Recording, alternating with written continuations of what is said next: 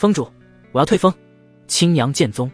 星陨峰望着青年离去的背影，林玄摇了摇头，却也没太多伤感。这一幕在这3年间不知重演过多少次了，他已经有些麻木了。这样一来，星陨峰只剩下5人了吧？林玄自言自语，这5人还是加上他自己。3年前，星陨峰是何等的繁荣，峰内弟子上万，位列青阳剑宗第13峰，甚至有望冲击青阳剑宗前10峰。可短短不到3年，星陨峰便从排名第13跌落到现如今第33。要知道，整个青阳剑宗上下也不过36峰罢了。这一切只因3年前发生的一场变故。林玄最得意的弟子南宫邀月，在一次外出历练后便再也没回来过。起初林玄心急如焚，担心他是否是出了什么意外。但就在3天后，随着一封书信送到青阳剑宗，送至林玄手上，他才知晓自己所谓的担心多余了。信件由南宫邀月亲笔所写，内容便是向林玄辞别。他并非遇到了什么危险，而是在历练的途中遇到一人，那人自称是瑶池天宫公主，见他天赋极佳，欲收他为徒，而他答应了。看着信件，林玄沉默许久，最终自嘲一笑。持瑶天宫玄域霸主之一，公主持瑶仙子更是玄域10大强者之一，一位尊者境大能。而青阳剑宗虽是唐清帝国10大宗门之一，但两者没有任何可比性。玄域广袤无际，如唐清帝国这样的国家不知凡几，而持瑶天宫那是在玄域都算得上巨头的势力，而青阳剑宗哪怕是在这小小的唐清帝国都排不上第一，两者的差距可想而知。炼体、聚气、地玄、天玄、劫境、王境、黄境、尊者、地境、圣境，偌大的唐清帝国连一位黄境都没有，但在持瑶天宫，别说黄境，连尊者都不止一位。此事对林玄的打击不可谓不大，甚至成为了他的心魔。林玄一直将南宫邀月氏做自己的骄傲，自收他入门起，对他的培养可谓倾尽全力，毫无保留。没想到换来的却是这样的结果。此事也直接导致了林玄在后来尝试突破王境之时遭到反噬，不仅没突破成功，反而跌落了2个境界。自那以后，林玄大部分时间都在闭关疗伤，峰内事务根本无暇处理。而从那以后，星陨峰便开始逐年衰落。别说没什么新弟子加入，就连原本星陨峰的弟子都相继离开了星陨峰，加入其他峰了。短短3年，物是人非。对于南宫邀月的背叛，青阳剑宗有2种不同的声音，一种自然便是其忘恩负义，也有一部分人认为南宫邀月的选择没错，毕竟那可是一位尊者境大能亲自招揽，试问有几个人能抵挡得住这等诱惑？而在南宫邀月于半年前登临乾隆榜的消息在青阳剑宗内传开后，越来越多人觉得当初南宫邀月脱离星陨峰，拜持瑶公主为师的选择无比正确，继续留在这星陨峰才是糟蹋了那绝世天资。对于林玄，众人更多的则是唏嘘。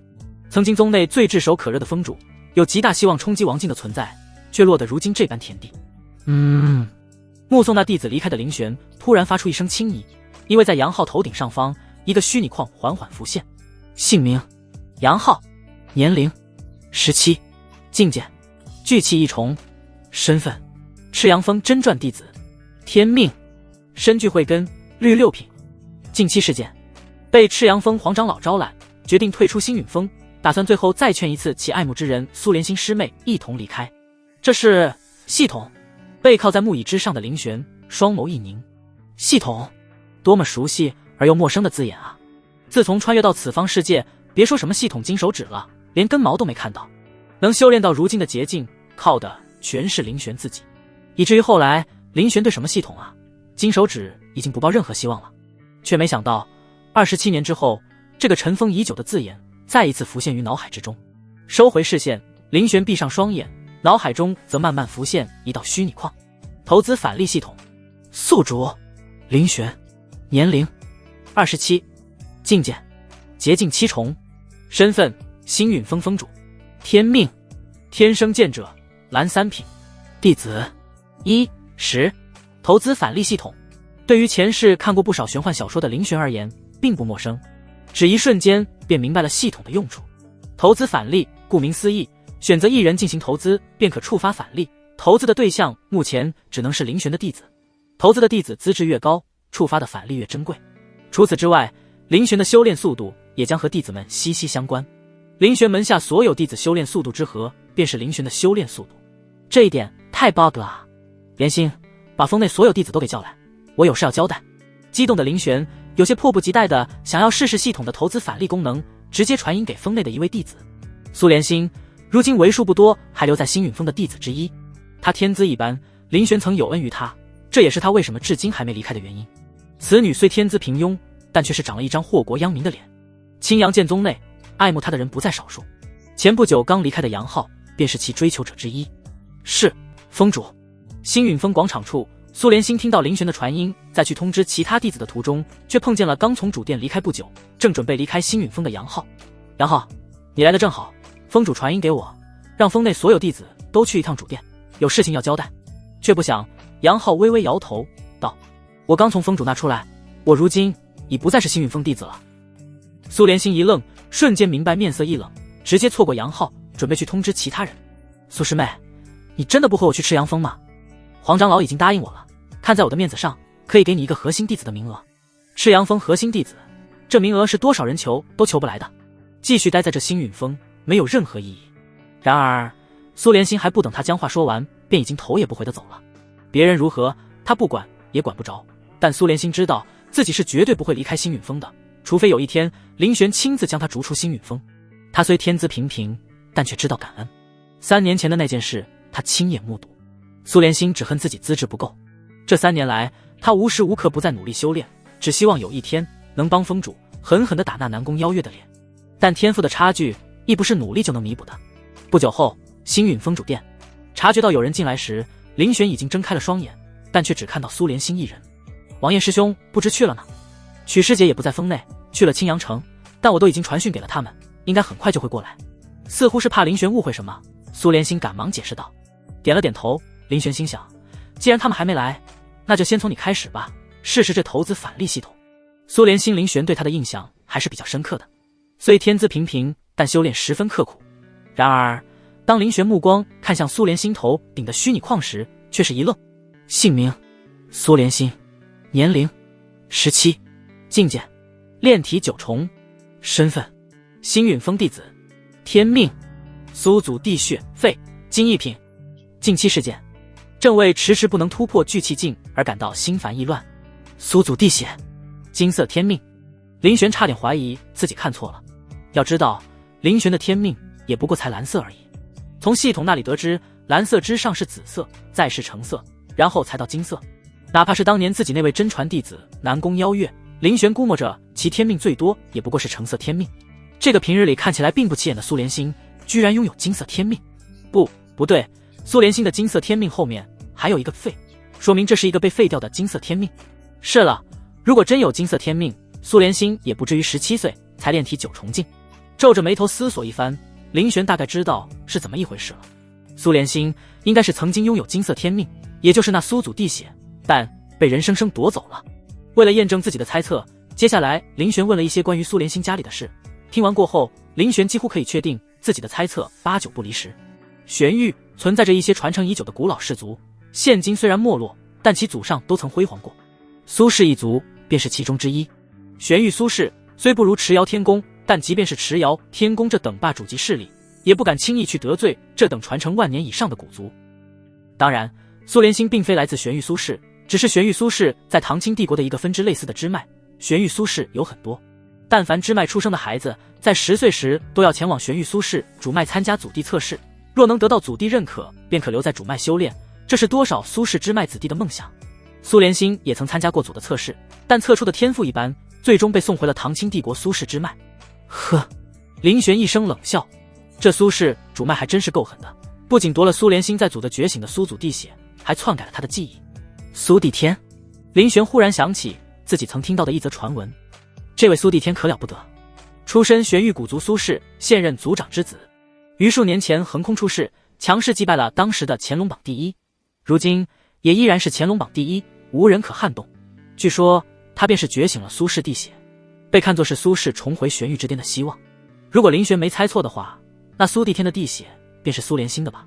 好一个苏氏，好一个狸猫换太子，那苏帝天的一切本该是属于苏连心的。当林玄将这一切告诉苏连心时，他整个人都是懵的。原来自己根本不是什么资质平平，难怪他一直觉得自己曾前往祖地后的那一段记忆怪怪的，但具体怪在哪却又说不上来。原来是这样吗？连心，你可愿成为我的弟子？看着那神色复杂的苏连心，林玄突然问道。苏连心虽是星陨峰弟子，但却还不是林玄的弟子。今日林玄打算正式收其为徒。金色天命虽然已经被废，但如今还存在于天命栏之中，是否说明？林玄想试一试。啊，可是我的资质……苏连心有些慌乱。他当然想成为林玄的弟子，这也是他这些年来的目标。虽说他曾经拥有过地血，但那是曾经。如今的他，只不过是一个17岁还没突破巨气普通人罢了。我只问你愿不愿意？闻言，苏连心眼眶微红，重重的点头。我愿意。师尊在上，受徒儿一拜。说着，苏连心便朝林玄跪了下来。林玄没有阻拦，而是扔出一枚小玉瓶。玉瓶内乃是林玄曾在一处秘境中得到的一滴黄雀精血，融入血脉中，能让自己血脉蜕变，资质增长，极为珍贵稀有。看着小玉瓶，林玄心中一声叹息。这黄雀精血原本是他当年给南宫邀月准备的，这是你的拜师礼，收下吧。谢师尊。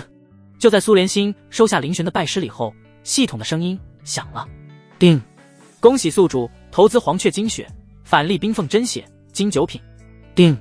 恭喜宿主欧皇附体，触发暴击，额外返利先天混元剑体，红1品。卧槽！冰封真血，先天混元剑体，一个金9品天命，一个红1品天命，还真可以。好家伙，这算是卡系统 bug 吗？毕竟严格意义上来说，苏连心已经没有了地血，只是一个普通人，但系统依然给予了金色资质级别的返还。被喜悦冲昏了头的林玄又想到一个卡 bug 的方法，系统返利的东西再送给弟子，还可以触发返还吗？如果可以的话，那岂不是能无限套娃？看着自己刚收的弟子，林玄宛如在看着一座巨大的宝库。倒是苏连心被林玄看得有些浑身不自在，脸颊微微泛红。徒儿，将这玉瓶里的东西服下。林玄又是扔出一枚玉瓶，这玉瓶里装的正是冰凤真血。接过玉瓶，苏连心有些好奇，但却没有犹豫，直接张口吞了下去，丝毫不担心林玄会害他。且不说他不相信林玄会害他，即便林玄真的要害他，以双方的实力差距，根本用不着如此大费周章。果然不行，系统的提示声却没有响起，让林玄有些失望。果然还是不行啊！想无限套娃系统，自己还是有点想多了。这么明显的 bug， 系统怎么会允许？倒是苏连心在吞下那一滴冰凤真血后不久，便感觉到浑身开始发冷，但这一状况并未持续太久，又恢复了正常。这说明冰凤真血已经彻底融入苏连心体内。苏连心也是感受到了一丝不对劲，自己的灵力吸纳速度怎会如此之快？太快了，比起他之前的吸纳速度快了不知多少倍。师尊到底给自己吞服了什么？师尊，你给我的那玉瓶里装的是什么？苏连心还是没能压住心中的好奇。一滴冰凤真血，别看只有一滴，但却是凤凰真血，其珍贵程度还要远在你那被抽走的地血之上。这是自然，苏祖地血不差，但也仅有金1品，而冰凤真血那可是金9品，虽都是金色，但却是差了整整9个级别啊！比自己那被抽走的地血还珍贵。师尊，这未免也太珍贵了。徒儿，苏连心话还没说完，直接被林玄打断。我给你一个目标，将来我要看到你将那苏帝天踩在脚下，你若能做到，便不枉我将如此珍贵的冰凤真血赐予你。师尊放心，希儿绝对不会让您失望。不只是苏帝天，还有那南宫邀月。当然，后面那句话苏连心藏在了心里。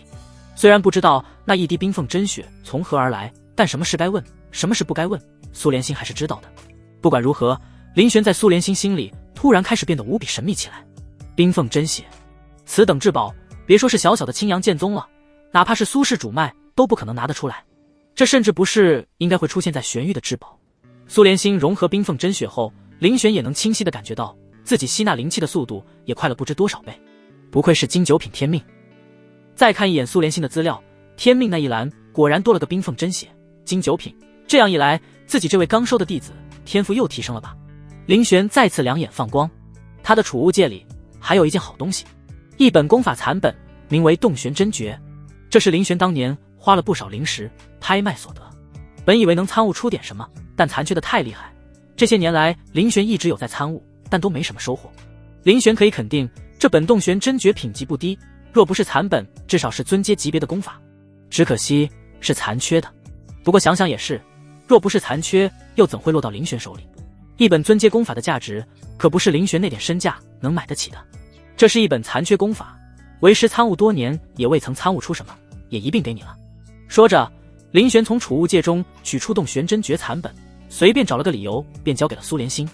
定，恭喜宿主投资洞玄真诀残篇，反例青帝经残篇。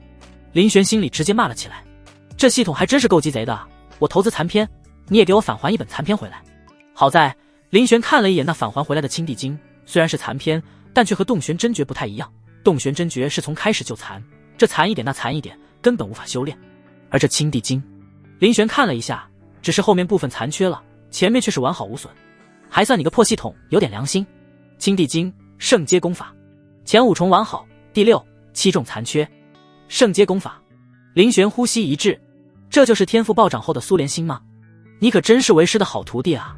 我不过给了你一本尊阶功法残篇，你给为师返还回来一本圣阶功法，虽说也有残缺，但对目前的林玄而言影响并不大。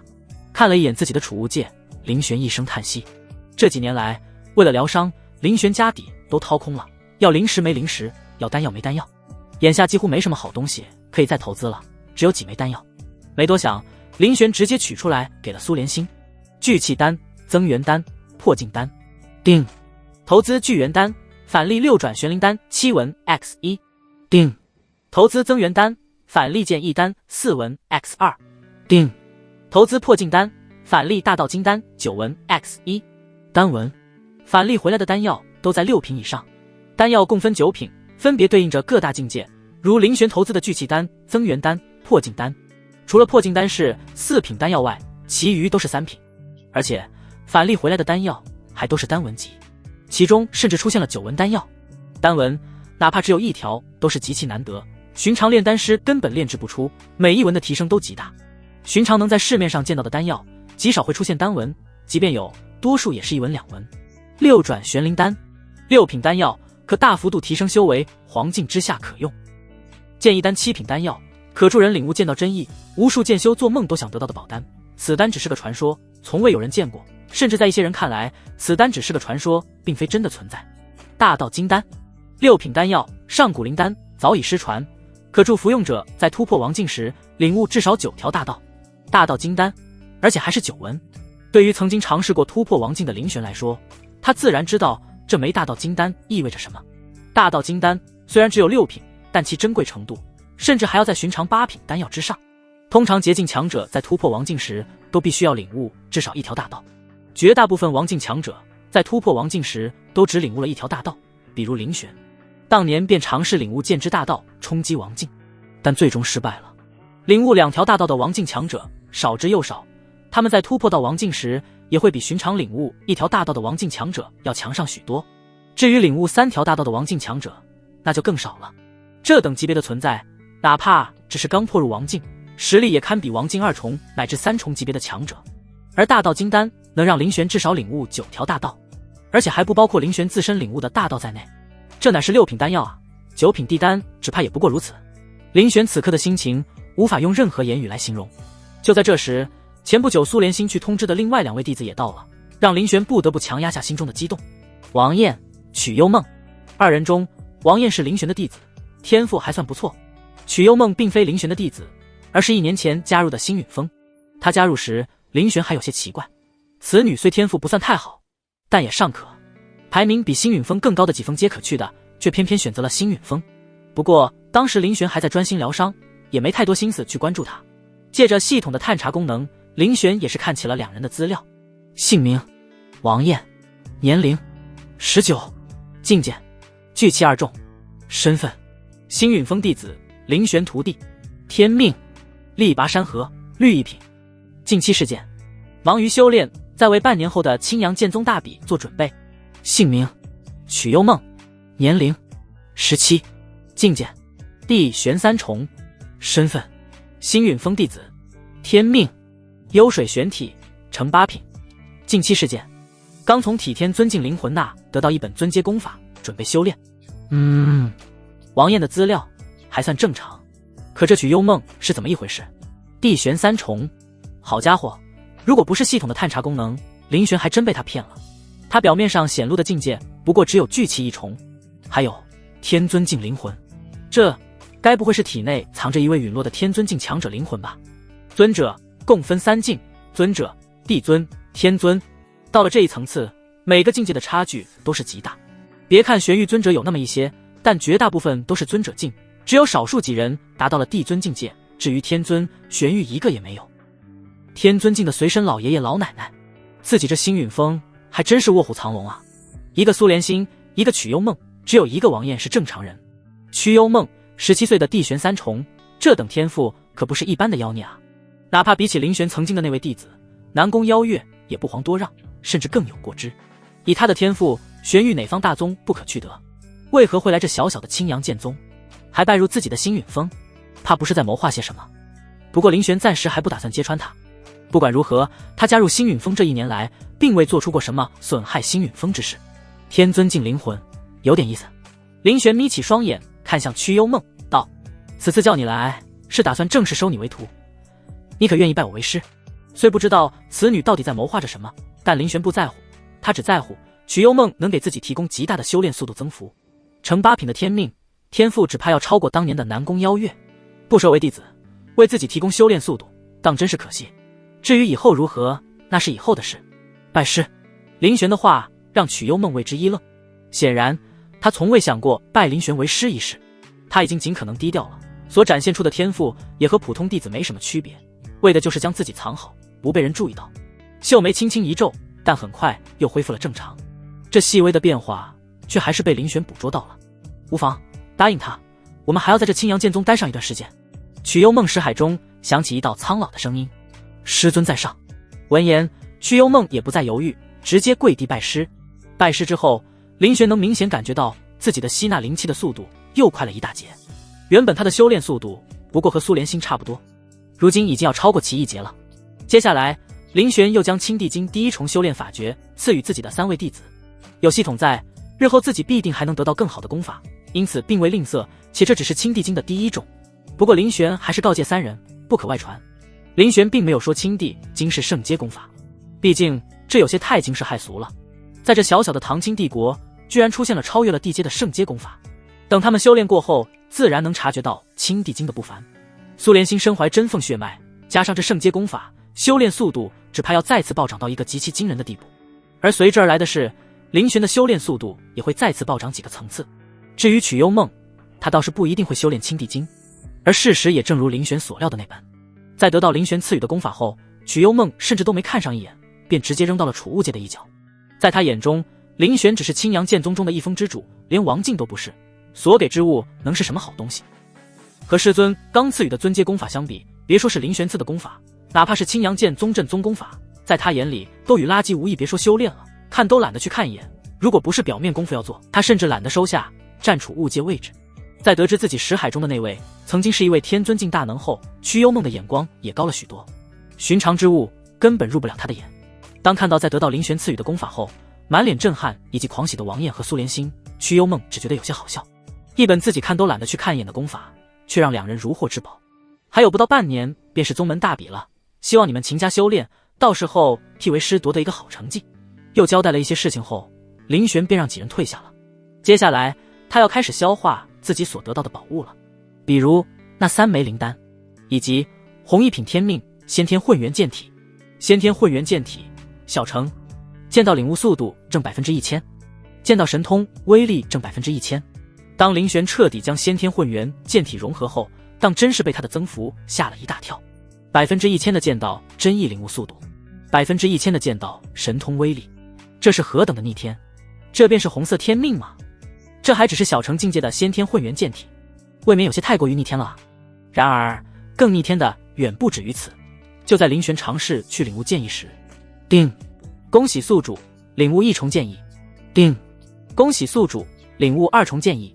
叮！恭喜宿主领悟3重剑意。3重剑意。要知道林玄便是剑修，这么多年以来，他无时无刻不在参悟剑意，但别说剑意了，雏形都未曾领悟，可见剑道真意的领悟是何其之难。但现在只是瞬间便领悟了3重剑意。3重剑意是什么概念？哪怕是青阳剑宗，也只有1人领悟了剑意，那便是青阳剑宗的太上长老玄剑老祖，而他也不过领悟了1重剑意罢了。即便是青阳剑宗宗主，都仅仅只是领悟了剑意雏形，并非真正的剑意。如今林玄不仅领悟了剑意，而且还是3重剑意。剑修向来以杀力强横著称，而领悟了剑意的剑修更是无数修士都不愿意去招惹的对象。青阳剑宗能跻身于唐清帝国10大宗门，极大一部分原因便是因为青阳剑宗之内有着一位绝世剑修玄剑老祖。如今哪怕是真正的王境强者亦可一战。林玄眼中闪烁着金光，这是先天混元剑体再加上3重剑意给他带来的绝对自信。当然，这一想法若是被别人知道，只会引起他人的嘲笑。捷径7重战王境，天大的笑话！捷径与王境的差距如同天堑，别说是捷径7重，哪怕是捷径9重圆满，对上真正的王境强者，也不过是随手便被镇压的存在。王境之下皆蝼蚁，从来都不只是说说而已。哪怕10位捷径9重圆满，也不可能是一位王境强者的对手。时间飞逝，转眼间3个月过去了。这段时间，林玄一直在炼化6转玄灵丹带来的庞大修为。短短3个月时间，林玄的境界便从捷径7重突破到了捷径9重圆满。再次回到这一境界，林玄心中有所感慨。当初因为突破王境失败，境界从捷径9重圆满跌落到了捷径7重，本以为此生都难以再踏足这一境界，却没想到时隔数年，自己又再一次踏足这一境界，再次冲击王境。但和上一次不一样的是，这一次林玄信心十足。3个月以来，林玄的收获远不止于此，剑意也从原来的3重提升到了如今的4重。从储物戒中取出那枚珍贵的9纹大道金丹，接下来他不仅要冲击王境，而且还要以多条大道入王。大道金丹可以让林玄领悟9条大道，林玄还利用先天混元剑体带来的恐怖剑道领悟速度，又额外领悟了剑系大道中的火剑、水剑、冰剑等7条大道，再加上目前正在领悟的雷剑、风剑2条大道，加起来便是18条大道。以18条大道入王境，古往今来只怕也没人做到吧。寻常的捷径9重圆满，领悟1条大道都无比艰难，很难再去领悟第2条大道。但凡领悟2条大道入王境的，都是其中的佼佼者。以2条大道入王的王境强者，会比只领悟了1条大道的王境强者要强上不少。至于以3条、4条大道晋升王境的就更少了，其难度也是成数十倍、数百倍增加。如林玄这般要以18条大道入王境者，只怕绝无仅有。等我将雷剑、风剑领悟成功，便开始冲击王境。想着，林玄已经开始期待起来，自己突破王境时会是怎样一副景象了。先将大道金丹收了起来，林玄又取出了那装着2枚剑意丹的玉瓶。这2枚丹药原本十分珍贵，但对目前的林玄而言却是没多大用了。如今他已经领悟了3重剑意，而剑意丹只是帮助服用者领悟1重剑意罢了。想了想，林玄决定赐给苏连心和王燕。至于为什么是王燕，而不是天赋更好的曲幽梦，因为林玄还信不过他。虽然他拜了自己为师，但他体内的天尊灵魂还不知道是个什么情况。将王燕和苏连心叫过来后，林玄便将2枚剑意单赐给2人。3个月不见，2人的修为如同坐火箭一般，提升得飞快，特别是拥有冰凤真血的苏连心，经9品天命再加上圣阶功法，修炼起来的速度可想而知。短短3个月时间，苏连心直接从炼体9重突破到了如今的聚气9重。这3个月来，苏连心感觉自己似在做梦一般，一切都是那么的不真实。3个月连破8、9个境界，冰凤真血，当真逆天。还有师尊赐予的那本功法青帝经，虽然不清楚是何品级，但绝对要比他之前修炼的青阳剑宗修炼法门要强上不知多少倍。越修炼，苏连心越是心惊，师尊到底是何许人物？至于王燕，天资虽远不能跟苏连心相比，但修炼圣阶功法的他依然提升不小。3个月时间，原本只有聚气1重的他，如今也突破到了聚气5重。对此，林玄很是满意。再有3个月左右，便是宗门大比了。林玄倒不是在意那些虚名，而是此次宗门大比的奖励非同一般。特别是前3，得到林玄赐予的剑意丹后，王燕和苏连心也并未多问。对于林玄赐予的东西，林玄不说，他们丝毫不会过问。对于林玄，2人无条件信任。这2枚剑意丹，没准能让2人在宗门大比之前领悟剑意。即便没有领悟剑意，剑意雏形也肯定能领悟。王燕不好说，但连心一旦领悟剑意雏形，此次宗门大比必进前3。若是能领悟剑意，第一将没人可以和他争。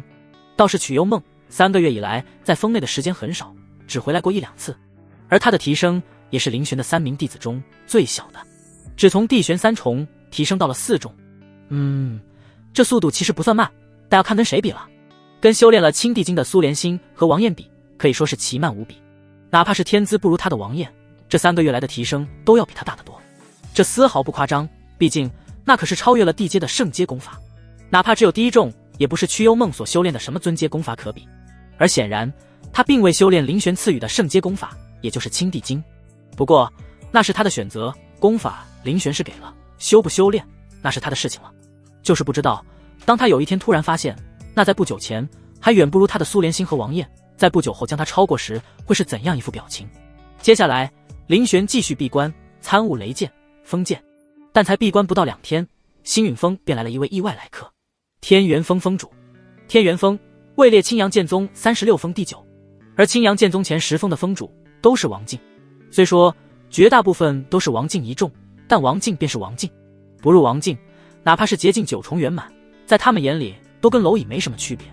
天元峰主的到来让林玄有些疑惑，平日里他跟这位天元峰主并没有什么交集，不知这次来找他有什么事情。但不管怎么说，对方也是一位真正的王境强者，该给的面子还是要给。原来是天元峰主大驾光临，有失远迎，还望莫怪。然而面对林玄的欢迎，天元峰主却只是点了点头，然后便反客为主，率先踏入了主殿之中，仿佛此地并非星陨峰，而是他所在的天元峰一般。这一举动让林玄眉头微微皱起。进入主殿后，还不等林玄询问来因，天元峰主已经是率先开了口：“本峰主此来，只为一事。星陨峰主不知可有兴趣加入圣子阵营？”此言一出，林玄一愣，加入圣子阵营，这是在拉拢自己吗？对于宗内圣子和圣女2人之争，林玄是知道一些的。青阳剑宗并非上下一心，而是分为2大派系，相互制衡。圣子一脉与圣女一脉，圣子陆天行，圣女李扶风。其中圣子身后站着的是青阳剑宗第2峰主，而圣女李扶风背后的支持者则是第1峰主。说是圣子与圣女之争，倒不如说是第2峰主和第1峰主之争。双方明争暗斗已经不是1-2天了，一直以来都是圣女一脉略占上风，直至1年前第2峰主突破王境3重，这才发生了改变。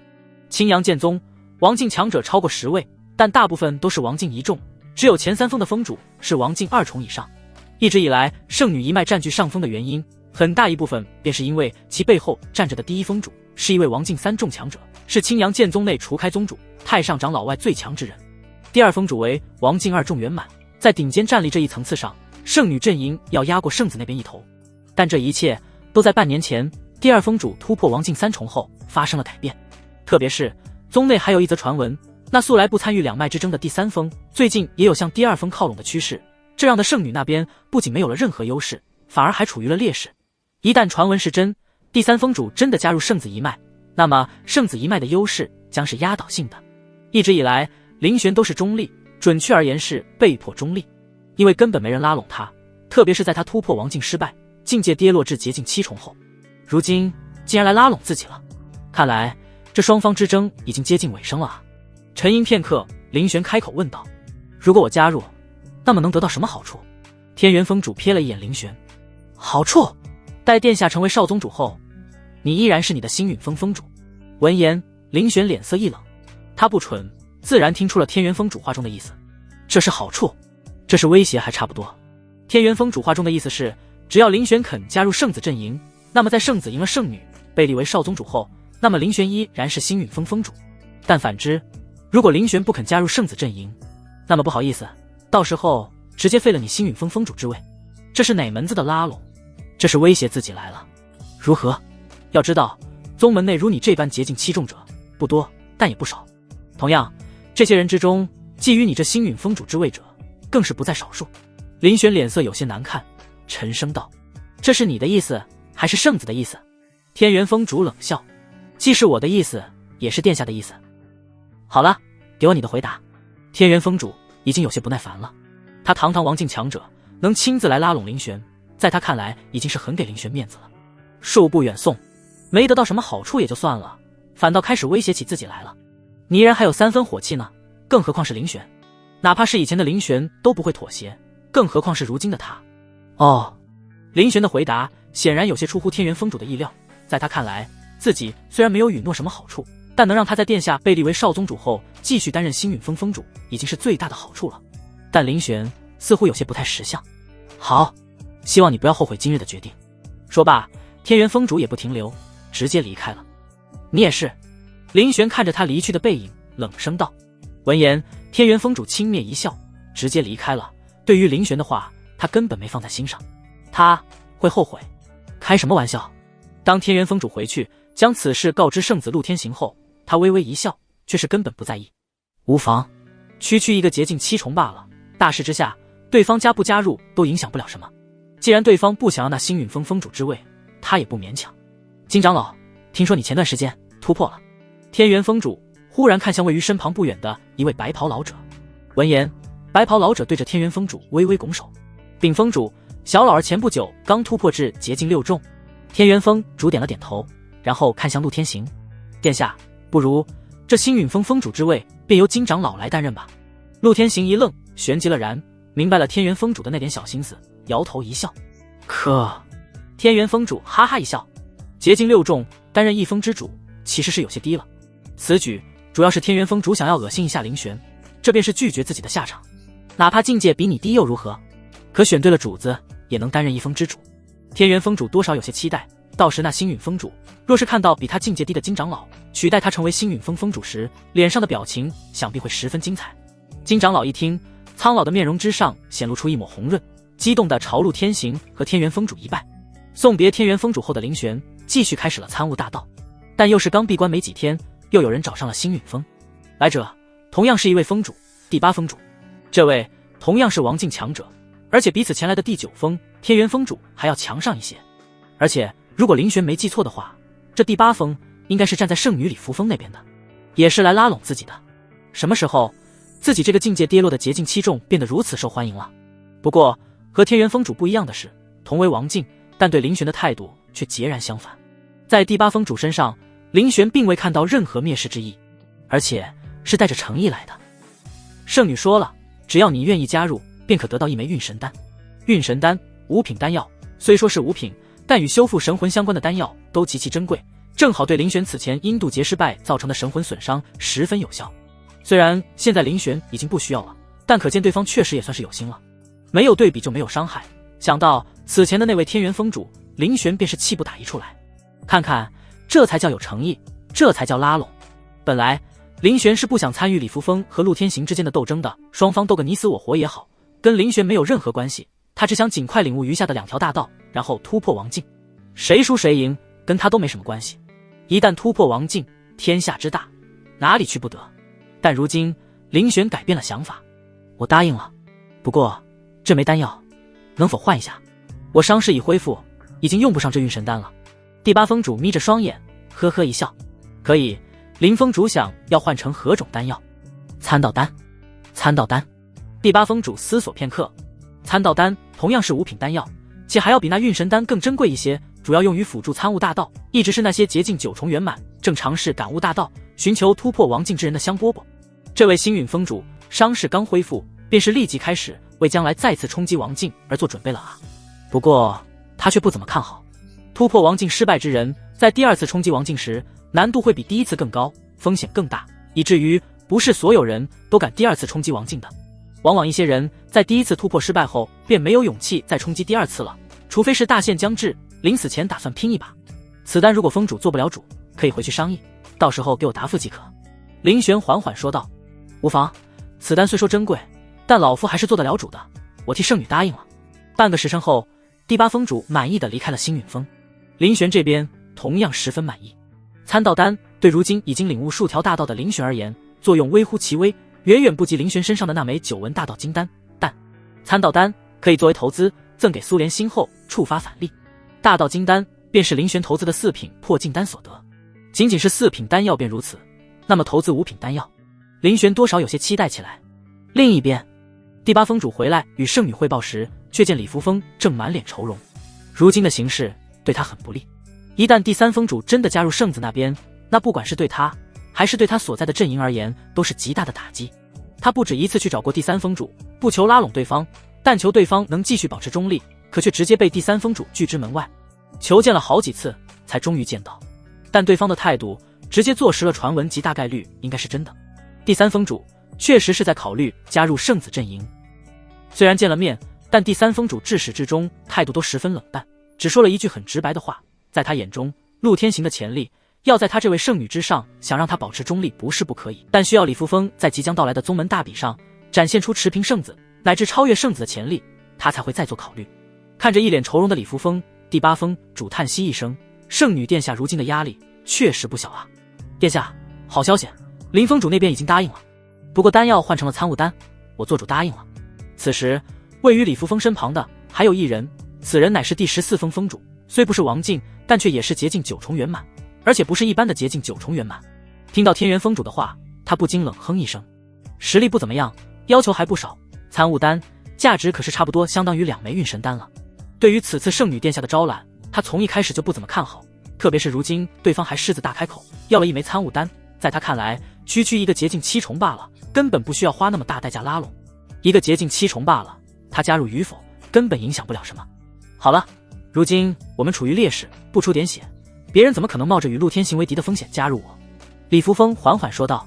星陨峰、凌玄这边，圣女那边并没有食言，很快便给他送来了1枚参悟丹。得到参悟丹的瞬间，凌玄也不迟疑，直接换来了苏莲心，将此丹赠给了他，并嘱咐其在将来尝试突破王境时再服用。其实此丹根本不是苏莲心如今能用得上的，但凌玄也不可能等到苏莲心修炼到洁净9重圆满时再给，所以就随便找了个理由搪塞过去。而苏莲心那边也没多想，只觉得师尊对自己太好了，自己如今才刚突破的玄境，他便开始为自己将来突破王境而做准备了。看着一脸感动的苏莲心，凌玄老脸一红，干咳一声，便让苏莲心去修炼了。定，投资参悟丹，返还震道玄丹8文 X1， 震道玄丹7品灵丹，服下此丹可领悟4条剑阵大道，分别是青龙剑阵、白虎剑阵、朱雀剑阵以及玄武剑阵。凌玄瞳孔一缩，呼吸都开始变得急促起来。又是4条大道，而且还是极其稀有的剑阵类大道。这样一来，以18条大道入王境并非自己的极限，再加上这4条剑阵大道，那便是22条大道。凌玄都不敢去想自己一旦突破王境，实力的强到何等地步。时间飞逝，2个月时间转瞬即逝。这一天，凌玄从闭关中醒来，眼中神采焕发。2个月前，他便服用了大道金丹以及震道玄丹，对于大道的领悟已经来到了20条，只差最后2条雷剑、风剑大道。一旦成功领悟，凌玄便开始冲击王境。而已经领悟20条大道的凌玄，即便未曾突破王境，其实力也是极其恐怖。如今我的实力是什么层次？凌玄微微摇头，他也不知道，也不好预估。不过可以肯定的是，前段时间那来邀请他的天元封主，凌玄觉得自己一剑便能斩落他们。当然这也只是凌玄自己觉得，毕竟没有和真正的王境强者交战过，凌玄也不知道自己如今的实力到底处于何层次。心情大好的凌玄神识扫向峰内。2个月下来，苏莲心和王燕的实力都有不小的提升。王燕从原来的聚气5重突破到了现今的聚气9重，苏莲心那边更为恐怖，直接从原来的聚气9重突破到了如今的地玄3重，和那深藏天尊境灵魂的曲幽梦只有1个境界的差距了。遥想几个月前，双方还差了整整10来个境界，短短不到3个月后的今天，差距几乎已经抹平。这不仅是因为苏莲心身怀冰凤真血，还有自己赐给他的圣阶功法青帝经。若是曲幽梦也修炼青帝经，小半年过去，修为肯定不止于此。只不过另外，凌玄赐给2人的建议丹也都被2人服下，只是让凌玄有些意外的是，他本以为天赋更高的苏莲心会率先领悟剑意，可事实却是截然相反，苏莲心并非领悟剑意，只领悟了剑意雏形，反倒是天赋远不如苏莲心的王燕领悟了剑意。凌玄眼神有些怪异，没想到王燕在修剑方面还有这等天资，倒是有些出乎他的意料。不过虽然领悟了剑意，但在实力方面，王燕还是要差上苏莲心很多。当然剑意也稍微拉近了一些2人的差距。即将到来的宗门大比，本来凌玄只对苏莲心抱有希望，让他给自己拿个第一，现在看来，王燕似乎也有着冲击前3的可能。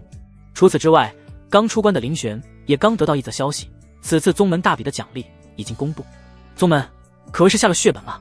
在宗门大比中夺得第1者，奖励拥有1条丹纹的玄龙丹1枚。玄龙丹可是6品丹药，哪怕是对青阳剑宗而言，此丹都是极为珍贵，没想到居然会被拿出来作为宗门大比的奖励。除此之外，第1名还将获得一次进入青阳秘境的机会，在青阳秘境中得到的一切都将归其所有。青阳秘境由青阳剑宗祖师开辟，内含诸多机缘宝物，从未对弟子开放过，唯有宗主和太上长老才有资格进入，哪怕是圣子圣女都没资格。相比于那6品玄龙丹，这一次进入青阳秘境的机会才才是真正的重头戏。消息一出，全宗震动，别说是其他人，哪怕是陆天行和李扶风这两位圣子圣女，在听到这一消息时，眼中都泛起了炙热红光，对于此次宗门大比第一，势在必得。辛允风一隅正在闭关的曲幽梦也得知了这一消息，还不等他有什么反应，他体内的天尊境灵魂已经是激动了起来，声音无比郑重：徒儿，这第一你必须要拿到。他让曲幽梦来这青阳剑宗，来这辛允风蛰伏，便是因为这青阳秘境。曲幽梦美眸微动：师尊放心，不管是乃李扶风也好，陆天行也罢，都不是我的对手，这第一谁也抢不走。曲幽梦的声音很轻，但却带着一抹绝对的自信。那些所谓的青阳剑宗天骄，不管是圣子陆天行也好，圣女李扶风也罢，他从始至终都未曾真正放在眼里过。不仅是这青阳剑宗，哪怕整个唐清帝国也无人能入他的眼，唯有唐清帝国之外，那玄域乾隆榜上的天骄才配当他的对手。至于这小小的青阳剑宗，只要他想，青阳剑宗年轻一辈第一人的位置，他随手可得。随着距离宗门大比越来越近，宗内的氛围也和以往有些不一样，各封弟子极少在外走动，都在为即将到来的宗门大比努力，多强一分便有可能在宗门大比之上更进一位，得到更多的奖励。然而就在距离宗门大比仅有不到1个月之际，一则意外消息瞬间引爆了唐清帝国，甚至是周遭数国。焚天秘境异动即将开启，这一消息也瞬间取代了即将到来的宗门大比，成为宗内门人议论的焦点。焚天秘境乃是数千年前的一位大能焚天帝尊的陨落之地，有无数机缘异宝，甚至是焚天帝尊的传承。焚天秘境位于唐清帝国之外的映月山脉内，而映月山脉横跨7大帝国，因此这一片区域也被称之为映月7国，而唐清帝国也是这映月7国之一。尊者有3境，分别是尊者、帝尊、天尊。帝尊这等级别的存在，放眼整个玄域都没有几位。如玄域10大巨头之一的瑶池天宫公主，位列玄域10大强者之一，但也不过只是尊者境圆满罢了，并非的尊。由此可见，这焚天秘境对周遭数国的吸引力，到时别说是映月7国，哪怕是映月7国之外的势力，怕是都会闻讯而来。关于焚天秘境的传说数不胜数，如那位列映月7国之首的晨曦帝国，便是因为其皇主西皇在焚天秘境中得到些许帝尊传承，只用了数十年时间，便让晨曦帝国从原来的映月7国垫底一跃成为映月7国之首。那位西皇更是被誉为现今映月7国最强者，而诸如此类的例子还不在少数。正因为如此，世人才对这焚天秘境如此疯狂，每一次开启都将吸引无数人前往。不过焚天秘境的开启时间并不固定，有可能是10年甚至20年，但几乎都在10年往上。但这一次却有所不同，焚天秘境距离上一次开启只过去了7年，这期间只间隔了7年。对于青阳剑宗诸多弟子而言，从某种程度上来说，这焚天秘境要比宗门大比重要的多，特别是青阳剑宗内的一些普通弟子。青阳剑宗此次宗门大比的奖励是十分丰厚，但绝大部分奖励只是针对前10或是第一，而他们身为普通弟子，根本没什么希望争夺前10。反倒是焚天秘境，哪怕是如他们这般的普通弟子，也有可能在秘境中寻到惊天机缘。青阳剑宗在得到消息的第一时间，也是召集了宗门长老以及弟子前往。而林玄这边出关后也得知了这一消息，只不过这时候36封已经去的差不多了，只有为数不多的几封还没有出发。而这些封和林玄的情况差不多，不是封主在闭关，便是被其他一些事情耽搁了，没有跟随宗门大部队前往。虽然晚了几天，但林玄却也是没办法，谁让他到了领悟封建大道的关键节点，一旦中途出关，只怕要前功尽弃。而如今他已成功领悟封建大道，接下来只差最后一条大道雷剑大道，他便能开始冲击王境了。林玄出关后，一位在星陨峰等候多时的女长老便是找上了林玄，神色中带着诸多不满。他已经在星陨峰等了好几天，已经有些不耐烦了，正打算今日如果林玄再不出关，那么他便离去，回去禀告封主，不用再等着星陨峰了。林封主，可是让我这把老骨头一阵好等啊。来人见到林玄后冷哼一声，言语中的不满任谁都听得出来。林玄干笑2声，让全长老久等了。这位女长老林玄认识，来自36封中的第10封清微峰。这清微峰上下以女性弟子居多，男性弟子虽有但很少。清微峰也是36峰中盛产美女的地方，在宗内极其受欢迎。峰主清微仙子，一位新晋不久的王境强者，更是有着青阳剑宗第一美人之称，其爱慕者遍布整个青阳剑宗，其中不乏一些峰主。而值得一提的是，清微峰和星陨峰一样，都是站在圣女李扶风这边的。清微峰之所以没有跟随大部队前往焚天秘境，便是因为李扶风的吩咐。焚天秘境位于映月山脉最中心，去往的途中极为凶险，特别是在进入映月山脉内部后，哪怕是王境都有着陨落的风险。星陨峰只有凌玄这么一个捷径七重，去往焚天秘境可谓是危险重重。知晓这一点的李扶风便安排青微峰主留了下来，让其和星陨峰一同前往，这才有了这位全长老在星陨峰等候多时一事。虽然以如今自己的实力，在前往焚天秘境途中并不需要他人保驾护航，但李扶风的确是有心了。既然林峰主出关了，我便回去跟峰主复命了，还请林峰主准备一番，明日便出发。全长老脸色冷厉，通知一声后便离开了星陨峰。凌玄这边在全长老离开后，便传讯给自己的3位弟子，让他们也准备一下指示。当凌玄神识扫过星陨峰，却是不见曲幽梦的身影。而后凌玄才从苏连星那里得知，曲幽梦在宗门大笔奖励公布后便离开了宗门，只留给了他一封信，让他告知凌玄一声。这也在凌玄意料之中，本来他也没真把对方当成自己的弟子，收他只不过是为了看上了他可以给自己大幅增加修炼速度罢了。翌日一大早，青微峰的飞舟便是停靠在了星陨峰广场之上。庞然大物般的飞舟，如同一座空中阁楼，足以容纳近1000人。而这样一艘飞舟在青阳剑宗也不是任意一峰就能拥有的，唯有拥有王境强者的前10峰才有。不仅是因为飞舟本身造价极高，且养护成本极高，每一次驱动都要消耗大量灵石。望着眼前这艘庞然大物，王燕和苏连星眼中都显露出震撼。他们是第一次见到宗门飞舟，以往只是听说过。而位于飞舟之上的青微峰弟子看着王燕和苏连星这副没见过世面的模样，神色间隐约浮现几缕得意之色。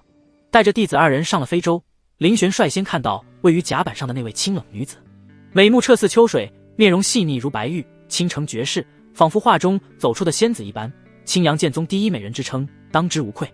她正是第10峰青微峰峰主青微仙子，同时也是青阳剑宗最年轻的王境。前几日正逢悟道关键时刻，耽搁了些许，让诸位久等了。凌玄朝青微峰主等人拱了拱手，解释了一句，可他不解释还好，一解释，青微仙子秀眉轻轻一皱，还没等他开口，位于他身旁的几位青微峰长老便已经是笑出了声。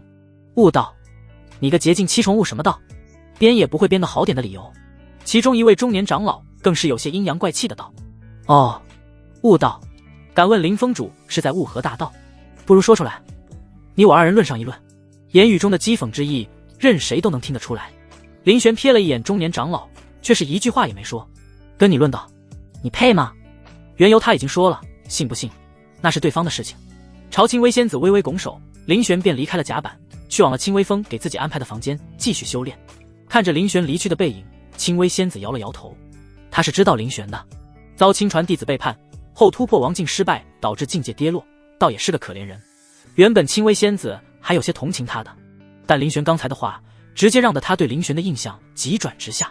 如果只是耽搁了几日，晚了几天，其实并没什么大问题，青微仙子也不打算责怪什么。但错了便是错了，还不愿承认。不愿承认也就罢了，还为了面子扯谎，说他在悟道，当真是。出发吧。轰！飞舟腾空而起，破开云层，朝着此行的目的地映月山脉呼啸而去。阁楼之上聚集着诸多青微峰弟子，3、5成群，唯有2人神色有些拘谨，正是王燕和苏连星2师兄妹。凌玄早已达到辟谷之境，无需进食，但王燕和苏连星2人不是。感受着周围那些青微峰弟子时不时瞟来的目光，2人多少感觉有些不自在。这位姑娘可是林峰主的弟子？就在这时，一道男声自一旁传来，苏连星和王燕眼神望去，只见一位白衣胜雪的阴柔青年一脸笑意地走了过来，自来熟一般的坐在了2人对面。苏连星的美貌并不逊色于青微仙子多少，只是还未彻底展开。可即便如此，哪怕放眼美女如云的青微峰，单论容貌也是数1数2的。青年看苏连星的眼神，倾慕之意尽显无疑，秀眉微皱，苏连星只觉得对方十分无礼，没有出声回答，只是点了点头，一副明显不想与他多聊的模样。见此，青年也不在意，继续厚着脸皮问道：在下乃是青微峰全长老座下真传杨真，不知姑娘芳名？苏连星，原来是苏姑娘，我观苏姑娘应当是剑修，正巧我也是剑修，在下不才，在剑道之上还算有些造诣，也许能指点姑娘1、2。杨真摇着折扇缓缓说道，而他的话也瞬间让周围炸开了锅，纷纷向苏连星投来羡慕的目光。哼，杨师兄未免太过低调了，以杨师兄的剑道造诣，放眼整个青微峰也是首屈一指，这哪里是有些造诣那么简单？是啊，如果杨师兄是有些造诣，那我们是什么？连使剑都不会的废物。这位师妹，杨师兄亲自指点，这等机会不是谁都能有的。在清微峰，不知多少人求都求不来，甚至连不少长老都会前来与杨师兄探讨剑道。要说清微峰弟子里面，谁最有可能领悟剑意雏形，非杨师兄莫属。奉承之人不在少数，在他们看来，杨真刚才的话着实是太过低调了。苏连心看向阴柔青年，又和师兄王彦对视一眼，两人心里差点没笑出声。剑道，你指点我，一个连剑意都没领悟的人，指点我。苏连心在前不久已经领悟了剑意，放眼整个青阳剑宗，能指点他的人也唯有师尊凌玄而已。其他人哪怕是宗主，甚至是太上长老玄剑老祖，都没那个资格。眼前的阴柔青年连剑意雏形都未曾领悟，也敢说来指点他，开什么玩笑？的确，杨真的剑道造诣确实不低，弟子辈中哪怕放眼整个青阳剑宗也是名列前茅，但要看跟谁比了。跟苏连心和王彦比，却是完全没有可比性。谢过这位师兄，不过指点就免了。话落，苏连心直接起身和王彦离开了，留下了一脸错愕的杨真以及周围的清微峰弟子。不管是杨真还是周围那些清微峰弟子，显然都没想到苏连心会拒绝，而且拒绝得如此干脆。杨真的脸色阴晴不定，手中的折扇被其紧紧攥住。几日后，非洲终于离开唐清帝国，进入了映月山脉范围。环绕于非洲之上的防护阵法悄然开启，非洲上的清微峰长老以及弟子们也不再如此前代般有说有笑。映月山脉这4个字足以让任何人不敢轻视于它，这里是妖兽的天堂，王境甚至是黄境级别的存在，进入其中也有着陨落的风险。非洲掠过丛林上空，引起了下方无数妖兽的注意，一双双如幽灵般的瞳孔藏于其中，静静地注视着一切。哼！非洲之上，清微峰大长老一步踏出，接近9重级别的威压瞬间释放，仿佛是在警告那些试图袭击非洲的妖兽，袭击前先掂量掂量自己够不够格。恐怖的威压也瞬间让得那些蠢蠢欲动的妖兽们又缩了回去。映月山脉是恐怖，但那仅限于内部区域，外围区域妖兽虽多，但总体而言多是王境以下的妖兽，而这些一位竭尽9重，足以将其震慑住。嗡！然而还不等非洲上的清微峰众人松口气，一道骇人的破空声便是让的所有人身心俱震。只见位于前方丛林之中，一根庞大的金色尖刺以一种快到诡异的速度朝非洲惊袭而来，直接轰中了那环绕非洲的防护法阵。咔！只听咔的一声，防护法阵如蜘蛛网一般快速皲裂，最终破碎。原本急速前行的非洲仿佛撞到了一座大山，瞬间停了下来。噗！非洲之上，一些实力稍弱的弟子直接一口鲜血喷出，面色苍白如纸。这是妖王！清微峰朱长老骇然出声，惊惧地看向前方，那尖刺袭来的方向，在那里一头数10丈高的紫红巨蝎出现在了所有人的视野之中。一击破开非洲的防御阵法，竭尽9重圆满也做不到，唯有对应人族王境的妖王才有可能做到。所以这头紫红巨蝎绝对是一位妖王。可这是映月山脉外围啊，虽说外围并非一定没有妖王，但数量却是极其稀少。他们这运气是得多逆天，才能在刚进入映月森林便碰到一头妖王。紫红巨蝎漆黑的瞳孔死死地盯着位于非洲最前方的清微峰大长老，被其死死盯着的清微峰大长老也是感觉浑身汗毛竖起，身体止不住地开始颤抖，心中更是欲哭无泪。此时的他哪还能不明白自己是如何激怒的这位妖王？先前他释放威压只不过是想警告那些虎视眈眈的低阶妖兽，谁曾想到这里居然藏着一位妖王，而大长老的威压直接被这头紫蝎妖王视为挑衅。轰！突如其来的变故自然也惊动了在非洲内进修的清微峰主以及凌玄。王境威压自非洲内爆发，清微峰主的身影也是出现在了非洲上空，目光凝重地看着那不远处的紫蝎妖王，而凌玄则是出现在了非洲甲板之上，一丝惊天剑意流转于瞳孔之中，静静地看着这一切。峰主，清微峰主现身，也让得清微峰众长老弟子略微松了口气。峰主，我清微峰大长老自愧拱手，但清微峰主却是摆了摆手。此事不怪你，此事确实不怪清微峰大长老，只能说是他们的运气太差了。吼！紫蝎妖王一声低吼，巨大的眼珠子不停转动，似乎是在忌惮着些什么，始终没有再次发起攻击。终于，理智还是战胜了愤怒，紫蝎妖王不甘的嘶吼一声，便是钻入了大地之下。如此举动，却是让得非洲上的所有人，包括清微峰主在内，都是一愣。先前那紫蝎妖王一副暴怒模样，仿佛要与非洲上的清微峰众人不死不休，没想到在清微峰主现身后，对方居然怂了。这峰主威武，峰主神威，众弟子以及长老目光转向青微峰主，神色中充斥着尊崇，一些弟子更是激动出声。在他们眼中，青微峰主可谓是霸气绝伦，仅仅是站在那里便震退了一位妖王。青微峰主张了张嘴，却是感觉有些怪怪的。王境、妖王虽说是同一境界，但同境界中妖兽普遍要比人族修士要强上一些，妖王更是如此。一般情况下，同境妖王想要击败或击杀，至少需要2位甚至3位人族王境强者联手，才有可能击败或击杀。注意，这还只是有可能。就在刚才，青微峰主已经在思考如何尽可能挡住这头紫蝎妖王，让青微峰其他人安全离开。然而还没等他想到什么好办法，对方却先怂了，这完全在他意料之外。他想到了很多种可能，唯独没想到对方会怂退走。带着疑惑，青微峰主带着青微峰众人离开了此地。只是青微峰主不知道的是，有那么3个人并未跟着他离开，而这3人自然便是灵玄师徒3人了。留下一封信后，灵玄便带着苏连心和王燕悄无声息地下了非洲。一头紫蝎妖王应该值不少钱吧？灵玄边想着，边御空带着苏连心和王燕向先前遭遇紫蝎妖王的地方飞去。通常来说，只有王境强者才能御空飞行，但灵玄不一样，他虽不是王境，但体内磅礴的灵力丝毫不逊色真正的王境强者，且已经成功领悟了21条大道，除了境界没到王境以外，灵玄和寻常王境强者已经没有任何区别，甚至更有过之。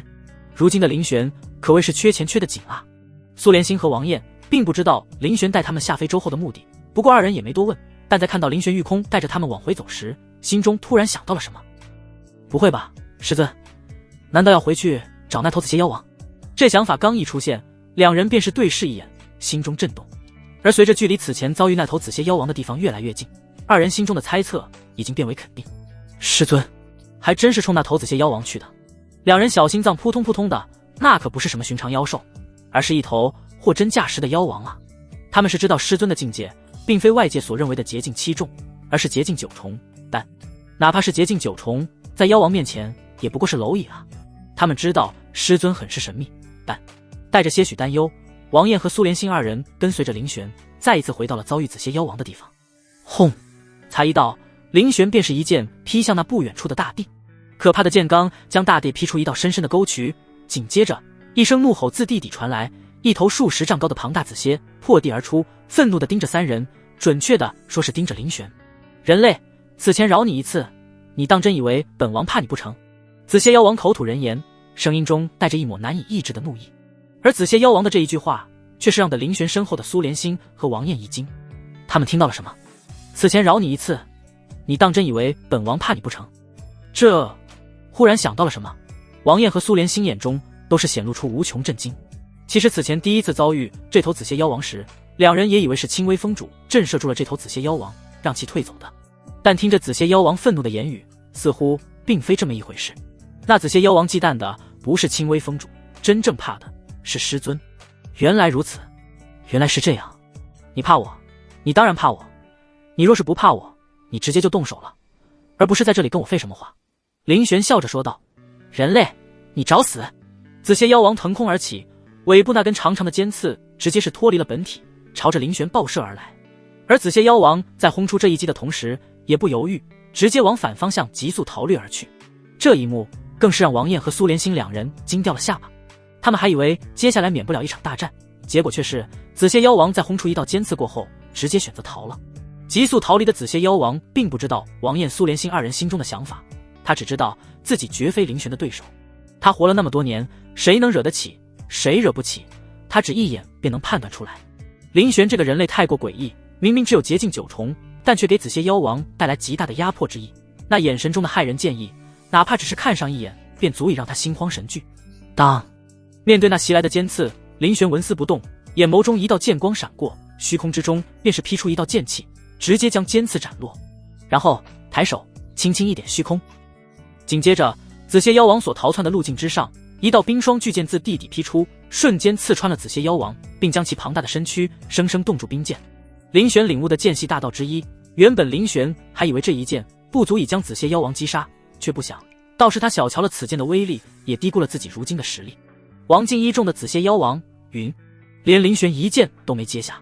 这震撼至极的一幕，唯有王燕和苏连心2双眼睛记录了下来。2人心神俱震，一剑妖王陨，那可是妖王啊，等同于人族王境，不，甚至比人族同境王境要强上不少，却依然接不住师尊一剑。师尊到底有多强？这是二人拜林玄为师以后第一次亲眼见到林玄出手，捷径斩王境，而且只需一剑。如果不是亲眼所见，两人无论如何也不会相信。要知道，境界越高，越级越难。你在地玄天、玄境能做到随便越几境，不代表你到了捷境、到了王境依然能够越几级。那一剑的风采深深烙印在了二人心间。将紫蝎妖王的尸骨收入储物界后，林玄并未带着两位弟子继续前往焚天秘境。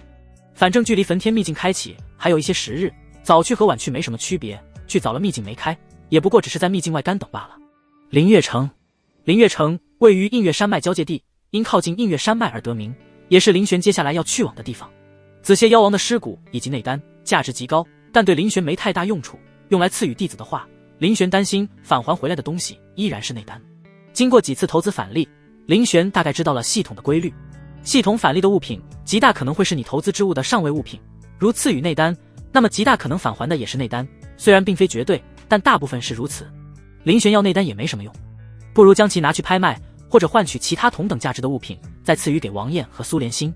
灵月城因靠近映月山脉，成为了诸多冒险者的栖息地，城主据说是位王境3重级别的强者，他的存在也是让的任何人和势力在灵月城内不敢轻易闹事。王境3重，放眼此地已经是极强的存在了，哪怕放眼整个青阳剑宗，也只有宗主和玄剑老祖实力在其之上。而第一封主和第二封主虽说也是王境3重，但都是初入王境3重不久，真打起来只怕不是灵月城主的对手。因为焚天秘境即将开启的原因，让的原本人就不少的灵月城，如今更是涌入了大批即将前往焚天秘境的修士和势力。有人林玄这般来自唐清帝国，也有来自另外6国。城中最大的拍卖行名为沐月拍卖行，位于城北。进城后，林玄便是直奔其而去。至于苏连心和王燕，因为很少离开宗门，对外界的一切都十分新奇，林玄便放他们去城中逛逛了。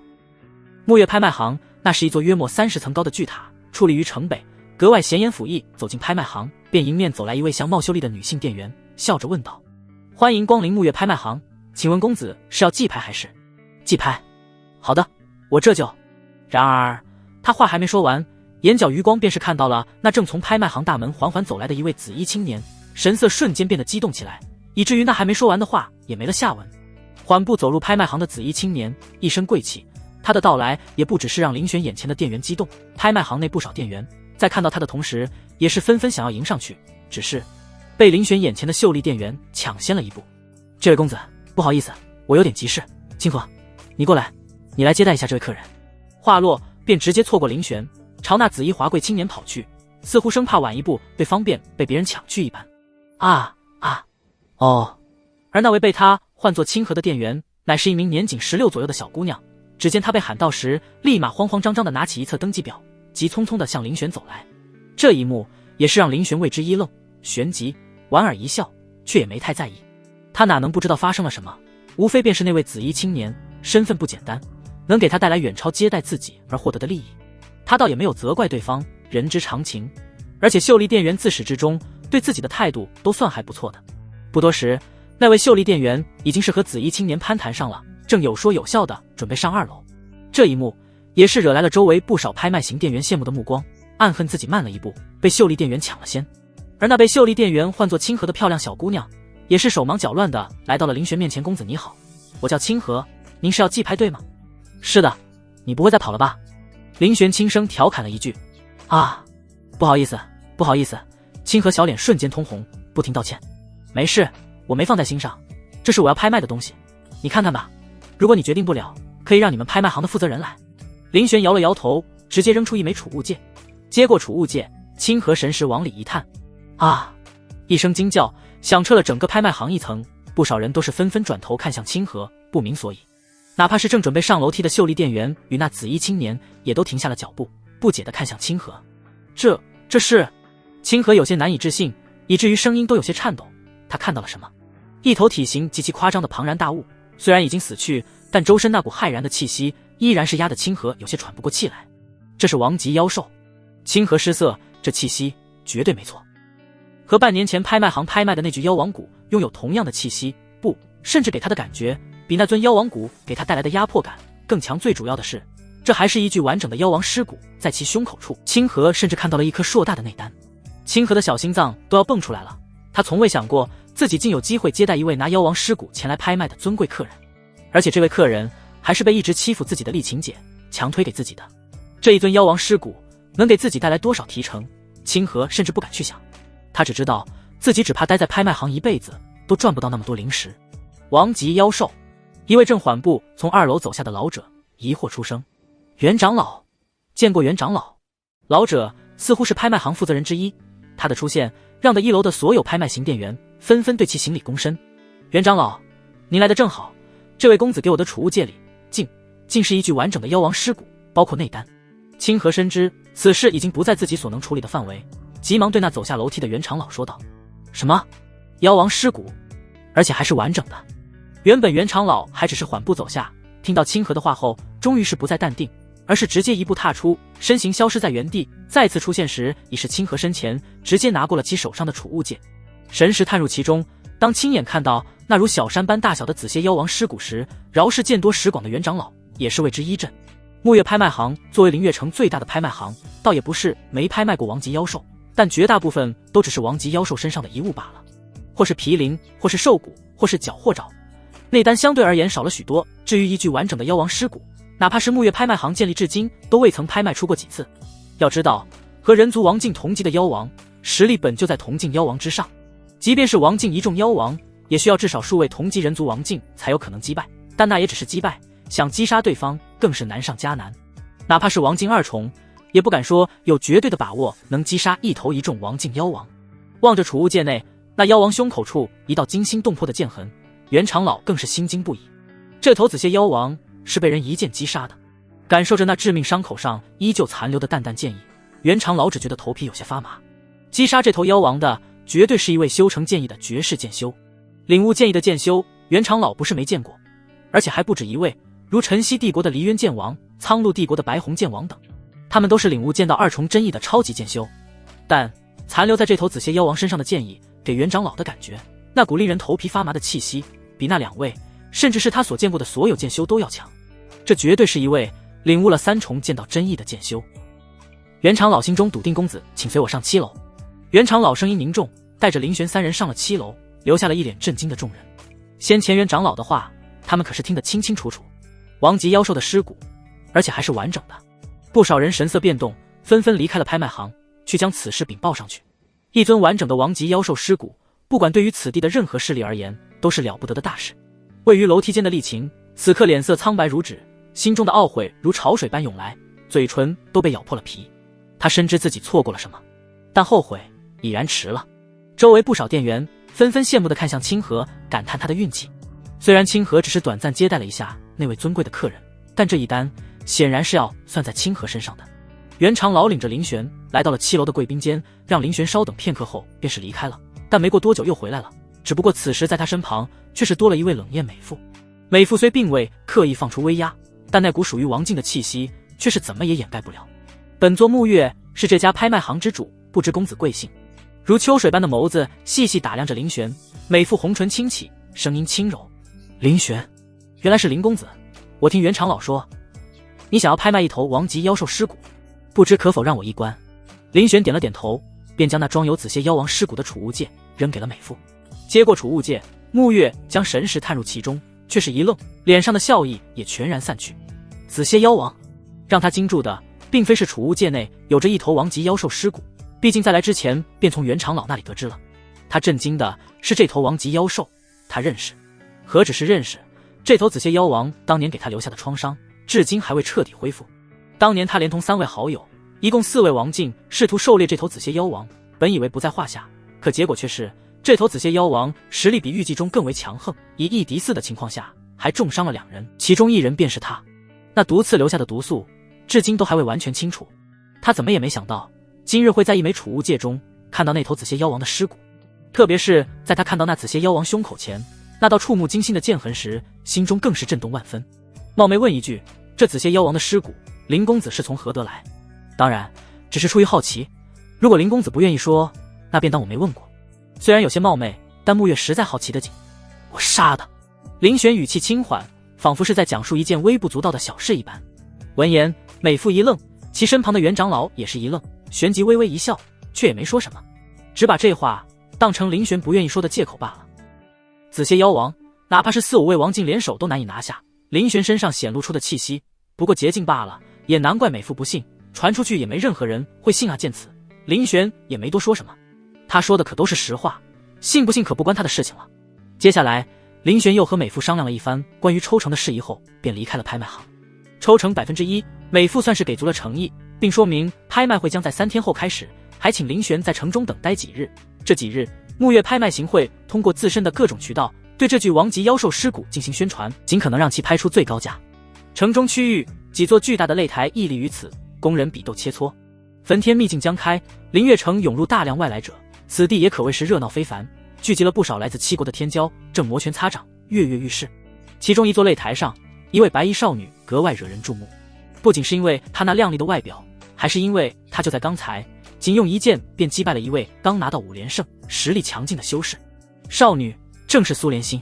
和林玄分开后，她便开始在城中闲逛了起来，逛着逛着便来到了这，看着擂台上的战斗，她也有些手痒痒。平日里在星陨峰除了修炼便是修炼，实力虽然在疯狂提升，但苏莲心并没有什么实战。此番上台，除了想要找几个实力相当之人切磋一番以外，便是想给自己多累积一些实战经验。此女不错。擂台不远处的一座阁楼之上，坐着一位华服中年和一位朱颜鹤发的老者，两人相视而坐，举杯对饮，目光时不时看向下方不远处的擂台。在两人身后还有着几位年轻男女，似乎是二者的弟子。开口的正是那位华服中年。刚才苏莲心一剑击败对手的一幕，全然被他看在了眼里。哈哈，这小姑娘确实不错，怎么想收徒了？坐在华服中年对面的鹤发老者捋了捋胡子，问道。闻言，华服中年只是笑了笑，想成为我元素剑王的弟子，以他目前的表现还不够，也得窥视二人的谈话没有被其他人听到，否则免不了一番震惊。元素剑王，此地为数不多的王境剑修之一，虽还未领悟剑意，但已是将剑意雏形领悟至圆满，寻常同阶王境根本不是他的对手。想拜他为师的剑修不计其数，可惜这位元素剑王的眼光极高，寻常天才根本入不了其眼。看来这小姑娘接下来要好好表现一番了。鹤发老者呵呵一笑，他可是深知自己这位老友的眼光有多高，只希望这小姑娘接下来能有更好的表现吧。接下来苏莲心又迎战了几人，但让他失望的是，所登台的对手都是雷声大雨点小，说是某国某宗真传，名头一个比一个响，但结果却是连能接住他一剑的人都没有，这还是在他放海了的情况下。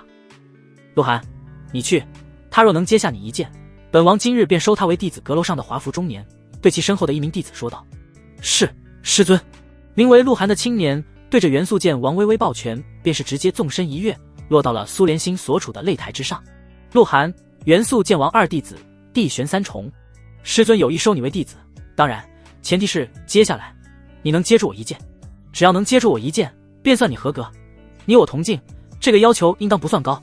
鹿晗的出现立即引起了周围一阵哗然，显然不管是元素剑王还是鹿晗，周围之人都是如雷贯耳。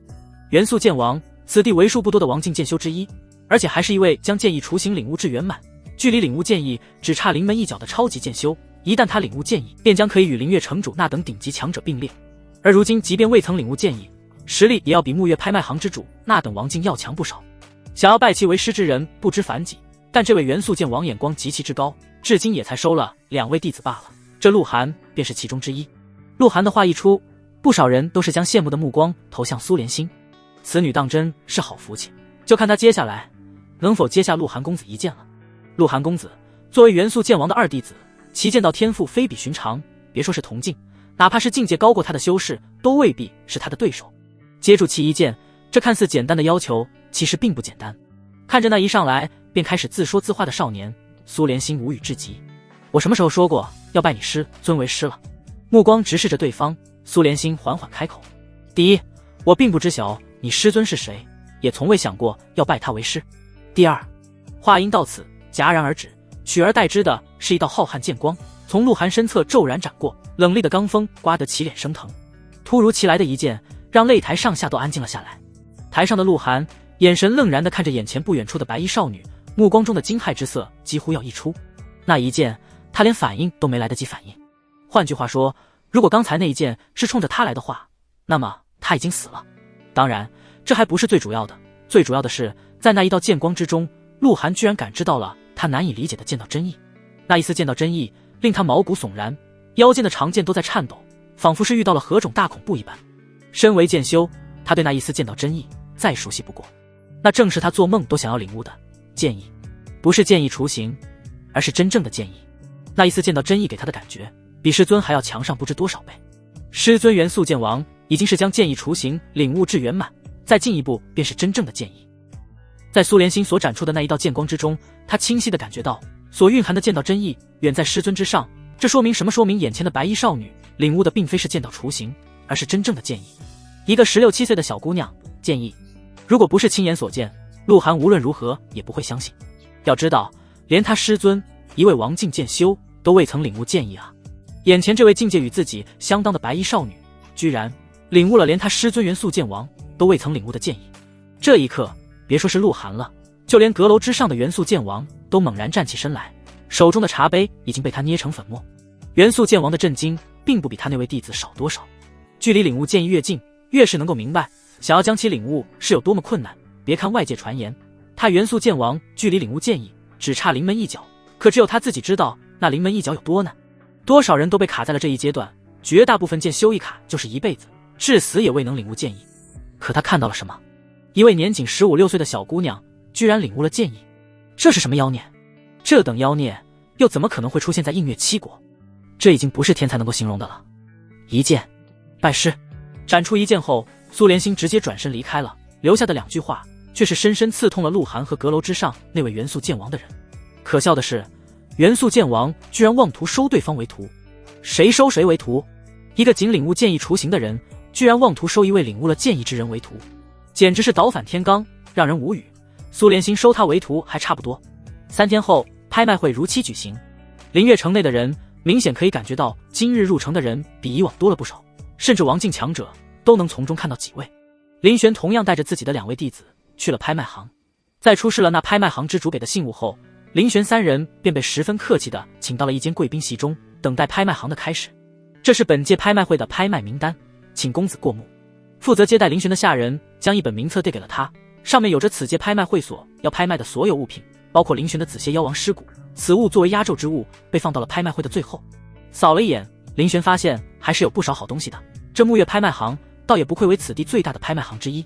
随着时间推移，那承办圆阶梯式的拍卖行很快便是坐满了人，这也意味着拍卖会马上就要开始了。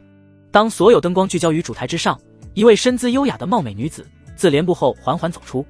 欢迎诸位前来参加沐月拍卖会，我是本场拍卖会的拍卖师素一。也不耽误大家的时间，我们直接进入正题。首先拍卖的第一件物品是灵隐草。灵隐草为4阶终极灵草，可作为炼制灵隐丹的主药，也可用于。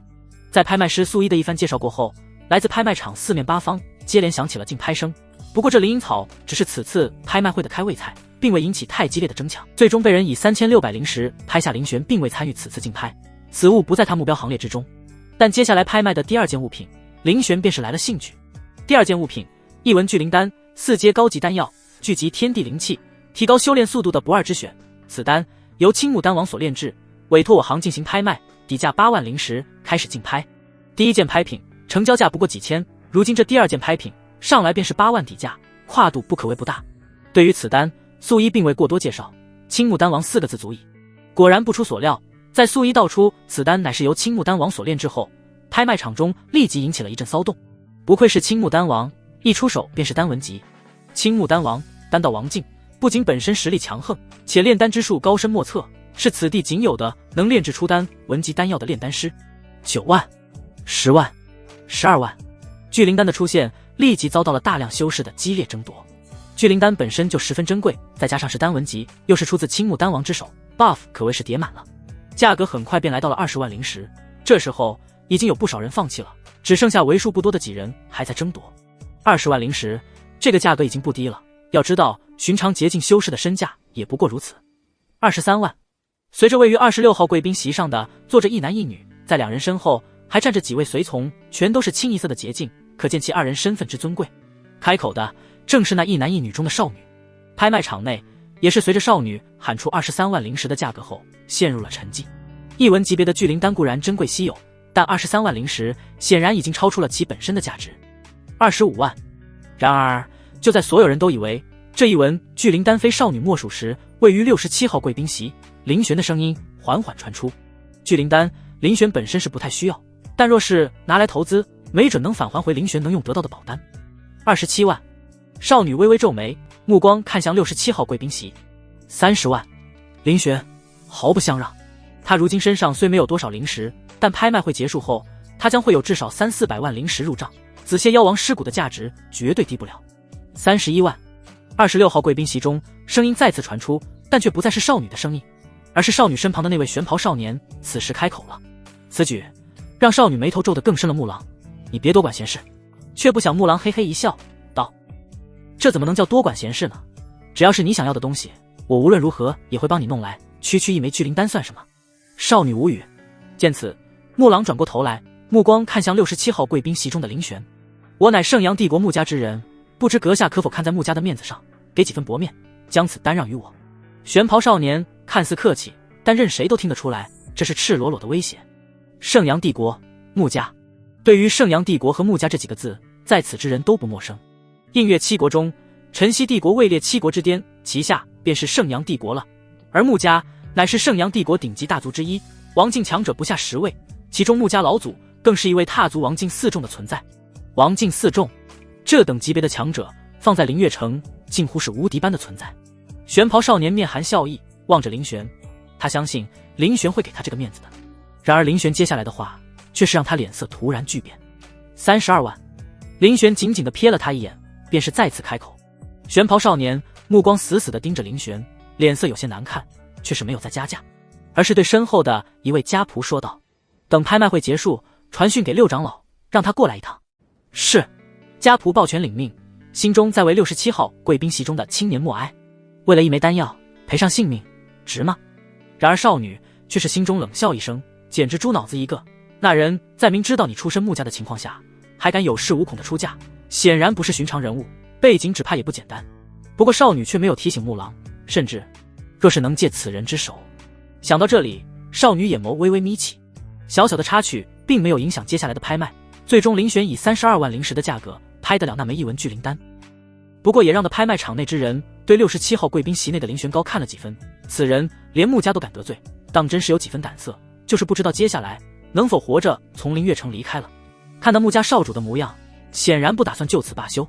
接下来又陆陆续续拍卖了几件物品，不过暂时没有林玄感兴趣的了，索性闭上双眼，开始闭目养神起来。直至拍卖会接近尾声，最后一样物品被端上台来，那是一枚储物戒。这一刻，所有人都知道这场拍卖会的压轴之物来了，此物便是此次拍卖会的压轴拍品了。想必在场的不少人都是为它而来。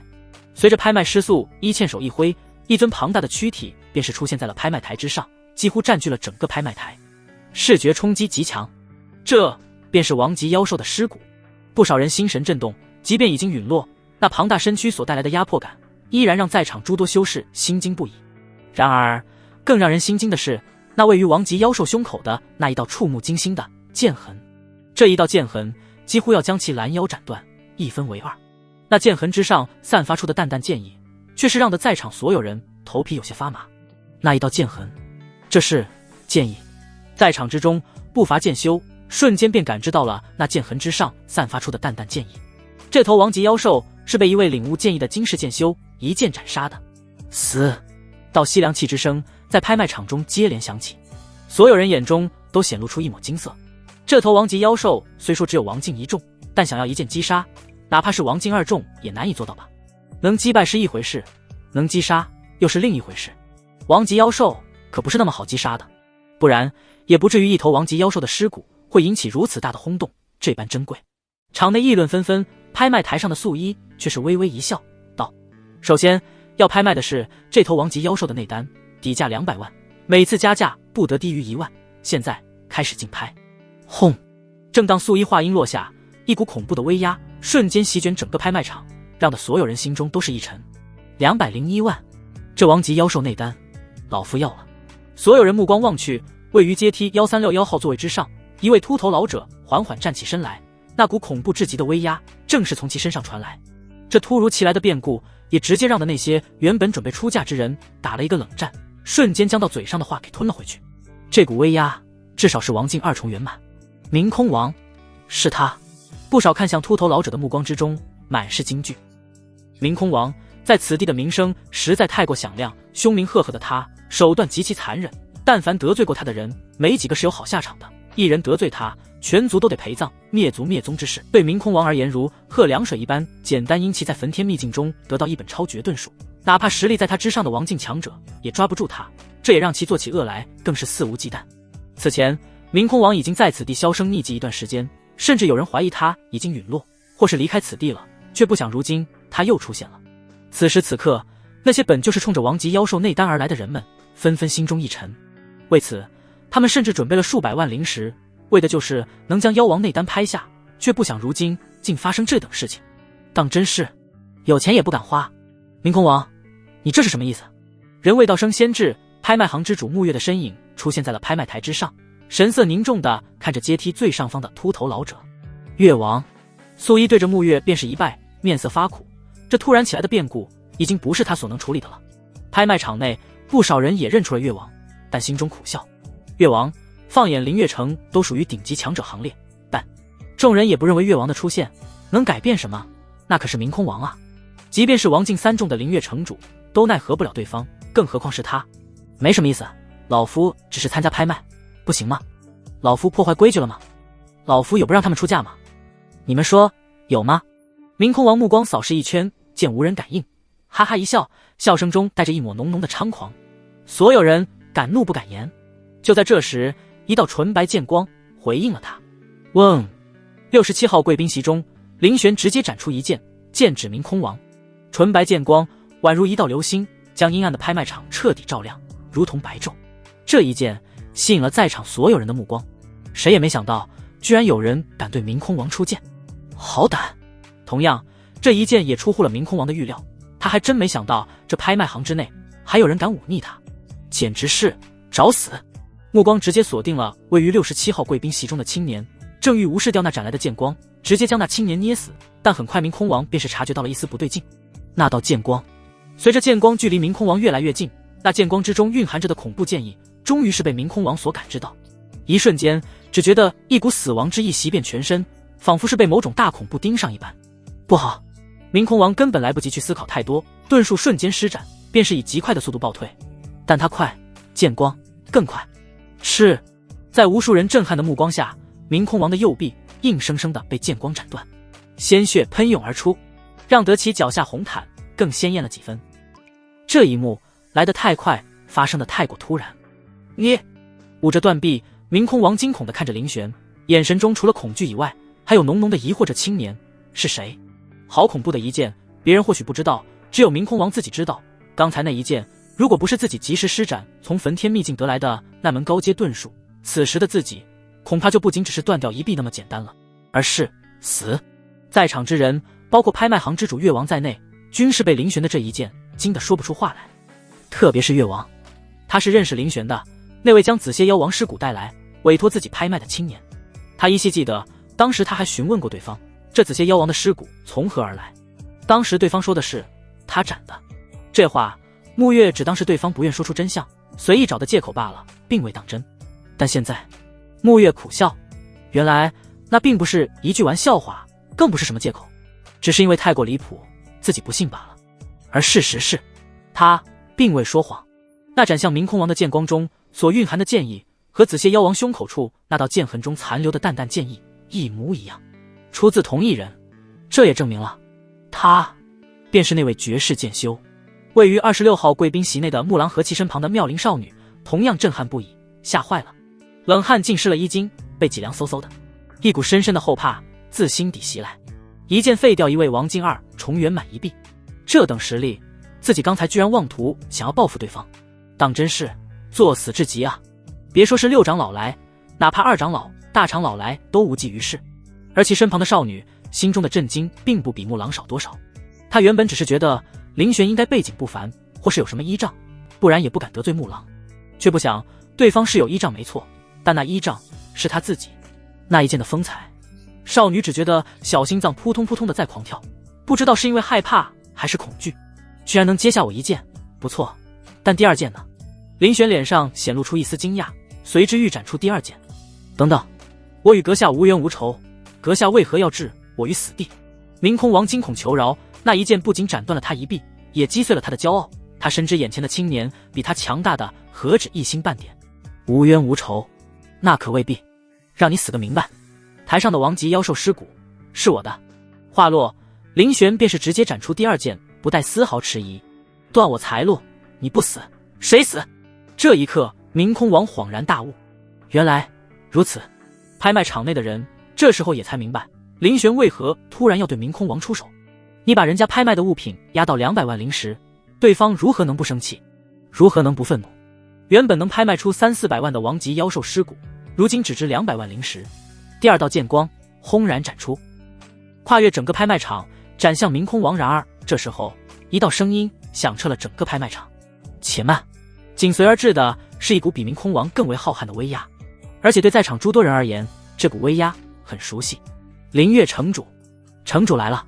没错，来人正是灵月城城主，一位王境3重级别的强者。然而他来的却晚了一步，在其现身之际，林玄的剑光已经是彻底贯穿了明空王。明空王的生命气息也是在急速流逝。且慢！做完这一切的林玄目光不善地看向灵月城主，然后直接又是斩出一剑，但这一剑却不是朝着已经死去的明空王，而是灵月城主。且这一剑比先前斩杀明空王的那一剑更为恐怖。在场之人瞬间懵了，不知这是为何。但林玄接下来的一句话确实解答了众人的疑惑。先前此人闹事的时候你不出来，现在我欲斩杀他你出来了，你和他不会是狼狈为奸吧？所以你也死。剑光划破长空，灵月城主反应也极快，一尊盾牌从其储物戒中飞出，旋即不断变大，最终挡在了灵月城主身前。当！尖锐的碰撞之声震耳欲聋，在众人惊骇的目光下，剑光如同切豆腐一般，将盾牌瞬间斩断。灵月城主脸上浮现浓浓错愕，这可是他最强的防御手段，居然连半分都阻挡不了。带着不解，灵月城主整个人一分为二，坠落而下。王境3重的灵月城主死。偌大的拍卖场内，此时安静的有些吓人，众人依旧没有从刚才的震撼一幕中回过神来。先是王境2重圆满的明空王，再是王境3重，而且在王境3重中都算得上佼佼者的灵月城主，就被林玄这么一剑一个斩了。那可是明空王和灵月城主啊，可不是什么阿猫阿狗，就这么陨落了。众人心中的惊骇无以用言语表达，可以想象得到，接下来灵月城只怕要变天了。拍卖会继续。没有理会众人的震惊，击杀2人，且将2人的储物借收入囊中后，林玄又坐回了自己的位置。他的声音在这寂静的拍卖场内显得格外响亮。少主，还用传讯给6长老吗？26号贵宾席，位于木狼身后的家仆声音有些迟疑地问道。闻言，木狼狠狠瞪了一眼家仆，还传讯？传你妈！心中的怒意在林玄2剑斩杀明空王和灵月城主后彻底烟消云散。回想起先前自己警告林玄那一幕，木狼便是一阵后怕，自己还真是在鬼门关前走了一遭啊。位于拍卖行的另一处贵宾席，元素剑王和其好友弟子也都全程目睹了这一幕。师尊，你看那位前辈身后的少女，是不是此前您想收为弟子的那位？鹿晗目光盯着林玄身后的苏莲心，缓缓说道。先前他们的视线几乎都聚焦在了林玄身上，从而忽略了林玄身后的王艳和苏莲心。此时才注意到，位于林玄身后的少女，不正是前几日在擂台之上，那年仅16、17岁便领悟了剑意的妖孽少女吗？是她。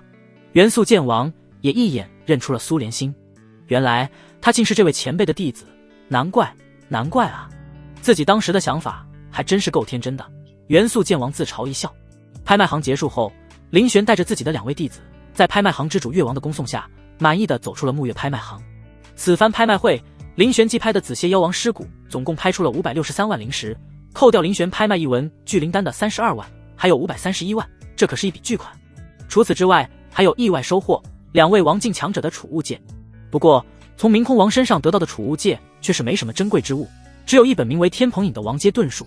穷逼一个，难怪要干这等勾当。林玄心中鄙夷了一句，又将神识渗入灵月城主的储物戒。相比之下，灵月城主的储物戒则要富有得多，灵石足足有700多万。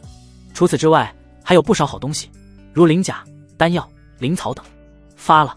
灵月城主身上的东西比林玄拍卖的那具紫蝎妖王尸骨的价值还要高出不少。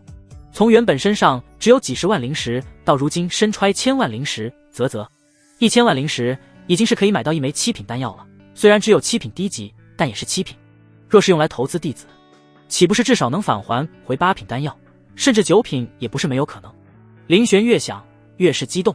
回到客栈，林玄单独叫来了苏连心，将聚灵丹和玄宗布赐给了他。倒也不能说林玄偏心，可谁让苏连心的天赋比王彦高如此之多？如果把东西赐给王彦，虽说也会触发返还，但返还的东西要比赐予给苏连心差得多得多。当然，林玄会在别的地方补偿王彦，毕竟都是自己的弟子，他不敢说自己能做到完全不偏心，但他也会尽可能照顾到王彦。定，恭喜宿主投资聚灵丹，返还聚天玄丹7文。定，恭喜宿主投资玄宗部，返还天魔影地。好徒儿，好徒儿啊！每次都没让师尊失望。聚天玄丹效果和聚灵丹是一样的，只不过后者是7品灵丹，前者只是4品丹药。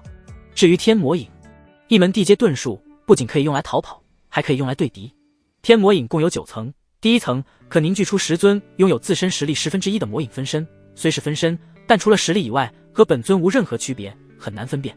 可用于逃遁，也可用于进攻时欺骗敌人，只要不是境界高出宿主太多，都很难能从中找出破绽。而且最主要的是，这还只是第1层的效果。林玄看了一下后面几层的效果，越往后，这门地阶遁术越是恐怖。第4层凝聚出10道魔影分身，且拥有本尊2/10实力。第7层3/10，直至第9层将迎来质变。第9层的天魔影只能凝聚出1道魔影分身，但却拥有本尊90%战力，这就有点变态了。休息1日，明天出发。让苏连心退下后，林玄便是迫不及待地开始修炼起了天魔影。至于聚天玄丹，林玄不打算现在用，而是打算突破王境时再用。突破王境所需要的灵力极为恐怖，上次林玄尝试突破王境，几乎消耗完了所有身家，如今虽还没有开始冲击，但也得提前准备好所需要的丹药。这一次冲击王境可不同于上次，上次只不过是尝试领悟1条大道冲击王境，但这一次是整整22条大道。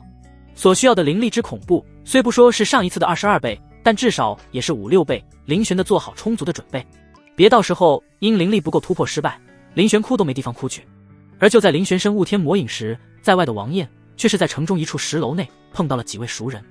猴儿，顺着王彦视线望去，石楼大厅的一处角落的圆桌之上坐着5-6人，其中一名女子身着一身深红色长裙，虽长相算不上多美，但身材极好，从周围那些食客是不是瞟来的目光中便足以看出。听到有人叫自己的名字，红裙女子顿时抬头看来，也看到了王彦。彦哥，声音中带着一抹意外和惊喜，显然是没想到在这里能碰到王彦。位于红裙女子身旁的几人也看到了王彦，而他们看到王彦时，神色间浮现的却不是惊喜，反而是皱起了眉头。我当是谁呢？原来是王彦小子，这时也要前往焚天秘境。红裙女子身旁的一位与她有几分神似的中年男子缓缓开口，声音算不上冷淡，但跟热情也搭不上边。王彦点了点头。王彦出身于唐亲王国边隅的一座名为云溪城的小城，城不大，势力却不少。云溪城有8大家族，王彦所在的王家便是其中之一，而红裙女子所在的李家也是其中之一。其身旁那与他有几分神似的中年，便是红儿的父亲李元，也是李家家主。不过不一样的是，8大家族中王彦所在的王家位列第7，而李家则位列第2。红儿本名为李红，和王彦自小青梅竹马，彼此相爱，早已私定终身。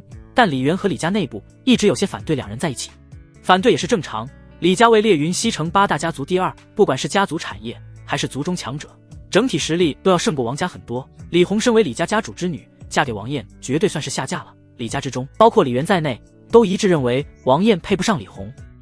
相比之下，城主府的杨松杨公子，在李元看来才是自家女儿的良配，不仅是城主长子，更是自小展现出非同一般的天资。放眼整个云溪城，年轻一辈中无人能出其右，最主要的是对方对自家女儿也极有好感。相比之下，王彦在他眼里，比起那位城主长子杨松，差了何止一筹。若非李红一口咬死非王彦不嫁，李元才不得已同意了两人之事。哪怕在1年前得知王彦拜入青阳剑宗，且拜了一位洁净7众为师，李元也不曾改变自己的想法，反而更加后悔了。原因无他，就在不久前，那位城主长子因天资不凡，被玄极宗6长老收为了亲传弟子。玄极宗和青阳剑宗一样，同为唐清帝国10大宗门之一，且排名还在青阳剑宗之上。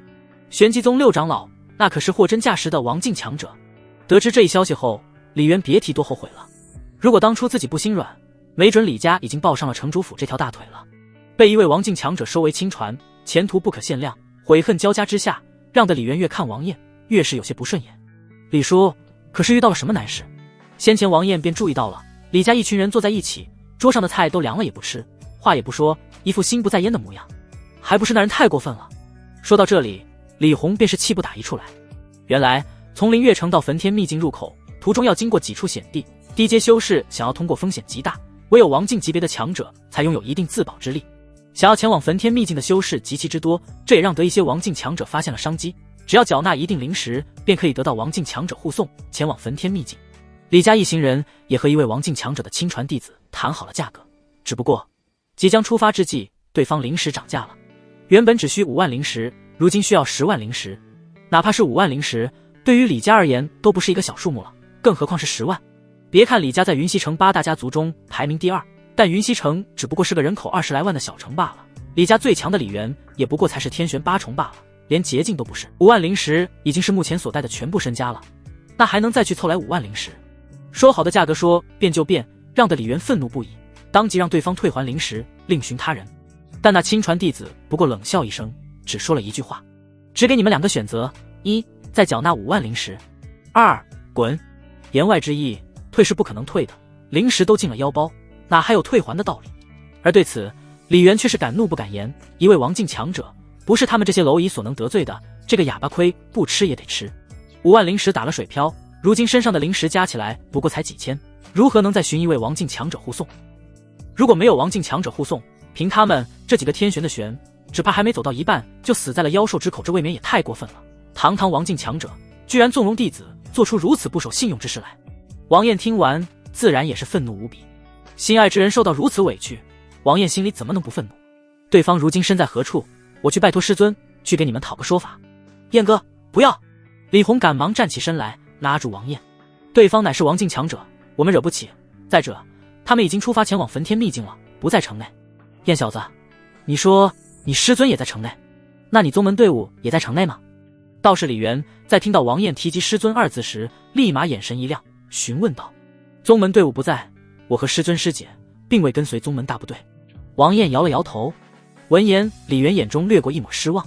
如果他没记错的话，王晏的那位封主师尊不过只是捷径7重。当然，李元也知道事已至此，已经别无他法了，有一位捷径7重在身边，总比没有的好。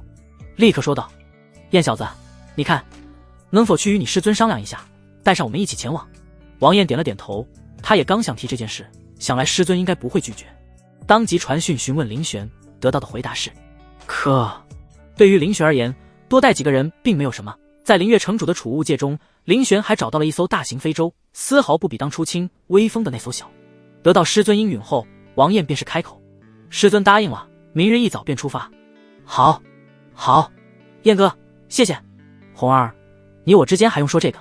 对了，李叔，我父亲他们也来了吗？忽然想到什么，王晏顿时问道。来了，不过却在我等之前，先行前往焚天秘境了。说到这里，李元深深看了一眼王晏你家里发生的事情。你父亲没跟你说吗？王晏一愣，满脸茫然。家里发生了什么？你爷爷外出归来，身负重伤昏迷不醒，也不知道发生了什么。为了治疗你爷爷的伤势，你爹已经变卖了好几处家族产业，但依旧杯水车薪。焚天秘境提前开启，让你爹看到了希望。王晏眼中闪过一抹担忧。父亲他们是如何去的？和几个冒险团组队前往。不是所有人都有那么多灵石去让王境强者保驾护航，如李元等人这般出价5万灵石想加入王境强者的队伍的，终究只是少数。而那些没那么多灵石却也想去焚天秘境的，便开始互相抱团取暖，总比孤身几人闯荡映月山脉的好，能多出几分安全到达的几率。听完王晏心中的担忧更多了几分，但也不知道该如何是好。映月山脉太大了，想找到父亲他们无异于大海捞针，只能把希望寄托在接下来前往焚天秘境途中能碰到父亲他们了。晏哥，我们出去走走吧。察觉到了王晏情绪有些不对劲的李弘赶忙说道。两人上一次见面已经是1年之前了。王晏点了点头。别走太远，灵月城如今有些不太平，传闻灵月城主允落在了城中的木月拍卖行内，城内乱成了一锅粥。二人许久未见，李元也并未阻止，只是叮嘱了一句：如今的灵月城确实有些不太平，城主陨落，各方势力暗潮涌动，城中的治安也是肉眼可见的骤降。起初听到城主在城中被斩时，李元等人还有些不信，但随着越来越多人证实，由不得他们不信，甚至许多人声称亲眼目睹，击杀灵月城主之人乃是一位绝世剑修，只用了一剑便斩了灵月城主。这一则消息也是让李渊等人再一次感受到了自己的渺小，连王境强者都是说陨落便陨落，更何况他们这些天玄地玄境。同时也十分好奇，那绝世剑修的实力到底有多强？王境3众的灵月城主说斩便斩，未免太恐怖了些。翌日清晨，李家几人一大早便来到了城门处，和王晏一起等待其师尊的到来。而城门处此时已经聚集了不少人，都是即将起航，准备前往焚天秘境的修士。他们各自脸上的神情都十分凝重，因为接下来的旅程凶险万分，是否能够活着抵达秘境入口，只能看命。嗡！随着一道破空之声响彻天际，一艘如空中城堡般的大型飞舟呼啸而来，吸引了城中无数人羡慕的目光。位于王晏身旁的李家几人也是如此。此等飞舟能拥有之人，不是王境强者，便是来头极大之人。这艘飞舟怎么看着有些眼熟？这不是城主大人的飞舟吗？不少灵月城本土人士很快便认出了这艘大型飞舟，不正是灵月城主的飞舟吗？然而灵月城主已死，那么此飞舟的主人是那位击杀了城主的绝世剑修。无数人眼神中含着震撼与敬畏，可惜未能见到其人，无法目睹其风采。本以为飞舟会直接从城门处飞掠而过，却不想在抵达城门处时则突然停了下来。这一幕让所有人都为之一愣。正当所有人疑惑之际，飞舟甲板之上出现了一位绝美少女，她一袭白衣，面若冰霜，目光扫视了一圈下方，最终定格在了一名少年身上。少年正是王晏。师兄，出发了。这一声师弟让得所有人齐刷刷地将视线聚焦到了王晏身上，包括其身旁的李渊等人。师兄！李渊等人只觉得有些懵，李红更是张了张嘴，震惊的说不出话来。那绝美少女唤王晏为师兄。等一下。对于那位斩杀了灵月城主的绝世剑修，李渊等人最近可谓听的耳朵都快起茧了。本以为那等人物距离自己十分之遥远，却不想，晏哥，那位斩杀灵月城主的绝世剑修是你师尊？李红问出了李渊等人想问的。王晏点了点头。当飞舟腾空而起，以极快的速度向焚天秘境入口飞去时，位于甲板上的李家众人如梦似幻，感觉眼前的一切都是那么的不真实。他们有朝一日居然能乘坐上王级飞舟，这是以往想都不敢想的。李红目光有些幽怨地看着王晏。晏哥，你骗得我好苦。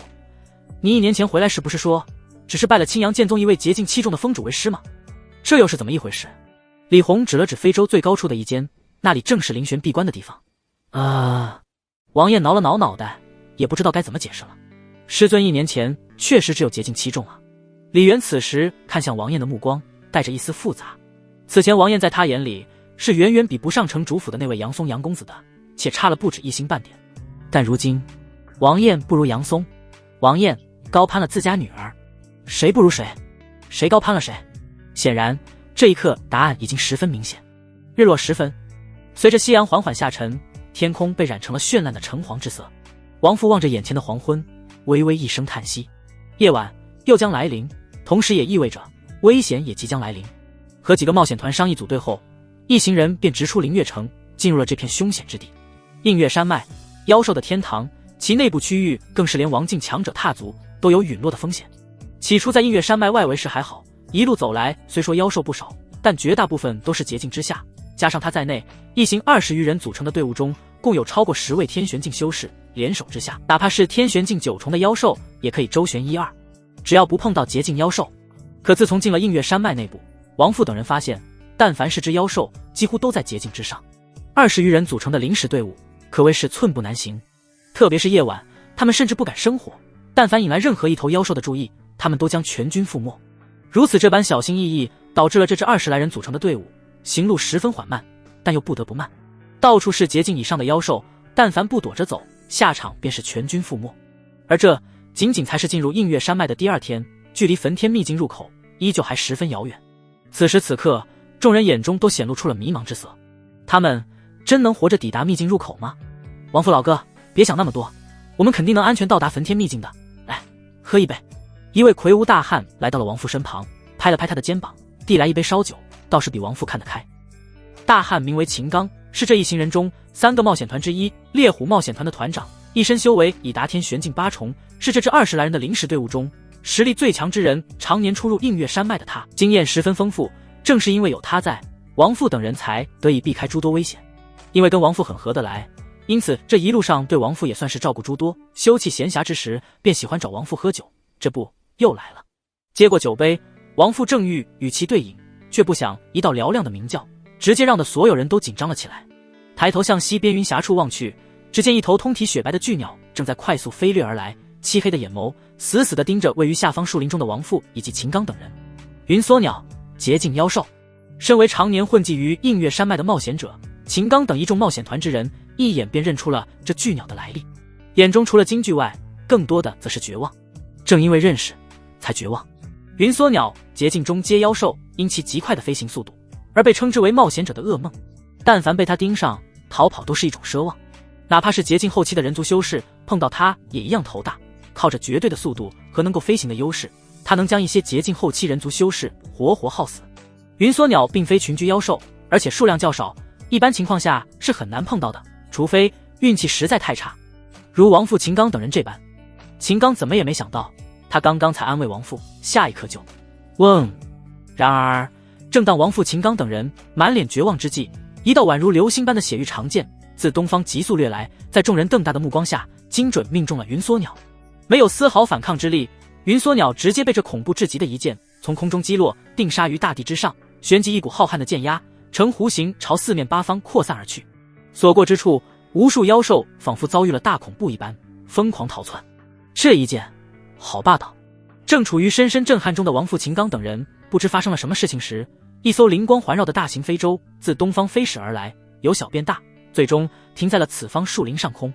飞舟之上，白衣青年负手而立，神色异动间，定杀云缩鸟的长剑泛着幽光，被青年收回了戒指中。一剑定杀云缩鸟，他连反抗的余地都没有，这是什么实力？捷径绝对做不到，哪怕是捷径9重都做不到。云缩鸟的速度让其哪怕是在面对捷径9重级别的强者时，即便不敌也可以逃走。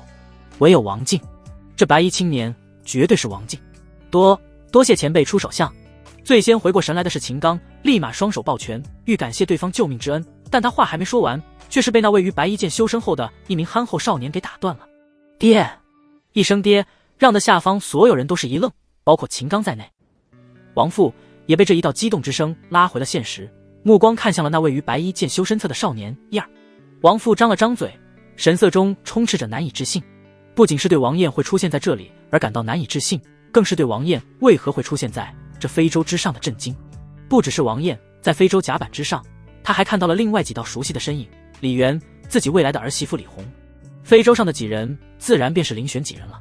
从灵月城出发后，王燕便是将他心中的担忧告诉了林璇，得知后林璇一路飞来时，特地将自己的神识外放。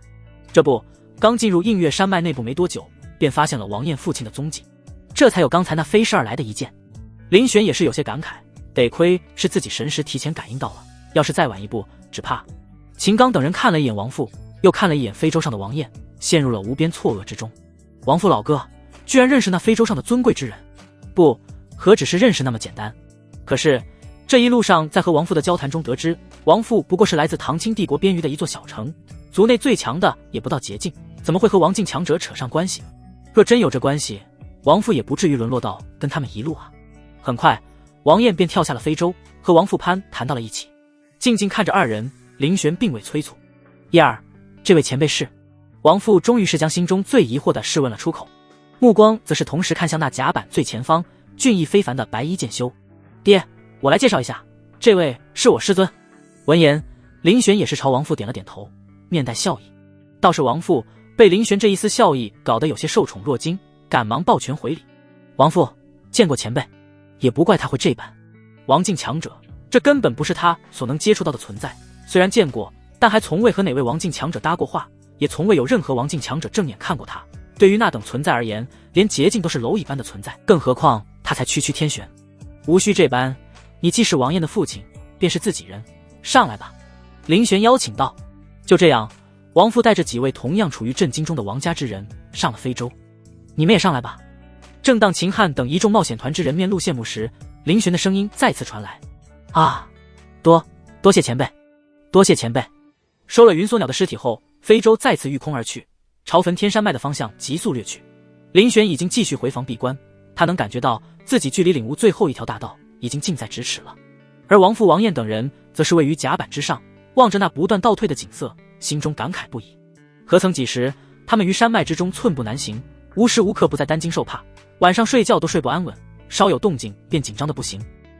再看如今，一柄悬浮于非洲上方的长剑散发着极其恐怖的剑意，正是这股剑意使得非洲一路上畅通无阻，但凡妖兽无不避之大吉，惊恐地望着非洲从他们头顶上空飞掠而过。这是以往王父、秦刚等一众冒险团成员想都不敢想的。下方随便一头妖兽，此前他们遇到都得躲着走，生怕招惹到对方。如今直接从对方头顶上飞过，对方也不敢有丝毫异动，令人唏嘘。危机四伏的映月山脉内部，如今却仿佛非洲的后花园一般。王父老哥，沾了你的光，我老秦也有幸做了一把王级非洲，哈哈。秦刚也有些感慨。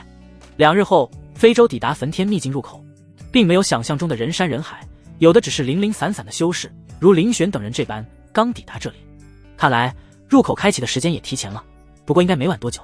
王父看着散发着紫色幽光的焚天秘境入口，缓缓说道：也得亏是上了燕儿师尊的王级非洲，不然他们此行即便能安全抵达，只怕距离秘境关闭的时间也过去大半了。师尊，秘境入口到了。苏连心朝着非洲阁楼中的林玄传音道。位于其中的林玄缓缓睁开双眸，而此时的他相比于前几日又强大了不少，因为在这几日里，他已经将雷剑大道彻底领悟，22条大道已全部领悟，万事俱备，只需寻一处灵气浓郁之地，且筹备足够的回灵丹药，便可冲击王境。除此外，林玄还将天魔影这本地阶遁术给领悟到了第4层，如今他能分出10道魔影分身，且拥有林玄本体2层战力。林玄的2成战力，要知道如今是林玄可是已经领悟了22条大道，即便只有其2成战力，也不是寻常的王境能比的。也就是说，只要林玄想的话，他可以随时召唤出10尊王境级别的魔影分身来，不管是用来对敌还是逃跑，都能发挥出奇效。我们也进去吧，这2枚黑玉你们拿着，若是遇到生死危机便捏碎。2枚黑玉内各自藏有林玄的1道魔影分身，不过林玄并未说明，可以的话他希望王燕和苏连心永远也用不到。说完后，林玄便化作1道流光冲入秘境之中，并没有和苏连心、王燕等人一起进。但凡进入焚天秘境，都会被随机传送至秘境任何一处，因此一步一起进去都没什么差别，即便同时进，也不会同时出现在秘境内的同一处。踏入焚天秘境入口的一瞬，只觉得眼前一阵黑暗，再次看清周围时，林玄发现自己已经是身处于一片荒漠之中，除了黄沙之外再无其他，一眼望去漫无边际。神识当即扩散开来，但很快他便是一愣，因为他发现神识在这焚天秘境之中似乎受到了极大的限制，如今只能探测到数里外的地方，和在外界时简直是天差地别。可即便如此，林玄还是在这数里的神识探测范围内发现了一处灵气极为浓郁之地，这是灵泉。就在前方不远处竟有一小片绿洲，当然这并非重点，重点是绿洲内竟藏着一口灵泉，而且不是一般的浓郁。这是什么运气？林玄也被自己的运气给惊到了，本以为自己能在此次秘境之行凑足突破王境所需之物的一半，便是不枉此行了，却不想一进来就碰到了一口极为纯净的灵泉。林玄估摸了一番，这口灵泉完全可以满足自己突破王境所需，不，甚至远远不止。也就是说，他直接可以在此处冲击王境，这如何让他不激动？深吸一口气，林玄没有丝毫迟疑，直接朝前方那片绿洲飞速掠去。数里路程，不过瞬息之间，转眼林玄便来到了绿洲以及灵泉之前。然而还不等林玄仔细查看，又是2道破空声紧随而至。林玄看去，只见2位年轻女修仅比自己晚了一步抵达了这里。咦，居然慢了半步。为首的绿裙女子清晨脱俗，看起来不过20余岁左右，身背一把绿色长剑，目光有些玩味地看着不远处的林玄。在其身后则是跟着一位白裙少女，但年龄看起来略小一些，容貌也远不及她。仔细一看，2人身上的服饰颜色虽不同，但纹路样式却是一模一样，应当是来自同一方势力。2人虽然年龄都不大，但实力却极为惊人，都是劫境9重，如此年纪便修炼到劫境9重，放眼映月7国，无人可做到。眼前2人只怕并非来自映月9国的任何一国，而是来自9国之外。哪怕是放眼整个玄域，能在这般年纪便修炼至劫境9重的，也是少之又少。楚姐姐，我来。绿裙女子身后的白裙少女正准备往前一步，却不想被白裙女子拦了下来。白裙少女嘟了嘟嘴，有些不乐意。在她看来，这等小角色何须楚姐姐动手，自己便能轻易解决。他虽不是玄榜天骄，但寻常洁净九重在他手中也不过是一招的事，乃需要身为玄榜天骄的楚姐姐动手。此处灵泉是我先寻到的，二位另寻他处吧。如果是其他人，林玄直接让对方滚了，但眼前二人显然非一般人，此等天骄，别说是映月九国，即便是再玄域，也不是寻常势力能够培养出来的。却不想林玄的话直接让那位楚姐姐身后的绿衣少女笑出了声，笑声中充斥着浓浓的讥讽。楚月禅眯起的双眸看向林玄，公子说笑了，此处灵泉确实是公子先发现的，但此间宝物从来都是能者居之，而非先到先得。公子既然能修炼到这般境界，这个道理应该不会不懂吧？这样，别说我不给机会，我观公子境界和我相当，若能接住我一剑，此灵泉分你3成；若不能，便请公子将此地让出，如何？其身旁的绿裙少女闻言，更是有些忍俊不禁，白了一眼身前的楚姐姐：“师姐，你这叫给机会。若说能接住我一剑，还有可能接你一剑。一位玄榜天骄的一剑，玄域何其之大，如映月七国这样的国度，玄域没有1000也有数百了，天才何其之多。然玄榜只有100人，但凡能够登上者，无一不是绝世天骄。如楚姐姐这般，虽境界是洁净9重，但其自身实力却是堪比真正的王境，接他一剑，等同于接王境一剑，甚至更强。别说是在这小小的映月七国，哪怕是放眼整个玄域，也没几个人敢说在同等境界之下能接住楚姐姐一剑。这算哪门子给机会？楚姐姐太坏了。从言语中不难听出眼前白裙女子对自身实力的绝对自信，但同样的，林玄对自己的实力也非常自信，摇了摇头拒绝了对方的提议。不如何？但我也有个提议。哦，楚月禅略显意外地看着林玄，是何提议？公子且说来。林玄直视着他，一把白玉长剑不知何时已经出现在了他手中。你若能接我一剑，此拳归你。此言一出，楚月禅和其身后的绿裙少女都是愣住，显然都没想到林玄会说出这等狂妄之语来。接你一剑，你可知站在你身前的是何人？嗡。然而还不等其开口嘲笑，林玄忽然斩来的一剑却是将其到嘴边的话给硬生生的打断了去。有意思。楚月禅确实觉得林玄挺有意思的，明明那么弱小，却又那么的自信。然而很快他便意识到事情似乎也没那么有意思。起初他并未将这一剑放在眼里，这稀松平常的一剑，只怕连他的护体剑罡都破不了。可当林玄斩出的那一道剑光距离他不足10丈时，楚月禅才终于发现了一丝不对劲，一股令他头皮发麻的恐怖剑意自那剑光之中轰然爆发。这是剑意。红唇微张，楚月禅脸上再也不似此前那般淡然，取而代之的是一抹浓浓的金色。这剑光中蕴含的气息，楚月禅太熟悉了，因为他也领悟了剑意，因此对剑意的感知格外敏锐。让他错愕的是，那剑光中不仅蕴含着剑意，而且还是远比他领悟的一众剑意要强大得多。这怎么可能？在这小小的映月七国，居然有人能在王境之下领悟剑意，而且看林玄的年纪应当不足30岁，这又或者说此人并非映月七国之人，而是和自己一样来自七国之外。来不及等他思考，因为林玄的那一剑已经斩至身前，楚月禅提剑同样轰出一道剑罡。此时此刻他不敢再有丝毫轻视，这一剑他用了全力。轰！随着一声轰鸣之声响彻，楚月禅那纤瘦的身躯如同离弦之箭一般飞射而出，口中鲜血不断喷涌。这一幕看傻了那不远处的绿裙少女，她看到了什么？直接被一剑轰飞了出去。这和她所预想的完全不一样。楚姐姐，那一直被她视为追赶之人的绝世天骄，居然没能接住那人一剑。绿裙少女甚至怀疑自己此刻是不是眼花了，出现了幻觉。噗！被轰飞出去极远的楚月禅捂着胸口，他心中的震撼丝毫不比绿裙少女少，甚至更甚。在最后关头，他深知自己无法接下这一剑，因此毫不犹豫捏碎了一道保命玉符。然这道足以防御住王境3重全力一击的玉符，却没能防住那人一剑。这是什么怪物？洁净9重，斩出超越王境3重全力一击的一剑，这等实力，哪怕是玄榜前10的那几位都难以做到吧。此前父亲一直告诫他，人外有人，天外有天，永远不要小觑了任何人，但天才如他却一直没怎么放在心上。但今日他却是真正的领会了这一句话。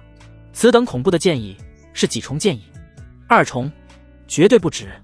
2重剑意绝对没有这般恐怖。3重，极有可能。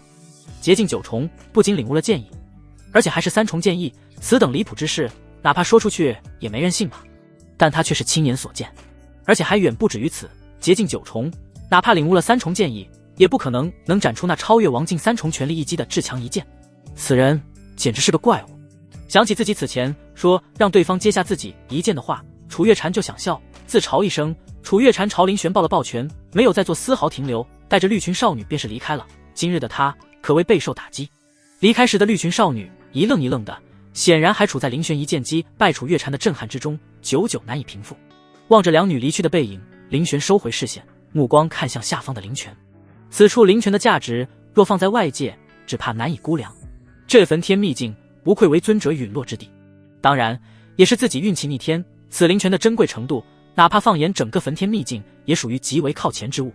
接下来开始冲击王境吧。眸中掠过一抹炙热。时隔数年，自己再次走到了这一步，只不过此次和上次却是完全不一样了。上次自己尝试以剑道直入王境，但失败了。这一次自己已经领悟了22条大道。盘膝而坐，林玄开始运转圣阶功法青帝经。天空之上乌云密布，雷声滚滚，仿佛末日来临。下方灵泉处，泉水化作一条条水雾，钻入林玄体内一枚晶莹剔透的灵丹，自储物界中飞出，被林玄吞入腹中。此丹便是巨天玄丹。巨天玄丹服下，林玄吸收灵泉的速度再次暴增，灵泉也正以一种肉眼可见的速度在减少。这雷劫，望着那泛着紫红色雷光的天穹，林玄心中微凛。此番阵势比他上次冲击王境时不知大了多少倍。那紫红色的雷劫仿佛是要将世间万物给劈成齑粉一般，散发着极强的压迫感。轰！随着第一道紫红劫雷劈下，阴寂的夜空瞬间被照亮，林玄一剑轰出，直接斩向那袭来的劫雷。一时间天地颤动，林玄手臂微屈，一声闷哼从口中传出。再来！轰！第二道劫雷紧随而至，且要比上一道劫雷更为可怕。绿洲之上，一道人影在疯狂地接受雷劫洗礼，一道又一道令人心悸的劫雷不断倾洒而下，他们的目标只有一个，那便是林玄，要将林玄彻底从世间抹去。也不知过去了多久，劫云才缓缓散去，一缕阳光破开云层，照在了那狼狈至极的林玄身上。但狼狈归狼狈，其脸上的一抹笑意却是出卖了他此刻的心情。王境一重圆满。看了一眼下方那近乎枯竭的灵泉，林玄感慨，自己还是低估了这灵泉。本以为自己能一举突破王境便已经是烧高香了，却不想直接来到了王境一重圆满。当然自己的红色天命、先天混元剑体以及圣阶功法青帝经也同样立了大功。且这一次南宫邀月不在，是他的心魔，这段师徒之情他已经放下了。查看了一番自己此时的身体状况，林玄苦笑一声，望了一眼天空那已经散去的雷劫。如此凶悍的雷劫，即便是突破皇者境界时降下的雷劫，也未必能有这般威势吧。此劫一出，便不是想让人度过的。如果不是林玄，换做任何一人，只怕都已经陨落于此雷劫之下。即便是林玄，身怀红色天命混元先天剑体，修行圣阶功法青帝经，且还领悟了4重剑意，这般情况下也才堪堪度过此劫。不过换句话说，如果不是林玄如此妖孽，以22条大道入王境，也不会引来如此恐怖的雷劫。王境之后便是领悟与合道。对于王境之后的修炼，林玄还是知道一些的。通常情况下，领悟一条大道便可晋升王境，这是最普通的王境。接下来便开始融合那一条已领悟的大道，俗称合道。王境在远古时期也被称之为合道境。将一条大道彻底融合后，便为王境一重圆满。此后便开始领悟第2条大道，将第2条大道领悟成功，便算是王境2重。如此直至融合9条大道，是为王境9重圆满。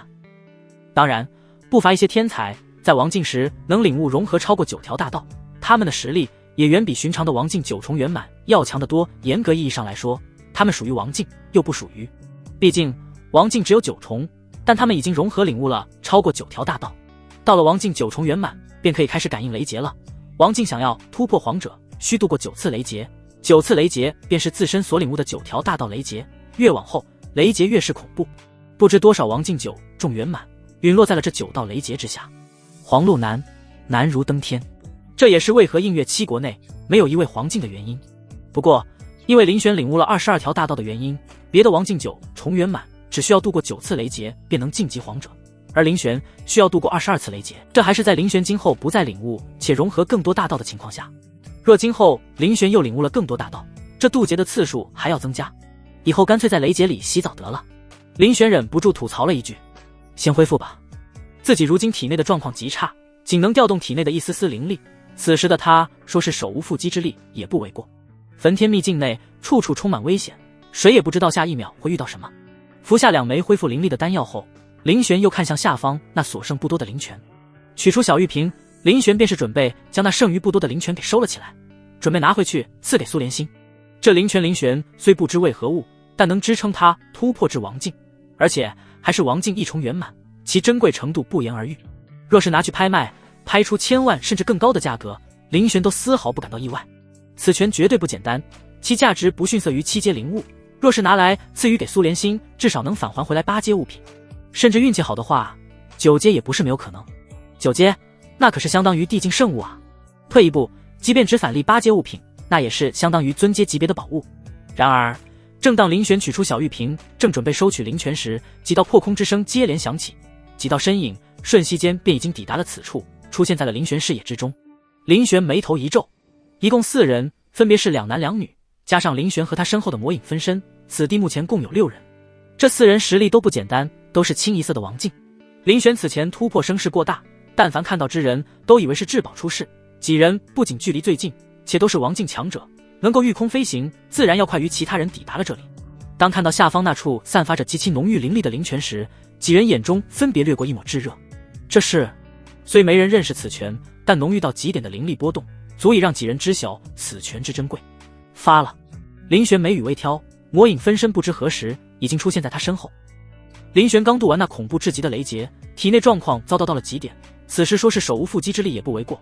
但好在林玄并非没有任何后手，那便是天魔影。虽然身后的这一尊魔影分身仅有林玄未突破前，也就是劫境9重时2/10的战力，但应对一些普通王境足够了。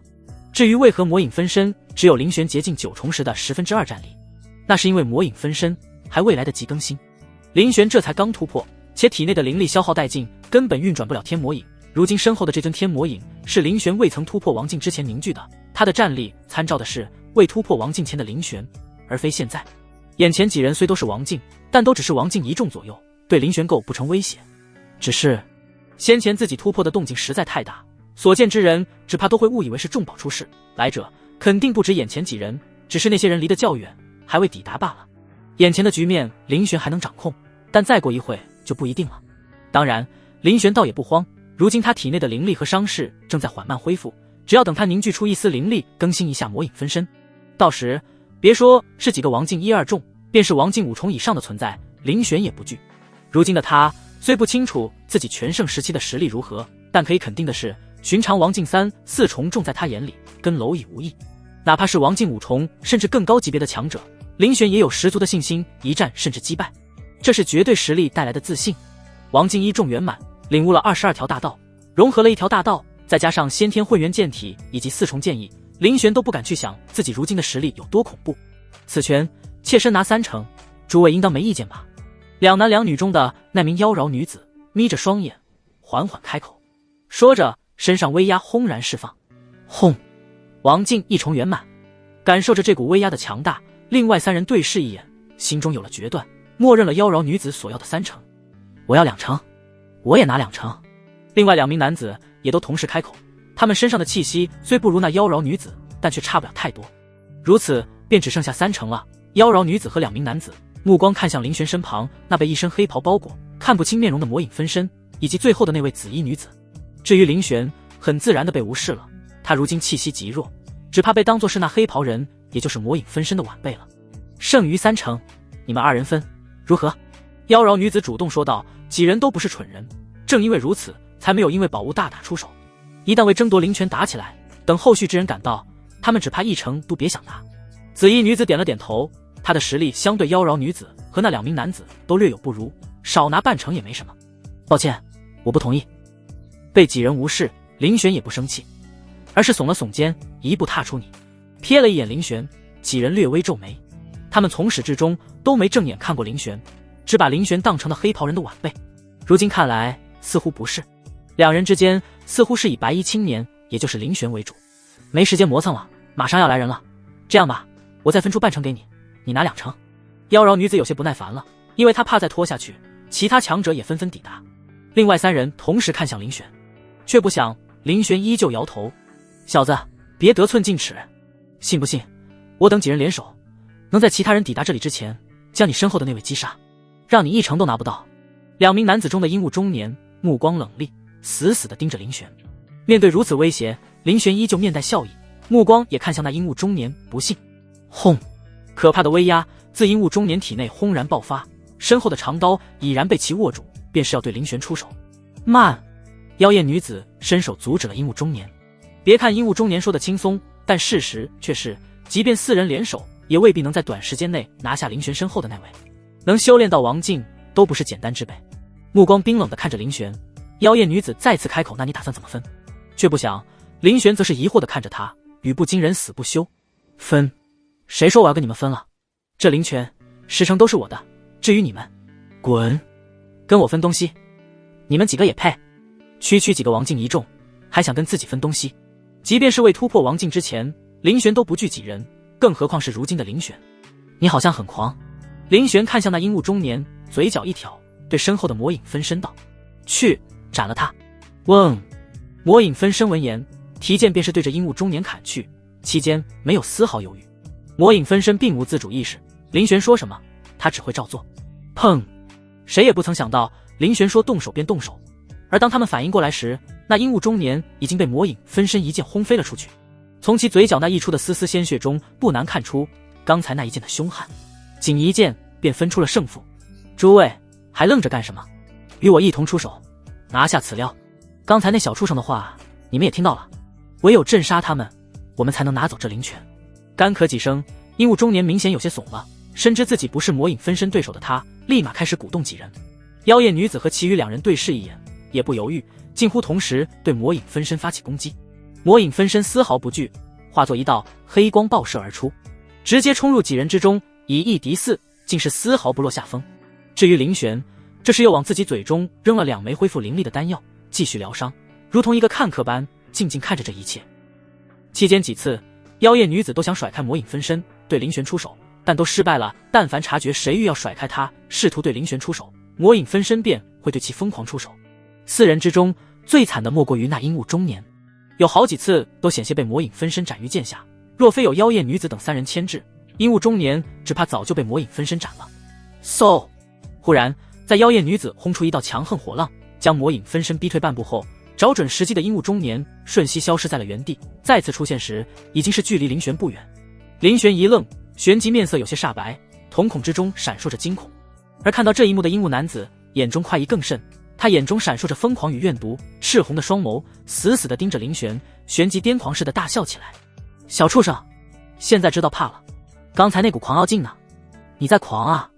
想杀我，老子先杀了你！”阴雾中年嘶吼着，整个人猛地朝林玄扑杀而来。面露惊恐的林玄往后退了2步，然而下一秒，惊恐散去，取而代之的是一抹淡淡的讥讽：“骗你的！”话落，一道黑影突然出现在林玄身前，硬生生地挡住了阴雾中年身前。而此时他距离林玄仅有几步之遥，可就是这几步，却是他此生也难以逾越的距离。一身黑袍，看不清面容的魔影分身，他的出现让阴雾中年神色一怔。这黑袍人不是正被妖艳女子3人牵制了吗？阴雾中年转头望去，妖艳女子3人此时确实是在围攻那黑袍人，那自己眼前这黑袍人又是怎么一回事？绝望吗？林玄的声音缓缓响起。天魔影被林玄修炼到了第4层，而第4层可以召唤10尊分身，除去苏连心以及王艳身上的那2尊，还有8尊呢。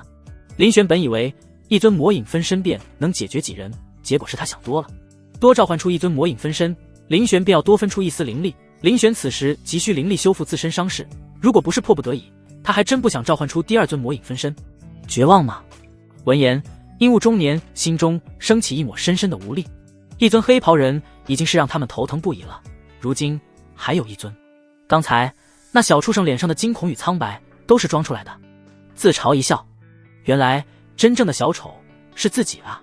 而那正在围攻另一尊魔影分身的妖艳女子3人，在看到这一幕时更是傻眼了。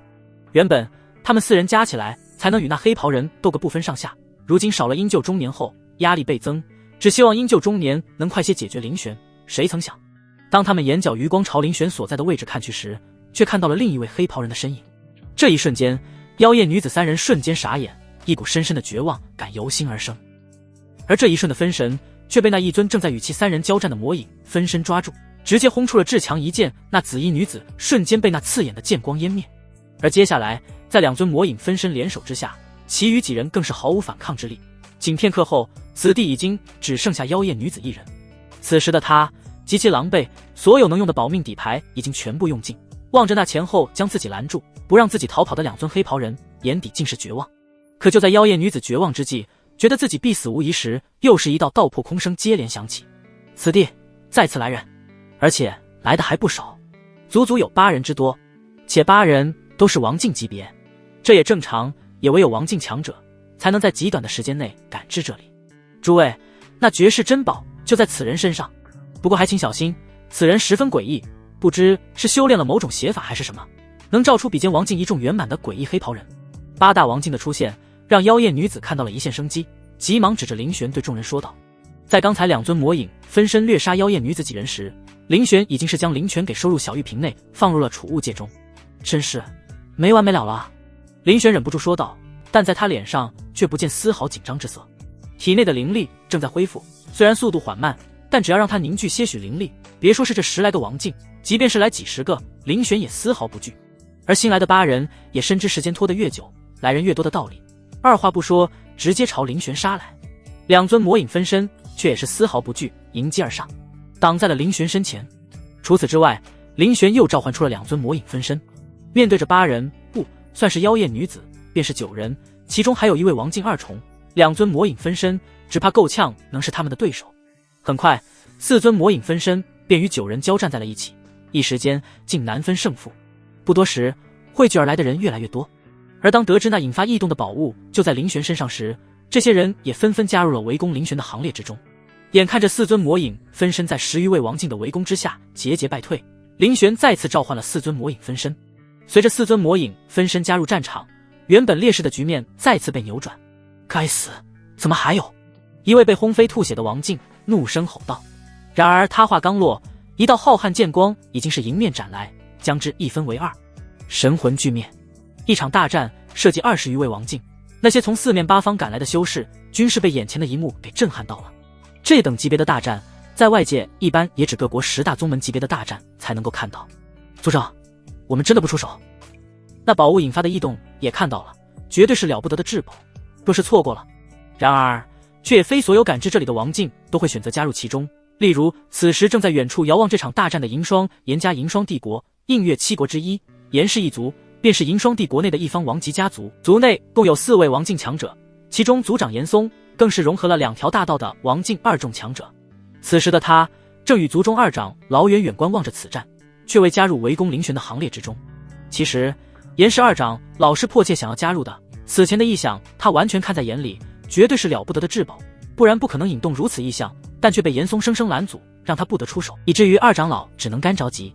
虽然如今的场面拥有8尊黑袍人的林玄，面对近20位王境强者丝毫不落下风，但随着到来的人越来越多，那8尊黑袍人必败无疑。那白衣青年定然不可能源源不断地召唤出黑袍人，极有可能这7尊黑袍人已经是他的极限，败只是时间问题。若此时不加入，分一杯羹，等结束了，哪还有他们严家什么事？2长老的话让严嵩眼神有些挣扎，纠结一番后却还是摇了摇头。想起当初在灵月城，林玄一剑灭杀明空王和灵月城主的一幕，至今他都记忆犹新。不是他不想分一杯羹，而是他不敢。没错，当初林玄在沐月拍卖行剑斩明空王和灵月城主之时，严嵩也在场。正因为目睹了当时那一幕，他才会阻止2长老。宝物固然珍贵，但若是命没了，再珍贵又有何用？所有人都以为白衣青年只不过依仗的是那8尊黑袍人，殊不知最可怕的其实是他本身。唉，严氏2长老长叹一声，心中却是对严嵩这位族长失望至极。随着越来越多的王境赶至于此，林玄的8尊魔影分身也逐渐开始落入下风。8尊魔影分身再强，终究只是林玄未突破王境之前凝聚出来的，仅有他未突破前2/10的实力，面对20余位王境围攻，能坚持如此之久，已经是极为难得了。死！随着第1尊魔影分身被斩灭，形势开始出现一边倒，其余的7尊魔影分身也相继被击溃。直至最后一道魔影分身被击杀，这一场足足有30余位王境所参与的大战才是终于落幕。这一战不可谓不惨烈，大部分围攻的王境都受了伤，或轻或重，且在此战中，足足有5位王境陨落于那8尊黑袍人之手。王境强者，放眼映月7国任何地方，都算得上是绝对的强者。然而这一战却陨落了足足5位。结束了。眼看着林玄没有再召唤出黑袍人，众人也知道这应该便是林玄的极限了。没有了黑袍人，林玄不过是板上鱼祖。是啊，结束了。林玄摇了摇头，确实该结束了。一步踏出，林玄瞬间出现在半空之上，旋即一股恐怖的威压瞬间席卷而出，轰！这股威压之下，所有人都有种想要膜拜的冲动，而被这股威压锁定的20余位王境更是一口鲜血喷出，跪倒在地，艰难地抬头看向那如谪仙般的青年，眼神中充斥着难以置信。天，这是何等恐怖的威压！有人惊叹，仅仅是威压便让得一众王境跪倒在地，这需要多强的实力？原来那8尊黑袍人并非是最可怕的，真正可怕的是那白衣青年啊！前辈，我20余位王境中，那位最强的王境2众老者正准备求饶，然而林玄却根本不等他将话说完，便是一剑斩了出去。恐怖的剑罡横扫而过，20余位王境云。目睹这一幕的人无不震撼，那可是20位王境啊！族长，我……不远处严氏所在，严氏2长老苦涩开口，这一刻他才明白，族长拦他原来是在救他。严嵩摇了摇头，心中的震撼不比任何人小。他知道林玄很强，毕竟当初在木月拍卖行亲眼见识过，但他也没想到林玄会强到这等地步。离开绿洲后，林玄便是开始漫无目的的在沙漠之中游荡，同时恢复自身伤势。天劫所造成的创伤非短时间内恢复，想要恢复到全盛时期，至少需要1天乃至几天时间。但多恢复1分，他在秘境中的自保能力也将多1分。突破王境，灵泉到手后，林玄倒也不着急了。即便接下来再无任何收获，他此趟秘境之行的收获也已经完全超出预期了。接下来林玄便没有了此前的好运气，连续几个时辰过去了，也没有再遇到什么机缘，倒是碰到了几个试图抢夺他的修士。小子，将身上的所有东西交出来！几个地玄境修士分别堵住了林玄的所有退路。伤势还未恢复，林玄此刻的气息十分虚弱，甚至不如的玄境，这也是几人盯上林玄的原因。如果不交呢？林玄笑了，几个的玄境实在太弱了，弱到他都懒得出手。那便死！为首之人冷哼一声，直接动手。是。然而就在此时，一道剑气自远方袭来，瞬间将那欲要对林玄出手的地玄境修士轰飞了出去。我青阳剑宗弟子，也是你们能抢的。顺着声音望去，不远处数道身影飞速掠来，有男有女，他们身上所穿的服饰和林玄身上一般无二，显然都是青阳剑宗门人。林玄刚抬起的手则缓缓放了下去。青阳剑宗弟子是指自己吗？不过想了想，林玄也就明白了。他虽是星陨峰峰主，但自几年前出了南宫邀月那档子事后，他便很少在宗内露面，以至于大部分这几年期间加入宗门的新弟子，只知晓有星陨峰主这个人，却未见过其真容。滚！青阳剑宗几人中，一位年龄略大的温婉女子一声轻喝，怒视着那被其刚才一剑轰飞之人，点子背走。几人自知不是对手，顿时落荒而逃。临走前还不忘狠狠瞪了林玄一眼，仿佛是在说算你运气好。可事实真的是林玄运气好吗？这位师弟，你没事吧？几名青阳剑宗弟子中，隐隐以那温婉女子为首，眼看着几人落荒而逃后，他顿时转过身来对林玄关切问道。林玄摇了摇头，心中却是十分怪异。师弟，不过话说回来，自从突破王境后，寿元大涨，看起来确实是要比他年轻一些。师弟，你是哪一峰弟子？星陨峰。原来是星陨峰的师弟。得知林玄居然是来自星陨峰后，几人都是有些意外。星陨峰他们可是知道的，全宗倒数的几峰之一，据说全峰上下弟子加起来都没几个，没想到在秘境中居然能碰到一位，当真是有些难得。名为叶寒的女子倒是没什么，至于其他人，在得知林玄竟是来自星陨峰时，眼眸深处不易察觉的闪过一抹轻蔑之意。青阳剑宗内等级分明，顺位高的峰内弟子瞧不上顺位低的峰内弟子是再正常不过的事，更何况林玄所在的星陨峰还是宗内倒数的几个峰之一。原来是星陨峰的师弟。我叫叶寒，是玄水峰弟子，这位是何静师妹，来自景月峰弟子。倒是为首的叶寒眼中只是掠过一丝意外后，便分别为林玄介绍起来，十分热情，并没有因为林玄来自星陨峰便看不起他。在他眼里，在宗内时竞争也就算了，但在外，不管是哪一峰弟子，那都是青阳剑宗弟子。师弟，不如跟我们一起吧，互相也有个照应。叶寒主动提到，但叶寒话音刚落，其身后的何进几人便是眉头紧皱，显然似乎是不太欢迎林玄的加入。除了林玄是出身星陨峰外，其身上的气息连地玄境都不到。说句难听点的，跟着他们只会是累赘，什么互相照应，只不过是叶寒师姐的一句客套话罢了。带着这么一个累赘，闯荡着凶险万分的秘境，他们自然不愿。但碍于开口的人是出身第5峰，且是他们之中实力最强的叶寒，他们也不好多说什么。可眼中的不满，任谁都能看得出来。我名林玄，至于一起就算了吧，我独来独往惯了。林玄摇了摇头，让他带着几个累赘，他还不愿意呢。说罢，林玄也不等对方回话，转身便走了。林玄的拒绝出乎了叶寒等人的意外，他们确实没想到林玄会拒绝。按理说，林玄不是应该欣喜若狂，不带一丝犹豫地答应下来才是。望着林玄离去的背影，叶寒有些错愕，倒也没有生气，只是有些担忧。叶寒师姐，你就别担心他了，此人好生无礼。你先前出手救他，他却连没有半句感谢都没有，如今又拒绝你的邀请，这种人依我看，便由他自生自灭。林玄的举动引起了其余几人的极度不满，在他们看来，如果不是他们及时赶到，林玄不仅身上之物要被抢光，连小命不能保住都还两说。完事一句道谢也没有，真是好心当做驴肝肺。叶寒师姐虽然实力很强，但缺点便是人太好了，善良的有些过头了，倒不能说是错，但这种性格将来极有可能会害了他。和叶寒几人分开后，林玄便是继续开始在秘境之中探索起来，但没过多久，林玄便是感受到储物界内的宗门信物开始释放出强烈反应，这是青阳剑宗的求援信号。附近有青阳剑宗门人遇到危机了。思索一番，林玄直接朝信号传来的方向急速掠去。他身为星陨峰峰主，自然不能坐视不管。一片荒漠之上，一棵足有10余丈高的大树屹立于此，那郁郁葱葱的绿色在这一望无际的黄沙之中显得格外另类。树上长着一颗颗晶莹剔透的果子，垂涎欲滴，一眼望去至少有数百颗。树下两方人马正在对峙，毫不相让，双方各有一位王境强者。若是林玄在此，定然能认出那2位王境中的其中一位女性王境，正是此前带着林玄师徒3人前往焚天秘境入口的青微峰主。在其身后还站着一些剑宗弟子，同样也是熟人，正是不久前刚和林玄分开的叶寒以及何进几人。和林玄分开后不久，几人便遇到了位于此地正在与一位王境大战的青微峰主，很快便加入其中。此时几人手中都拿着好几枚果子，正是刚才乱战之际从树上采摘而来的。青微峰主此时眉头紧皱，神色凝重地望着不远处的另一拨人，准确地说是那为首的一位蓝袍中年。此人与他一样都是王境一众，先前一番大战时，青微峰主并未在其身上讨到任何便宜。这些人来自圣阳帝国凌霄殿，为首那名蓝袍中年便是凌霄殿中的一位王境长老。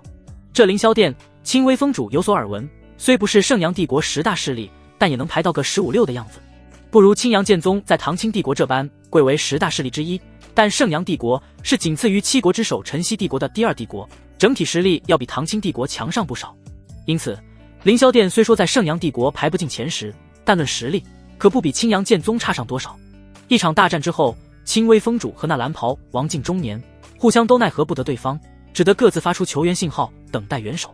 起初青微峰主是向对方提出过这树上的灵果对半分的，但对方不愿意，只愿意给青微峰主1成，这让青微峰主如何能接受？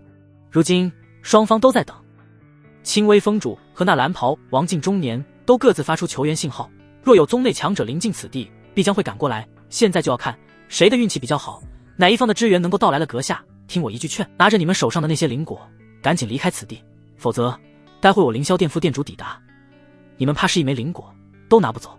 等待援军之际，凌霄殿的那位王境蓝袍中年嘿嘿笑道。却见青微峰主冷哼一声，大家都不是傻子，这等拙劣的伎俩还是算了吧。我还说我剑宗宗主正在赶来的路上，你信吗？蓝袍中年耸了耸肩，不信算了。嗖！就在这时，一道身影的出现让双方都是屏住了呼吸。此时此刻，谁的援军先到，对另一方而言都是灾难。一眼望去，黄沙之上，一道青年身影正缓缓显现。看到来人时，青微峰主一愣，林峰主，没错，来人不是别人，正是收到求援信息后立即往此地赶来的林玄。是他。不只是青微峰主，叶寒、何进等几名青阳剑宗弟子，在看到来人竟是此前他们碰到的那位师弟后，原本希冀的目光瞬间散去，如同泄了气的皮球一般。清微峰主脸上一抹深深的失望之色难以掩饰，他多么希望来人是前10峰的峰主，因为唯有前10峰的峰主才是王境，才能影响到战局。好消息，来人确实是青阳剑宗这边的。坏消息，来人只是一位捷径7重，捷径7重不弱，但却影响不了此时的战局。而对面那原本还有些担忧的蓝袍中年，也是在看到林玄后微微松了口气。来者虽说是对方的人，但气息十分弱小，连地玄境都不是，虚惊一场。师弟，快过来！叶寒对着林玄招手道。师弟。清微峰主一愣，峰主，这位师弟我们前不久刚遇到，还曾邀请过他同行，但被他拒绝了。叶寒苦笑一声解释道。清微峰主眼神有些怪异，看了一眼缓步走来的林玄，又看了一眼叶寒等人，道：你们只怕是有些什么误会，这位可不是你们的什么师弟，而是星陨峰的林峰主。清微峰主此话一出，叶寒几人顿时愣住。什么？峰主？星陨峰峰主？啊！要知道此前几人可是一直把林玄当作是星陨峰的某位师弟了啊！如今清微峰主居然告诉他们，对方根本不是他们的什么师弟，而是星陨峰的峰主。峰主，那至少是捷径高阶强者吧？等等，那之前自己出手救他，岂不是相当于多此一举？叶寒那白皙的脸蛋，肉眼可见的通红了起来，恨不得找个地洞钻进去。何进几人也是纷纷傻眼，师弟摇身一变，变成了星陨峰峰主。亏他们之前还有些看不上林玄，这算什么？难怪之前叶寒救下他后，他甚至没一句感谢，感情根本不是什么没礼貌，而是根本不需要他们救啊！几个地玄境去救一位捷径强者，简直可笑。嗖！林玄前脚刚到，一道强大的气息便是紧随而至。来人是一位白发苍苍的老者，气息如渊，仅仅是站在那里，便能无形中给清微峰主等人带来极大的压力。此人不下于宗主。清微峰主心中一凛，青阳剑宗宗主为王境4重境强者，这老者给他带来的压迫感丝毫不逊色于宗主，这也就意味着眼前这位老者绝对是一位王境4重以上的存在。副店主，原本随老者到来心中警惕万分的清微峰主等人，在蓝袍老者这一声副店主传出后，瞬间跌落至谷底。副店主，清微峰主心中暗道一声，完了，这老者竟是凌霄殿副店主。清微峰主心中哀呼，脸上写满了苦涩。他没等来任何一位青阳剑宗王境，反倒是让对方等来了凌霄殿的副店主。王境4重，即便是宗主到场，也未必见得是那老者的对手。清微峰主突然有些后悔，早知这般，他先前就应该答应那蓝袍中年，带着手中采摘的灵果就此离去。绝望，不甘。一位王境4重的到来意味着什么？清微峰主等人都明白。然而让清微峰主几人错愕的是，凌霄殿的那位副店主开口的第一句话竟不是发难于他们，而是我们走，离开此地，我们走。此话一出，不光清微峰主几人愣住，就连凌霄殿的那位蓝袍中年王境都愣住了，难以置信地看着副店主，甚至怀疑是不是自己耳朵出问题了，听差了。副店主，这是……我说随我离开此地，听不懂人话吗？需要我再重复一遍？副店主冷冷地扫了一眼蓝袍中年，转身便走，对那巨树上的灵果仿若未见，毫不留恋。是。蓝袍中年以及众凌霄殿修士不明白发生了什么，心中更是百般不解。明明在副店主大人到达后，此地形势完全站在了凌霄殿这一边，这等情况之下，为何要走？不解、疑惑，但不管如何，副店主的话，他们不敢不听，不得不听，只能悻悻地望了一眼那巨树上的诸多灵果，恋恋不舍地准备跟随那位凌霄殿副店主离去。到底是怎么一回事？清微峰主等人也麻了，虽说对方退去是好事，但却是有些莫名其妙。对方畏惧青阳剑宗，这不可能。青阳剑宗虽强，但也仅限于唐清帝国境内。清微峰主不觉得凌霄殿会怕了青阳剑宗，想破脑袋，清微峰主也想不明白对方退去的理由。直至一道淡淡的声音自身旁响起：“我让你们走了吗？”清微峰主以及叶寒几人瞬间将视线汇聚于林玄身上，开口之人正是林玄、叶寒、何进，更是差点没忍住喊出声来：“你疯了！”虽然不知道对方为何退走，但这对他们而言都是天大的好事。你还拦住他们，嫌自己命太长是吗？林峰主，不可！清微峰主更是大惊失色。然而让他们更为震撼的事情还在后面。随着林玄声音落下，对方那位副店主竟是真的停下了离去的步伐，将手中的灵果放下。走！啊！原本就憋屈万分的凌霄殿众人，此时更是差点没一口鲜血喷出。放下灵果，我们走！望着那接连将灵果扔下的凌霄殿众人，青微风主等人心中已经是说不出话来了。对方竟然真的照做了，这接二连三的反常超出了青微风主等人所能思考的极限。什么时候一位王境4重级别的强者变得那么好说话了？不行，脑袋好痒。走远之后，凌霄殿副殿主缓缓止住脚步，此时的他们已经离开了巨树的范围。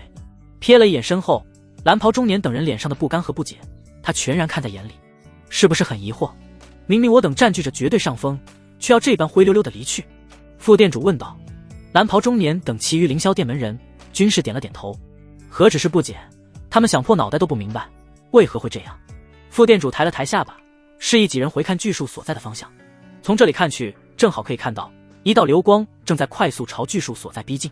毫无疑问，这是一位王境，而且还是一位比自己更强的存在，至少是王境2重。蓝袍中年心中暗道。而接下来他看到的是，那位王境2重在抵达巨树后兴奋至极，根本没把青微风主等人放在眼里，伸手便要去摘下一枚灵果探查究竟。但还没等他将灵果摘下，那位于青微风主身旁的白衣青年动手了。只见一道浩瀚剑光划破天际，那尊王境2重比自己还要强上不知多少的存在，却是直接从空中坠落，体内的生命气息也在快速消散。一剑王境2重云，现在明白了吗？身后传来了副殿主淡淡的声音。而目睹了这一切的凌霄殿众人沉默不语。这一刻他们全都明白了，王境2重不过一剑而已，这是何等实力？即便是王境4重的副殿主也做不到吧？此前我亲眼目睹他一剑灭杀20余位王境的场景。副殿主的声音再次传来，让得几人心中寒意暴增。20余位王境一剑，这未免也太恐怖了些。这一刻蓝袍中年几人眼中再无任何不解，再无任何抱怨，甚至十分庆幸副殿主带他们离开了，否则那陨落的王境2重便是他们的下场。半日后，青微风主、叶寒等人望着林玄离去的背影，久久不语。林玄带走了巨树上摘下的7成灵果，只给他们留下了3成，但青微风主等人却是毫无半点怨言和不满。如果不是林玄，这些灵果他们恐怕一枚都拿不着。人已离去，但林玄给他们带来的震撼却是刻入心扉，难以忘去。特别是青微风主，他如今总算明白，当初前来焚天秘境入口时，那尊紫蝎妖王为何会诡异退去了。当时他便十分疑惑，他不觉得以自己的实力能惊退一尊妖王，如今一切都解释得清了。原来那紫蝎妖王怕的是他啊！圣子与圣女之争已经结束了，青微风主心里如此想到。见识到林玄的实力后，他不觉得圣子还有什么获胜的希望。想当初圣子也派人前去拉拢过林玄，但却以失败告终。而圣女这边虽然拉拢了这位星陨风主，但也不觉得他能决定什么。不到王境，在这场争斗中终究是起不了多少决定性的作用。可谁又能想到，就是这么一个并不怎么起眼的星陨风主，居然藏得那么深。这般实力，怕是青阳剑宗老祖都未必是对手吧。今日之事不得与任何人提起。青微风主告诫身后的叶寒等人。是。众人心中凛然，今日之事记在心里即可，可不敢乱传。谁也不知道这位星陨风主是否愿意让他人知道，若是他们乱传出去，惹得这位尊上不悦，迁怒下来，谁也承受不了。离开后的林玄又开始继续在秘境中漫无目的的探索起来。先前收获的大批灵果，他估摸着足够自己突破王境2重了，但如今身处于秘境之中，却是不急。焚天秘境总共也就开启几日，若是在突破上浪费太多时间，错过了诸多秘境中的宝物，那就有些得不偿失了。接下来几日，林玄虽然也寻到一些东西，但都还算一般，远远比不上此前遇到的灵泉和灵果。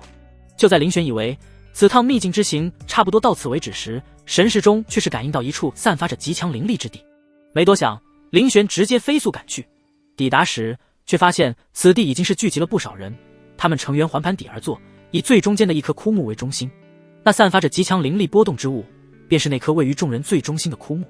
林玄心中惊叹，此木已然接近枯萎，但依然散发出如此强大且精纯的灵气，难以相信未枯萎前又是怎样一副场景。很快林玄也发现了，越靠近内圈灵气越为精纯，不过相应的内圈也不是谁都能占据一席之地的，这些人几乎清一色的都是王境存在。唯有一人，他虽在内圈，但却不是王境，身上散发出的气息只不过是洁净9重。但让人不解的是，却没一人敢打他的主意，哪怕是位于外圈的王境，甚至眼神都不敢往那瞟，这让得一些初到此地的修士十分不解。然而只有见识过那女子实力的人才知道她的可怕。此女此前强势击败2大王境的场景，至今他们仍难以忘却。以捷径败王境，这已经不是妖孽能够形容的了。这也是为什么即便是王境也不敢打他主意的原因。这是一位绝世天骄，甚至极有可能是那玄域玄榜上的人物。他虽不到王境，但一身实力可比王境要强大得多。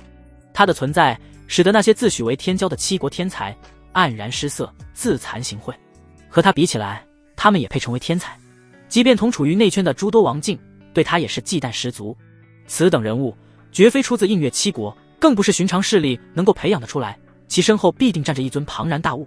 林玄目光环视一圈后，最终也落在了女子身上。因为此女他认识，正是那位在林玄刚进入秘境时试图与林玄争夺灵泉的那位楚姐姐。林玄记得当时在他身旁还有一位绿裙少女来着，如今却不见了踪影，只有他一人。神色中掠过一抹玩味，林玄径直朝他走了过去。而看到这一幕的人在短暂的愣然过后，便是冷笑连连。又一个找死的人来了。他不会以为对方只是捷径就好欺负吧？也不看看为何内圈都是王境，唯独他一人是捷径。外圈还有好几位王境只敢干看着，却不敢去找其麻烦。有人心中嘲笑，心中却是开始为林玄默哀起来。此前不是没有人试图抢夺过女子的位置，其中甚至有王境存在，但无一例外的是非死即伤。特别是那位王境3剑被女子击败，重伤逃遁，再晚一些只怕性命都要留在此地。林玄因为雷劫造成的伤势还未彻底恢复，身上的气息不过与捷径9重相当。眼看着林玄朝白裙女子走去，不少人纷纷将目光投来，看向林玄的目光如同看傻子一般，眼神中带着些许嘲笑，等着看笑话。当林玄行至身前，原本闭目修炼的楚月禅也缓缓睁开了双眸，黛眉微微皱起，心中愠怒，怎么还有人来找死？可当他视线上移，看亲来人时，却是一愣。是他。对于林玄，楚月禅怎么可能忘记？这还是他迄今为止唯一一个能在铜镜之中击败他的人，而且只用了1剑，这对他的打击不可谓不大。骄傲如他，从未想过自己有一天会败在铜镜之人手中。此时的林玄就这么静静地看着他，也不说话，但意思却是再明显不过。让位。正当所有人都以为楚月禅会如此前3剑击败那位王境般镇压林玄时，他却是转身便走，在众人无比错愕的目光下，让出了属于他自己的位置给林玄。目睹这一幕的众人大脑出现的短暂的宕机，嘴巴微张，震惊的说不出话。这和他们想的完全不一样啊！什么时候楚月禅那么好说话了？此前面对那些其他来犯者试图抢夺他的位置时，可不是这样的。那些个试图抢夺他位置的人，有一个算一个，下场都十分凄惨，也唯有那位王境或者离开罢了，其余人几乎全都陨落在了此地。即便是那尊王境前辈，也是重伤逃遁。而林玄身上的气息连王境都不是，这不应该啊！所有人心里充满了疑惑，不明白为何会是以这样的形式收场。他们想到了无数种可能，唯独没想到会是这样。至于林玄，却是对周围异样的目光视若无睹，盘腿坐下，便是开始运转青帝经，修炼的同时也不忘修复体内的伤势。就这样过去了半个时辰，轰！原本平静的此地很快便因为一尊王境的到来而打破。这是一位头发洁白的老者，一身气息远要强于寻常的王境1重，是圣阳帝国明月教的太上长老鸣谷老人。有人惊呼出声，显然认识这名老者。传闻他一身修为真至王境2重圆满，距离领悟第3条大道晋级王境3重仅1步之遥。此地虽聚集了不少王境级别的存在，但多数都是王境1重，一位王境2重的到来势必会挤掉一个内圈的位置。此时不少王境在鸣谷老人到来时候均是有些不安了起来。然而很快他们便发现自己的担心有些多余了。鸣谷抵达此地后，目光直接锁定内圈的一人，二话不说直接一掌拍了下去。那人同样是一位老者，看起来比鸣谷更为苍老，他也是此地为数不多的王境2重之一，一身修为丝毫不逊色于鸣谷老人。老匹夫，你找死！那人怒喝一声，直接与鸣谷站到了一起。那位前辈名为苍鹤，和鸣谷老人一样，都是来自圣阳帝国，是元明宗的太上长老。而这元明宗与明月教有死仇，但凡撞见必是你死我活。一位来自圣阳帝国的修士缓缓说道，也为众人解释了为何鸣谷二话不说直接对那苍鹤出手的原因。闻言，众人也都是松了口气。内圈的王境多是王境1重，若是鸣谷盯上他们，那他们内圈的席位可就不保了。望着那于半空之上大战的2人，仅仅的余波便让人心悸不已。这便是王境1重与2重的差距，王境级别每一个境界差距都是极大。有人感慨，王境有9重，一众一天地。虽然到了王境层次，每突破一个境界都难如登天，但相应的，一旦突破，实力增长也是极为恐怖。王境2重，轻易便能碾压数位王境1众，这便是差距。二人的大战扰乱了此地的灵气，但却没人敢出声阻止。二人任何一人都不是他们能够招惹得起的。你们能去别处打吗？打扰到我修炼了。然而他们不敢，不代表别人不敢。林玄的声音不大，但在灵力的加持下，任何人都能清楚听到，包括那正在交战的鸣古与苍鹤。二人一愣，显然没想到居然有人敢这时候跳出来。相继停手，纷纷看向声音来源处，一袭白衣的林玄映入眼帘。鸣古与苍鹤没想到，其他人更是没想到，还真有人不怕死，敢这么跟二人说话。当看到开口之人居然便是先前一句话让楚月禅让出内圈席位的林玄时，他们眼神更是无比怪异。这家伙到底是什么情况？先是匪夷所思的一句话让剑败王境的楚月禅主动让出内圈席位，如今又是小子你说什么？鸣古眼神冰冷，在察觉到林玄身上的气息不过接近9重时，心中更是杀意暴起，看来是听不懂人话。林玄话落，在众人惊诧的目光下豁然斩出一剑，剑罡如虹，划破长空，迅若惊雷。只听嗡的一声，漫天剑罡已然将鸣古老人淹没，然后便没了。然后当剑罡散去，半空之上哪还有鸣古老人的身影，连带着气息都永远的消散在天地之间，留下的只有骇然的众人，包括那位此前与鸣古交战的元明宗苍鹤。他怎么也没想到，那与他纠缠多年，他想尽办法都想将对方除掉的鸣古老人就这么陨落了，被人一剑斩了。所有人看向林玄的目光如同在看怪物一般，可不就是怪物吗？现在他们才是终于明白为何此前楚月禅要给林玄让位，一切都解释得通了。原来是这样，原来是这样啊！我不希望此地再发生任何打斗。收剑，林玄这话不仅是对苍鹤所说，也是对在场所有人的警告。要打可以，别在这里，否则下场就如那鸣古老人一般。一股寒意自心底升腾而起，苍鹤整个人都是麻的，还好他性格不如鸣古那般暴躁。不过此前他也对林玄的话十分不满，一个捷径9重居然敢这般跟他们说话。原本也打算对林玄发难的他，却是晚了鸣古一步，如今想来后怕不已。好险，差一点死的就是自己了。鸣古都接不住的一剑，苍鹤不觉得自己能够接下。朝林玄一拜过后，苍鹤又回到了原本属于自己的位置。这下枯木周围总算是安静了下来，甚至可以说是落针可闻，生怕发出一丝动静惊扰了林玄这个怪物。他到底多强？楚月禅心情复杂，这小小的映月七国怎会出现这等怪物？此时的林玄在他心里就如同无底洞一般，深不可测。当你以为这便是他的极限时，林玄却用自己的行动证明，那只不过只是他的冰山一角。继一剑击败自己后，他又一剑击败了一位王境2重圆满。和他一比，哪怕是选榜前10的那几位，也很难被称之为天才吧。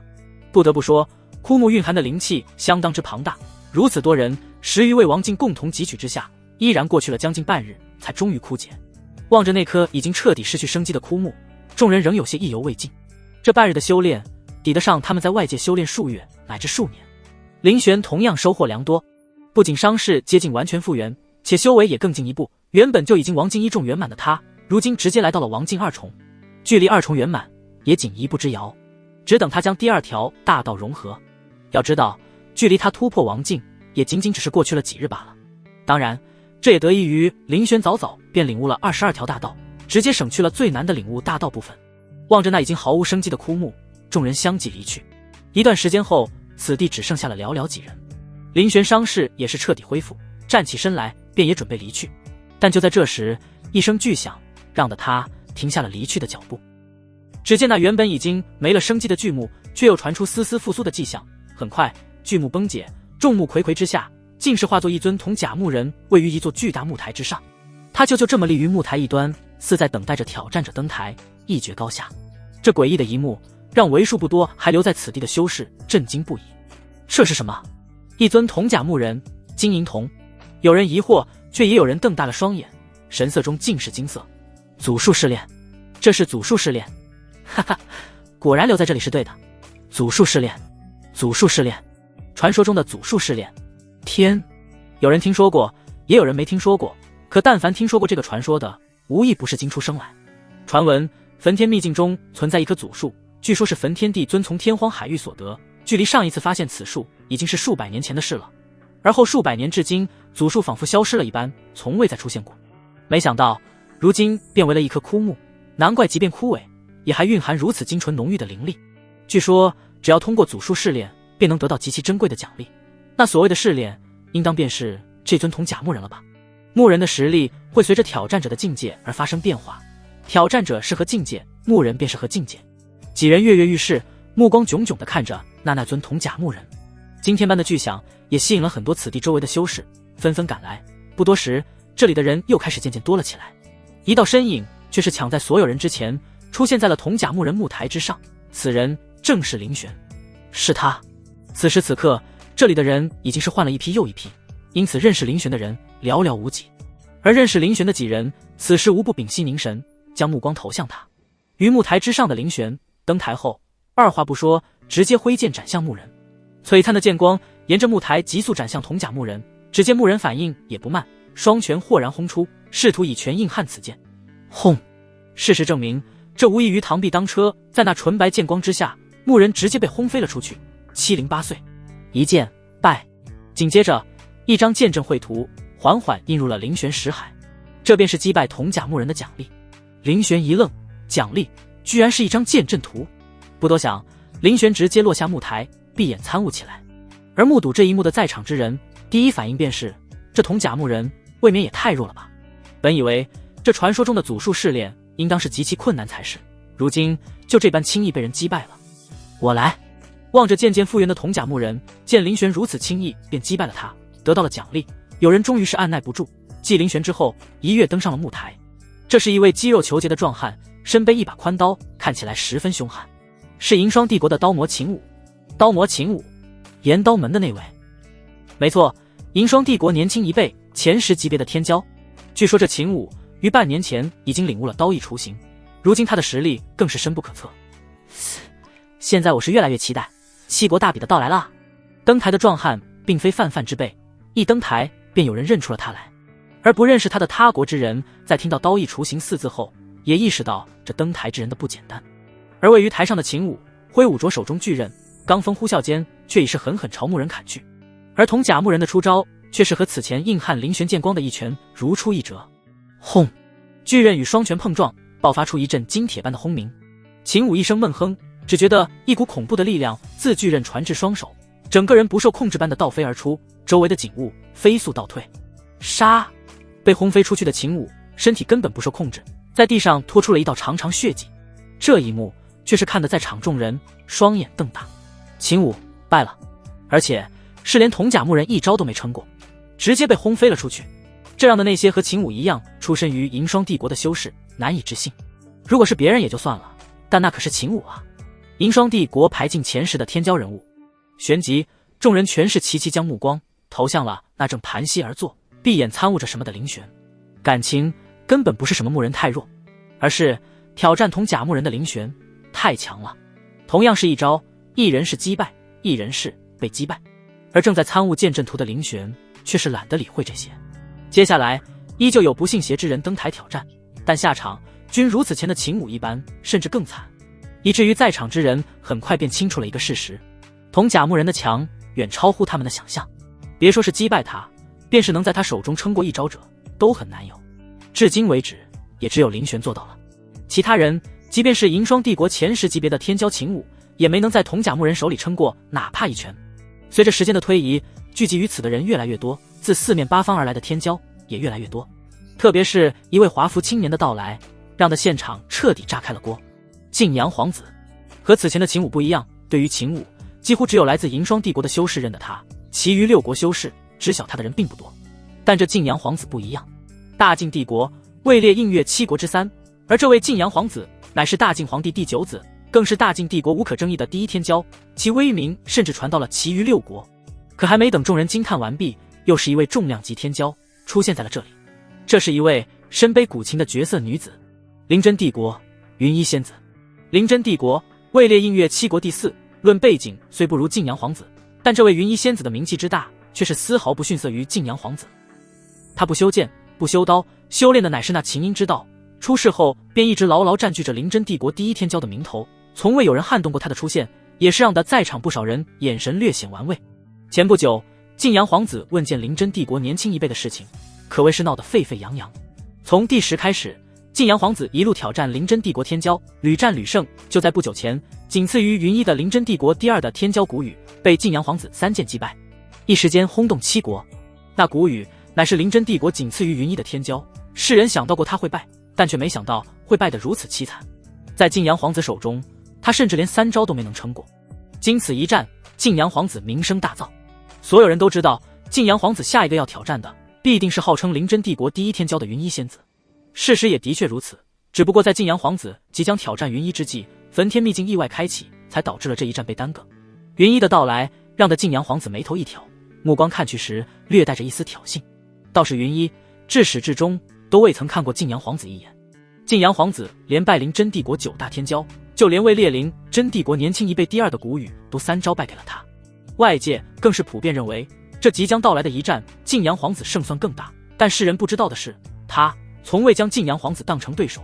自从领悟情义之后，云一的目光早已不再局限于映月7国这一隅之地。不管是晋阳皇子也好，还是晨曦帝国的那位，对他而言都弱小的可怜。当然，这一点外界并不知晓，正因为如此，他们才会期待他与晋阳皇子一战的到来。眼看云一无视自己，晋阳皇子冷哼一声，如果不是焚天秘境突然开启，打乱了自己的计划，你已经败在了本皇子手中，装什么？二人没有直接开打，倒是让得周围不少看热闹不嫌事大的人有些失望。不过很快，他们又隐隐有些期待起来。虽然没有直接交战，但接下来这组数试炼，二人只怕少不了一番侧面交锋。二人的出现直接成为了此地的焦点，唯有一小部分人时不时将目光瞥向那正在感悟的林玄。此地如今所聚集之人是之前的好几倍，多数都是刚来不久，并未见识过林玄一剑击败铜甲木人的一幕，因此在他们看来，晋阳皇子和云一便是此地最有可能击败那铜甲木人的人。只是他们不知道的是，在他们到来之前，已经有人击败过铜甲木人了。在他们眼中无敌般的铜甲木人，鲜有人能在其手中撑过一招的存在。不久前在林玄面前是多么的不堪一击，就如同铜甲木人碾压他们般，被林玄轻易碾压。此地的热闹程度也是在晋阳皇子和云一仙子先后抵达，来到了巅峰。率先登台的是晋阳皇子。来到这里后，他听得最多的便是这铜甲木人多么强，鲜有人能在其手中撑过一招，更别说击败，几乎是不可能之事。但在晋阳皇子看来，不是铜甲木人太强，只是此前挑战的那些人太弱了而已。听说木人的实力会根据登台者的境界而改变，登台者适合境界，木人便适合境界。晋阳皇子不管木人能否听懂，自顾自地呢喃着，也就是说，他与我同境。巧了，同境之中，本皇子还未曾遇到过任何对手。说罢，晋阳皇子眸光一闪，一把长枪豁然出现在双手。嗡，一点寒芒刺出，晋阳皇子宛如离弦之箭般爆射而出。面对来势汹汹的晋阳皇子，铜甲木人脸上依旧毫无表情，朴素的一拳猛地轰出，与此前击败其他人时如出一辙。当，拳与枪的碰撞，声势惊人。哼！一声闷哼自晋阳皇子口中传出，握着长枪的双手传来了阵阵火辣，整个人更是不受控制的倒退了3、4步，才堪堪止住了身形，眼中尽是惊色。本以为是此前的那些个挑战者太弱，才会觉得这铜甲木人太强，如今看来并非如此。虽然刚才起手那一枪并不是他的全力，但却也有70%，这一枪哪怕是7国前3级别的天骄都得瞬间落败，但铜甲木人不仅没败，反倒是震退了他。这一幕也在一些人的意料之中，此前挑战木人的那些个天骄，哪一个不是心高气傲，对自己的实力极为自信，觉得并非是铜甲木人太强，而是他们太弱，结果一个个的被打脸。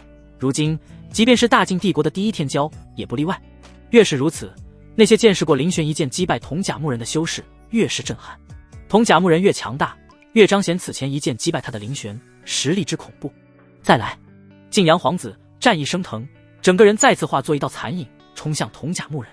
双方瞬间再次交战在一起，而这一次晋阳皇子再无保留，直接动用了全力，长枪挥舞间隐隐传出龙鸣之声。但晋阳皇子强，铜甲木人更强，在他身上看不到太多声势浩大的招式，但就是那普通到不能再普通的一拳一式，却是硬生生的打得晋阳皇子连连败退。最终在交战了近10招后，晋阳皇子最终被轰飞出了木台，败。目睹这一幕的众人极为震撼，不仅是震惊于晋阳皇子实力之强大，更震惊于铜甲木人的可怕。权力之下的晋阳皇子，天玄器重的他，足以与天玄九重一战。即便是天玄九重巅峰之境的修士，都不敢说能将其击败。但铜甲木人却是做到了。此刻的周围格外安静，特别是那些初到此地不久之人，连晋阳皇子都败了，还有谁能击败这铜甲木人？而惨败的晋阳皇子，此时也是陷入了深深的自我怀疑之中。此战是他第一次面对铜镜之时战败，虽然对方并非活人，但他还是有些难以接受。殿下莫要怀疑自己，要老夫说，焚天的尊搞出这等试炼，压根就没打算让人通过。便是焚天帝尊还在世，铜镜之中，他敢说自己能击败这木人？是啊，殿下莫要消沉，这祖术试炼没准根本不能力取，而是要靠智取，能在他手中撑到第10招才败。试问在场谁能做到？殿下已经很了不起了。望着那被打击到陷入自我怀疑中的晋阳皇子，一些大晋修士纷纷出声。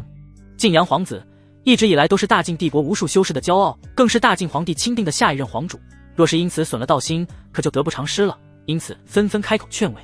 还真有这个可能，虽然是安慰的话，但也给众人提了个醒，靠智取而不靠蛮力，还真不是没有可能。这木人强到不像话，他们想象不出谁能将其击败。那么有没有一种可能，想要通过试炼，靠的并不是蛮力呢？没错，我之前怎么没想到呢？有人一拍大腿，觉得定是如此。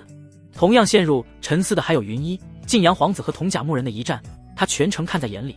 不得不说，他有些小看了晋阳皇子。晋阳皇子如此狂妄，的确也有些资本。虽然他依旧能够击败晋阳皇子，但如木人那般10招击败，怕是很难做到。如果自己上去，估计能比晋阳皇子撑过更多招，但最终应该还是难以击败这木人。因此，他的想法其实也和多数人一样，也许这祖术试炼想要通过，还真不是要靠蛮力，而是有别的一些什么方法。如果不是我亲眼见到他一剑被人击败，我还真信了。只有那些见识过林玄一剑击败铜甲木人那一幕的修士苦笑摇头。如果不是他们亲眼目睹林玄剑败木人，他们还真信了这些人的鬼话。菜就是菜，还找这些个借口安慰自己，当真是可笑。正当他们将目光投向正在参悟蛟龙图的林玄时，却发现林玄已经是睁开了双眼，目光看向了某处。顺着目光看去，只见一位身背长剑的绝美少女正缓缓走来。少女容颜绝世，丝毫不逊色于此前的灵真帝国第一天骄云衣仙子，甚至有过之。她的出现并未引起任何人的注意，除了林玄以及此刻那些顺着林玄目光看去的修士。林玄之所以会看向她，是因为就在刚才，在他神识感应之中出现了一道熟悉的气息。那熟悉的气息便是这身背长剑的少女。此女不是别人，正是他的弟子苏连心。只不过此时聚集于此地的人实在太多，苏连心并未发现林玄在此。望着那缓步走向铜甲木人所在木台的苏连心，林玄并未急着出声相认。数日不见，苏连心的境界虽然没什么提升，依旧还是的玄境3重，但他给林玄的感觉却是比此前进入焚天秘境之时强大了不少，显然是在秘境之中得到了不小的机遇，这倒是让他略微有些期待起来苏连心接下来的表现。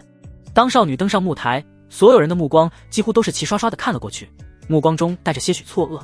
自大晋帝国的晋阳皇子惨败于铜甲木人之手后，已经再也没有人登上过木台了，哪怕是灵真帝国的云衣也不例外，显然都默认了一个事实，木人是不可战胜的。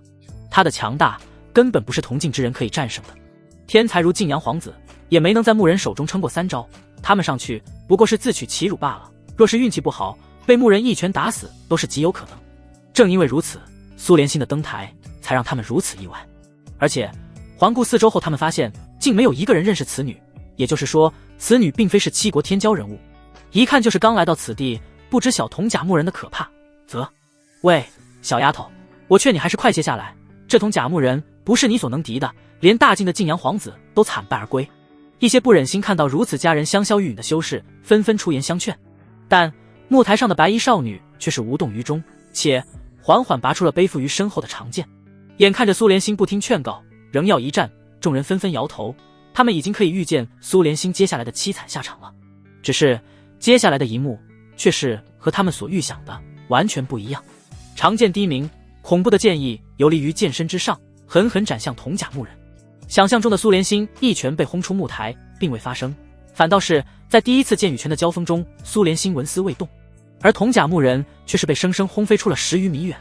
仅仅是这，便与不久前挑战铜甲木人的晋阳皇子形成了极为鲜明的对比。要知道，当时的晋阳皇子和铜甲木人对轰一记之后，倒退了3、4步才堪堪止住身形，而眼前这个名不见经传，甚至没人能叫出其姓名的少女，却是在和铜甲木人的硬碰硬中将其轰飞了出去。众人张大的嘴巴，几乎可以把一颗鸭蛋塞入其中。此时此刻，即便是晋阳皇子和云衣，都是一脸的难以置信，震撼地看着那木台上的白衣剑修少女。嗡！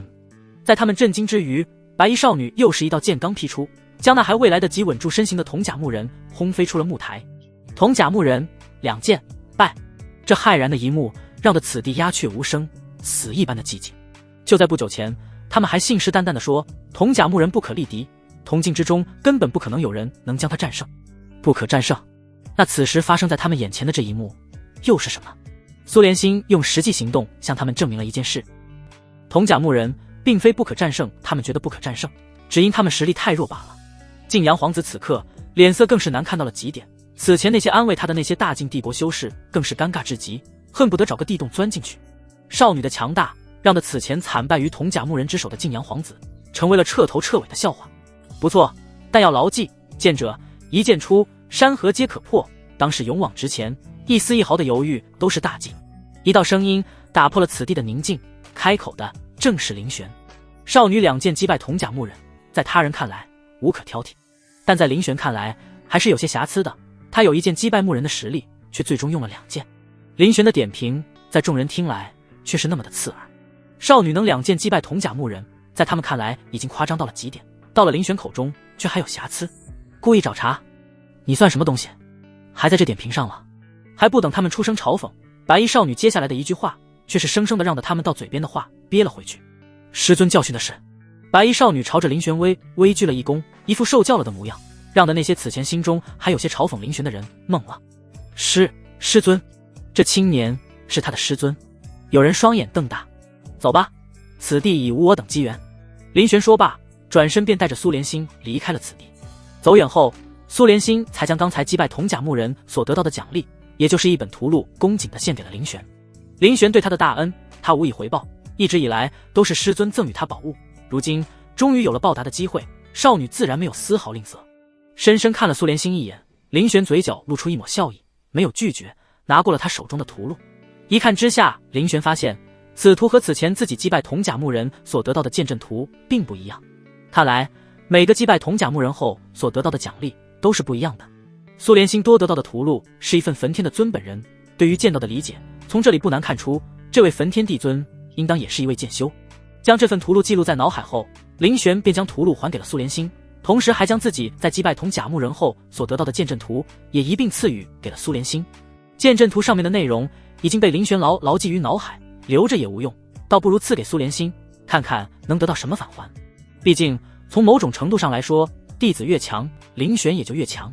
丁头资星海剑阵图，返还圣阶功法陆仙剑阵。陆仙剑阵，林玄心中一动，一本圣阶功法，敢言陆仙。将之修炼至圆满，能否陆仙林玄不知道，但他却知道这是一本圣阶功法，一本完整的圣阶功法。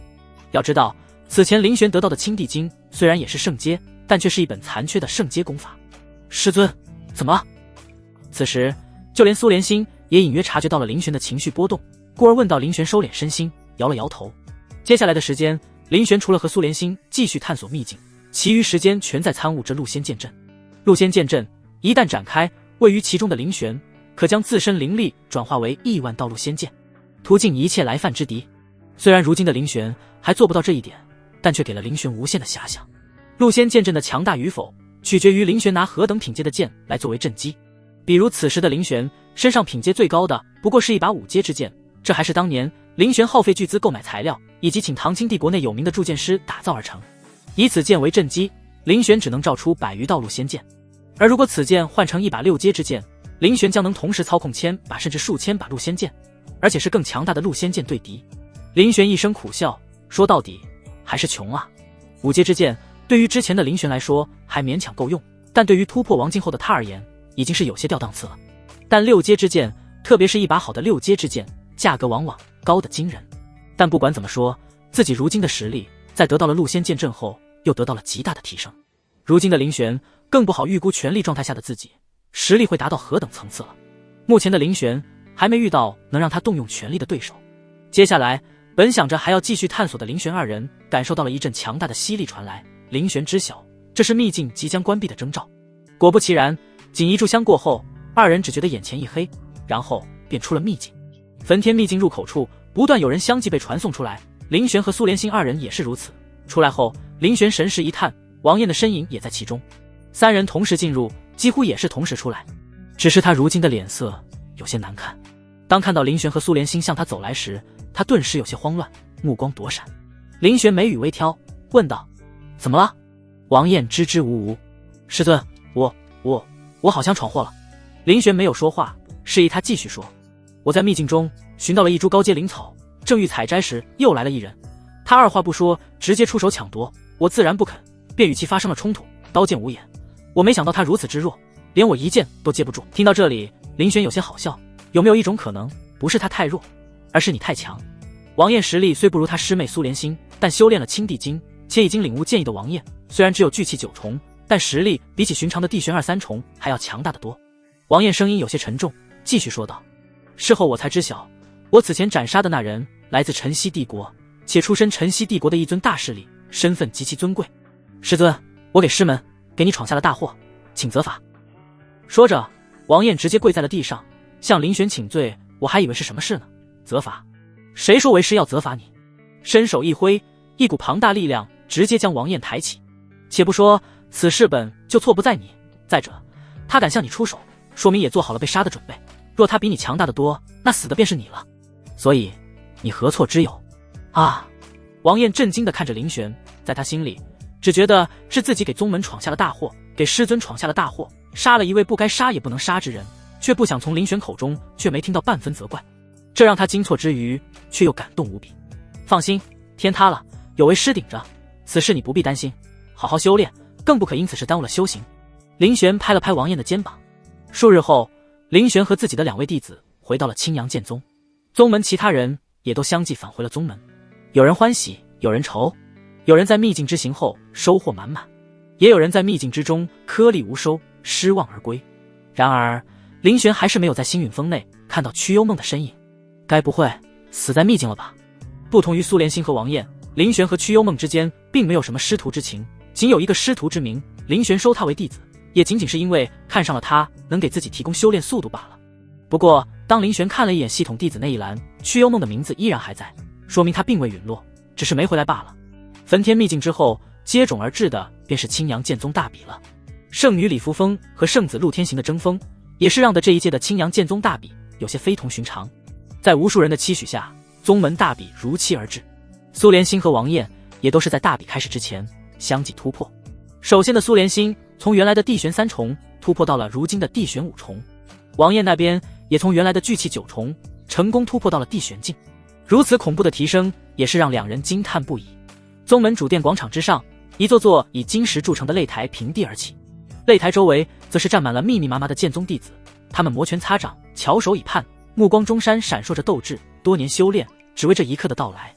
而高台之上，各峰峰主以及宗门高层也都纷纷落座，林玄的身影也在其中，只不过位置相对而言比较靠后。没办法，位置的安排是根据各峰排名而定，星陨峰位列36峰倒数，位置自然不可能靠前。随着一道七彩霞光从天际射来，最终落在高台之上，下方无数弟子纷纷晋升，所有人的目光几乎同时望向来人。这是一位华服儒雅中年，仅仅是站在那里便自带一股威严之意。他的出现也是让得位于观礼席上的各峰峰主以及高层们纷纷站起身来拱手行礼。能让各大峰主以及宗门高层如此对待，华服中年的身份也就呼之欲出了。没错，此人不是别人，正是青阳剑宗之主玄阳玄剑老祖不出，他便是青阳剑宗明面上的最强者。据说一身修为已真至王境4重，跨入了王境中7境界。青阳剑宗大比开始，主持大比的长老在玄阳宗主到来之后不再迟疑，直接宣布大比开始。至于规则，此前已经说的够多了。大比第一轮为抽签制，每个弟子都有自己的号牌，届时抽到谁，谁便上擂。第136号对阵第225号。高台之上，负责抽签的长老分别叫出2个号码牌时，位于人群中的苏连心一愣，因为他便是225号，只是没想到这第一站便是自己。第5峰玄灵峰弟子中，一道身影一跃而上，登上了擂台。苏连心自然也不甘示弱，连步一点地面也出现在了擂台之上。那不是杨锦吗？啧啧，星陨峰的这位姑娘运气还真是不太好呢。对于苏连星，各封弟子相知甚少，但对于杨景这位第5封玄灵峰的天才，众人却是十分熟悉。他的实力在玄灵峰所有弟子中足以排进前5。我说，要不干脆直接认输算了，保存实力留到后面，若能抽到几个实力差亦或者相当的，倒也不无出现的可能。有人在感慨苏连星运气差的同时，也有人开始给苏连星出谋划策起来。几乎所有人都认为苏连星没有任何胜算，他们不认识苏连星，但认识杨景，一个出身青阳剑宗36峰垫底的星陨峰。星陨峰这些年的情况，身为剑宗弟子的他们又怎会不知晓？弟子都没几个，更别说天才了。另一个则出身第5峰排名前5的天才，谁强谁弱一目了然。可身处于苏连星对面的杨景，这位来自第5峰的天才却不这么觉得。在他登上擂台之时，他还是极为自信，这第一战他是要拿下开门红。可当他看到登台之人是苏连星后，心中却是凉了半截，头皮有些发麻。怎么是他？没错，杨景认识苏连星，而且印象可谓极其深刻。当初在焚天秘境内，他可是亲眼目睹苏连星在与人争夺宝物时，以1敌5的情况下，仅一剑便将那5人重伤击败。那一剑的风采，直至今日时不时都会在杨景脑海中回闪。要知道，当时围攻苏连星的5人中，随便一人实力都远在他之上。当时他还十分好奇，这剑修少女究竟是何人？身穿青阳剑宗服饰，但他却一点印象也没有。青阳剑宗何时出了这么一位绝世天骄？莫不是太上长老的关门弟子？而如今杨景怎么也想不到，自己这宗门大比第一战居然会碰上他，这运气没谁了。特别是听着周围那些恭维抬高他的话，杨景嘴角忍不住一抽，深吸一口气，杨景似乎做了某种决定。我认输。简单的3个字从杨景口中传出，却是让得擂台外的所有嘈杂声戛然而止。几乎所有人都是错愕地看着擂台上那在说完认输3字后便跳下擂台的杨景，眼中尽是难以置信。等等，认输？他们听到了什么？他们预想到这一战有人会认输，但没想到的是，那人会是杨景。认输之人是杨景，而非那个星陨峰女弟子。怎么会是他？怎么可能是他？不解，困惑。此时此刻，就连高台上的众峰主长老也都是齐齐一愣。显然这个结果完全超出了他们的预料。认输？亏你也能说出口，真给我玄灵峰丢脸。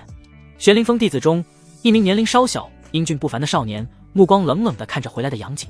他名楚萧，和杨景一样同为玄灵峰真传，且实力不在杨景之下。两人向来不和，如今见杨景居然不战而降，直接认输了，自然少不了一番讥讽。至于杨景，只是冷冷地瞥了一眼他，却是没有再做理会。他认输自然有自己的理由，面对苏连星，他不可能胜，哪怕拼尽全力也赢不了，甚至极有可能连对方一剑都接不下，重伤退场。与其这般，不如保留实力应对接下来的比赛。至于别人怎么想，那是他们的事，认为自己怂也好，给玄灵峰丢人也罢。而且他真给玄灵峰丢人了，那可未必。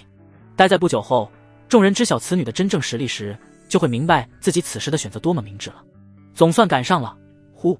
就在宗门大比如火如荼的进行时，广场外围一道亮丽身影气喘吁吁地出现在此。他不是别人，正是许久不曾出现在星陨峰甚至青阳剑宗的曲幽梦。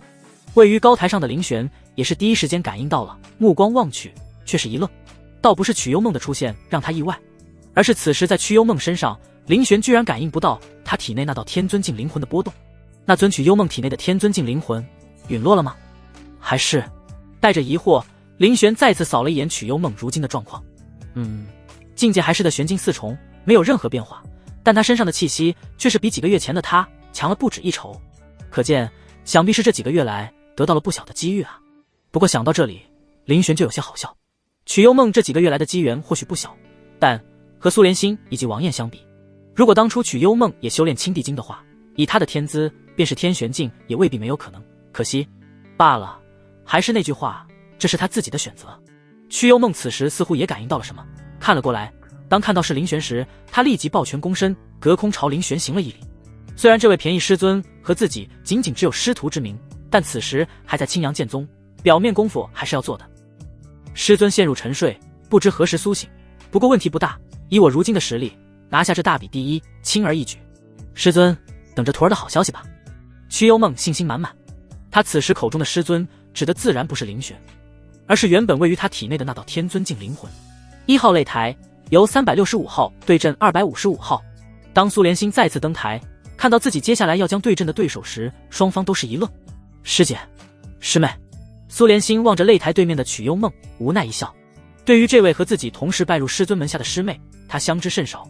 平日里他也是神神秘秘的，极少在门中峰内出现。虽说是名义上的师姐妹，但两人这几个月来总共也没说过几句话。星陨峰弟子加上自己在内，总共也才3人，抽签抽到同门的概率可以说是极小。如此小的概率，竟然还真让自己碰上了，这运气当真是。曲幽梦也没有想到，自己这第一战便是内战。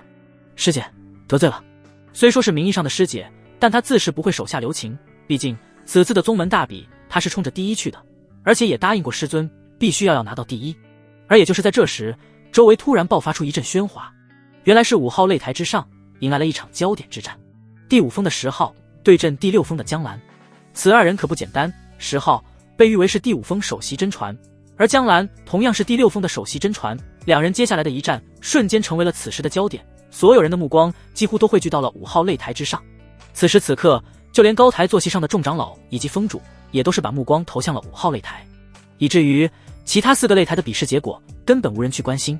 10号和江兰的这一战，不仅意味着是第5峰和第6峰最强弟子间的交锋，更是圣女阵营和圣子阵营的第一次顶尖较量。没错，第5峰是站在圣女一边的，而第6峰则是站在圣子阵营，这也是众人如此关注这一战的最主要原因。这一战关乎着各自阵营的颜面和士气，不管谁赢，都将极大打击对方阵营的士气。曲幽梦自然也感受到了这些，耸了耸肩，他并不在乎这些，别人的关注与否根本不重要。望着擂台对面手持长剑的少女，曲幽梦只觉得有些好笑。自己的这位便宜师姐，若是知道自己的境界并非只有聚气一众，而是的玄四重时，还会有向自己拔剑的勇气吗？师妹，小心了。曲幽梦眼中的轻视，苏连心自然看在眼里。当然，他也有自傲的资本。地玄四重，如果不是自己得到了师尊赐予的冰凤真血，又修炼了青帝经，还真未必是屈师妹的对手。只可惜，如今的自己已不再是半年前的自己了。剑身微颤，苏连心率先出手，一剑横扫而出，夹杂着凤鸣之声，以极快的速度朝曲幽梦斩去，速度之快让曲幽梦略微一愣，但很快反应过来，脚步轻点地面，面对着袭来的一剑，不退反进，提剑迎尖上。由此不难看出曲幽梦对自己实力的自信。虽然苏连心的这一剑速度之快让他有些意外，但自信如他却并不打算暂避锋芒，而是打算硬碰硬。他不想浪费时间，打算一剑结束这场战斗。至于实力暴露便暴露吧，反正他也不打算再隐藏了。想要夺得大比第一，实力暴露是早晚的事情。叮，金铁相交，爆发出一阵尖锐轰鸣，一道身影倒飞而出，直接冲出了擂台，在地上拖出一道长长的痕迹。只一剑便分出了胜负，略微发麻的右臂还在不停颤抖，险些握不住剑。曲幽梦呆呆地看着那立于台上半步未退的苏连心，瞳孔深处的震撼难以掩饰。我败了。他怎么也想不到自己竟然会败，而且还是败在苏连心这个他从始至终都不曾放在过眼里的师姐手中，而且只用了一剑，这让他难以接受。再者，苏连心在斩出那一剑时，一瞬间爆发的灵力波动甚至超过了他。地玄境，而且至少是地玄5重。曲幽梦大脑一片空白，地玄5重怎么可能？几个月之前他明明记得自己这位便宜师姐不过才炼体9重而已，连聚气都还不是，这仅仅过去了小半年时间，怎么就地玄5重了？他完全理解不了这究竟是怎么做到的。半年从炼体9重到地玄4重，这之间相差了多少个境界？到底怎么回事？这提升速度未免也太过匪夷所思了。更可笑的是，刚才他还想一剑结束战斗，确实是一剑结束了战斗，但胜者却不是他曲幽梦。师妹，承让了。望着那被自己一剑轰出擂台，满脸难以置信的曲幽梦，苏连心摇了摇头。如果师妹当初也修炼了青帝经，我定然不是你的对手。是啊，自己这位师妹明明几个月前境界便远高于自己，如今自己居然超过了她，当真是不可思议。想到这里，苏连心又看向师尊凌玄，这一切都是师尊给的青帝经。曲幽梦不笨，苏连心这一句话显然是在告诉他，他这半年以来提升如此之大的原因。但青帝经是何物？不对，等等。曲幽梦忽然想到了一件事，半年前凌玄自己的那位便宜师尊赐给他们3人的那本功法，而当时刚得到师尊云离天尊赐予的天尊进功法的他，并未将凌玄赐予的功法放在心上，看都懒得看上一眼，便直接被他当作垃圾一般扔在了储物界一角。毕竟在当时的他看来，林玄不过是青阳剑宗的一个宗主，而且还是排名倒数的宗主，给的功法能是什么好东西？怕是王阶功法都不是，和师尊云离天尊赐给他的尊阶功法相比，可不就是垃圾吗？想到这里，曲幽梦神识猛地探入储物界，很快便在储物界的一角找到了那本当初林玄赐予的功法，上面青帝经三字清晰可见，让的曲幽梦双眼猛地一睁。翻开功法，曲幽梦越看越是心惊。自从拜云离天尊为师后，他的眼界自然也高了许多，寻常功法根本入不了他的眼，但青帝经越是往后看，他越是心惊，不，甚至可以说是震撼了。因为他发现这本功法的品阶远远超乎他的想象，哪怕是师尊云离天尊赐给他的玄冰诀也远远不能相比。要知道，玄冰诀已是尊阶顶级功法，再往上可就是地阶功法了啊！地阶，这本青帝经是地阶功法。曲幽梦呼吸一滞，瞳孔中尽是金色。林玄于半年前赐给他们3人的功法是地阶功法，这本功法便是苏莲心师妹这半年来提升如此之大的原因。可林玄、林峰主不过只是青阳剑宗的一个小小峰主罢了，哪来的地阶功法？但不管他如何不信，事实摆在眼前，青帝经地阶功法。曲幽梦突然有些后悔，当初自己拿到这本功法时，为何不翻看一下？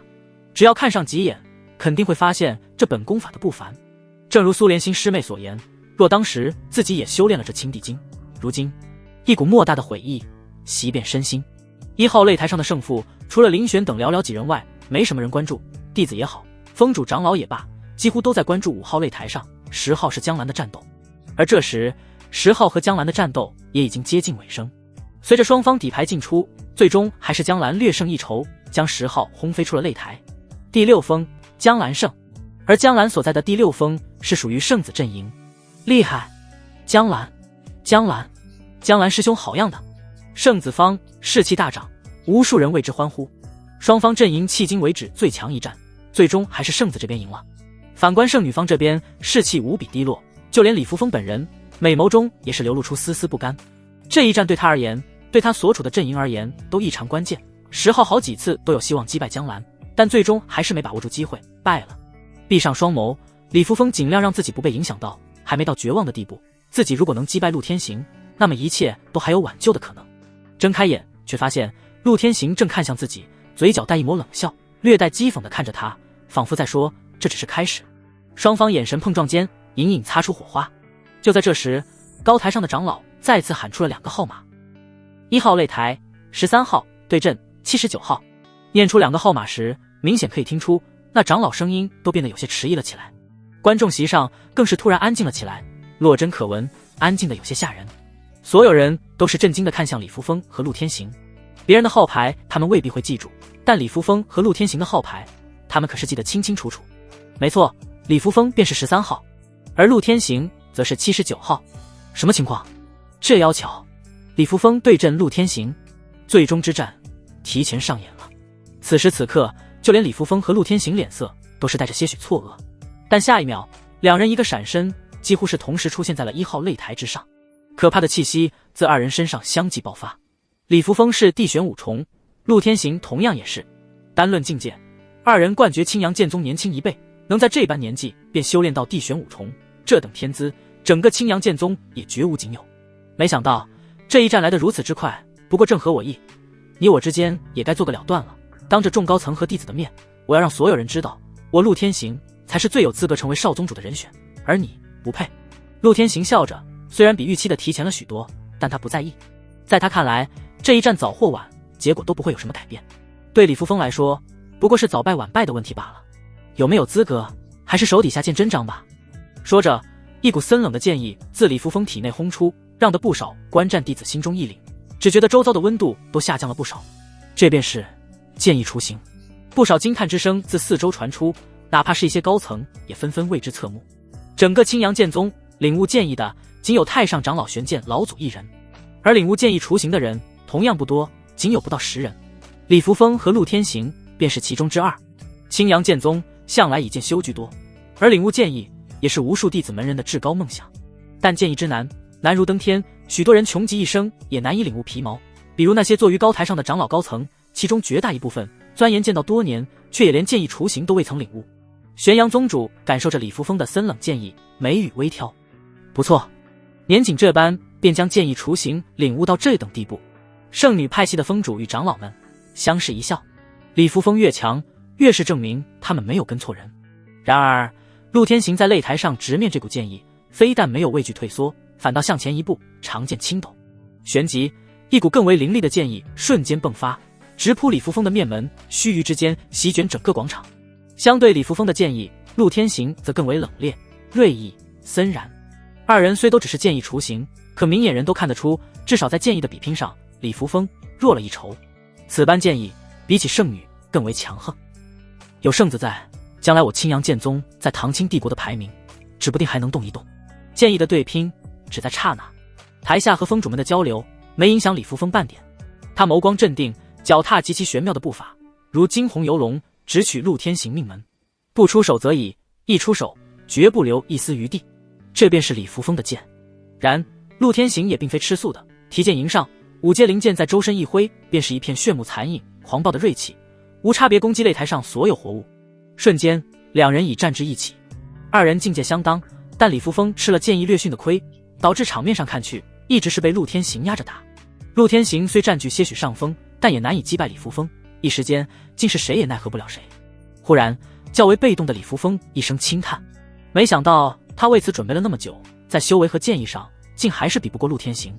虽不愿承认，但陆天行的天资确实是要强过他。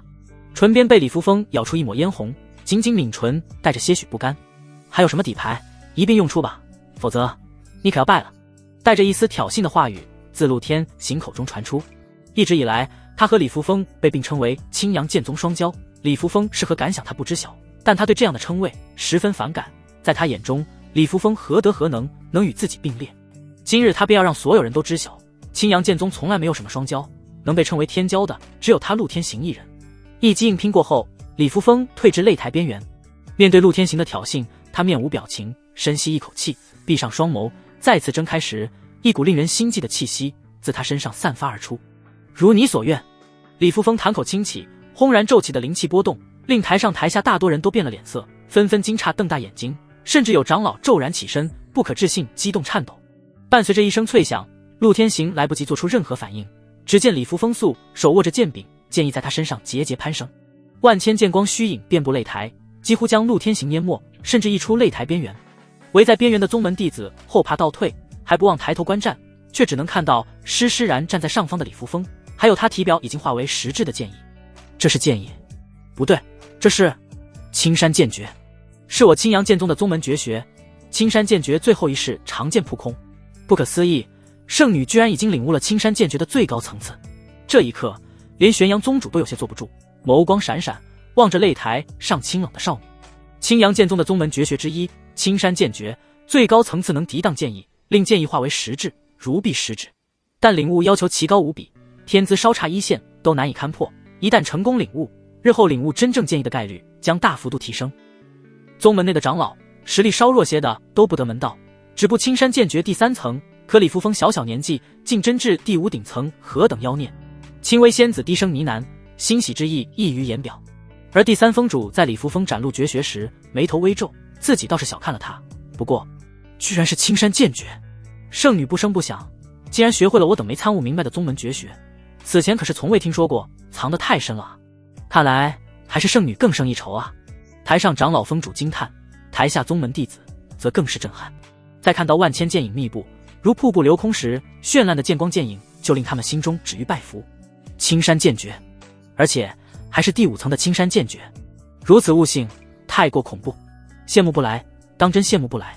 但凡圣女不陨落，定然能成为玄剑老祖第2，实属我宗门之幸。过高的门槛，即便青山剑诀可凭宗门贡献兑换观看，也让诸多弟子止步1、2层，甚至无法参悟。圣女方重振信心，一改方才的愁闷愁苦，陆天行他必输无疑。正当他们如是想时，却是发现一丝不对劲，陆天行人呢？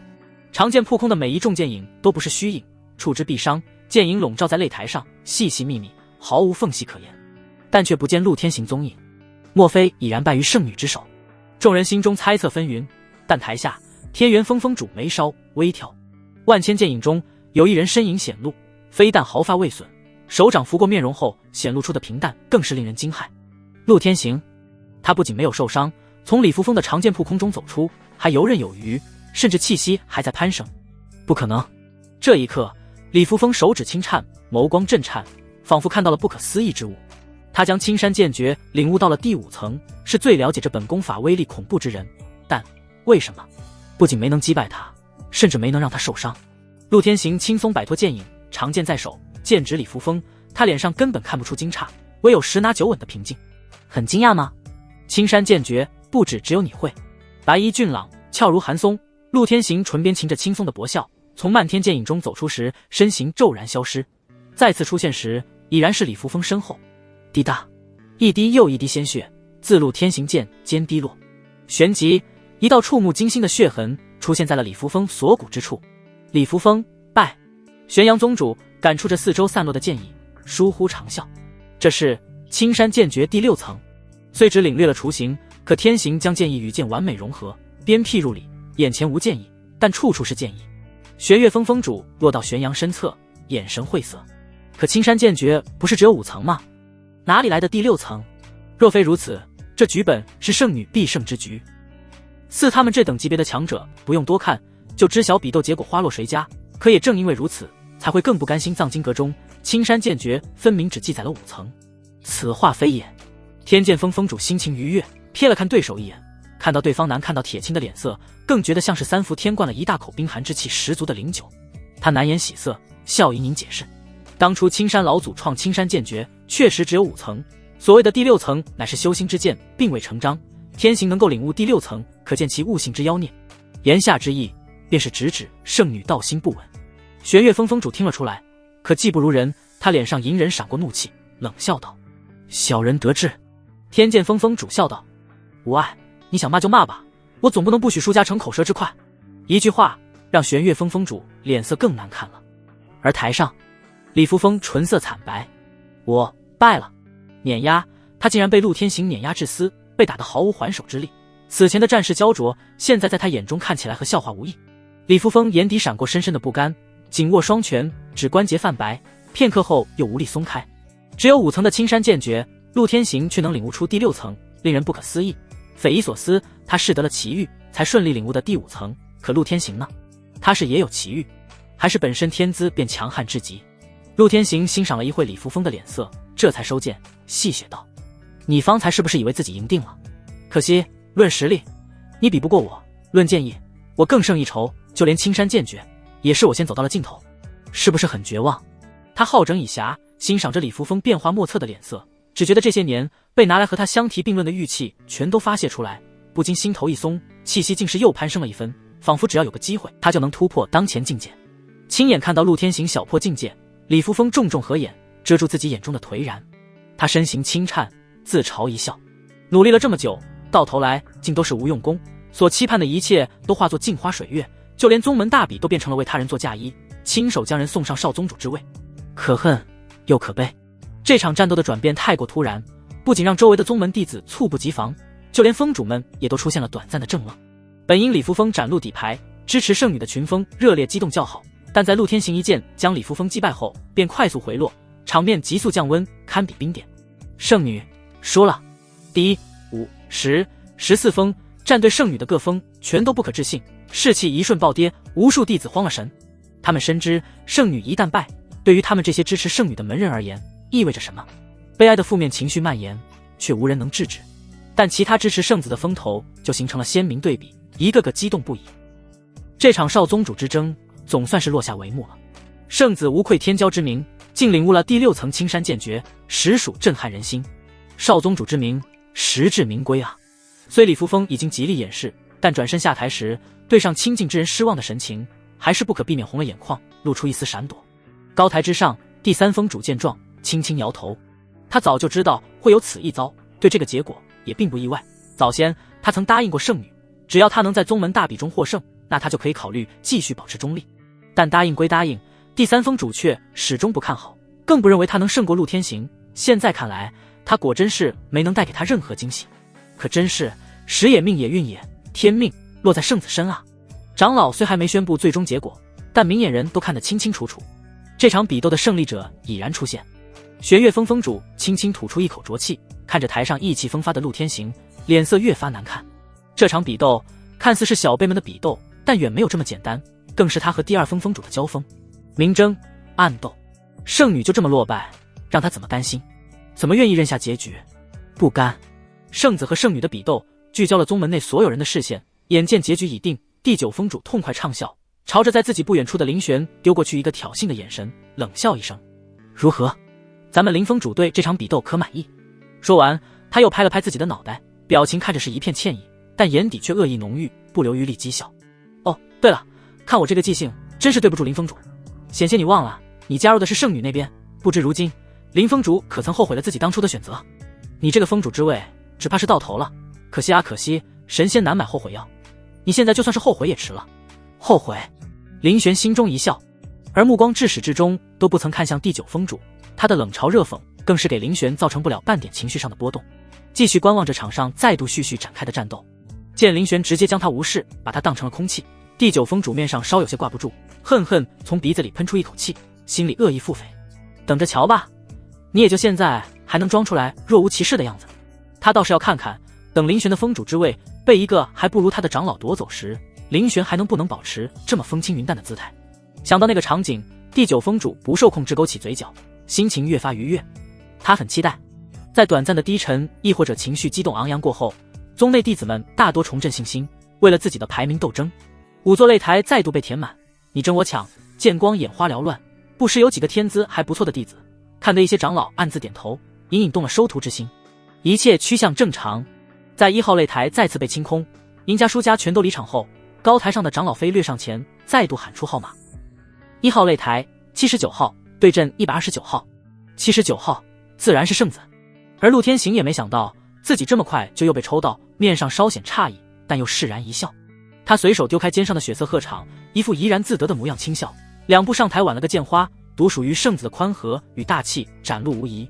除了圣女派系和李扶风面无表情之外，其余宗门子弟大多面露崇拜敬仰。不知129号是谁，竟撞上了圣子殿下，只盼他实力强些，可别被圣子一剑击败，好让我等多多观摩些圣子的建议。每次观看，我等也是受益匪浅。你想多了，连圣女都被圣子殿下轻松击败，其他人算了吧。是啊，圣子殿下风姿卓越，当为我辈第一人。129号呢？是哪位师弟师妹？李扶风已败，宗门内几乎无人觉得谁能当陆天行的对手。在他之后的每次叫号，对陆天行来说仅仅就是走个过场而已。凡是对上陆天行的弟子，无疑不立刻认输。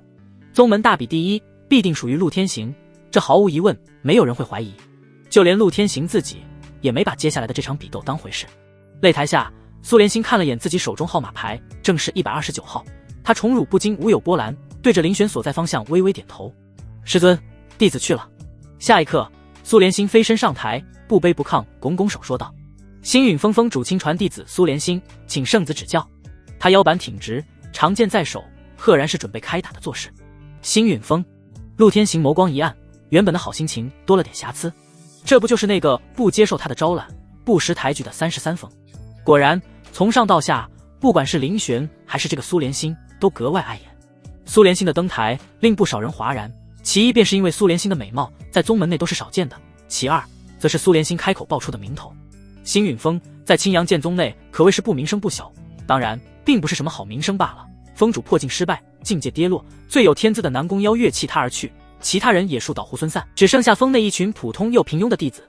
在一些弟子看来，星陨峰能从几年前有望冲击前10峰跌落到如今几乎垫底，以及南宫妖月的离去，都是因为峰主林玄无能。若不是他无能，南宫妖月又岂会离去？当然，这只是一小部分人的想法。至于苏连心，在宗门内倒也不算寂寂无名，但唯一的名头就是他的美貌，还有他和美貌不匹配的低微实力、浅薄天资。而他登台对战圣子，居然还不认输，这倒是让人有些意想不到。这位师妹莫非是脑子进水了？哪来的勇气，敢与圣子殿下一战？莫不是以为她长得漂亮，圣子就会手下留情？哈哈，愚蠢！星陨峰还真是越发没落，弟子也变得神志不清了。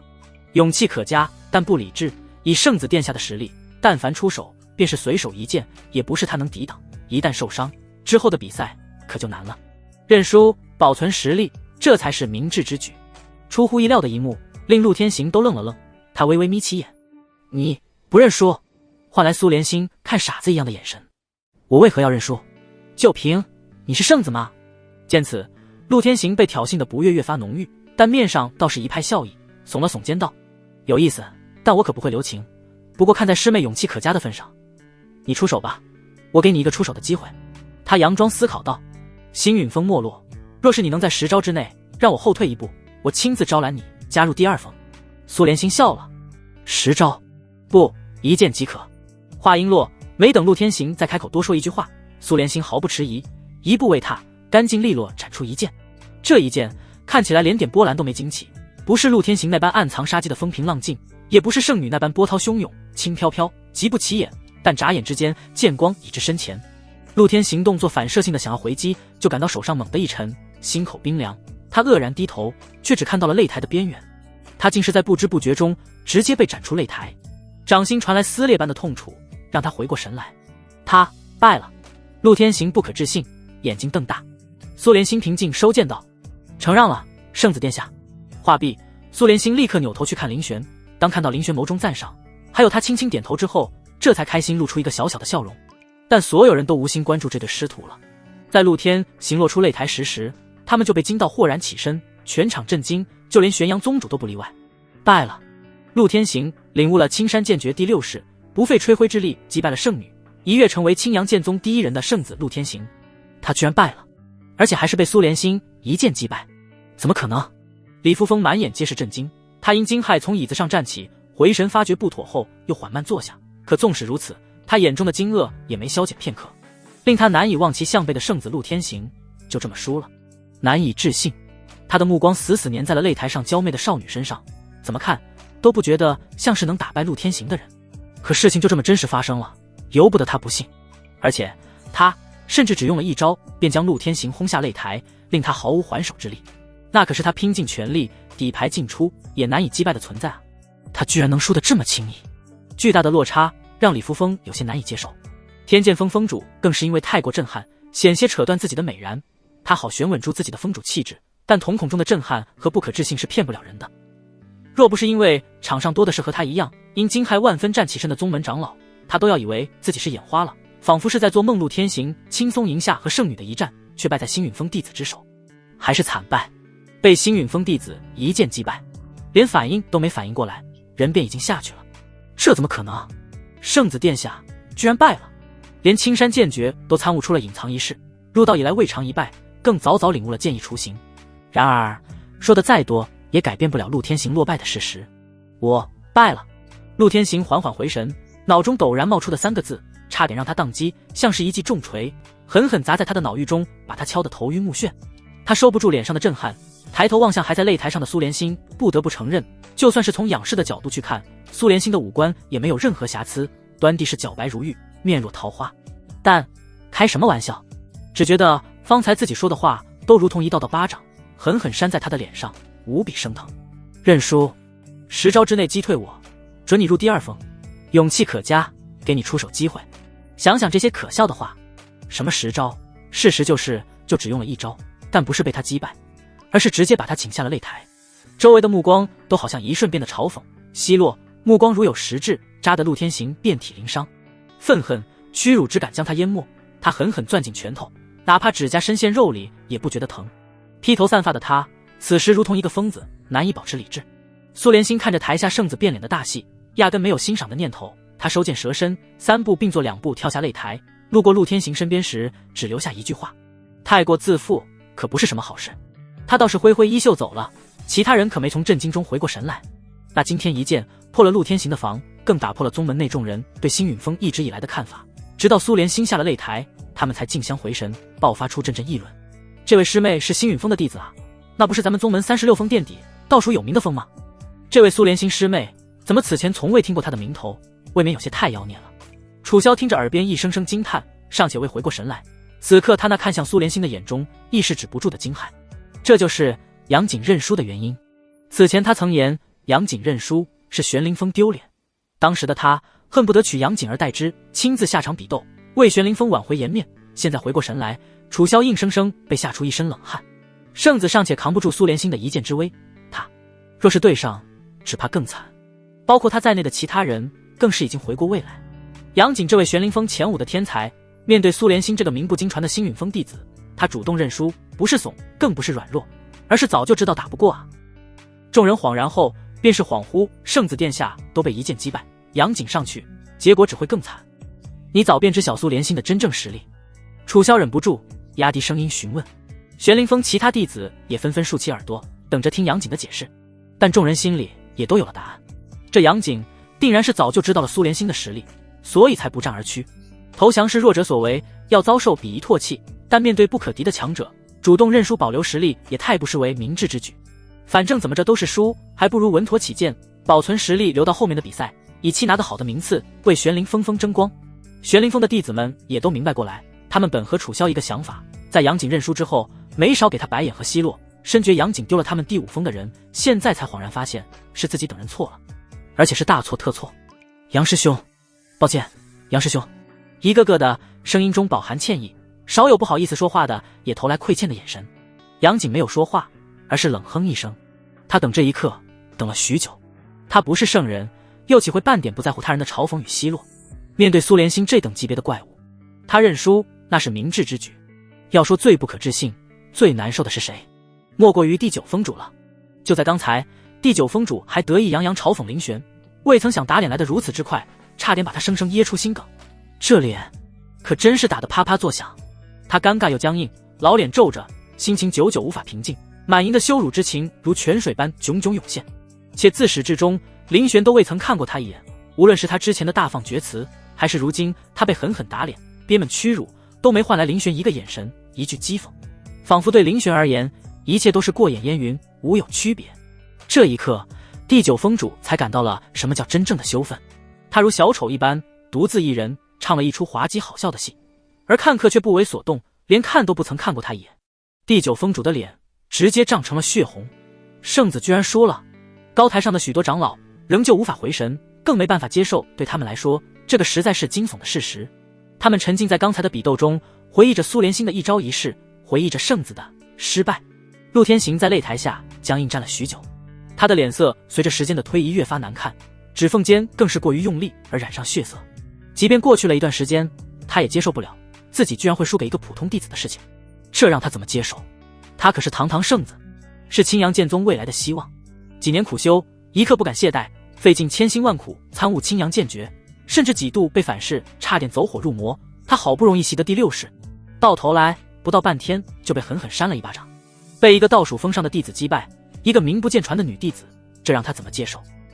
他怎能接受圣子？平日里围拢在陆天行身边的那群人大气不敢出，有人捧着他的鹤氅上前，小心翼翼，不敢触怒他半分。陆天行听见声音，冷冷瞥了过去，这群人脸上的小心神色，差点又引爆了他的火气。思及此乃宗门大比，他才压抑住憋闷的怒火，阴沉着脸色扭头回到座位上。他不能发泄，也不敢在这里发泄，坐在位置上忍受四面八方的视线。陆天行心中的暴虐越发高涨，却只能死死在袖中攥紧拳头。整个宗门大比气氛逐渐走向诡异，就算有人上台进行比斗，也热烈不起来，就连剑招都透着几分偷鸡摸狗的小心翼翼之感。毕竟是个人都能看出来陆天行心情有多差。陆天行冷着脸，一言不发，打败了老对手的喜悦早已消散。他的手指飞快点着椅背，焦急又暴躁，彰显着主人心中的烦闷。他迫切需要点什么途径来发泄心中的怒火。1号擂台，79号对战，来了！听到唱号的瞬间，陆天行就直起了腰背，幽深眼神在其他宗门弟子身上徘徊。是谁？不管是谁，他的怒火总算是有发泄口了。对战222号。听到号码数，课台下的王燕先是一愣，惊喜不已。总算是到我了。他站起来，学着苏连兴的模样，朝林玄拱手笑道：“师尊，弟子也去为你拿下一场胜利回来。”待林玄点头后，王燕喜滋滋飞身上台，抱着自己的长剑鞠躬：“星陨峰亲传弟子王燕，请圣子赐教。”刚上来的陆天行，星陨峰，他含着恨意，阴沉吐出3个字，看着不远处平平无奇的王燕，眸中杀意暴涨。又是星陨峰，陆天行气急败坏，怒极反笑，差点没稳住圣子姿态。苏连兴给予他一败，这一败将他的所有计划都打乱。原本必胜的局面，所有的优势，他努力了那么久的一切都将烟消云散。他上台时，下意识看了一眼高台上的第3峰主。天不遂人愿，第3峰主在触及陆天行的眼神时，立刻挪开目光，看向远处的宗门界碑。这种躲躲闪闪、避之不及的态度，让陆天行心中残存的侥幸也没了。他心中一沉，不受控制的怒意差点倾泻而出，扭头看回台上时，眸中凶光爆闪。星陨风，一切都是因为星陨风，坏他好事。猝不及防之下，陆天行回忆起前段日子他派第9风主去拉拢林玄那次，林玄的拒绝并未被他放在心上，拉拢成功与否他也不在意。一个排名倒数的风星陨风倒向任何一方都影响不了大局。那时他根本没想到林玄和他的星陨风会成为自己登临少宗主宝座的最大障碍。望向眼前平平无奇的王晏，新仇旧恨叠加，陆天行硬生生破防了，他的愤怒也仿佛找到了发泄口。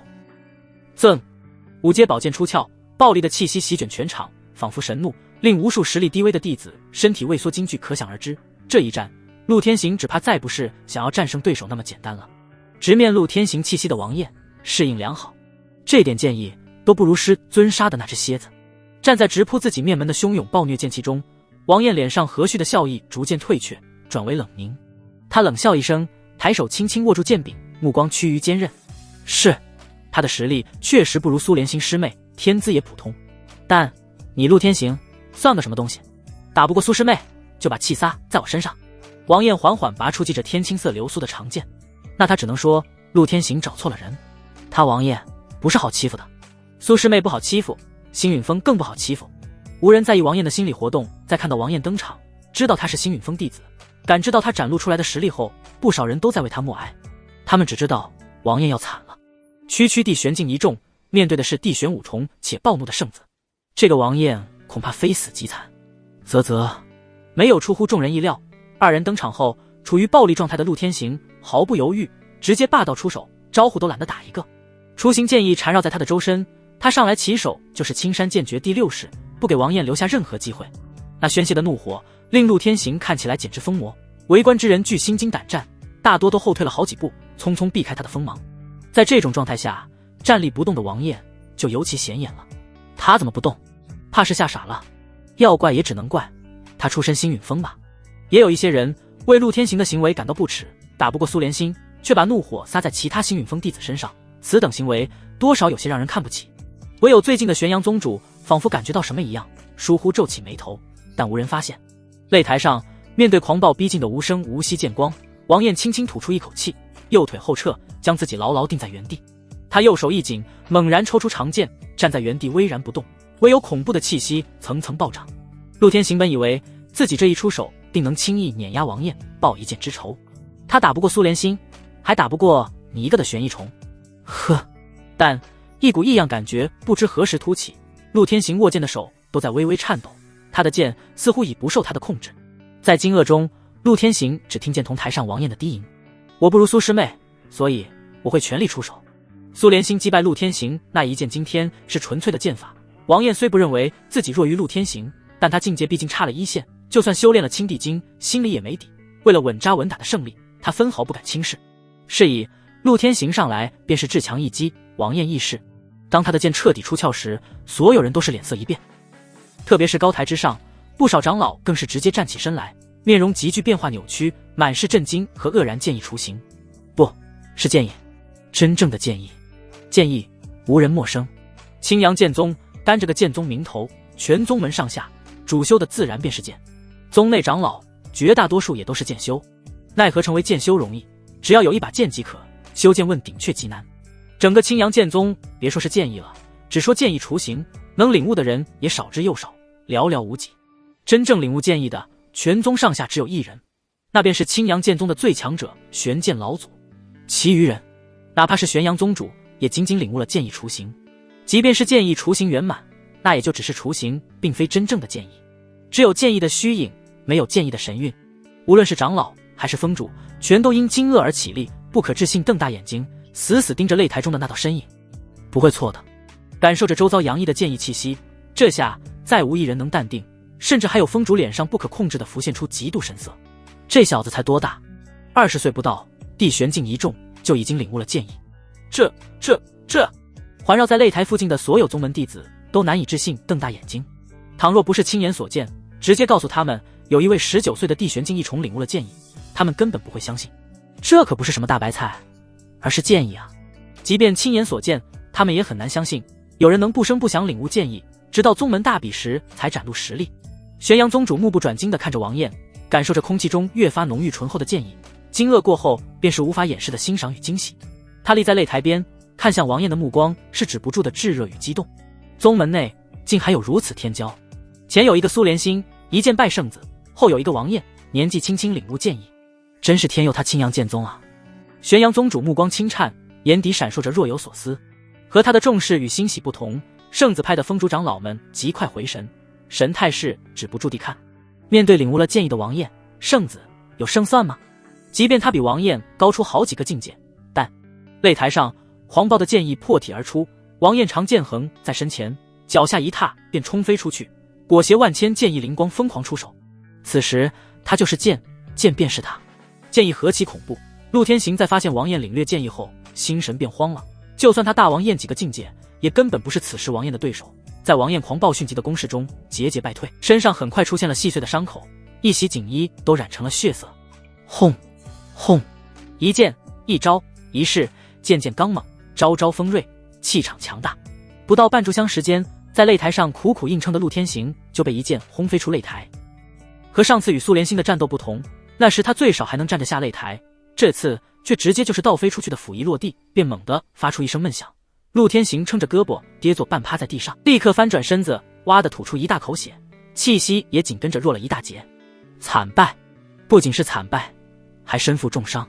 奈何刀剑无眼，宗门大比唯一的硬性规定就是不可伤及同门性命，就算陆天行有再多愤懑，也只能生生咽下。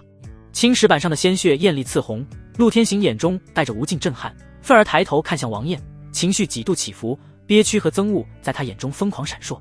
他还想在王燕身上发泄呢，结果却被反虐，甚至狼狈至极。汹涌袭来的恶意和屈辱，差点把陆天行逼疯。这个结果根本不在他的预料之内。这还是他熟悉的青阳剑宗吗？一个苏连心还不够，还要来一个王燕，进入他之思。陆天行捂住胸口，猛地又喷出一口血液，其他人都以为是淤血，只有他自己最清楚，这是他被硬生生气吐血了。承让，圣子殿下。王燕拱拱手，抱剑跃下擂台。他也没想到堂堂圣子居然这么脆弱，连自己的剑意都没承受住，直接被打吐血。他们之间可是相差了好几个小境界呢。他高估的圣子，也低估了青帝金女剑意的强大。222号胜。裁判脸色古怪，显然才回过神来，擦着冷汗报出接下来的结果。下一场2号擂台65号对战89号。而被人搀扶回位置，为了一颗疗伤丹药的陆天行缓缓平息着体内翻涌的气血。他体内伤势很快痊愈，毕竟是圣子，手中资源怎么也不会差。但伤势痊愈，他所遭受的屈辱却不会淡化，反而被他狠狠刻在了心头，手指紧紧蜷缩在一起，紧握手心。陆天行吐出胸腔中的浊气，暗自安抚躁动的心神。3号擂台79号对战255号。抽签纸，被叫到号的两人皆是面沉如水。陆天行登台后，看到对面跳上台的选手时，微微眯起眼睛。也不知是他运气太好，还是运气太差，他抽到的居然又是星陨峰弟子。这次抽到的仍是星陨峰弟子，正是曲幽梦。竟又是星陨峰，甩不掉了。这是陆天行此时此刻的唯一想法。这次不会再败了吧？周围的观战弟子已经麻了。陆天行已经2次战败了，如果再败一场，事实证明，越是怕什么，越是来什么。面对曲幽梦，陆天行这一次败得更为干脆，2剑。曲幽梦只用了2剑，干脆击败了陆天行。若非制止及时，他脖子都得被削掉一块肉。收剑，曲幽梦看也不看陆天行一眼，脸下眼神轻松下台，没什么喜悦。此时的他还在想着此前败给苏连心的那一剑。场外围观的宗门弟子和长老们至此均已麻木。以天剑峰为首的峰主个个脸色沉若重水，几乎将不甘和惊愕写在了脸上。直到此时，他们才陡然意识到一件事：圣子3连败，无缘最后决战，那少宗主之争又要怎么算？陆天行，这可是圣子啊！天资超绝的宗门圣子，居然连决赛都没进去，就喜提3连败，说出去谁敢信？而3连败的陆天行也注定和决赛无缘。在宗门大比开始前，谁能想到？谁敢去想？在此之前，陆天行一直被誉为有极大可能冲击大比第1的天才。他击败李扶风后，第1更似探囊取物般轻易，几乎成了内定赢家。可如今他却连决赛都进不去，这一定是在做梦。第2峰的弟子们神思恍惚，掐着大腿也不愿意认清真相，只觉唏嘘奈何，如梦幻泡影，轻飘飘的不似真的。所有人都只有一个念头，怎么可能呢？他们望向星陨峰那边的眼神更是充斥浓浓的震撼与敬畏。一封3妖孽，均大败圣子，其中更有人超乎绝大多数的峰主与长老，以19岁之身领悟剑意。星陨峰到底是怎么做到的？此前为何一直寂寂无闻？费解，难解。不少人都将目光投向高台上的林玄，眼神越发复杂。就是这个没有被他们放在眼里的废物峰主，手下的3个弟子打败了他们最看好的圣子，简直天方夜谭般奇幻。尤其是此前脱离星陨峰，改投他们认为更有前途风头的那些弟子，一个个心情都复杂的不得了。别人不知道，他们还不知道吗？苏连星和王艳之前天赋平平无奇，抛去苏连星那张脸，这俩人丢人堆里都找不着。可现在呢，他们竟摇身一变，将所有人远远甩在了身后，连尾气都看不见。说不清道不明的后悔逐渐滋生蔓延，其中心情最复杂的非杨浩莫属。当初他认为星陨峰没有前途，决意离开，因仰慕苏连星，不忍心他在星陨峰蹉跎，亲自去劝他和自己一起离开，却吃了个闭门羹，说不恼怒那是假的。他还等着星陨峰解散，自己英雄救美的高光时刻，却不成想再见物是人非。他还是那个杨浩，没什么进步，被他仰慕的苏连星却已成长为他只能仰望的模样，甚至说仰慕他都好像成了一种侮辱。种种复杂情绪仿佛打散了染缸般在杨浩心中晕染蔓延，他不禁苦笑，自嘲道：说什么等他以后后悔，如今看来该后悔的是我才对。宗门大比结束的没什么悬念，又充满了离奇。饶是玄阳宗主见多了大风大浪，见到获胜名单时还是忍不住往陆天行那个方向多看了几眼。陆天行低垂眉眼，只能看见他紧抿的唇角，面无表情，但可想而知他的心情估计已经烂透了。宗门大比已结束，玄阳宗主心中一叹，挥挥手上前飞身至高台上，环顾四周，望向翘首以盼的众位宗门弟子，尤其是聚在一处的苏连星等人，稍作停顿后威严开口，宣读结果从后往前一一唱明。凡是听到自己的名字的弟子都忍不住兴奋握拳，其他人则是屏气凝神，紧张静听。一直到了前5名，大比第4名圣女李扶风，第3名星陨峰王艳，第2名星陨峰曲幽梦，第1名星陨峰苏连星。纵使众人对这个结果早有预料，可还是忍不住去看陆天行。陆天行依旧面无表情，但紧绷的唇角，青筋暴起的额角，昭示着他内心的风起云涌。王艳倒是接受良好，他本来都没觉得自己能取得什么好名次，能得到前3已是超乎预期的好，令他不住喜笑颜开。输给曲幽梦他也不在意，总归是同峰弟子，都是师尊的徒弟嘛。而圣女李扶风听着唱名，缓缓垂下眼帘，心中五味杂陈。他勤学苦练那么久，昼夜不息，到头来居然只得到了第4名。绝美的容颜绽出一丝苦笑，真是时也命也运也，这个结果恐怕没任何人能预料。但听完前3人选，缓过神来后，李扶风便接受了现实，甚至还轻笑了一下，吐出一口憋了许久的玉气。他是第4又如何？陆天行连决赛都没进得来，排在前3的还都是星陨峰的人，而星陨峰是自己人，这肉终究还是落进了自家锅里，给谁吃都一样。况且今日可算是狠狠打压了圣子阵营的嚣张气焰，从今往后别说是嚣张，恐怕陆天行的有一段日子抬不起头来了。他们双方阵营将彻底转换立场，攻守一行。在庆幸的同时，李扶风又有些后怕。当日他也没怎么看重星陨峰，只是他没陆天行那么傲慢，想着蚊子腿再小也是肉，也幸好他这么想了，否则若林玄加入圣子阵营，想想那个场面，李扶风都觉得毛骨悚然。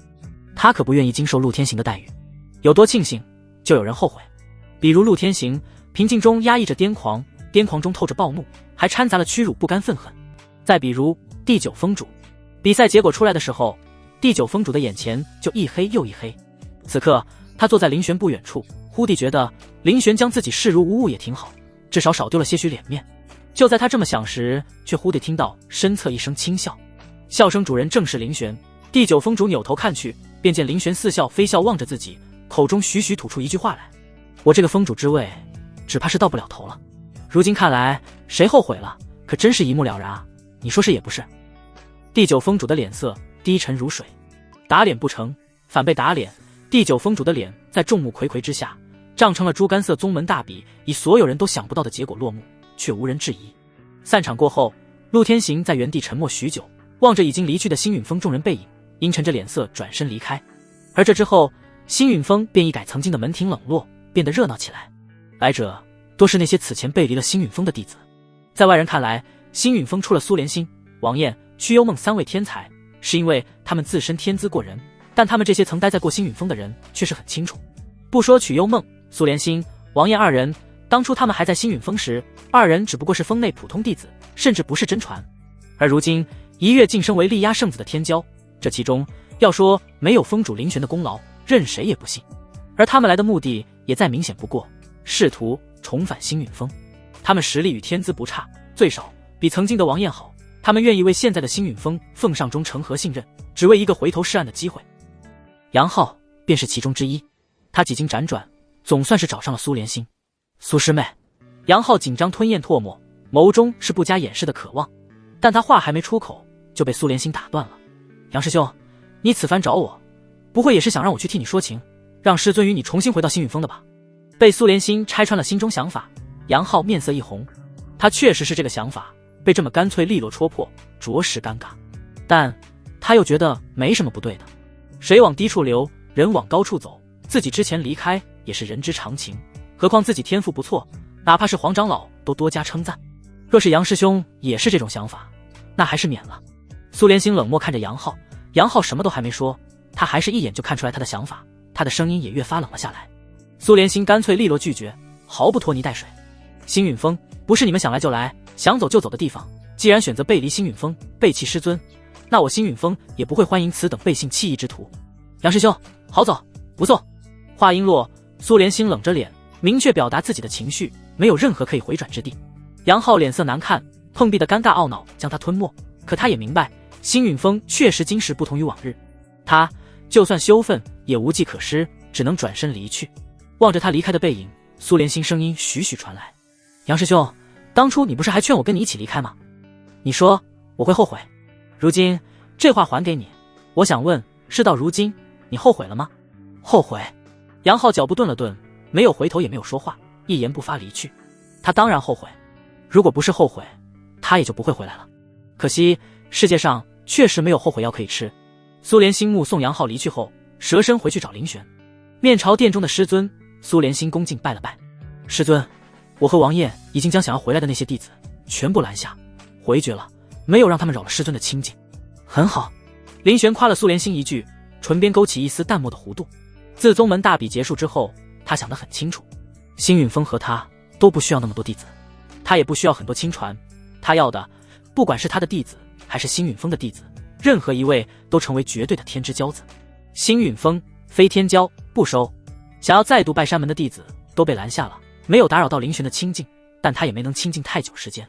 师尊，圣女求见。王晏拦住了其他弟子，但却带来了圣女和玄月峰峰主求见的消息。林玄允诺后，他才把人带进来。和上次只派了一个无关紧要的峰主来拉拢不同，这次是李扶风和第一峰主亲自来的。扶风见过林峰主。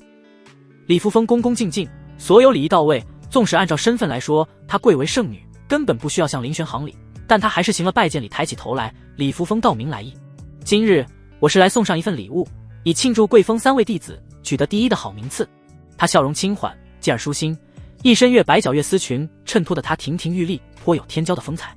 李扶风的手一挽，一方玉盒便出现在他手中，他态度郑重，将玉盒交给旁边的苏连心，由苏连心呈给林玄。待玉盒到了林玄手中，李扶风才继续开口道明：此乃5品顶级丹药，乃是一枚疗伤灵丹，是我前些年参加拍卖会入手的珍品。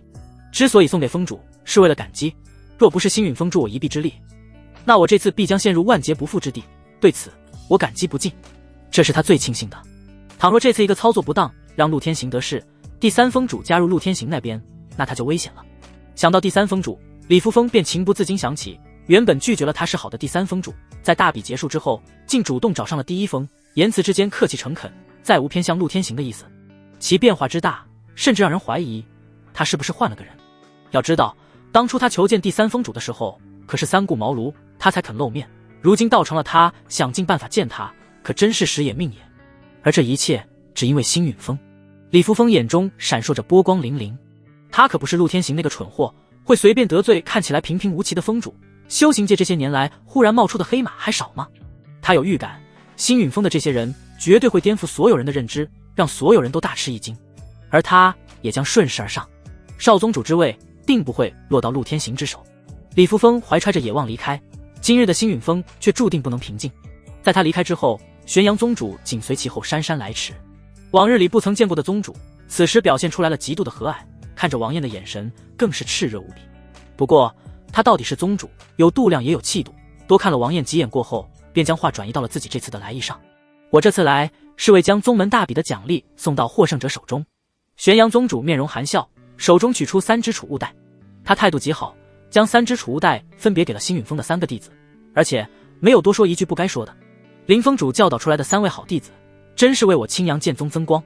林玄也乐得和他互相吹捧2句，迄今为止，他在青阳剑宗都没遭受过来自宗门的恶意，除了陆天行那个心高气傲的除外，可见玄阳宗主还是治理有方的。稍作夸奖之后，玄阳宗主就借故离开，仿佛他这次来就只是为了送奖励这种是个人都能做的事情。他不多说，林玄也不会多嘴多问。师尊。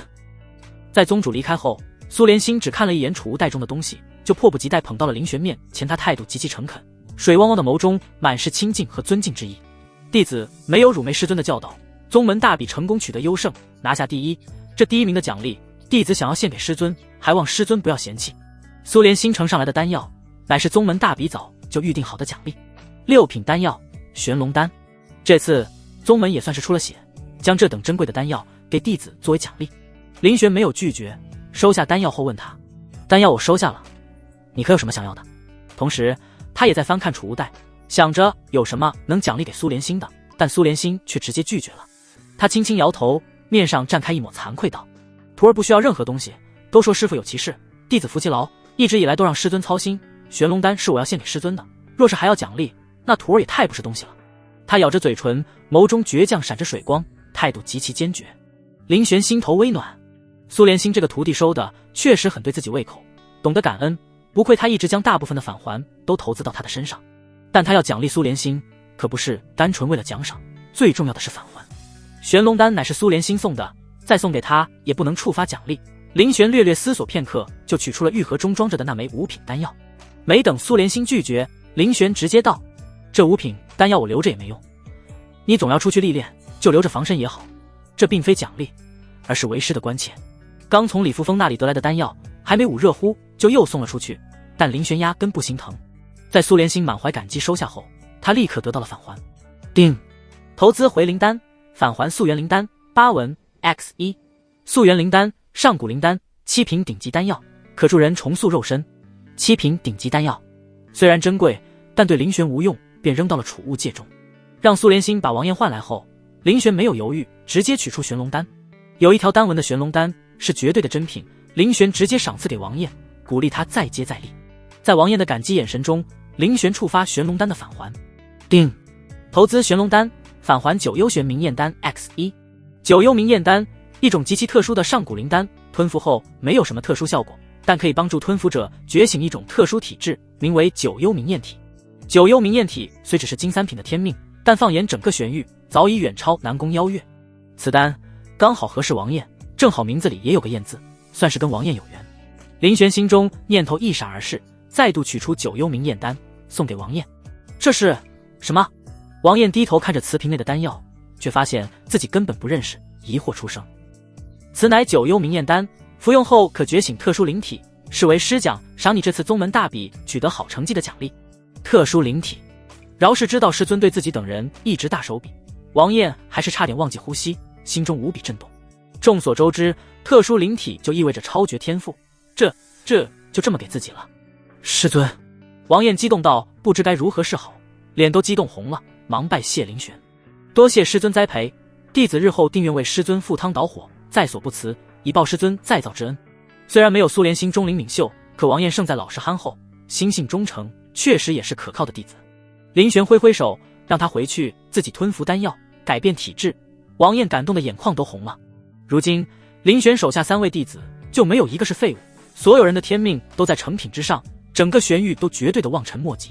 且不说苏连心的金9品冰封真血，王晏即将觉醒的金3品9幽明焰体，就说祛幽梦的成9品幽水玄体，都是极其妖孽珍稀的灵体。倒是这么一来，本是天赋最高的曲幽梦变成了垫底。也不知他若是知道了，该有何想法。曲幽梦无从得知王彦的天赋变化，但纵使如此，他也高兴不起来。自大比过后，曲幽梦就算拿到了第2名的奖励，也振作不了，始终都萎靡不振。换成别人拿到第2定然喜不自胜，可他是奔着第1去的，也只有第1才能进入青阳秘境，这让他怎么高兴？第2虽然奖励很丰厚，但对他而言毫无意义。他皱着秀眉，坐在桌边暗自心颓，越发觉得不甘。云离天尊苏醒时看到的就是这番模样。徒儿，一声呼唤将沉思的曲幽梦唤回现实。他先是一喜，可想到什么，神色又飞快变得苦涩。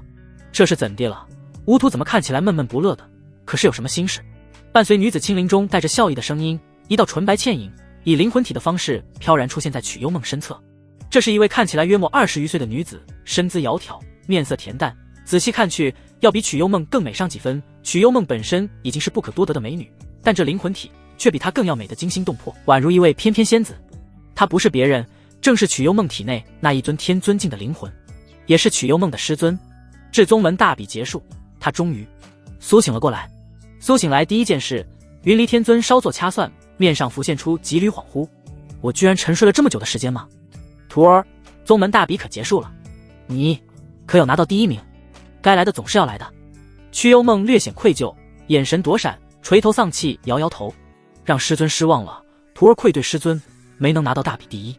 哦，云离天尊顿感意外，他没想到自己会得到这样一个答案，眸中闪过一丝难以察觉的失望。但看着面前愧疚自责的曲幽梦，他终究是轻轻叹了一口气，没说出什么责备的话来无妨。为师知道你已经尽力了，不用太苛责自己。只是这第1不是你，还能是谁？云离天尊真情实意感到好奇。青阳剑宗那些所谓的天才，他了如指掌，即便是2位圣子圣女，实力也不足以威胁自己的弟子。而自己这位弟子的天资，他最是清楚不过。这宗门大比，不应该有人是他的对手才是。曲幽梦闻言，面上闪过一丝尴尬。第1是苏莲心师姐。啊，这下轮到云离天尊惊诧了。苏莲心师姐，自家徒儿的傲气他是知道的，居然能让他真心实意称呼一句师姐，这个苏莲心当真是他知道的那个苏莲心。可那个苏莲心不是一个炼体9重的小家伙吗？如何能干预自己徒儿的获胜，而且还是第1？怎么可能？他不理解。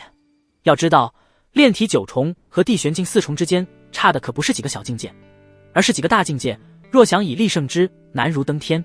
不，甚至可以说根本不可能。况且自家人知道自家事，他这位弟子学了自己的不少手段，别说是区区一个青阳剑宗，就算是玄域内的同境顶级天骄，也未必不能一战。折戟沉沙在青阳剑宗宗门大比，就显得更不可思议了。曲幽梦也知道自己的屈居第2太匪夷所思，他无奈叹气，开口解释：师尊，事情是这样的。须臾片刻之后，曲幽梦脸上苦笑越发无奈，将青阳剑宗大比完整经过娓娓道来。直到听完曲幽梦的解释，云离天尊才终于明白究竟是怎么一回事，随之而来的震撼也让他险些失态。地阶功法，云离天尊内心深处的震撼无与伦比。当初那星陨峰主赐给自家徒儿的那本功法是地阶功法，这要知道，哪怕是他还活着，处于巅峰时期，拥有天尊境界实力的时期，也不曾拥有过地阶功法。地阶功法基本上都只存在于那些无上地宫、圣地之中，根本不是他一个天尊可以觊觎的。别看他已是天尊境界，距离地境仿佛也就一步之遥，但其中差距究竟有多大，只有他自己最清楚。天尊虽已达尊者境巅峰，但在地境强者面前和蝼蚁没什么区别，越到后面，每个大境界之间的差距也越为恐怖。多少年来，成帝者寥寥无几，而这些存在不是地宫大教之主，便是圣地之主，每一位都是镇压一方的巨头。而地阶功法与地境强者同阶，其稀缺性可想而知。这么一个小小的青阳剑宗，不显山露水的倒数峰的峰主，手中居然能拿出来地阶功法，甚至被拿来传授给弟子。要知道，即便是无上大教、地宫之中，地阶功法也是极其珍贵的存在，唯有最核心的人员才有机会修炼这灵玄究竟是什么人。当然，云离天尊并不知晓的是，青地经其实并非地阶，而是圣阶。只不过曲幽梦手中的青地经仅是青地经的第1重，青地经共7重，前3重为地阶，4重往上则是圣阶。幽梦，带我去见见你那位师尊。另一边，打发王彦下去修炼之后没多久，林玄面前就出现了一位面色为难的少女。这位容貌姣好的少女不是别人，正是林玄名义上的弟子曲幽梦。对于他的出现，林玄并不意外。他抬头看了看曲幽梦头上的虚拟框，对曲幽梦的状态可谓是了如指掌。姓名：曲幽梦，年龄17，境界地玄四重，身份星陨峰弟子，天命幽水玄体，成8品。近期事件：因体内天尊境灵魂苏醒，没有为其取得宗门大比第一而颓废失落。师尊。踏入殿内，曲幽梦缓缓开口，却发现自己这声师尊在几个月之内好像也就只喊过1-2次。相比苏连星和王爷而言，他不仅是没有存在感，更是刻意疏远了星陨峰的一切。因为在他看来，自己并不会在这星陨峰甚至青阳剑宗待上太久，没必要与这里的人产生太多交集。他不由得苦笑一声，再次正视自己内心深处的傲慢。在这之前，他虽然拜了林玄为师，但却没有打从心里将他当作自己的师尊。区区一个捷径，连王境都不是，有什么资格被他唤师尊？在他心里，一直以来只有自己体内的天尊境灵魂云离天尊才是真正的强者，更是被自己承认的师尊。但他现在却意识到了，他似乎错了，而且是大错特错。尤其是翻看了青帝经之后，曲幽梦深深意识到，自己这位便宜师尊根本不像是表面上那样简单，他又何止不简单3个字能形容？青帝经别说是青阳剑宗，就算是整个玄域，这都不是应该存在的东西，连他师尊云离天尊都会被震惊的存在。林玄淡淡望着语气别扭的曲幽梦，一眼就看穿了他心里的想法。这是通过苏连星的提点回去翻看了青帝经，所以向自己投诚来了。是否投诚倒是不重要，重要的是你这声师尊太过勉强。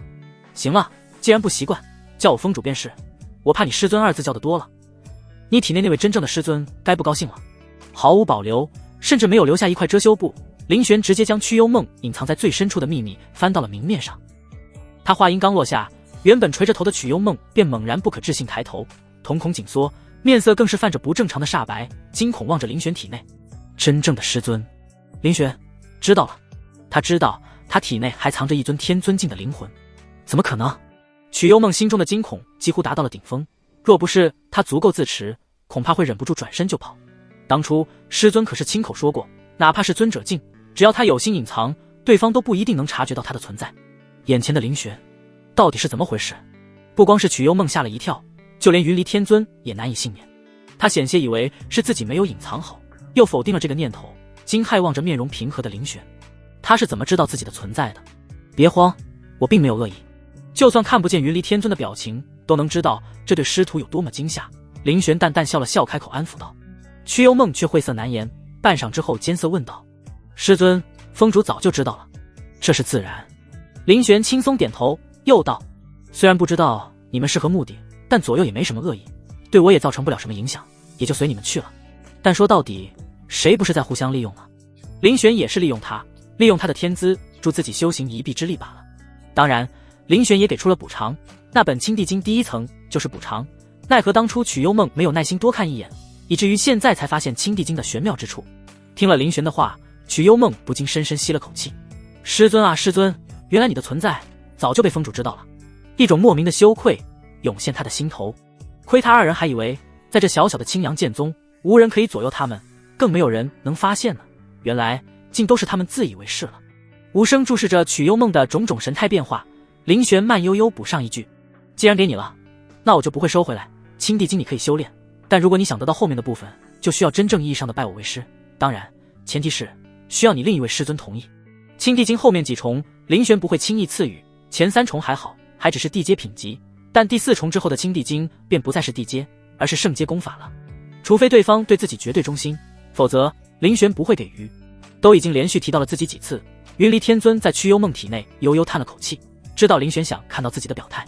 他摇身一晃，从曲幽梦体内走出，轻移连步出现在星陨峰的大殿内，朝着林玄行同道之礼。云离见过道友，未曾打过招呼，一直隐瞒至今，还望道友海涵。他知在被林玄戳破时，他和徒儿就已经落到下乘，可是到如今他已经别无选择，如今便只能咬牙搏一搏，这位林道友是否愿意对他伸出援助之手？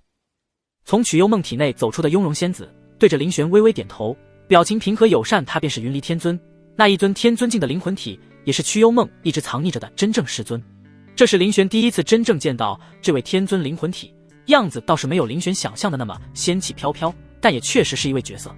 而他态度并不傲慢，一声道友，更是将自己和林玄摆在了同一位置上，丝毫不敢托大。哪怕他生前是一位天尊，但面对如此神秘的林玄，今时不同于往日，云离天尊也摆不出来高姿态。你便是幽梦的师尊。无论是林玄还是云离天尊，都没有大动干戈的意思，会面极其融洽。但有一点，林玄感到好奇，你虽是灵魂体，但生前再怎么说也是天尊境，为何要在这小小的唐清帝国青阳剑宗隐而不发？就算是因为取幽梦的实力见猎欣喜，也能带他去玄玉大宗得到更好的培养吧。闻言，云离天尊面上浮现出一丝苦笑，缓缓摇头，瞒不过道友，我之所以如此施为，是为了青阳秘境中的遗物。他没有遮遮掩掩，直接说出了自己的目的。青阳剑宗的青阳秘境，唯有宗门之人可入，其中有一件宝物可以助我重塑肉身。而我，他面容爬上几丝落寂和黯然。如你所见，我确实并非玄域中人，我来自玄域之外，但因遭受弟子背叛，被几位死对头陷害继而陨落，失去肉身。说到这里，他无奈笑笑，瞧着林玄道：也是巧了，和林道有一样的遭遇呢。云离天尊的话让林玄心下唏嘘，想到了背弃了星陨峰的南宫邀月，他望着面前这位雍容华贵的天尊，心里一叹，这位也是个可怜人。他顶多是被背叛，南宫邀月没有激进到要杀了他。论起来惨，还得是云离天尊更惨。自我失去肉身之后，侥幸神魂逃脱，流落玄域，后来遇到了幽梦，被他的天资吸引，我二人之间有师徒缘分，因此在一番考教后，我才收了他做徒弟。被点名的曲幽梦努力挺直腰背，望向半透明魂体状态的师尊，眉宇间有着化不开的担忧。师尊，他的神魂是不是又稀薄了些？云离天尊没有察觉弟子的担忧，他平静又无奈地诉说着自己这一路走来的故事。后来我感应到就在青阳剑宗内有一物可以助我重塑肉身，便让幽梦暂时加入这里，想要拿了那宝物再做打算，本以为会顺利，没成想。说着，云离天尊叹了口气，这些年他对曲幽梦的培养可谓是呕心沥血，虽有着重塑肉身复活的打算，但确实将曲幽梦当作自己的爱徒培养，倾囊相授。可事与愿违，曲幽梦被半路杀出来的黑马斩于剑下，青阳秘境进不去了，那东西也拿不到，他重塑肉身的可盼也在此刻化作遥遥无期的念想。但云离天尊想到苏莲心，眼神一动，垂下了秀美的天鹅颈，哀声恳求林道友，我有一个不情之请，倘若你愿意助我一臂之力，将青阳秘境中可以重塑肉身的宝物帮我取出，我愿意给予相应的报酬，在我重塑肉身之后，为你护道100年。天尊境的护道者属实珍贵，别说青阳剑宗找不到，便是唐清帝国，甚至玄域都找不出半个，几乎可以横着走了。一位天尊护道100年，可谓诚意十足了。云离天尊也知道自己给出的条件丰厚，说完之后便期待看着林玄，渴望得到自己想听见的答复。在曲幽梦和云离天尊期盼的视线中，林玄缓缓摇头。霎时间，云离天尊和曲幽梦都大失所望，神态流露出苦涩来。可他们也怪不得林玄，想想就知道了，一个虚无缥缈的承诺，别人凭什么愿意为你去冒险？重塑肉身的宝物又岂是那么好获得的？就在二人失望之际，林玄却再次开口，东西我不能帮你们拿出来，但若只是重塑肉身的话，我倒是有其他方法。闻言，云离天尊心中一震，难以置信地看着林玄，他究竟知不知道自己在说什么？就算他能得到青阳秘境里的宝物，也很难说自己就一定能够复活。那件宝物只是他重塑肉身所需要的东西之一，这将是一个非常漫长的过程。他在做下重塑肉身决定的时候，就已经做好用上数十年乃至数百年的时光重塑肉身，再度踏上修炼之道。可林玄说什么？他居然说重塑肉身好说，还只是重塑肉身，这也太荒谬了。无怪云离天尊第一反应就是不信，毕竟重塑肉身的难度不是一般的小，这可是死而复生啊！不仅需要几样至宝，还需要一位地境强者亲自出手，但能够请动地境强者，要付出的代价那就可想而知了。但怀疑的念头一闪而逝，云离天尊很快就想到了林玄的神秘，这可是能拿出地阶功法的人，虽然不是地境，但却神秘无比，说不定他真有办法帮助自己。你当真有办法？林玄没有解释自己的话，反手就取出了那枚素元灵丹。此丹名为素元灵丹，乃是7品顶级丹药，服用可助人重塑肉身，即便是灵魂体也能吞服。你可以借助这枚丹药再度重返人间。小巧玲珑的宝丹被林玄托在手心，散发着强力灵性波动，只现身这么一瞬，云离天尊都感到了这枚丹药的不凡之处。虽只有7品，灵力波动却比一些8品丹药都强。可是素元灵丹，他从未听过还有这种东西。但下一瞬，云离天尊就注意到了这枚丹药上清晰可见的丹纹：8纹灵丹。死！饶是云离天尊觉得自己见多识广，也不免倒吸一口凉气，眸中尽是震撼。8道丹纹，他真不是看花眼了，这是玄玉应该出现的东西，难怪这枚丹药给他的感觉比一些8品丹药的灵力波动还要强，这可是8纹灵丹啊，这是什么概念？哪怕是当年巅峰时刻的他都不曾见过。7品丹药对他而言不算什么，但8条丹纹，低阶丹药炼制熟练度高了也能出现几条丹纹，但越是品阶高的丹药越是难炼制，越是难出现丹纹。要不然青阳剑宗的6品玄龙丹有1条丹纹会让那么多人惊讶，而这枚丹药7品高阶8条丹纹，莫不是丹帝亲手炼制？不，念头出现在脑海中一瞬间就被云离天尊亲自抹去。就算是丹帝亲手炼制，都未必能炼制出拥有8道丹纹的7品丹药吧。他本以为自己已经高估了凌玄，却不曾想竟然还是小看了对方。他究竟是谁？地阶功法8纹7品丹，这绝不是一个普通封主可以拥有的。云离天尊震惊到失语，凌玄却笑了笑，不慎在意手中丹药。这枚丹药我可以给你。望着他眼中点燃的希望之火，凌玄则是慢悠悠补充上了自己的未尽之语。不过要求要变一变，100年时光太短，改为护到500年。这个要求不过分吧？凌玄提出这个要求是有考量的。500年对一位天尊境而言，虽说也不算太短，毕竟寻常天尊的寿元也不过几千年而已。但换成云离天尊，这个要求对他而言绝对物超所值。这可不是什么小恩小惠，而是死而复生、重塑肉身的机缘啊！如果让他自己去想办法筹备重塑肉身的种种材料，且不说何时能搜集齐全那些天地灵宝，就说一位地境强者的出手，又岂是那么容易讨来的？地境强者早已超脱，他们向来神秘，一心追求大道，渺无踪迹。若没有点羁绊和因果，轻易难以寻觅，更别提想让他们出手帮人重塑肉身，承担一份因果，那绝对是难如登天之事。而这其中所有的困难都已被凌玄抚平，换成一丸丹药，圆滚滚摆在云离天尊面前。这枚7品8纹灵丹拥有如此多道丹纹，只要效果真的如同凌玄所说，定能帮他重塑完美肉身。云离天尊止不住心中遐想，若是重塑肉身成功，绝对比他还活着时候的全盛时期更强，甚至往后的大道都能平坦不少，未来未必不能寻得一丝成帝的可能。这一切只需要吞服一枚丹药就能换来。若是让他自己去凑那些天材地宝，即便运气好，能够请出一尊地境强者，成功重塑肉身，也仅仅只是普通肉身，只能比肩凡人。他不但要从头开始修炼，还要想办法调和提升天赋，即便能修炼到曾经巅峰时期那般，也不知需要多少年。若是没有凌玄，云离天尊根本不会考虑那么多。死而复生，重塑肉身本就是逆天而行，有再多的坎坷都是正常，但摆在自己面前的有一条通天路，他为何还要去走泥泞不堪的小路？仅仅花费片刻时间，云离天尊没怎么思索，就果断点头。好，500年护道，我答应你。重塑肉身后500年，我都将护持你左右，天地为鉴，心魔为誓。500年光景不算短，但和重塑肉身相比，一切都值得。此时云离天尊还在思索这500年的长短是否太过久远，却根本想不到不久后的将来，他非但不会觉得500年长，甚至还会觉得这500年太短了。别说500年了，他怕是会后悔当初没定个1000年甚至万年之约。云离天尊以心魔发誓，凌玄也爽快，当即给出他心心念念的素元灵丹。望着手中散发强大灵力波动的丹药，云离天尊心下暗潮汹涌，希望的浪潮胎击在他心头，那是名为复仇的可盼。背叛之仇他一刻不敢忘，失去肉身，被逼到狼狈逃窜，来到玄域，云离天尊无法没有忘记自己落到这个下场是谁害的。多谢林道友。云离天尊真情实意感激，望着手中灵丹，掀了掀唇角。他早就说过，总有一天他会亲自解决那个逆徒。那逆徒恐怕是已经成为云海天宫的公主了吧？欺上瞒下，所图甚大。以那逆徒的手段，云海天宫之人大概以为自己意外陨落，就是不知道将来那逆徒看到他还活着时会露出怎样一副表情。心潮澎湃之下，云离天尊望着凌玄的眼神也就更真诚了，而凌玄则是看向了旁边的曲幽梦。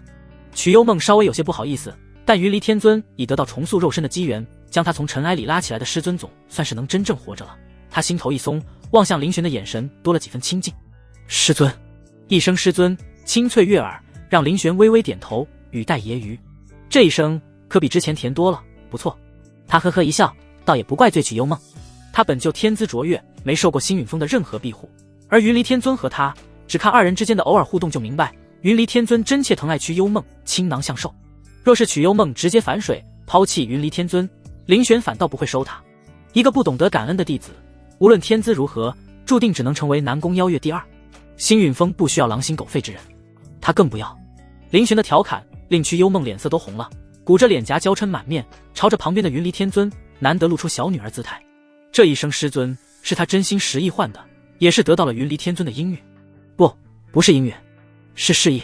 在云离天尊看来，有2位师尊又有何妨？瞿幽梦天赋卓越，堪比玄玉顶级天骄，是自己现在唯一的爱徒，他不想让爱徒错过如此机缘。林玄何等神秘，他根本探究不出林玄的真正来路。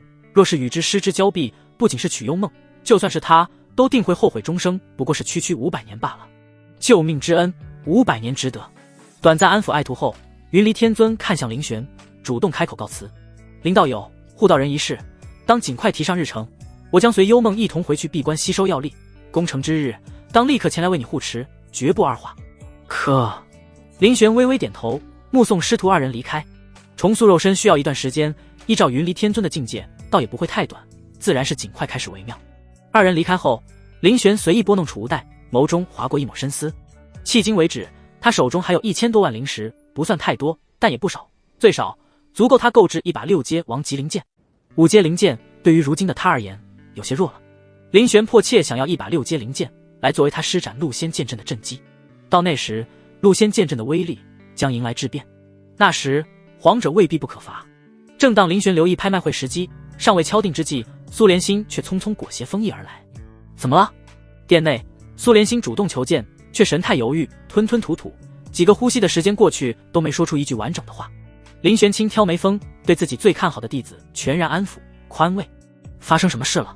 有事直说便可，不用吞吞吐吐。再度犹豫片刻后，苏连心才忐忑不安，轻启朱唇：“师尊，我得到了一则消息，您要听听吗？关于南宫邀月的消息。”南宫邀月这个名字甚至称得上有些久远。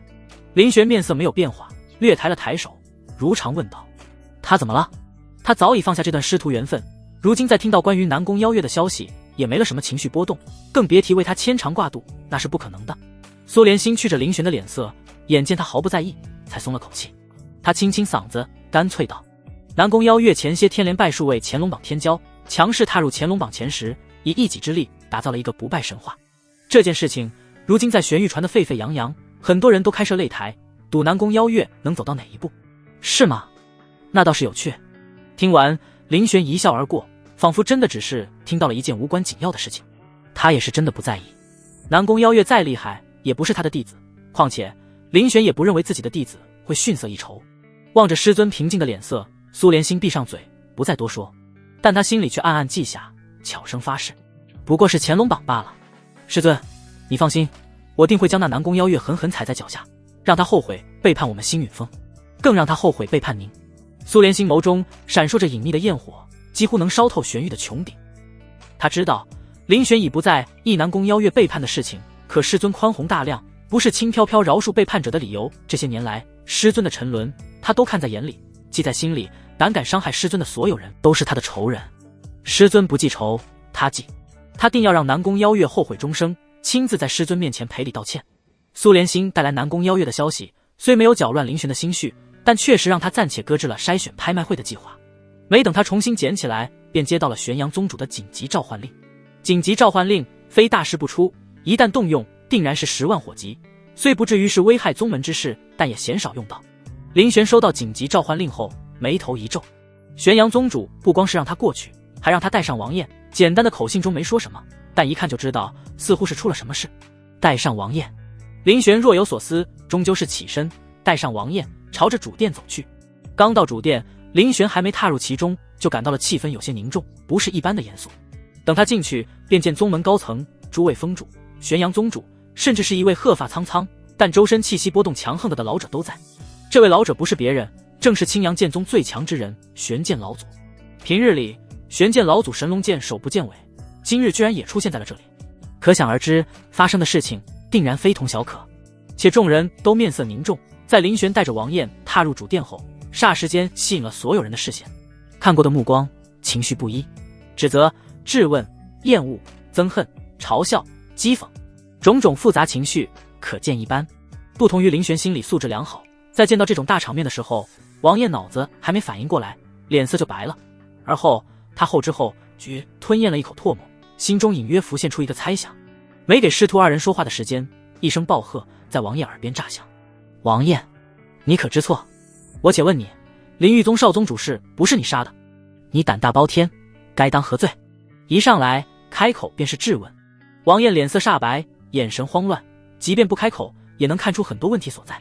玄剑老祖脸色顿时一片黑沉，宛如风雨西城前夕的乌云压顶。他与玄阳本全然不知情，特别是他玄剑老祖早已不管事，专心修炼，以求问道飞仙。可在不久前，他忽然接收到一位老友的传讯，消息短捷，只有2句话：吾有林玉宗强者正杀向你宗山门，须臾即达。闻青阳剑宗内有弟子诛杀林玉宗少宗主，真假？无论如何，林玉宗震怒非常，盼早做准备。宗内有弟子杀林玉宗少宗主。玄剑老祖反应过来后无比震怒，是谁居然这么胆大包天，居然连林玉宗少主都敢杀？林玉宗虽不是晨曦帝国10大宗门，但也是一流行列，闻名遐迩。而青阳剑宗呢，虽有着唐清帝国10大宗门之一的名号，但这有什么可比性晨曦帝国？那是映月7国之首，唐清帝国7国垫底，一个凤尾，一个鸡头，有可比性。即便林玉宗在晨曦帝国排不进前10，而青阳剑宗是唐清帝国10大宗门之一，但双方差距全然等同于鸡头和凤尾的差别。晨曦帝国10大宗门，哪怕是垫底的宗门，也有王境7重强者坐镇。林玉宗作为晨曦帝国一流宗门，虽然没有王境7重，但却有一位王境5重圆满的老祖。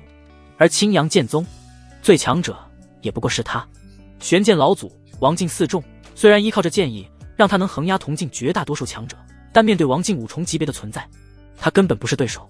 最为重要的是，这完全是无妄之灾，他甚至都不知道发生了什么。王爷脸色惨白，不敢直视玄剑老祖，却努力张嘴想为自己解释，但还没等他说出口，林玄就抢在了他前面，平静道：那位少宗主的死，错不在我屠王爷，是他。够了！林玄都没来得及把话说完，就被玄剑老祖粗暴打断。玄剑老祖目光逼迫，语气更是不容置喙，一字一顿：事已至此，对错已无关紧要，重要的是林玉宗少宗主身死，且死在了我青阳剑宗弟子手中，而林玉宗强者震怒，即将抵达我青阳剑宗，届时后果不堪设想。他缓缓吐出一口气，平息心中怒火，看都不看王爷一眼，环顾一周：今日诸位长老、封主皆来到此，你们认为这件事情要如何处理？打还是认？打值不值得？认又要怎么认下，平息林玉宗的怒火？这件事情有何难处？一道声音突兀插了进来，带着淡淡的讥诮，朗声开口，吸引了众人注意力。一人做事一人当，既然是王晏杀了林玉宗少宗主，便是他的错。不管他杀之前是否知晓对方是林玉宗少主，但杀了便是杀了。既如此，让王晏亲自去向林玉宗请罪方可。林玄循声望去，便见好了伤疤的陆天行轻笑着，毫不掩饰眼眸中的恶意和傲然。陆天行见林玄看来，唇边的笑意更是逐渐扩大。一人之错，怎能搭上整个宗门？林峰主总不至于让我们都为你行包庇之实吧？陆天行眉宇间含着挑衅，在王晏看过来时，更是平添了恨意。对于林玄和他的弟子横空出世，打破了他的计划，他本就怀恨在心。无论是林玄的拒绝，还是擂台上的3次失利，在第3峰主对他避而不见后，都被他视为奇耻大辱。对林玄和星陨峰的恨意已经达到了顶峰。如今好不容易有个可以落井下石的机会，他怎么会轻易放过？陆天行之后，不少长老纷纷开口，而这些人多是站在圣子那边的。圣子说的没错，王晏一人做事，宗门何故要为他承担？交出王晏，平息林玉宗的怒火，再简单不过。若为了他一个人举全宗之力对抗林玉宗，对其他的宗门弟子而言，又何其不公平，何其无辜？宗主还是应该早做打算才是。和陆天行同一派系的峰主高层无不偏向他，口中言论更是让王晏脸色雪上加霜。但玄阳宗主稍作犹豫后，轻皱着眉头，附在玄剑老祖耳边说了一句话：这王晏并非是普通弟子，他便是我之前提到过，此前在宗门大比上大放异彩，领悟了剑意的那名少年。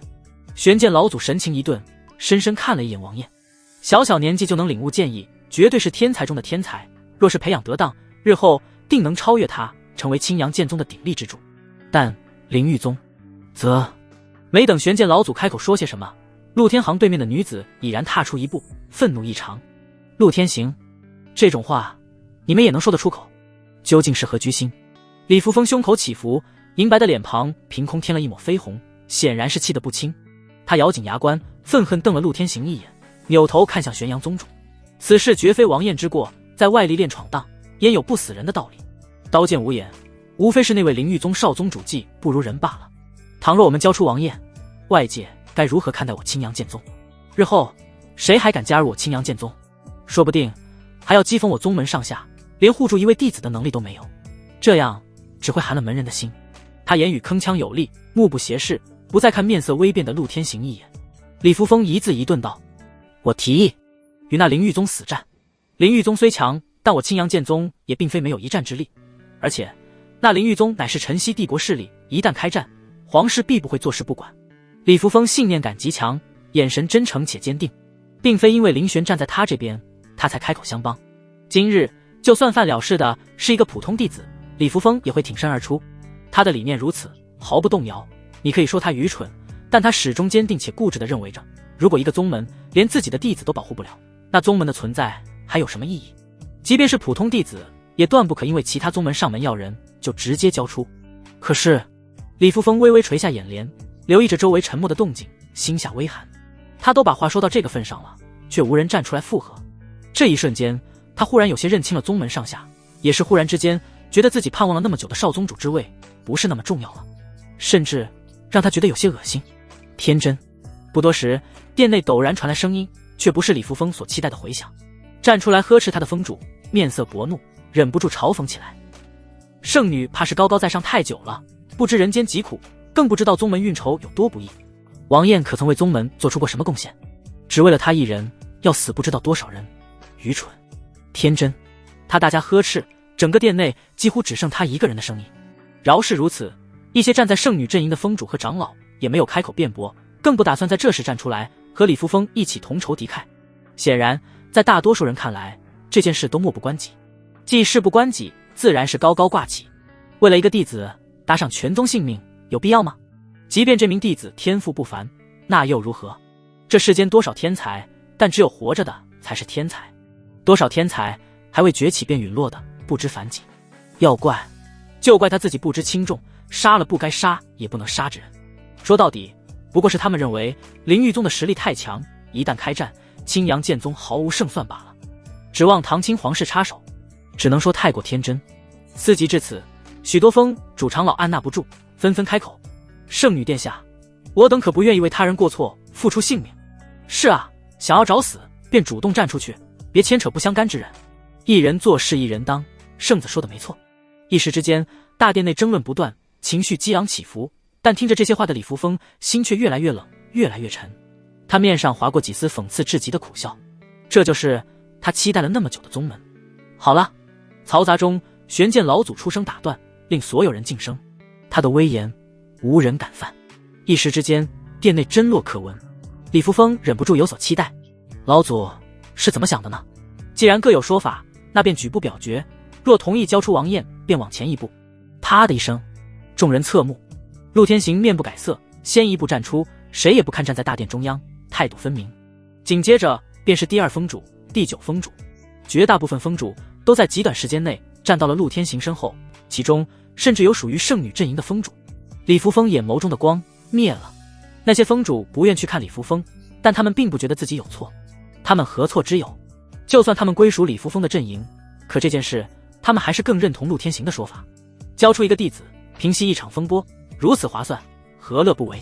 本就是王晏先出手伤人，交出他与李正和啊。结果已经很明显了。望着这一切，还有那些不敢看自己的封主们，李扶风彻底失望。他没想到自己待了那么多年的宗门，为其付出一切，赴汤蹈火的宗门居然如此无情无义。他们为何不想想，今日宗门能放弃一个王晏，来日就能放弃他吗？不，他们不是不想，而是觉得这把火根本烧不到他们自己身上。李扶风讥讽一笑，想他居然还为了少宗主之位和陆天行争得死去活来，现在看来当真是可笑至极。而就在这时，一道清越的声音忽然打破了殿内的宁静：不必麻烦了。林玄瞧着这群面有不虞之人，眼底透着冷光。闹剧也该结束了。诸位也别表决了，我林玄和我的弟子就此退出青阳剑宗，日后生死各论，莫不相关。林玄一句话撂下，头也不回，直接转身离开。王燕就在他的身后，亦步亦趋。他张口想要说些什么，但话尚未说出口，便被林玄阻止。说再多又有何用？既然无用，便不必说了。王燕眸中浮现出愧疚之意，艰涩闭上嘴。他不想因为自己连累了师尊啊。但在林玄眼中看来，为了莫须有的罪名责怪自己的弟子，甚至放弃自己的弟子，他做不到。王燕何罪之有？再者，区区一个灵玉宗罢了，又何惧哉？青阳剑宗怕，可他林玄从未怕过分毫。本来林玄还打算以青阳剑宗的名义前去参加七国大比，为青阳剑宗在七国大比上夺得一个好名次。如今看来是没那个必要了。师徒二人都没有回头，对这个冷漠无情的宗门没有丝毫留恋。老祖望着林玄和王燕二人离开的背影，陆天行眸光不明闪烁，张嘴还想说些什么，却被玄剑老祖阻止。玄剑老祖微微摇头，罢了，让他们去吧，总归已和我们青阳剑宗再无瓜葛。在他看来，林玄这就是踏上了一条不归路。为了一个弟子，即便那弟子颇有天资，但又如何？不论是王燕还是林玄，已成必死之人，既如此，也就没什么好计较的，随他们去吧。没了青阳剑宗，他们不过是灵玉宗可以随手碾死的蚂蚁罢了。可怜他们连这一点都察觉不到，更是忘了是谁给了他们和灵玉宗叫嚣的底气。脱离青阳剑宗倒是也好，让他们醒醒脑子，人生最后时刻不至于活得太蠢。陆天行虽然心有不甘，但在玄剑老祖的示意下，只能闭嘴默默退到后面去。只是二人不知道的是，他们应该庆幸没有强行留下林玄师徒，不然一道倩影却和他擦肩而过，以相反的方向站到玄剑老祖面前，更是陆天行身前。扶风感激宗门这些年来的培养，请宗主老祖见谅，扶风愿与林玄等人一同退出宗门。李扶风的选择震惊了在场所有人，一时间众人居然没能说出话来。他朝着玄阳宗主盈盈一拜，又回头看了眼玄月峰主，不甚留恋，随意笑了笑，再拜老祖，起身扭头，毫不犹豫追赶林玄的步伐。宗门理念和他心中所想相差太大，他不愿委屈自己，更不愿做青阳剑宗的少宗主，在这种宗门内被同化沉沦。李扶风心中清楚，自己确实不是什么大人物，说话也人微言轻，但说了和不说，做了和不做，是两码事，同流合污。他不愿这样的宗门，他不带。扶风眼见李扶风负气出走，玄月峰主眉头微微一皱，张口呼唤。李扶风听见他的声音，身形僵硬了片刻，还未说些什么，青微峰主便无可奈何地走了过来，拦住他的去路。青微仙子忧虑望着李扶风，细细的柳眉平起。扶风，当真要这样吗？莫要为了一时意气。然而话还没说完，李扶风便悍然打断了他。他摇摇头，青微峰主、玄月峰主，多谢你二人多年来的护持，但我意已决，无需再劝。我走了，还望多多保重。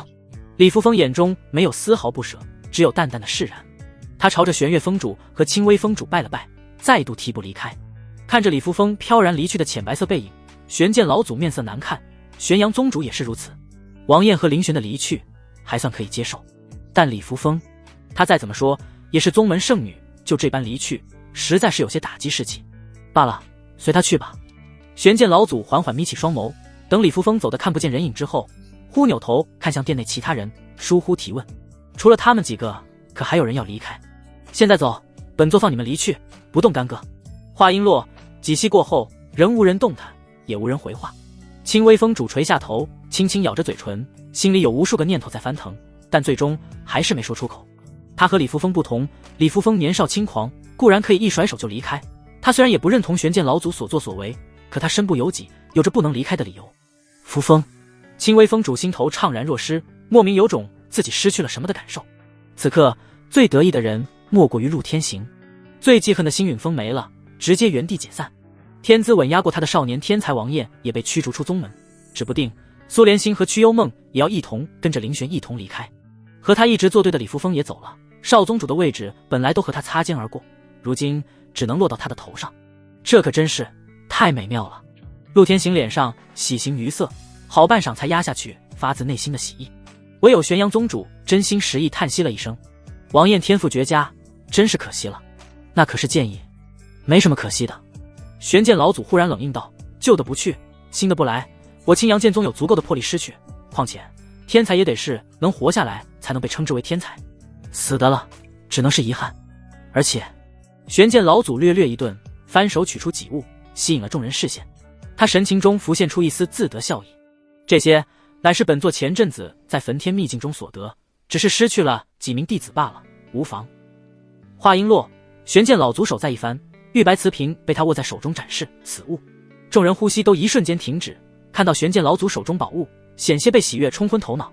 如此多的宝物，玄剑老祖在焚天秘境中当真是得到了不少机缘啊！什么王爷，什么李扶风，此刻都被他们抛之脑后，目光留恋不舍，渴望得到老祖赐下宝贝。陆天行也是这么想的人之一，而玄剑老祖还真看了过来。天行，这2枚丹药你可收好。瓷瓶落入陆天行手中，还没等他疑惑是什么丹药，玄剑老祖便沉稳开口解释，这乃是2枚龙魄丹，且都有一条丹纹，你好好炼化，老祖期待你的成长。龙魄丹，陆天行差点手抖，摔了手中的瓷瓶，再回神，他望向手中瓷瓶的目光充满了震撼和狂喜。龙魄丹，这可是极度珍贵，能让人提升资质，大大提升实力的7品丹药啊！他居然这么轻易得到了珍贵的7品一文灵丹。陆天行不可置信，但无比狂喜，险些笑出声。在众人瞩目中，陆天行忙稳住神态，低头遮掩面目表情，欣喜抱拳。是，天行定不会辜负老祖所望，他都有些感谢李扶风了，若不是他走了，恐怕他都得不到如此机遇。呵，他真想看看李扶风若是知道了会有多么后悔，他肯定肠子都要悔青了吧。宗门内众人灼热的视线汇聚在陆天行手上，这可是7品丹药，而且还有一条丹纹，便是皇者也会心动的存在。玄剑老祖得到这等宝物，而且还是2枚，运气不可谓不好。这一刻，其他封主的想法和陆天行不约而同想到一起去了。若是圣女得知，会是何等后悔？玄剑老祖威严的目光在殿内扫视，落到陆天行身上时，淡漠眸光出现一丝波动。本来这2枚丹药是准备给你和扶风的。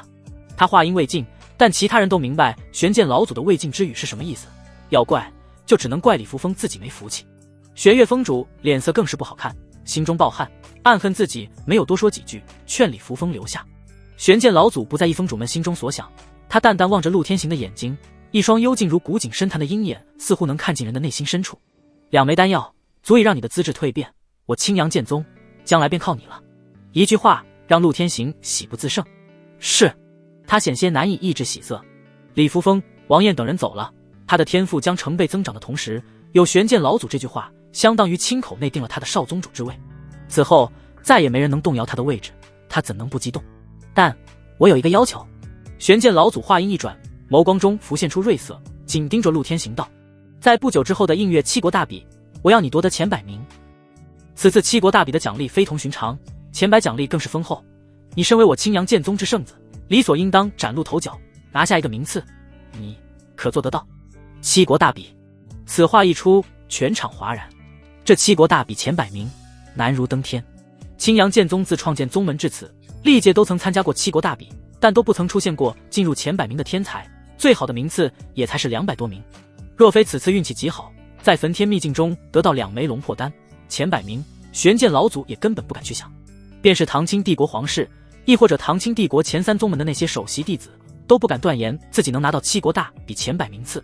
前100名这100人，向来都是被晨曦帝国、圣阳帝国等靠前的帝国天骄垄断，靠后的帝国，包括唐清帝国在内，妄图从他们手中分一杯羹，可谓艰难险阻，想要拿到一个名额都是极难。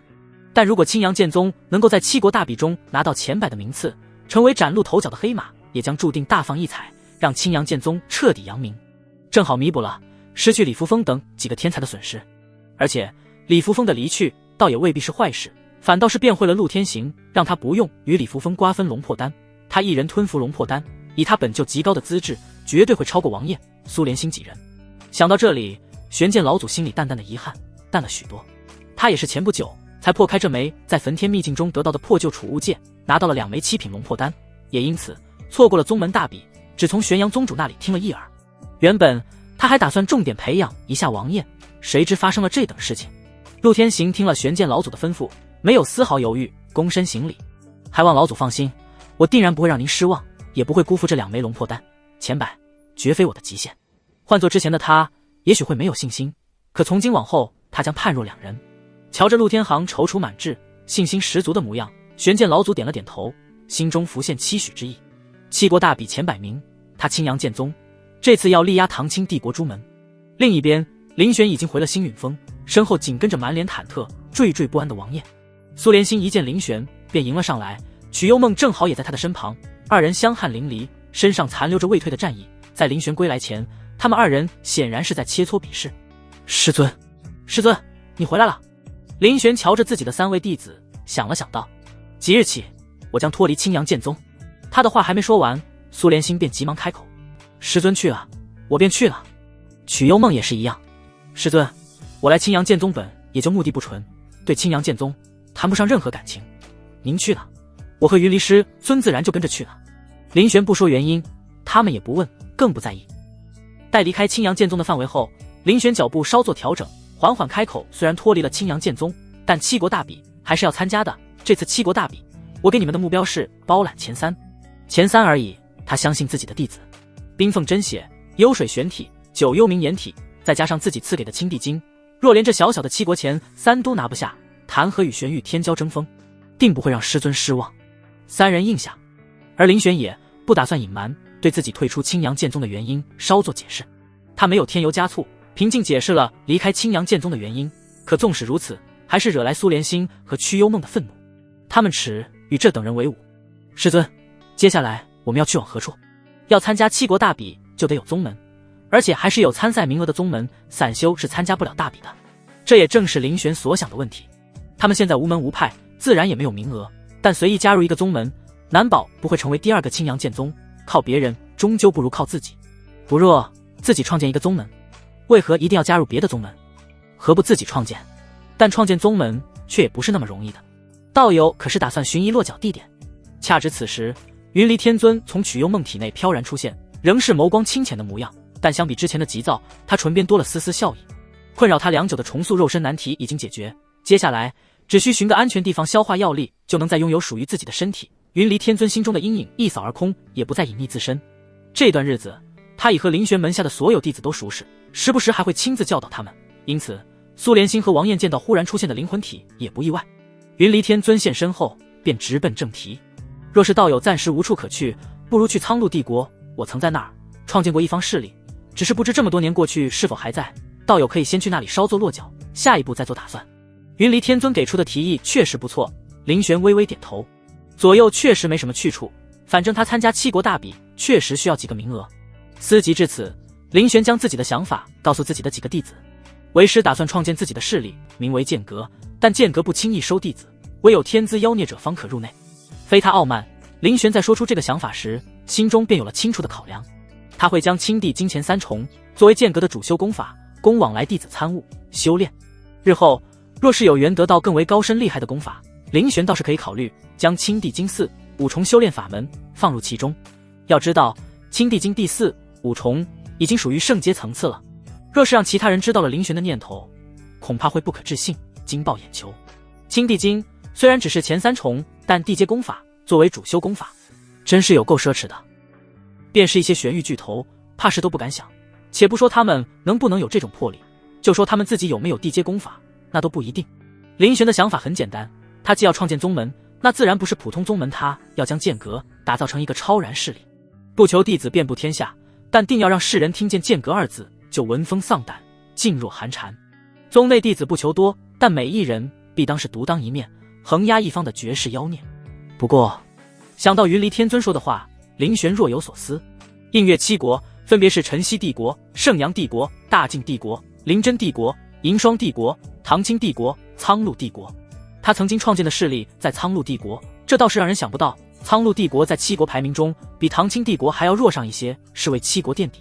那便去苍鹭帝国吧。他扭头看向自己的几位弟子，开口吩咐道：你们几人先去苍鹭帝国等我，我去一趟辰溪帝国处理一些事情。听闻林玄要亲身前往辰溪帝国，王晏心神一动，忙问道：师尊，你去辰溪帝国是？一时之间他竟有些不敢说了。林玄微微点头，唇边的笑意冰凉，眸中更是泛着冷光。那灵玉宗不是正要找我们吗？何必那么麻烦，我送上门便是。他虽是笑着说的，可认识谁都能听出他话语中的含义和深意。为师去就回。你们先同鱼离天尊一道，苍鹭再见。是。目送林玄离去，王晏几人内心震动，尤其是王晏，心中更是感激无比。师尊是为了他才亲自动身前往灵域宗啊。而他们也相信，林玄既然敢去，那定是有着绝对的信心。他们对自己的师尊自然抱有万分信任，不必怀疑。那便苍鹭再见。数日之后，晨曦帝国灵域宗山门。灵域宗坐落于群山之中，素来以拥有上品灵脉而闻名。8座小扶峰恭围着主峰，天地间氤氲灵气几乎化为实质，白雾缭绕，灵花灵草更是遍地数不胜数。此地因地制宜，层层阵法交叠，锁住宗门内部的灵气，防止外泄，更护住山门和无数峰头，禁制密密麻麻，防止外来者窥视。和灵域宗相比，青阳剑宗直接被比进了尘埃里，两相对照，灰扑扑的青阳剑宗从外表上就输了，更别提宗门内的强者含金量。这里粗略一探，便能感触到至少20位王境强者气息，横贯宗门，庇护群山。而青阳剑宗也就仅有人家的半数而已，也怪不得青阳剑宗在面对来自灵域宗危机时，会第一时间想到认怂。灵域宗虽不是顶级宗门，更排不进晨曦帝国前10，但比青阳剑宗强大不知多少。无数宗门弟子和长老进进出出，领了宗门任务来回，见或带着击杀的灵兽，或者满身伤痕，都能得到快速妥帖的应对和治疗。就连守山门的弟子也精神抖擞。不过宗门外门的宁静祥和却感染不了灵域宗主殿的宗主。灵域宗宗主这些年来仅有一子，因此分外娇惯了些。本以为别人会畏惧他灵域宗的名头，就算和自己的独子发生冲突，也有灵域宗兜底，不至于有太大危险。谁成想只是一次出门，他唯一的儿子竟再也回不来了，这让他如何不怒，如何自持？灵域宗宗主不受控制的暴怒，周身灵气疯狂乱涌，眉宇间更是杀意满盈。宗主息怒，李长老他们已经前往青阳剑宗拿人，届时回宗，定要让那小畜生求生不得，求死不能。宗门高层聚集于殿内，安抚着灵域宗宗主，说话的长老更是满脸痛色。少宗主可是他亲自看着长大的，居然就这么死了，他怎能就此罢休？灵域宗宗主眼神阴寒，生生从牙缝里挤出一句：敢杀无二，无必要将那小畜生千刀万剐，堕入蛇窟炼成药人为我而守墓，以为我儿在天之灵。他话音余音未尽，脸色倏忽变了，一道恐怖的气息袭来，突然至极，威严强横扫过整个灵域宗群山，张扬狂放，毫不掩饰来者不善的气息。无数弟子都被压得喘不过气，咬牙抬头看向上空，根本不知发生了什么。灵域宗宗主的怒气在这时仿佛有了宣泄口，摇身一动，径直窜出大殿，来到主殿门口，仰头看向上空，那里只有一道白衣剑修身影，负手而立，高居护宗大阵之外，仿若神奇般俯瞰整个灵域宗。见此，灵域宗宗主心中怒火高涨，猛然暴喝：何方宵小，竟敢擅闯我灵域宗山门！高居半空的白衣剑修正是灵玄。他淡淡看了一眼气急败坏的灵域宗宗主，不理不睬，只将灵力汇聚于喉咙，令自己的声音传遍灵域宗范围。普通弟子现一炷香内离开灵域宗，一炷香后还未离去，死！今日本座要踏平灵域宗。灵域宗的弟子们一边顽强抵抗着威压，一边透过护宗大阵去着外边的白衣剑仙。好在护宗大阵为他们抵挡了一部分灵力威压，否则他们绝大多数都得跪在地上爬都爬不起来。此人好生大胆，竟敢单枪匹马来挑衅我灵域宗！别怕，刘师弟，宗主和长老们都在，此人翻不起什么风浪。好强劲的建议，幸好有护宗大阵在。弟子们苦中作乐，议论纷纷。灵域宗的高层却被这狂妄的举动气得不轻。这可是灵域宗山门，自家的地盘却被人欺负到了脸上，是可忍孰不可忍。灵域宗高层更是被气到头发倒数，疾言怒色。无论是长老还是老祖，全都在宗门内，居然还有人敢这般以威压强压山门，这是赤裸裸的挑衅。若是不给他一点颜色看看，恐怕他人还要以为灵域宗无人长老们随怒意而动。几乎同时，数道金光一齐射出，直逼山门。何人竟敢来我灵域宗放肆？大胆狂徒，找死！一位位王境长老一齐飞出，恐怖的威压同时释放，朝着山门外的白衣剑仙扑去。听闻灵域宗内高层的叫嚣与怒骂，护宗大阵外的白衣剑仙也就是灵玄，他面无表情，随手抽出自己的佩剑，对着拦在自己面前的山门轰出惊天一剑，毫不手软。四众剑意在这一刻爆发，恐怖至极的剑意摧枯拉朽，以千钧之势奔袭，化万马之力，朝着灵域宗山门横冲直撞而去。漫天剑光于此时收拢于一处，化作灵玄手中的灵力巨剑，对着灵域宗相安无事运转上百年的护宗大阵兜头盖脸怒斩劈下。这一剑无人可挡，宛如山倾的浩瀚威势压下，无数灵域宗弟子亲眼目睹这如末日到来的一幕，甚至无法做出任何反应，一个个瞪眼张嘴，神情呆滞。而这一剑之风采，足以让灵域宗万千弟子为之肝胆俱裂，炫目到极致的冲击力，还有灵力巨剑中蕴含的4重剑意，直接让他们全都呆愣当场。有些弱的弟子甚至因为窥视剑意而受到重创，当场呕出一口血来。大胆，竟敢对我灵域宗护宗大阵出手！实力远在弟子们之上的王境长老们又惊又怒，看着白衣剑仙的目光更不懂将这人拆骨扒皮，生啖入腹。这等胆大包天之人，简直是狠狠甩了他们所有人一巴掌，二话不说就动起手来，是打算和他们宗门开战。如此挑衅，更是要和他们灵域宗不死不休的节奏。就这样，在灵域宗上上下下或怒或惊或震撼的注视中，灵力巨剑直接劈下，正中护宗大阵。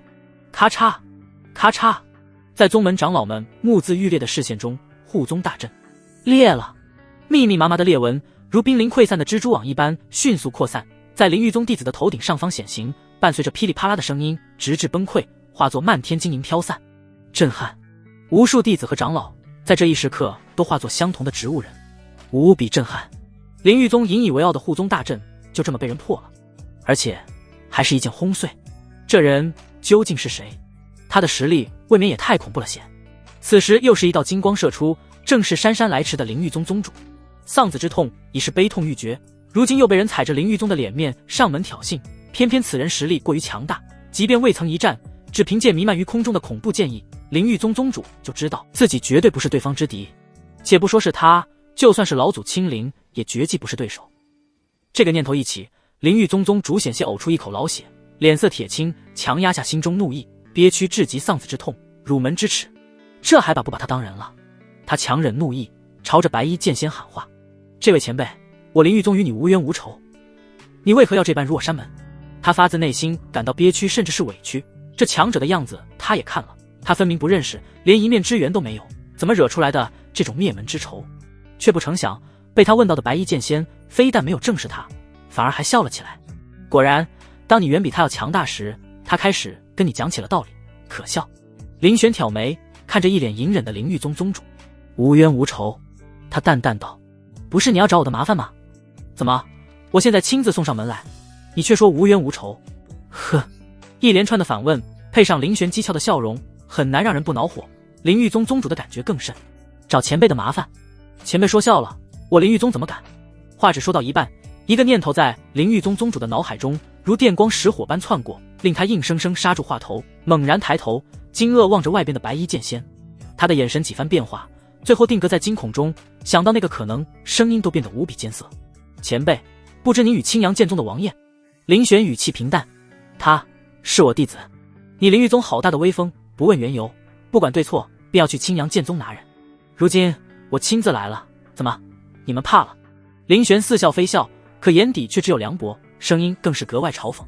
灵域宗宗主在他漠视的眼神中，生生吓出一身冷汗。此人居然是王燕的师尊，怎么可能？此前他亲自调查过，那王燕不过是青阳剑宗内的一个普通弟子罢了，就连他所在的星陨峰都平平无奇，位列倒数。他怎么可能会有一位实力如此强大的师尊？这位白衣剑仙的实力之强，莫说是青阳剑宗，就算是整个唐清帝国都不该有才是。灵域宗宗主的脑子险些转不过来，他神思混乱，连丧子之仇都顾不上了，尴尬笑着，结结巴巴试图回转于地。前辈说笑了，这都是误会，误会，我怎敢要您给？说笑！林玄直接打断了他的话。谁跟你说笑？他话音未落，又是一剑斩出，果断狠绝，分毫没给灵域宗宗主任何辩解的机会。他是一个极其护短之人，自己的弟子不护着，怎么可能？既要杀他弟子，便是他的仇人，对待仇人，林玄从不知道心慈手软为何物。至于灵域宗宗主的示弱，说到底，只是因为林玄的实力远在他之上罢了。若是他的实力不够强，不用想都知道，今日灵域宗的态度绝对会迎来一个翻天覆地的变化，死的也不可能是灵域宗，而会变成他与王燕。对敌人善良，便是对自己的残忍。是以林玄连个招呼都没打，手中剑斩迅疾如雷，直劈而下。谁也没想到，他居然霸道至私，说动手就动手，根本不给灵域宗众人反应的时间。前辈且慢！灵域宗宗主撕心裂肺的大吼一声，却没换来林玄一个怜悯的眼神。林玄毫不在乎，他给出的时间范围已至，至此灵域宗所有人生死由命。剑落，压迫性十足的一剑轰出，如灵域宗宗主所想，根本没有人有一拼之力。在这一剑攻势下，数位王境长老直接喋血当场，宗主本人更是被重伤，削掉半边臂膀，连连吐血软倒，更不用提示死物的灵域宗驻地了。环顾四周，纵目望去，本富饶繁华的灵域宗驻地，山门有大半都化作废墟，无数弟子被剑招于波波急，惊惶逃遁，四处都是鲜血和惨叫，幸存下来的人纷纷跪地不住叩首。前辈饶命，前辈饶命啊！我等知错了，前辈收手吧，这事与我们无关啊。灵域宗广场之上满地狼藉，看着这一切，林玄只觉得好笑。这些人是真没把自己此前的话当回事啊！莫不是他没有这些人离开的时间吗？灵域宗宗主往嘴里填了一颗生机玉骨丹，强忍着痛楚站起身，痛声质问：前辈，你残杀我灵域宗上下，妄造杀孽，就不怕七国众同门问罪吗？莫非你心中就没有一个对错，没有是非之分？他愤懑指责道：我确实怨恨你徒弟杀我儿子，但那也是你的弟子杀我而在先，我只是想讨回公道而已。林玄险些被他逗乐，又觉乏味腻味。现在和他说起来对错是非了，当日他派人去拿人时，可曾想过自己的对错是非道理？如今所说这一切全都是一派胡言。所谓的道理从来都是建立在拳头上，拳头硬那便是道理。这一点林玄早早就意识到了。而今的灵域宗宗主无非是剑不可力敌，才摆出一副讲理的模样。若是今天他的剑不够凌厉，就算他战1000个10000个里，灵域宗宗主都不会给他分说的机会。而就在这时，一副悲愤欲绝样子的灵域宗宗主自以为隐藏得很好，眸子里陡然露出残忍的喜色和激动。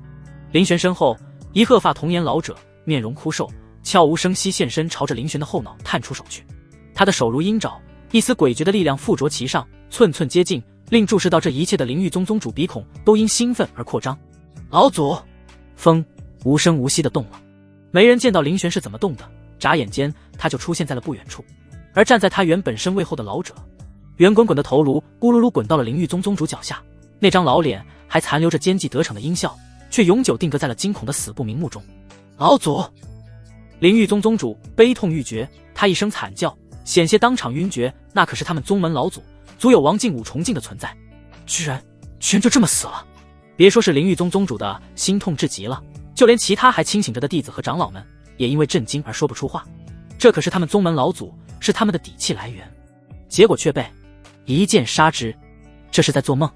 老祖被一剑斩了。不知是谁用如梦似幻的语气呢喃着吐出绝望的事实，这一句话顿时打破了全场的鸦雀无声。震撼、恐惧都在同一时间降临，令所有弟子如丧考妣，更胆颤心惊。逃啊！又不知是谁一句话开启了大乱的伊始，有一个逃命的就有10个100个，无数弟子根本顾不上什么宗门荣耀，只惦记身家性命，纷纷逃窜，顶着满头满脸的血狼狈奔逃。逃得越远越好，灵域宗今日必灭。无数弟子抹着眼泪回头，怔怔看着曾经的宗门，却只能看到一片废墟。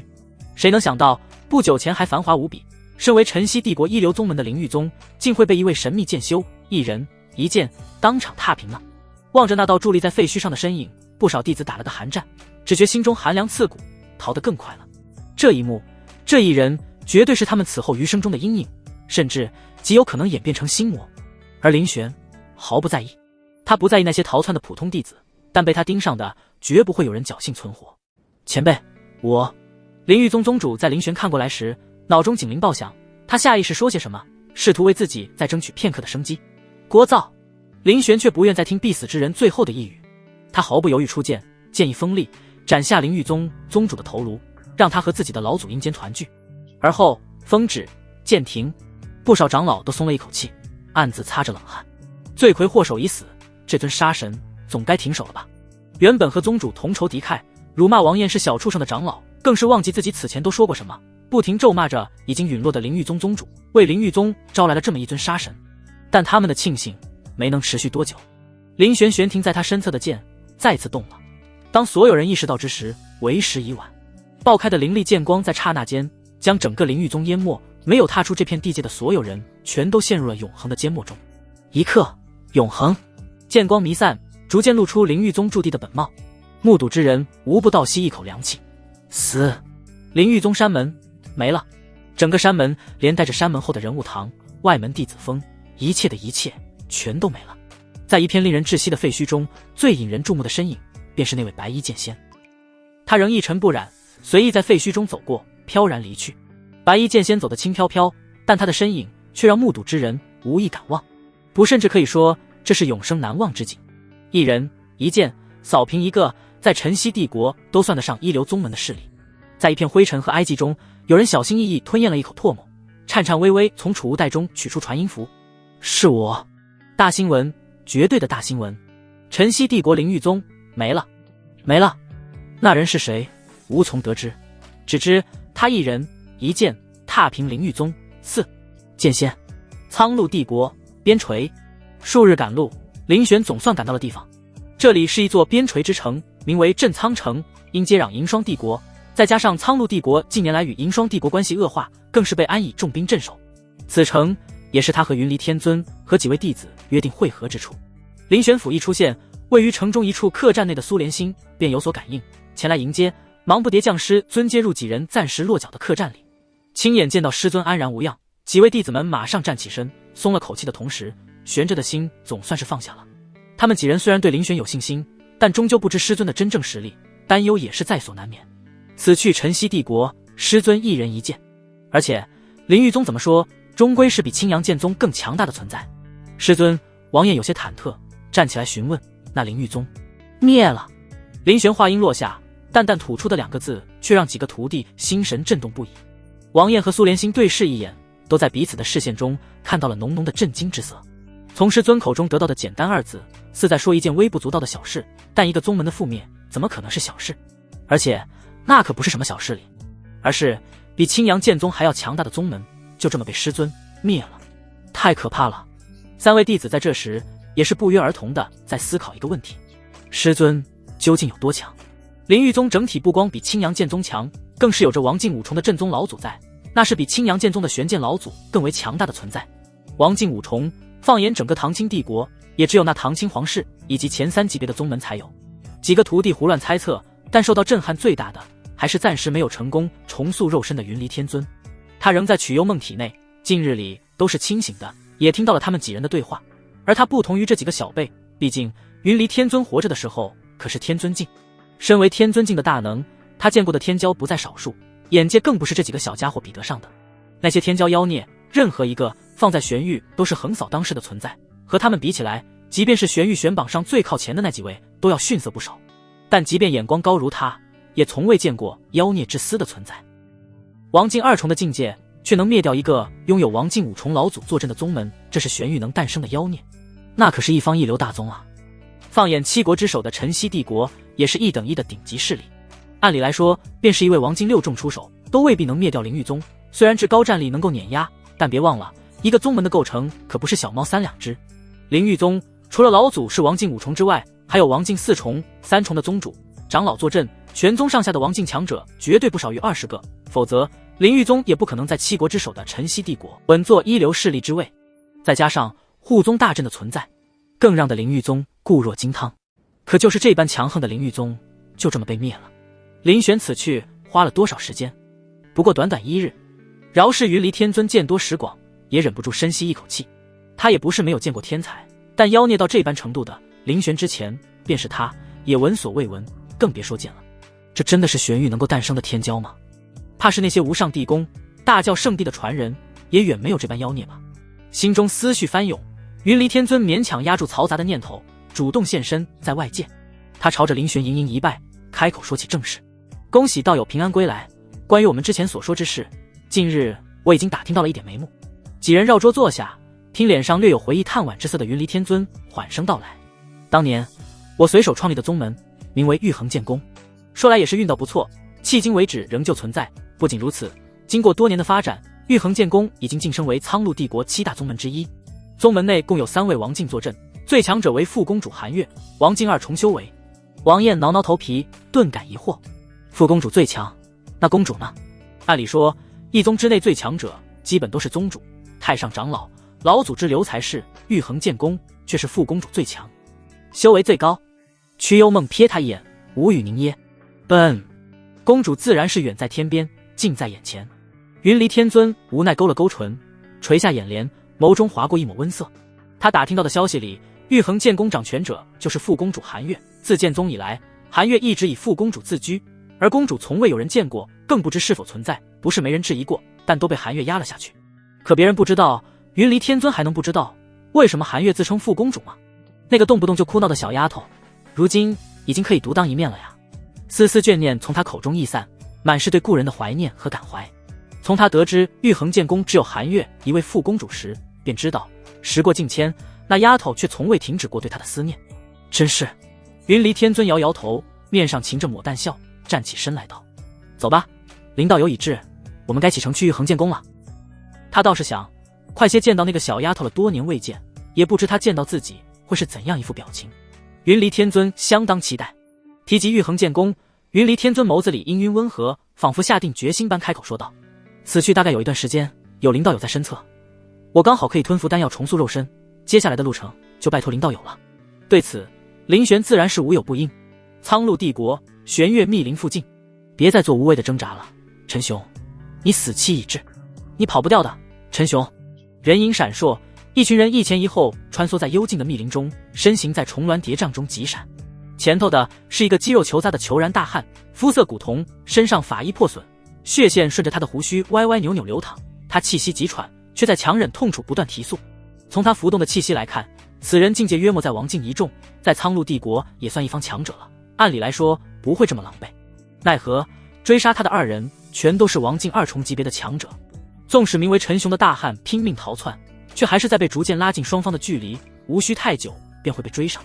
林玄在察觉到前方气息涌动时，神念一扫而过，将一切尽收眼底，却神态漠然，却没打算插手。他向来不喜欢管闲事。不过须臾，林中陡然窜出一个狼狈身影，他匆匆扫了一眼路边的林玄等人，正打算忽略不计继续奔逃时，却敏锐感到了为首的林玄身上的气息。王静，也是王静。陈雄大喜过望，忙开口呼唤：道友，道友救命！可否助我一臂之力，摆脱仇家，后必奉上全数身家，大恩大德，感激不尽。在他说话之时，他身后也紧跟着窜出2个大汉，全都是王境修为。他们也察觉到了林玄这个不速之客，察觉到他的修为也是王境时，当即皱眉，谨慎而又警告看着林玄。而林玄则看都没多看几人一眼，充耳不闻求救声，身形不曾有半分停留。林玄不怕事，但也懒得去招惹是非。再者，一位王境一众的身价，他还看不上。林玄的身形并未放慢半成，陈雄见状，面上顿时闪过一抹黯然且绝望之色。他不禁悲愤欲绝，体内伤势加重，灵力也快消耗殆尽，要不了多久，前路等着他的就只有死亡。莫非今日是天要亡他？何苦来哉？2位王境强者见林玄如此识相，顿时放下心来，冷笑着逼近陈雄。陈雄，别挣扎了，你此番必死无疑。临死之前，不妨告诉你，也不是什么秘密，这次对你玉衡剑宫动手的，除了我幻羽门外，还有凌霄宗。你不是一直好奇我身旁这位是谁吗？哼，今日我就让你当个明白鬼。这位便是凌霄宗的韩光，韩长老。凌霄宗，韩长老。陈雄面色一震，旋即眼中显露出一抹凄凉。幻羽门实力和玉衡剑宫其实相差无几，若只是幻羽门，他还不至于绝望如斯，但再加上一个凌霄宗，那可是苍鹭帝国前3级别的大宗，更有王境4重强者坐镇，和刚刚晋升入7大宗门之一的玉衡剑宫相比，根本不是一个级别的庞然大物。他没想到幻羽门长老身旁的那位竟是凌霄宗王境，本来他还猜测是雷云阁之人呢。难怪。陈雄面色凄苦，手中长剑更是无力握持，深深的绝望和压抑几乎将他淹没。这还怎么逃？他还有什么活路？而也就是这时，正准备离开这里的林玄却忽然停住了脚步，神色疑惑地回头看向陈雄。你来自玉衡剑宫？绝望如陈雄，已觉无力回天，正等着自己的末路穷途，却不想在这时林玄居然会停下脚步。他愣住了，还没来得及回话，那2个追杀他的王境就如临大敌，眼神冷厉扫向林玄，厉声驱逐。这位道友，这是我们凌霄宗和幻羽门的私事，与你无关，还请速速离去，莫要自找不痛快。警告威胁意味再明显不过。自报家门的举动也是在告诉林玄，想管闲事最好掂量掂量自己的实力，别事没管成，把自己的性命搭上去。此言一出，在2人看来，林玄是必要退去了。幻羽门或许不算什么，但凌霄宗，苍鹭帝国前3级别的宗门，他的事放眼整个苍鹭帝国，敢掺和的人不多。但林玄却是看都没多看2人一眼，抬手一指轻点虚空，两道无形剑气自虚空中爆射而出，鲜血飙出。叫嚣着凌霄宗还是什么幻宇门的两个王静，连反应抵挡都没来得及，直接身陨当场。快准狠的剑气落下，随之一同的是凌玄淡淡的声音，不带任何感情，霸道无比。我允许你们说话了吗？话音落，两颗沾满血污的头颅滚落，死不瞑目。王静二重云，不由分说，更无力反抗。亲眼目睹这一幕的陈雄，眼中尽是无穷震撼，愣在原地呆若木鸡。好强！明明对方身上的气息和自己相差无几，但却能瞬杀两位王境二重，这是何等实力！而且这般年轻，苍鹭帝国何时有这等人物？那可是纠缠自己许久的两位老牌王境，令他手段百出也无可奈何，绝非寻常之辈。多谢前辈出手相救，晚辈陈雄愿将全数身家拱手相送。强者为尊，即便林玄看起来分外年轻，那也是前辈，何况还有救命之恩。是以这声前辈，陈雄叫得心服口服。他一边感恩戴德，一边摘取储物袋，准备将身上的值钱之物如数奉上，以谢答救命之恩。却不想林玄抬手便拒绝了他。你是玉衡剑宫的人？林玄再次问道。陈雄的身家他看不上，出手救人只为那句玉衡剑宫。陈雄立刻反应过来，忙点头称是。回前辈的话，我乃是玉衡剑宫二长老陈雄。他心里有了点明悟，莫不是这位前辈和他们玉衡剑宫有救，这才愿意出手相帮。若是如此，自己当真是走大运了。而林玄则是缓缓勾起唇角，语气轻快。那就对了。他正要说些什么，却忽然感受到了空气中的波动。林玄顿时笑了，这可真是赶巧，知道我为何救你吗？后半句话，林玄问的是陈雄。陈雄啊，前辈，还请前辈明示。也就在他话音落下之际，坠在不远处的曲幽梦脸上疏忽浮现出欣喜之意。师尊醒了。一尊白衣倩影适时出现在曲幽梦身边，却不再是灵魂体状态，而是角落实地，出尘如仙，恍若仙子下凡，令人不敢逼视。云离天尊重塑肉身成功，灵丹素体，免去重修之苦，再度为人。云离天尊身上的气息如渊，深不可测。他不免为之欣喜，看向林玄的目光充满感激。没等云离天尊表达重塑肉身之喜，林玄便朝着陈雄抬手指向了他。他略有戏谑，显然喜闻乐见。即是玉衡剑宫长老，见了公主还不行礼，这可真是巧了。刚好就下玉衡剑宫之人，又恰好逢云离天尊苏醒，巧了不是？啊，公主。陈雄一脸茫然，难以置信地看向云离天尊，有些发懵。行礼是小事，别说行礼，便是磕头都行，他这条命都是人家救的。可公主二字从何说起？他玉衡剑宫的公主，自打他入宗便从未见过，更不知这所谓的公主是否真的存在，也不敢冒昧去问韩岳父公主。如今却突然冒出一人，说是他玉衡剑宫公主，这让他如何能信？身侧云离天尊在曲幽梦小声解释下，已经明白过来是怎么一回事。他也不打算为难陈雄，笑了笑，抬手抛出一块玉牌。此物你可认得？玉牌一出，陈雄慌忙接下，待看清楚玉牌样子时，顿时瞳孔放大。这玉牌他太熟悉了，韩岳父公主腰间的玉牌便与这块相似，且这块玉牌上面的花纹更为华丽尊贵。他小心探入一缕灵力，感受到玉牌中熟悉的灵力纹路时，还有他玉衡剑宫特有的气息，再也没了任何怀疑。玉衡剑宫二长老陈雄拜见公主。陈雄毫不犹豫行了大礼，满心激动。眼前这位绝色仙子，竟真是他们玉衡剑宫那始终只闻其名不见其人的公主。他激动到连话都有些颤抖，尚未想出作何言语，便觉有一股无法令他抗拒的力量，将他缓缓托起，阻止了他跪下去。陈雄惊愕抬头，只看到云离天尊缓缓收回的仙手。云离天尊轻轻摇头，不必跪我，起来说话即可。看向陈雄手中捧着的令牌，云离天尊眸中闪过回忆的温色。他最开始从未想过将玉衡剑宫发展成多么强大的势力，也没给过韩岳太多教导，资源更别提。能将玉衡剑宫发展到如今这般，位列苍鹭帝国7大宗之一，其中的艰辛与困难，恐怕也只有韩岳知晓了。而陈雄此刻心中更是震撼。公主不仅美若天仙，且她的境界，那股力量，他根本生不出反抗的想法。王境5重，甚至更高。死！没等陈雄思索出来的所以然，就听见了云离天尊含笑的问话：韩岳那小丫头如今可在门内？玉衡剑宫一切都好，还有那2人，他们为何追杀你？你一到来，自有本尊替你做主。小丫头，陈雄打了个冷战，也就是公主了。不然谁敢管那位出了名的冰美人叫小丫头？她咽了口唾沫。禀公主，副公主如今不在门内，而那两人之所以追杀我，就说来话长了。事情是这样的，他匆匆讲述，尽力简短说明。林玄几人才总算是知道了缘由。人为财死，鸟为食亡。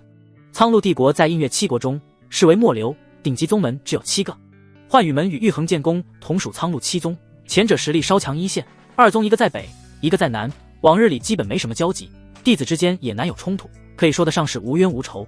奈何财帛动人心，前些日子焚天秘境洞开，两宗的2位王境长老夺宝相争，一番打斗，双双负伤。离开秘境后，二人各持一词，难分对错，但玉衡剑宫的长老确实更走运，侥幸得到了宝物。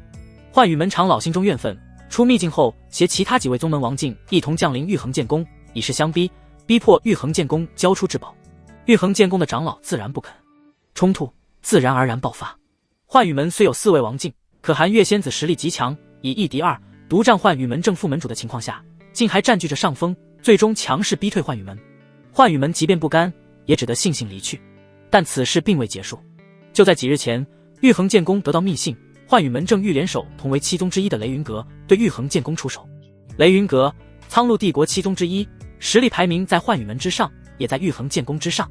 一旦雷云阁加入这场争斗，局面将对玉衡剑宫十分不利。而韩月得知此事后，自然不可能坐以待毙，他当机立断，派陈雄前往苍南城求援。苍南和玉衡剑宫一向交好，虽不属于7宗之一，但却极其特殊。其城中有，且只有1位王境，但那位王境强者，也就是苍南城主，境界已真至王境3重，修炼功法特殊，实力极强，便是7宗也不愿轻易招惹。而韩月本人则立刻动身赶往银霜帝国，在那里有一方王级宗门清风谷，其曾欠下玉衡剑宫一个人情，若能以人情说服清风谷援助，即便幻羽门和雷云阁联手，玉衡剑宫也无惧。只是不曾料到，陈雄前往苍南途中，竟遭遇2位王境劫杀。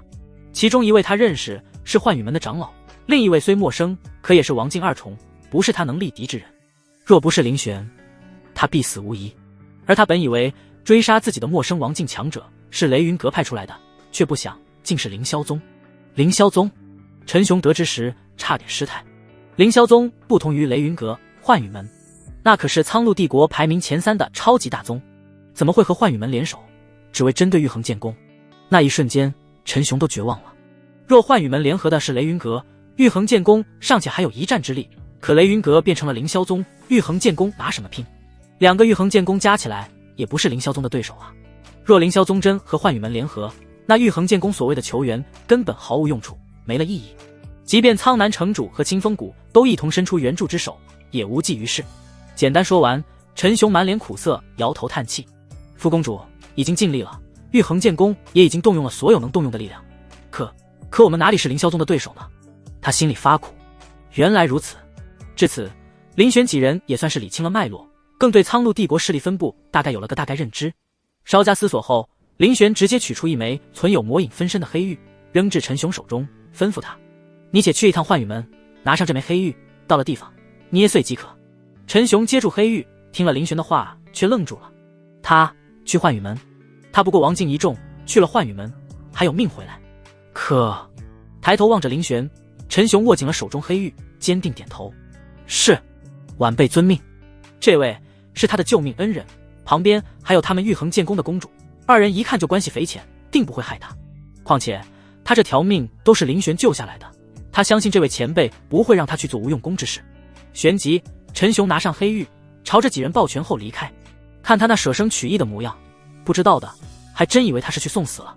虽不觉得林玄会让他去送死，但心里还是有些没底，毕竟此行他可是单枪匹马独上幻羽门啊。他紧赶慢赶，总算是在自认为最快的时间内抵达了幻羽门驻地。陈雄没有隐匿气息，也没有隐匿气息的功法，甫一抵达，幻羽门的强者们几乎立刻感应到了他的气息。何人擅闯我幻羽门山门？3道流光划过，正落在山门前，气势强劲。不是3道，是4道。在这3道王境气息后，还有1道流光急射而出，落在幻羽门门主以及副门主身后，但他却没穿幻羽门的宗门服饰，身上也没有幻羽门的宗门标识。一共4位，皆是王境。陈雄心中微凛，咬合牙关，强忍内心畏惧和疑惑。4大王境，如果不是林玄吩咐，他根本不敢一人贸然前来，若是面对4位王境联手出击，他连一丝逃跑的可能都没有。不过这4人只有3个属于幻羽门，另一位陌生的王境是谁？凌霄宗。凌霄宗此前已经派出一位王境去截杀他了，可惜惨死在林玄手中。难道为了对付玉衡剑宫，居然出动2位王境相助幻羽门？呼！陈雄缓缓吐气，硬着头皮稳住心神。他心中暗自思忖，不管了，公主和林前辈总不至于害我。幻羽门4大王境齐出，绝对的实力碾压。其中一位王境缓缓踱步向前，眯着眼睛看向陈雄，陡然冷笑：陈雄，你居然还活着，真是命大。此人正是幻羽门门主，王境2重圆满，根基雄厚，和寒月仙子同境界，虽不如寒月仙子强，可那锋锐的气息还是刺得陈雄头皮发麻。他压住内心不安，怎么，我没死，你很失望？是。幻羽门门主一声冷嘲，看向陈雄的目光和看死狗无异，满是轻蔑，随意挥挥手。哼，无知小儿的狂吠也有些意思。虽然我不知你是怎么从韩长老手下逃走的，但你非但不跑，还敢来我幻羽门，看来你是活腻了。他眸中杀机爆闪，气息升至顶峰，话音落就悍然出手，一张脸上满是凶厉的残忍和杀意。今日来了，便别走了，拿命来吧。幻羽门门主话音落下之时，其余2位王境已和他互相配合，从3个方位围攻上来，全方位封锁住陈雄的退路。这一刻，陈雄不是不怕，但比恐惧更快的是他的手。微不可察的一声脆响过后，林玄给陈雄的黑玉被他捏碎，一道浓郁如墨的漆黑影子疏忽现身，挡在陈雄面前。这道黑影正是林玄，或者说是林玄的魔影分身。魔影分身一出，幻羽门门主等人当即感到异常。突如其来的黑影没有惊动他们任何人，出现在陈雄面前是功法，不，没有功法的气息，也不像是灵气或者气灵，这究竟是个什么东西？你是何人？鬼鬼祟祟，为何要藏头露尾，不敢显出真身？可林玄又怎会理他？斧一落地，魔影分身二话不说，一剑斩向幻羽门门主。他不打算留手，一出手便是杀招，置敌人于死地。刹那之间，浩瀚剑光爆发出最璀璨的金芒，将幻羽门门主尽直淹没，没有惨叫，没有怒骂，更没有声响。刺眼的剑光散去，原本活生生的幻羽门门主就这么没了。他所在之处一粒渣子都没有留下，更遑论人命。幻羽门门主死，包括陈雄在内的所有人全都呆立当场，根本没能反应过来这是怎么回事。幻羽门的门主那可是一位王境2重圆满实力的强者，放眼整个苍鹭帝国也是有头有脸的人物。可一剑过后，他的头脸、物理意义和名声上的都没了。其他方向的2位王境，还有那位陌生王境，也都陷入了无边震撼中。一剑斩杀门主，这是什么实力？这实力就算是他宗内老祖亲临都绝技做不到。这位不知来历的王境心中震撼暗想，他不是幻羽门之人，而是凌霄宗长老之一，来此是受宗主之命和幻羽门商议有关覆灭玉衡剑宫之后的利益分配问题。和他同行的那位长老被派出去追杀陈雄，迟迟未归，他这边也没商议完毕。这些也就算了，但为何还能让他遇到这种离谱之事啊？这黑影青年究竟是什么来头？别说是他了，陈雄心里的震撼和困惑不比任何人少。他知道救了自己的那位前辈很强，但也没想到居然能有这么强。别人不知道，他还不知道吗？这黑影体态和那位前辈一模一样，一看便知是分身，也仅仅只是分身，却能秒杀一位门主，那可是王境2重圆满的老牌强者。那位前辈本人得有多强？一时之间，估计魔影的存在，全场竟无一人在动手，全场寂静，鸦雀无声。林玄随手斩灭幻羽门门主后，他的声音从魔影内淡淡传出：7天之内，幻羽门以及……林玄稍作停顿，望向按兵不动的那位陌生王境，一眼就看到他袍角隐秘处有和自己之前杀死的凌霄宗长老一样的暗纹。凌霄宗各带着1000万灵石前去玉衡剑宫赔罪，否则不管是幻羽门也好，还是凌霄宗也罢，都没有存在的必要了。记住，只限7日。话音落，林玄身影散去，漆黑的魔影原地化作黑玉，再度落入陈雄手中。此时手握黑玉，即便周身还有3尊王境包围，但陈雄却感到了无比的心安。这是手中那枚林玄赐予的黑玉带来的。试问，只要他一捏黑玉，在场有一个算一个，谁人能活？以林前辈那分身的实力，不管是羽化门2位王境也好，亦或者是凌霄宗那位也罢，都抵不过林前辈分身一剑。他环顾一周，没留下只言片语，像是传达命令的信使般，转身安然离去，没有任何人敢阻拦。远离幻羽门的那一刻，陈雄差点激动到失态。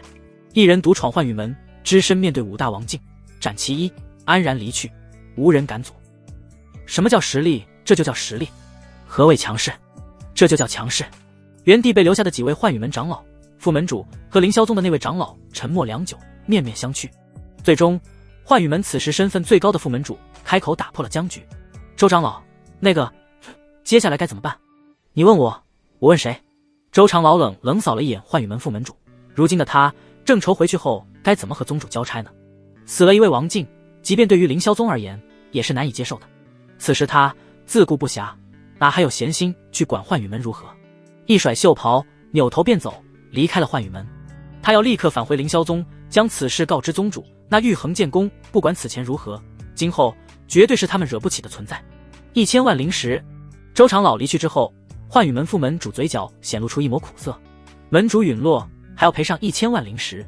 即便对于7大宗之一的幻宇门而言，1000万灵石也不是一个小数目了。谁能想到事情会变成这番模样呢？还未出征玉衡剑宫，就碰到了这等事。凌霄宗山门，7国大比即将来临，凌霄宗一众高层除了必死关的都聚集在了大殿中，共同商讨之后的大比事宜。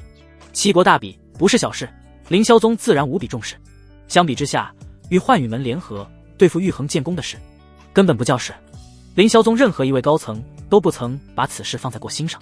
区区一个玉衡剑宫，实力孱弱，勉强挤进7宗行列罢了。在外界看来，玉衡剑宫那是苍鹭7大宗之一，与凌霄宗齐名，但在凌霄宗众人看来，玉衡剑宫他凌霄宗随便派出几位王境长老便能灭去。就在他们商讨的热火朝天之际，一道人影忽然闯入大殿之中，正是前往幻宇门的周长老。只见他一脸沉重，见此，凌霄宗宗主和众位高层都有些意外。周长老回来的速度是否有些太快了？莫非幻宇门这么好说话，这么快就谈好了利益分配问题？不过也是那幻宇门主主动找上的凌霄宗，再加上凌霄宗实力远在幻宇门之上，即便多拿些利益，幻宇门又敢有什么意见？周长老，你怎么这么快就回来了？幻宇门那边已经商谈好了。周长老听闻，摇了摇头，面色冷厉，朝着上手的宗主拱拱手，直言不讳。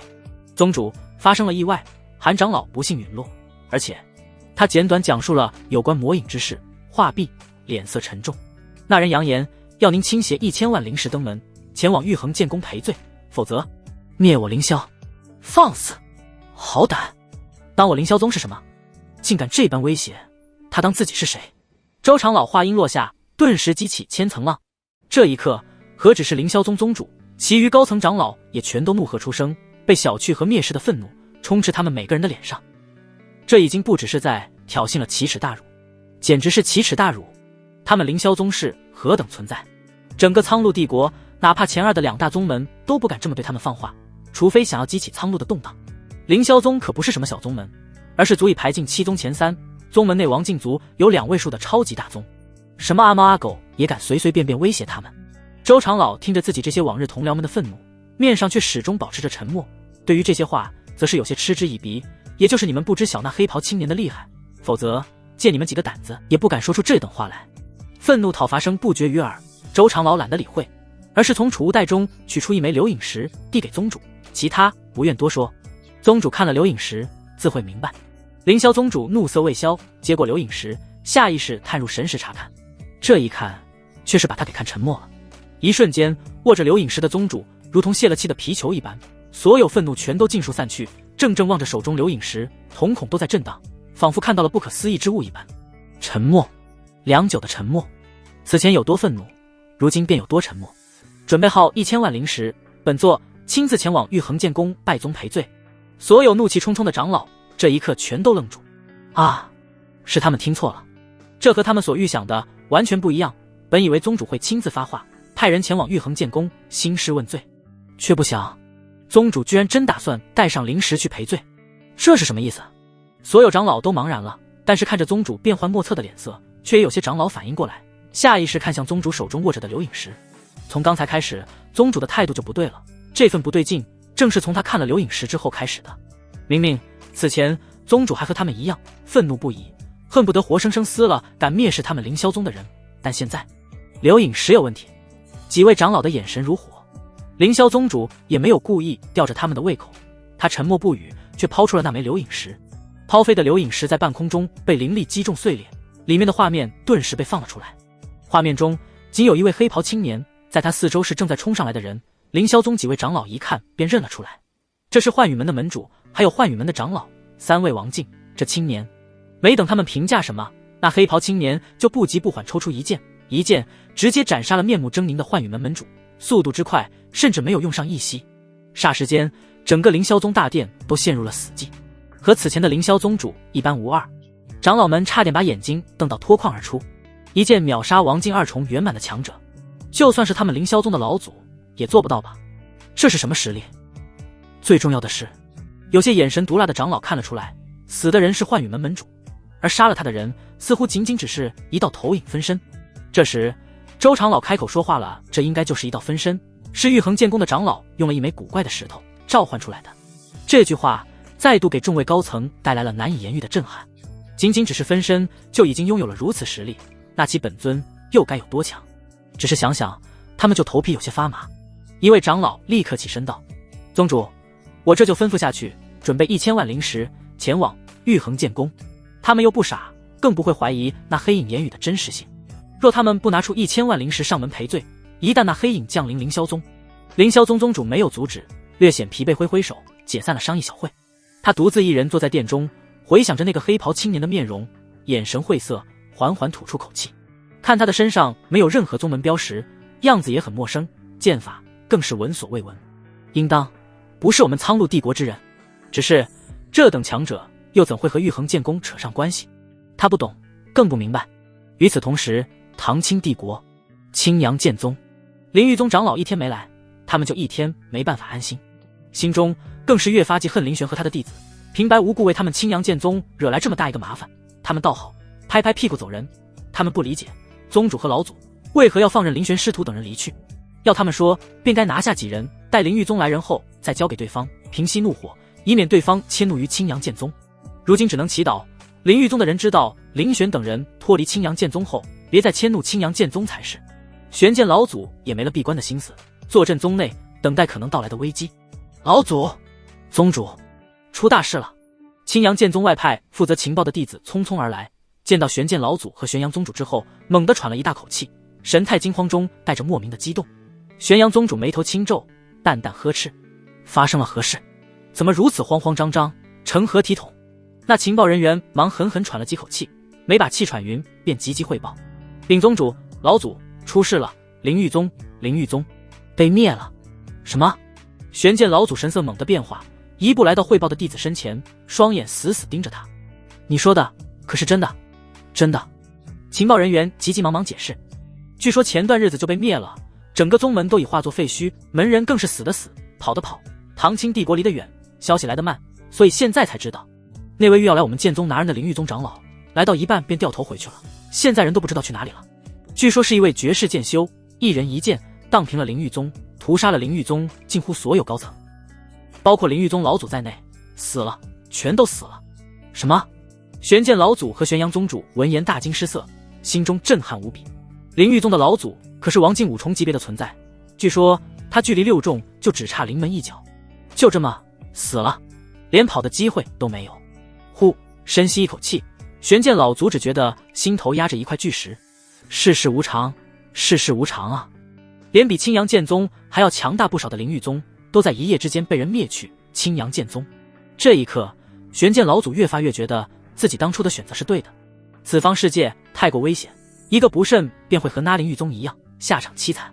选择大于一切，只是不知道灵玉宗到底是怎么招惹上的这么一位绝世剑修。这么说来，林玄和他的几个弟子倒是捡回了一条命。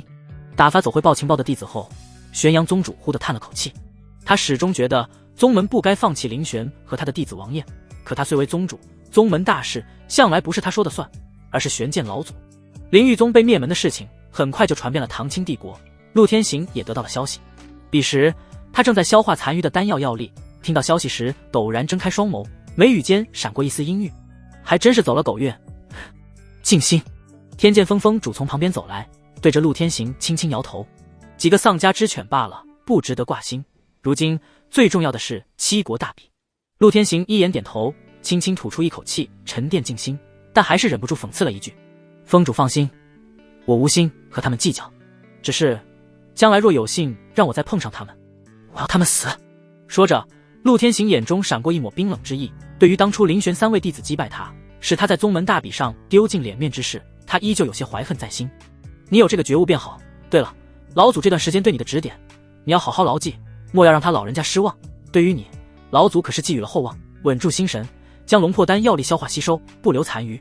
2枚一文龙魄丹，玄剑老祖可谓是下了血本，是要在7国大比之上大放异彩，让青阳剑宗之名传遍7国。陆天行微微点头，再度闭上双眼，吸收药力，嘴角微动，自信翘起。虽然此次提升之大，靠的并非自身天赋，但又如何？他不觉得有什么可耻的，甚至有些难言的快意，这便是命。王燕和苏连心2人天资势高，那又如何？如今还不是被自己远远甩在身后。我明白，如今王燕苏连心之流，若在一战，我随手可败。7国大比，我定会代表青阳剑宗拿下前100名次，甚至不止。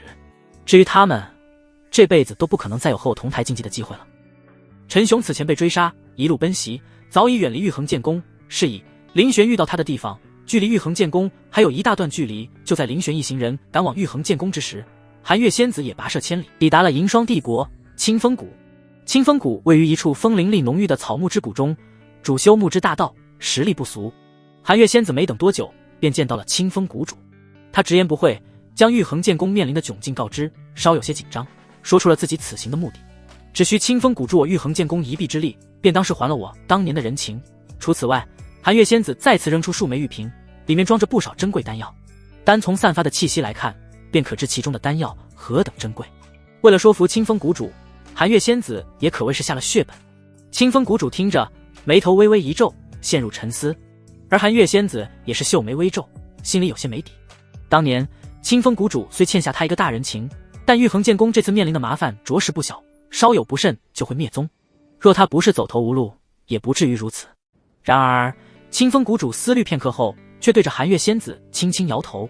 抱歉，寒月仙子，此事我无法答应。他轻叹一声，仿佛悲天悯人，却又无可奈何。玉衡剑宫与幻羽门之事，乃是宗门之间的冲突，更是你们苍鹭帝国内的冲突。我清风谷作为外部势力，不可出手干预。且当年欠下你人情的，只是我本身，并非清风谷。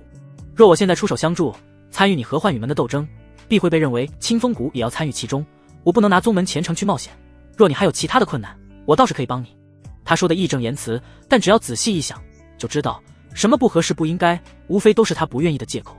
在他看来，他当年确实欠下寒月仙子不小的人情，但那人情却没能大到让他为了玉衡剑宫得罪幻羽门、雷云阁2大宗门的地步。他虽为清风谷谷主，但清风谷也不是他一人说了算的。再者，为了一个人情让清风谷卷入宗门大战之中，在他看来是绝对不可能的。杨谷主，寒月仙子心里危急，皱着眉头还想再说，可清风谷主却摆摆手打断了他的话。不必再说了，寒月仙子，我意已决，请回吧。随后他从储物袋中取出一物丢给寒月仙子，此物也是难能可贵之宝，就当全了我当年欠下的人情。寒月仙子接住，看着手中宝物，心里五味杂陈。确实，清风谷主没说谎，此物的确珍贵，可宗门将灭，他要再多的珍宝又有何用？但清风谷主直接闭门谢客，明摆着赶客，不愿和他多说，他就算说破了大天也是无用功。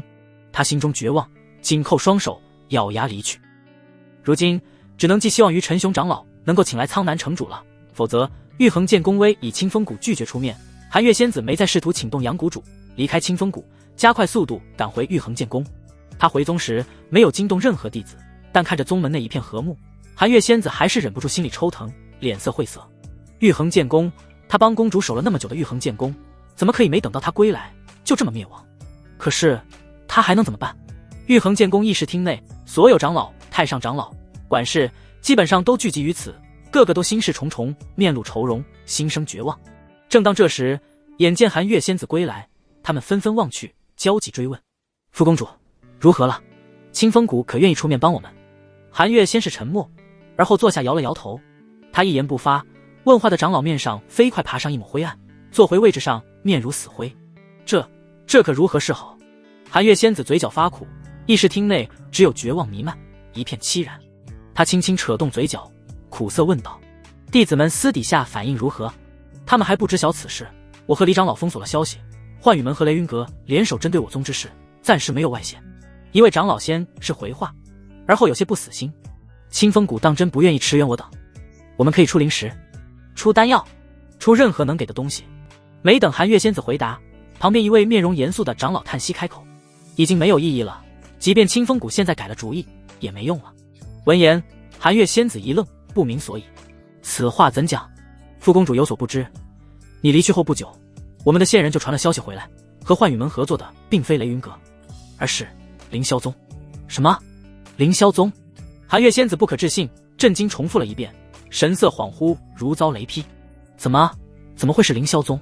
他难以置信，原本被两宗相逼就已经够绝望了，如今雷云阁改换凌霄宗，更是绝望中的绝望，甚至让寒月仙子感到了心如死灰。他们玉衡剑宫真的还有救吗？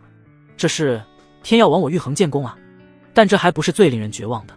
对了，还有陈雄长老那边，他离开之后就断了音讯，大概是凶多吉少了。这话这位长老没说出口，可大家已心知肚明。大殿内再无人声，唯有一片死寂，绝望的气息蔓延。此局已死，无解。幻宇门再加上凌霄宗两个大宗门共同出手，玉衡剑宫拿什么来战？拿命吗？就怕拿命拼，也拼不过。而就在这时，寒月仙子忽地抬头，面色一变，毫不犹豫飞身出了议事厅，站在主峰外，拧眉凝重望着天际。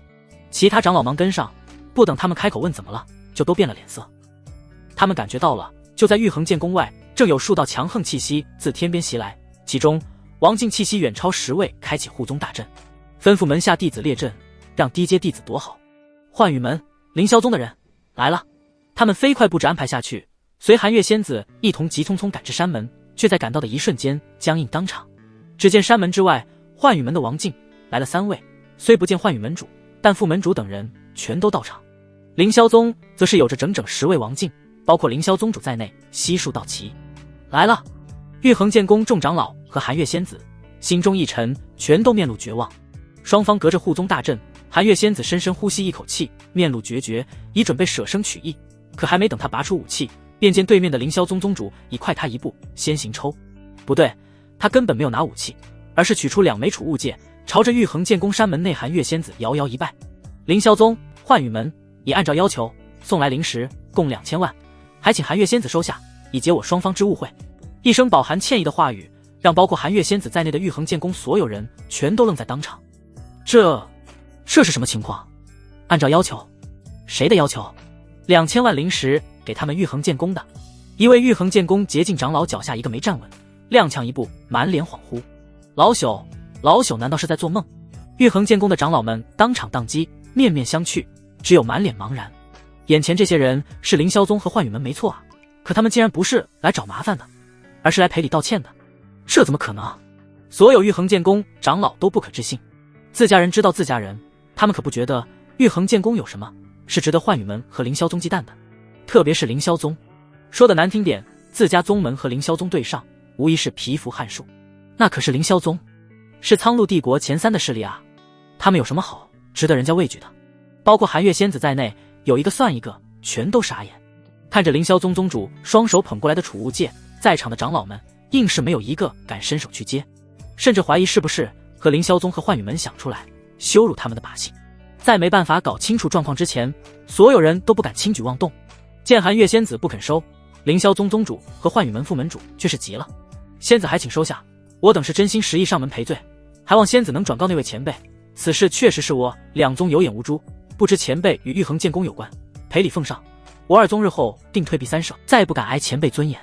他说的句句恳切，可寒月仙子越发茫然了。什么前辈？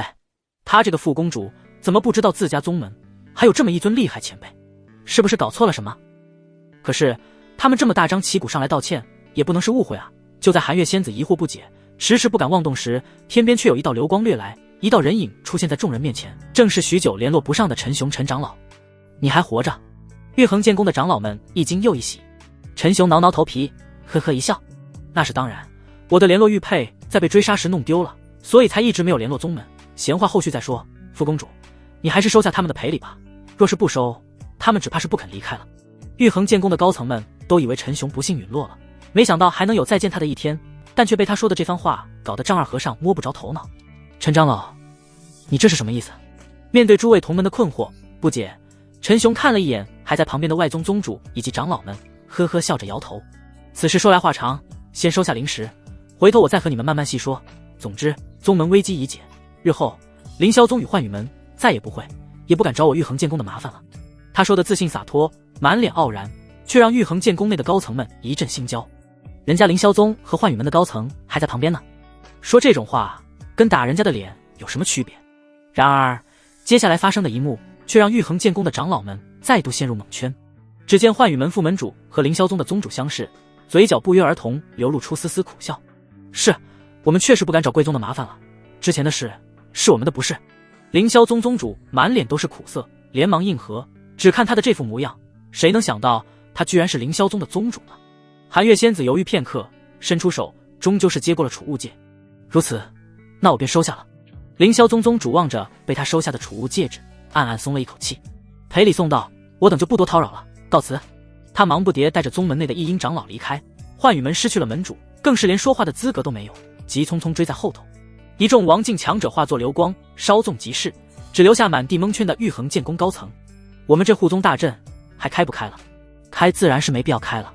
在匆忙与疑惑中，护宗大阵怎么开启的就怎么被关闭，而陈雄则是被簇拥着来到议事厅，面对一众求知若渴的视线，他赶紧将自己这一路的经历讲述出来。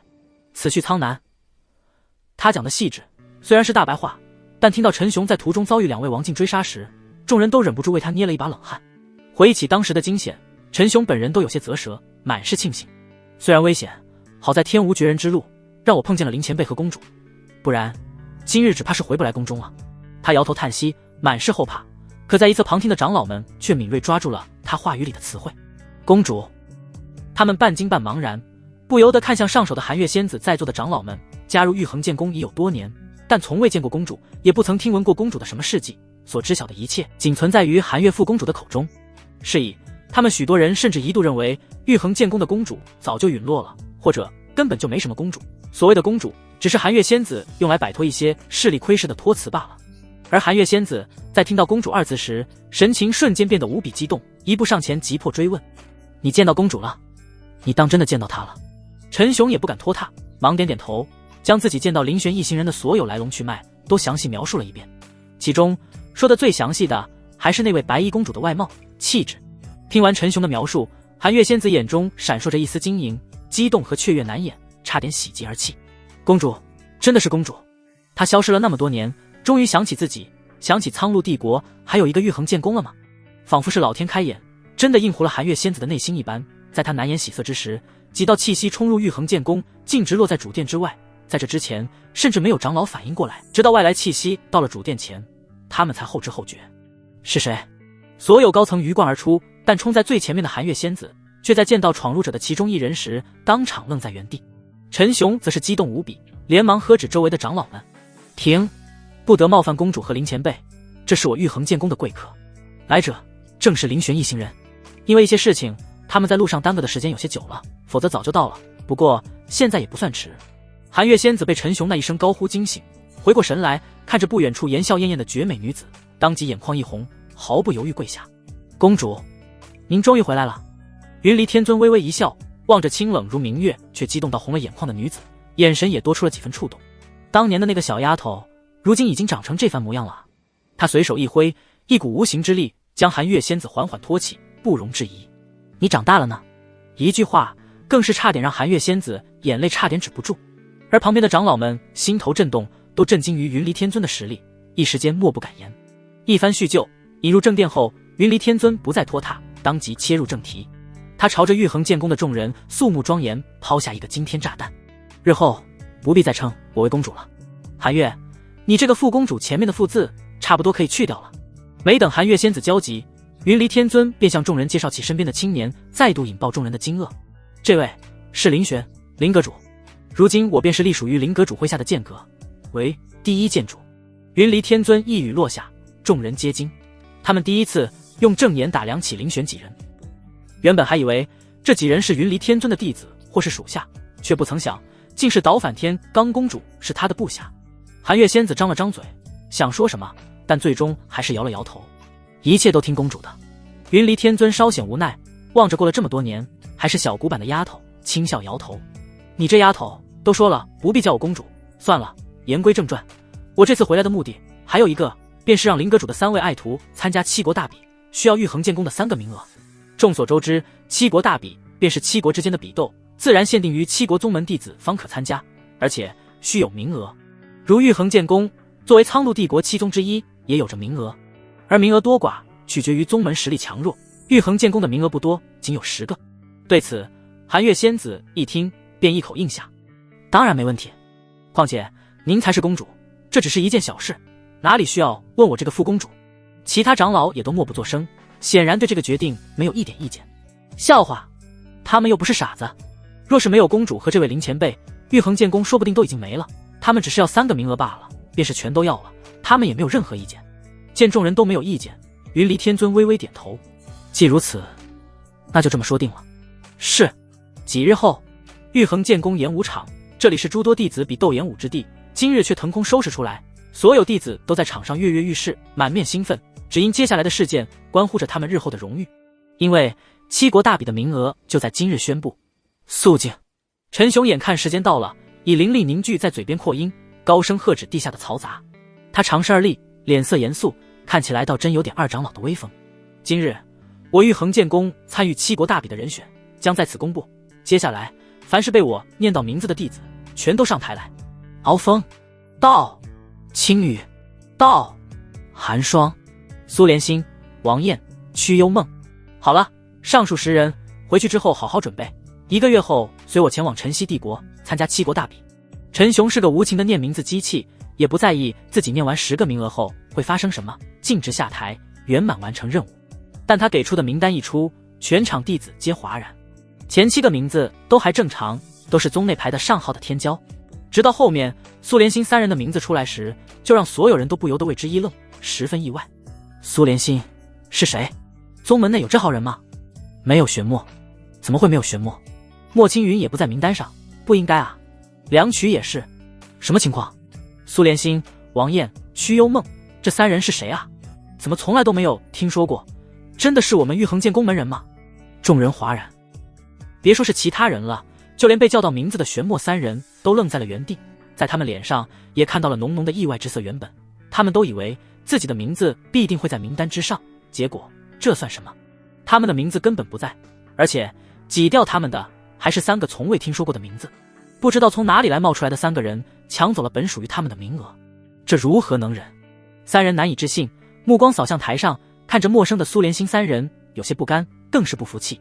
怎么可能服气？要知道，他们为了七国大比准备了那么久的时间，就盼着能在七国大比中一展拳脚，大放光彩。可现在算什么？宗门高层到底是怎么想的？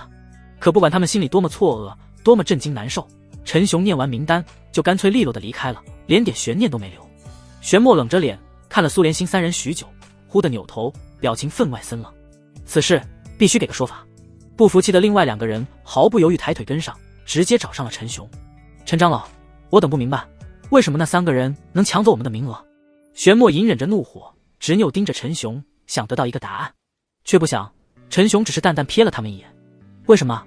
哪有这么多为什么？这是公主的决定，我知晓你们心中不服气，但你们要相信，公主这么安排，自然有她的道理，别的你们无需多问。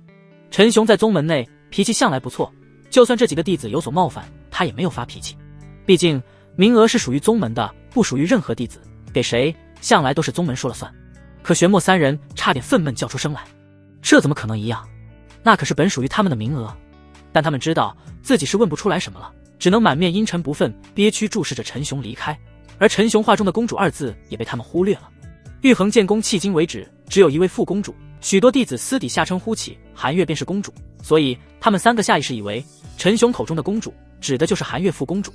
对这个结果心怀疑惑的人不止他们3个，或者说整个玉衡剑宫都是茫然不解的，其中包括玉衡剑宫的首席天骄楚剑尘，同时他也是寒月仙子的亲传弟子，被寄予厚望，重点培养。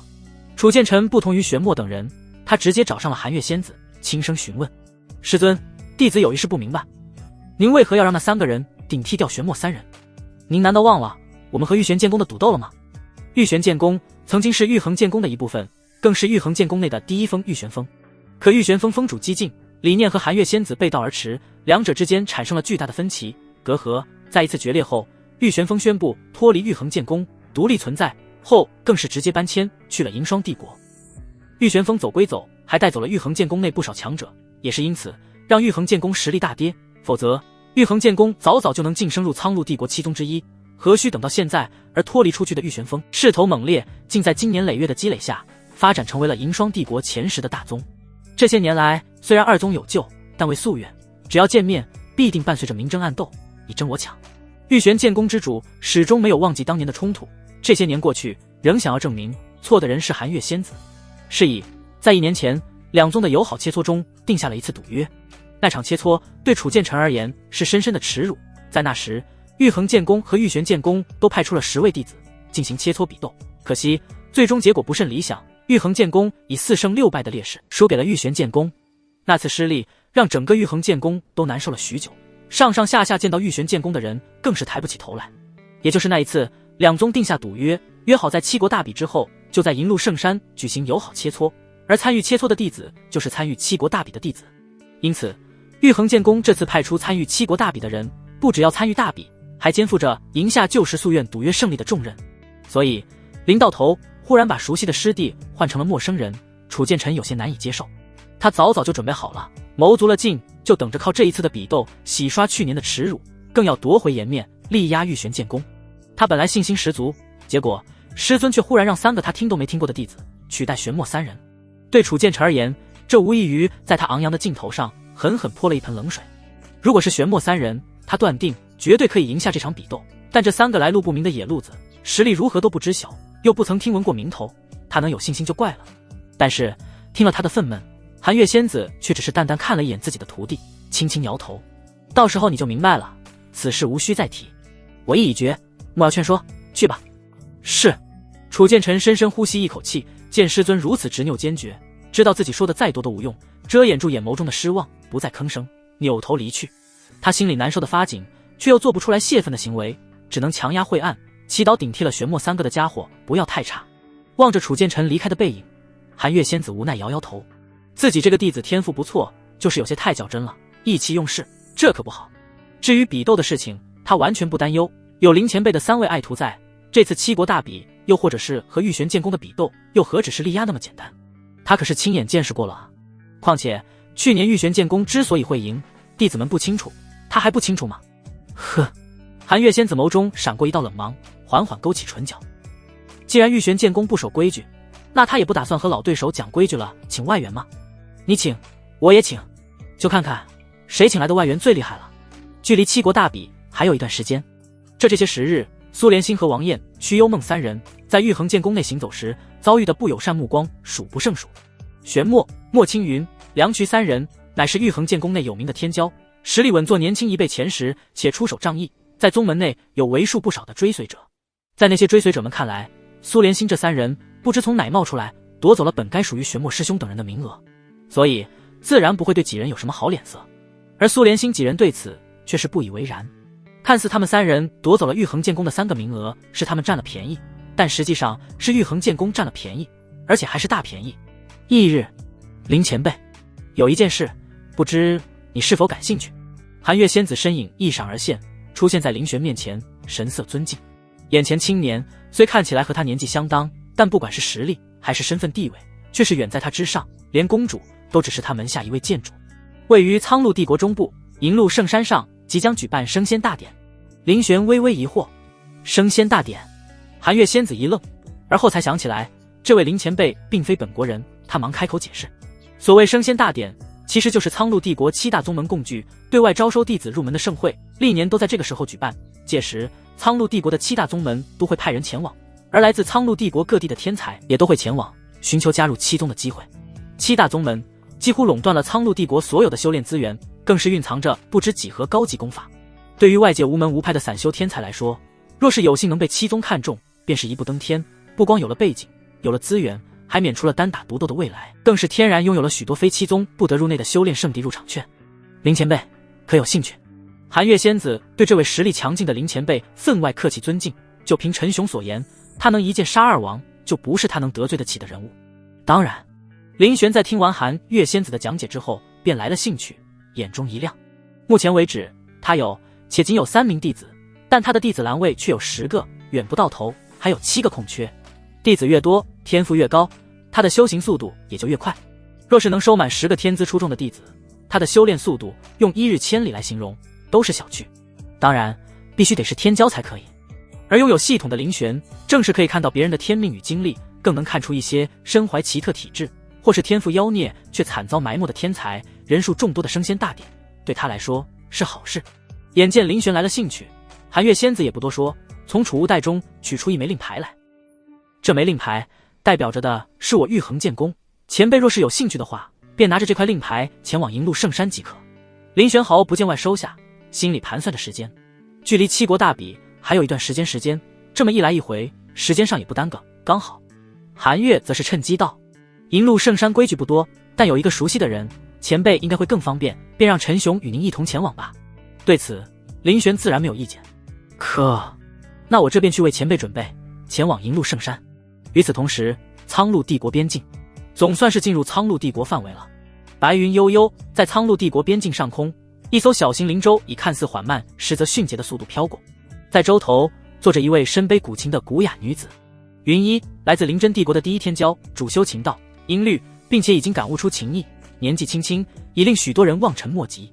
而她也和林玄以及苏连心在焚天秘境内有过一面之缘。那一面之缘对林玄来说并不值得在意，但对云衣来说却始终难以忘怀，直至今日也时不时被他回想，如同刻印在他脑海里一般。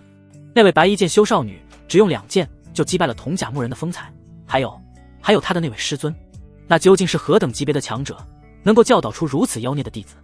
云衣看不透也忘不掉，仅仅是这一次秘境之行就彻底扭转了他的念头。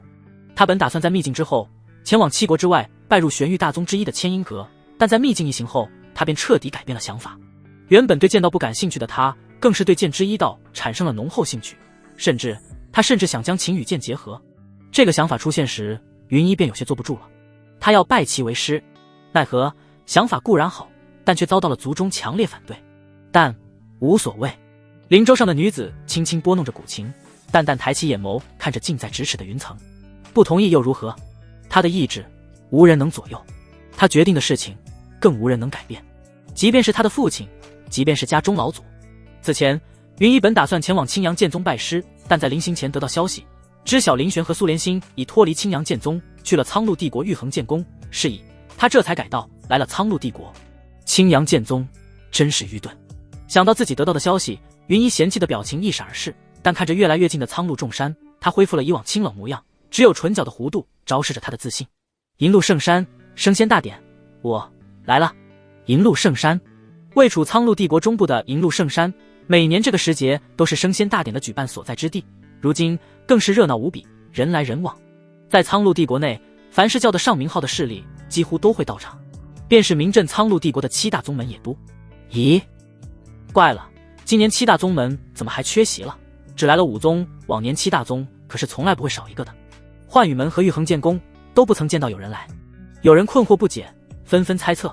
关于幻羽门，我这里倒是知道一些小道消息，据说是发生了一些变故，封山不出了。一人忽然说道：啊，挑在这个时间点封山，啧，到底是何变故，兄台可知？快同我们讲讲。旁边之人纷纷期望地看着他，那便不得而知了。可惜我本还想着加入幻羽门呢。围绕在银鹿圣山附近的修士们一顿议论，热闹非常。而他们口中最多提及的2个宗门，玉虚剑宗和青鸾阁，便是苍鹭帝国位列第1和第2的宗门，仅次于苍鹭帝国皇室。2宗底蕴雄厚，实力强横，常年霸占苍鹭帝国7宗1、2位。也就这几年，凌霄宗隐有威胁到青鸾阁的资格，但也仅是威胁罢了。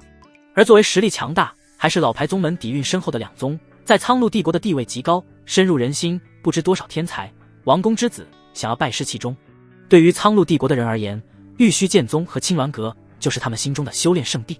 银鹿圣山上空流光闪烁，不时有各个势力的长老高层到场，林玄带着陈雄也紧跟着抵达。2人的出现也很快吸引了不少修士们的目光。林玄他们不认识，但林玄身侧的陈雄他们可不陌生，毕竟王境强者，放眼整个苍鹭帝国也是排得上号的。玉衡剑宫终于来了，还以为他们不来了呢。今年玉衡剑宫到的有点晚了，往年他们可是最热衷于此，来得最快的。到的是玉衡剑宫二长老陈雄吧，玉衡剑宫3位王境之一。他身边那位是谁？样貌陌生，年纪轻轻，估计是陈长老的弟子吧。陈雄还是有几分知名度的，毕竟他是玉衡剑宫唯3的王境，而作为映月7国之中最弱帝国的苍鹭帝国，王境在这里那是绝对的强者。至于林玄，众人瞧着陌生，也没对他多加关注。听着耳边那些冒犯之语，陈雄有些不悦，扭头看向说话的修士，正待开口，却被林玄拦下。没必要，这些林玄并不在意。陈雄苦笑摇头，林前辈对于这些虚名还真是半点也不在乎啊。就在二人刚刚落入为玉衡剑宫准备的高台上时，一道土黄色的身影蔫头大脑走了过来，满脸坦克讪讪。陈雄道友，还有林前辈。此人身上服饰衣领有一只翱翔的穿云笋，以长青玄藤灵纹缠绕，赫然是凌霄宗的标识。他便是这次被凌霄宗派来招收弟子的长老严长老，也是王境。在见到刘影石中那位青年时，就忙不迭上来打招呼。林玄朝他微微点头。他虽然不认识这位凌霄宗的长老，但对方这般热情，林玄也不至于不给面子，伸手不打笑脸人。至于此前的事情已经过去，林玄懒得计较。凌霄宗的宗主也已经亲自上门赔罪，也按照自己的要求送上了赔礼，恩怨了了，一笔勾销。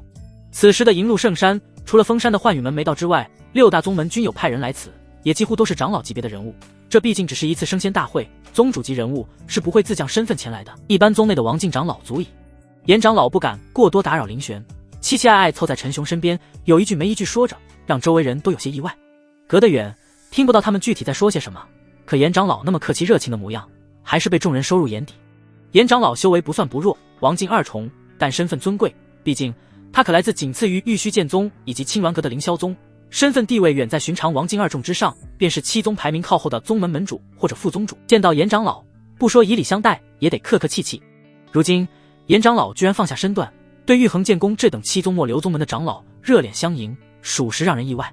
若是玉衡剑宫的寒月仙子，还算有情可原，但周围人的议论、惊讶，严长老都看在眼里，但他懒得理会。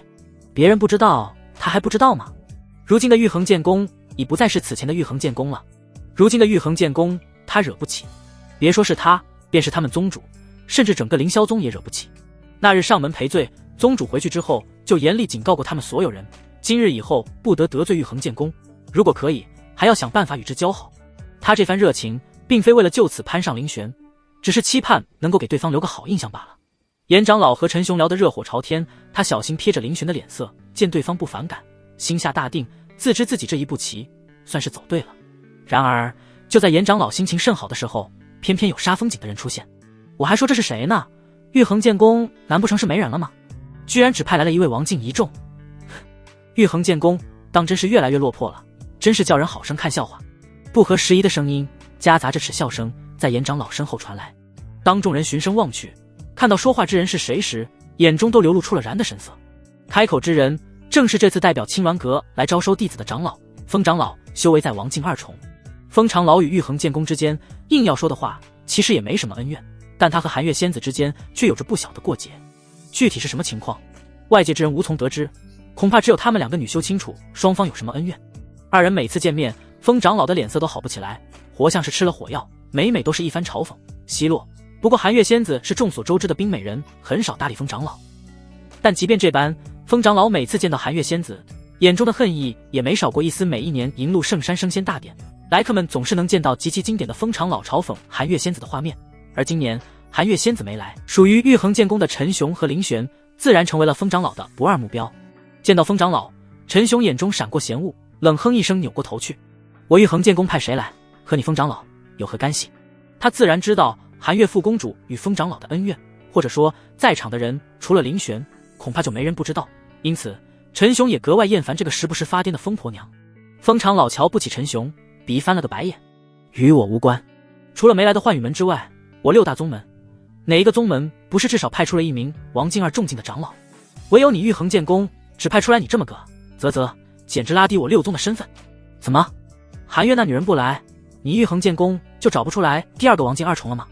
陆明那老狗呢？死了。他嫌弃看着陈雄，目移视线，口中不断啧啧着，样子更像是看见了什么不干净的东西一样。陈雄猛地攥紧拳头，看向满嘴喷粪的风长老，恨不得给他2个嘴巴子。但他知道自己不能那么做，且不说此地是升仙大典场地，他的实力也不如这疯女人。陈雄厌恶扭头，只当自己蜂场老是空气。这女的每年都跟疯了一样，一年又一年也不腻味，嘴巴恶毒恶臭至极。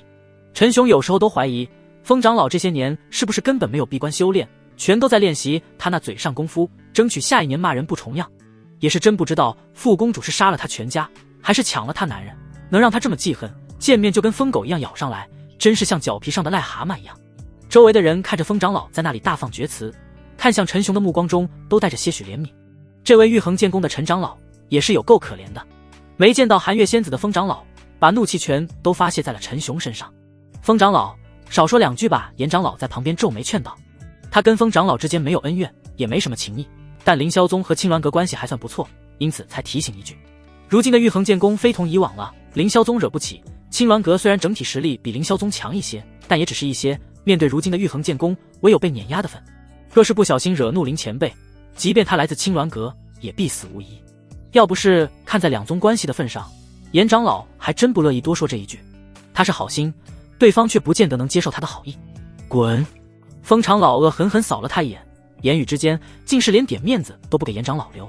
见此，严长老脸色直接变了，当着这么多人的面被下了面子，这女人没救了。哼！严长老冷哼一声，不再言语。该提醒的他也都提醒了，是人家根本不领情，这还有什么好说的？只要到时候别怪他没提醒过就行。林前辈，我们走，别理会这个疯女人。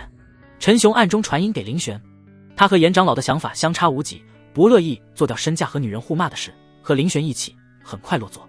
严长老稍稍行礼，也赶去了自己凌霄宗的位置。六宗到齐，升仙香燃尽，升仙大典正式开始。银鹿圣山山顶以七星拱卫之势为七宗之位置，剑或落下其他一流势力都随在七宗后方。虽然他们不如七宗那么强大，但也不乏有王境坐镇的势力。而这次银鹿圣山山顶的那块空地就格外显眼了。对幻羽门的缺席，众人议论纷纷，猜测纷纭，但只有陈雄、严长老等人知晓对方为何不来。宗主都死了，幻羽门能有心情来就怪了。幻羽门门主陨落，宗内只剩下2位王境，这等实力可不足以支撑幻羽门，直接让那原本强于玉衡剑宫一线的幻羽门跌落至七宗之末。而苍鹭帝国对七宗之位虎视眈眈者不在少数，如今的幻羽门还是想想怎么保住岌岌可危的位置再说吧。严长老心中想着，有些后怕又有些庆幸，怕是接下来的很长一段时间，幻羽门都不会再出现在大众视野中了。升仙大典流程并不复杂，说是大典，更像是七宗联合起来的收徒仪式。大典开启之后，就只有一个环节，便是测试天赋。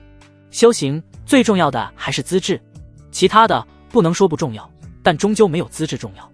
在银鹿圣山山顶所搭建起的广场中央，有一座巨大灵碑，这座灵碑便是用于测试天赋的，其共有10道光柱，测试者能够点亮的光柱就代表着他们的资质如何。而测试灵碑十分珍贵，除了7大宗之首的玉虚剑宗，只有苍鹭圣山有一块被重重阵法包裹，难以破坏。负责主持升仙大典的长老已经上台，每年的长老都不同，但都是从7宗选出来的，每年一次轮换，尽最大可能保证公平公正。升仙大典正式开始，测试灵碑已开启，诸位可准备了。升仙大典开始，银鹿圣山顿时静下来，只剩台上长老诵念着规则。这是例行常事，虽然大家基本听过多次，但也无人打断，安静聆听。如你们所见，灵碑共有10道光柱，伸手触摸灵碑，若是成功点亮，便代表有修行天赋，有机会进入宗门夺得一番造化；若是不能点亮灵碑，也是天命如此，不得有怨不得喧闹。若是点亮灵碑，光柱4道，说明天资优秀，可入我7宗；5道或6道光柱，可为内门真传弟子；7道光柱，历届罕有。我玉虚剑宗的少宗主和青鸾阁圣女，当年便测出了7道光柱。他2人年纪轻轻，但天赋绝伦，如今已都是地玄4重之境，是当之无愧的天之骄子。今年主持测试的长老就出自玉虚剑宗，提起自家少宗主，语气自然是与有荣焉。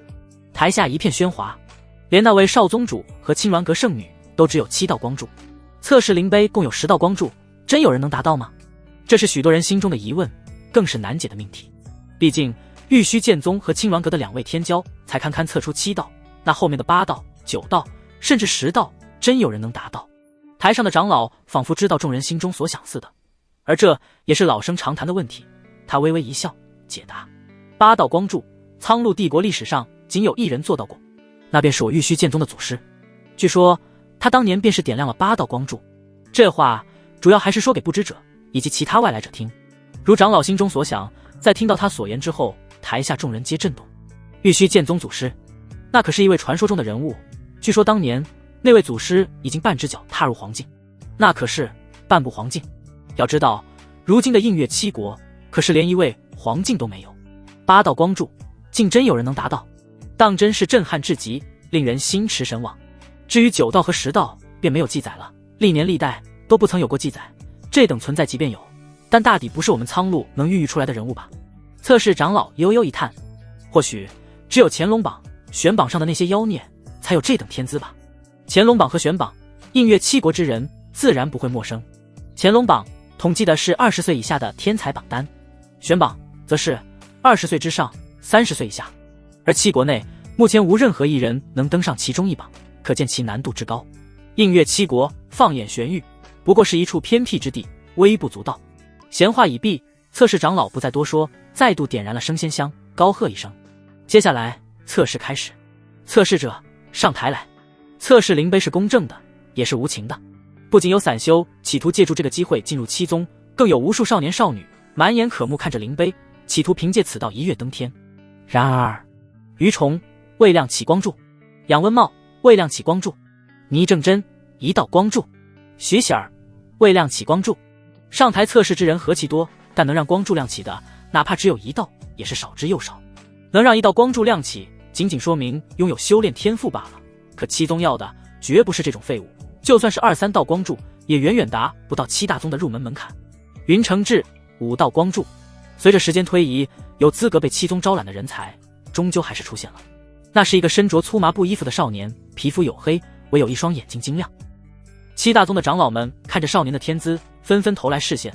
其中一老者缓缓笑了，主动开口5道光柱，险些亮起第6道。不错不错，云承志，我且问你，你可愿来我玉灵宗？入宗后，你便是真传，得师教导。除此之外，还可去我宗丹封领一枚合乎你用的丹药。玉灵宗排名7宗第4，实力不弱。其他7宗也都各自抛出橄榄枝，纷纷出言招揽，但毕竟只是个5道光柱，是以各宗都有所保留。云承志没怎么犹豫，便望向最开始开口的玉灵宗长老，遥遥一拜：弟子云承志，愿拜入玉灵宗。玉灵宗长老当即喜笑颜开，挥挥手道：来，到我玉灵宗位置来，待大典结束，我亲自带你去挑选丹药。云承志一言一步步过去，走得稳稳当当。望着被7大宗争抢的云承志，众落选者心中羡慕的要命。若是他们也能测试出5道光柱，只怕最低也是这种待遇。只可惜，在云承志之后，也不知是不是苍鹭帝国今年风水不好，很长一段时间竟是再也没有出现过5道光柱的测试者。林玄也没有干看着，长老们看测试灵碑，他就一直用系统扫视着下方，奈何结果也不是很理想。白色、白色、白色，黑色、绿色、蓝色都没有吗？扫描结果让林玄都难得有些郁闷。系统不能一次性扫描全场，他只能一个个来。然而半天的时间都过去了，他看来看去，看到的都是最普通的资质，就连绿色天命都很少，目前就只有一个，就是那位云承志。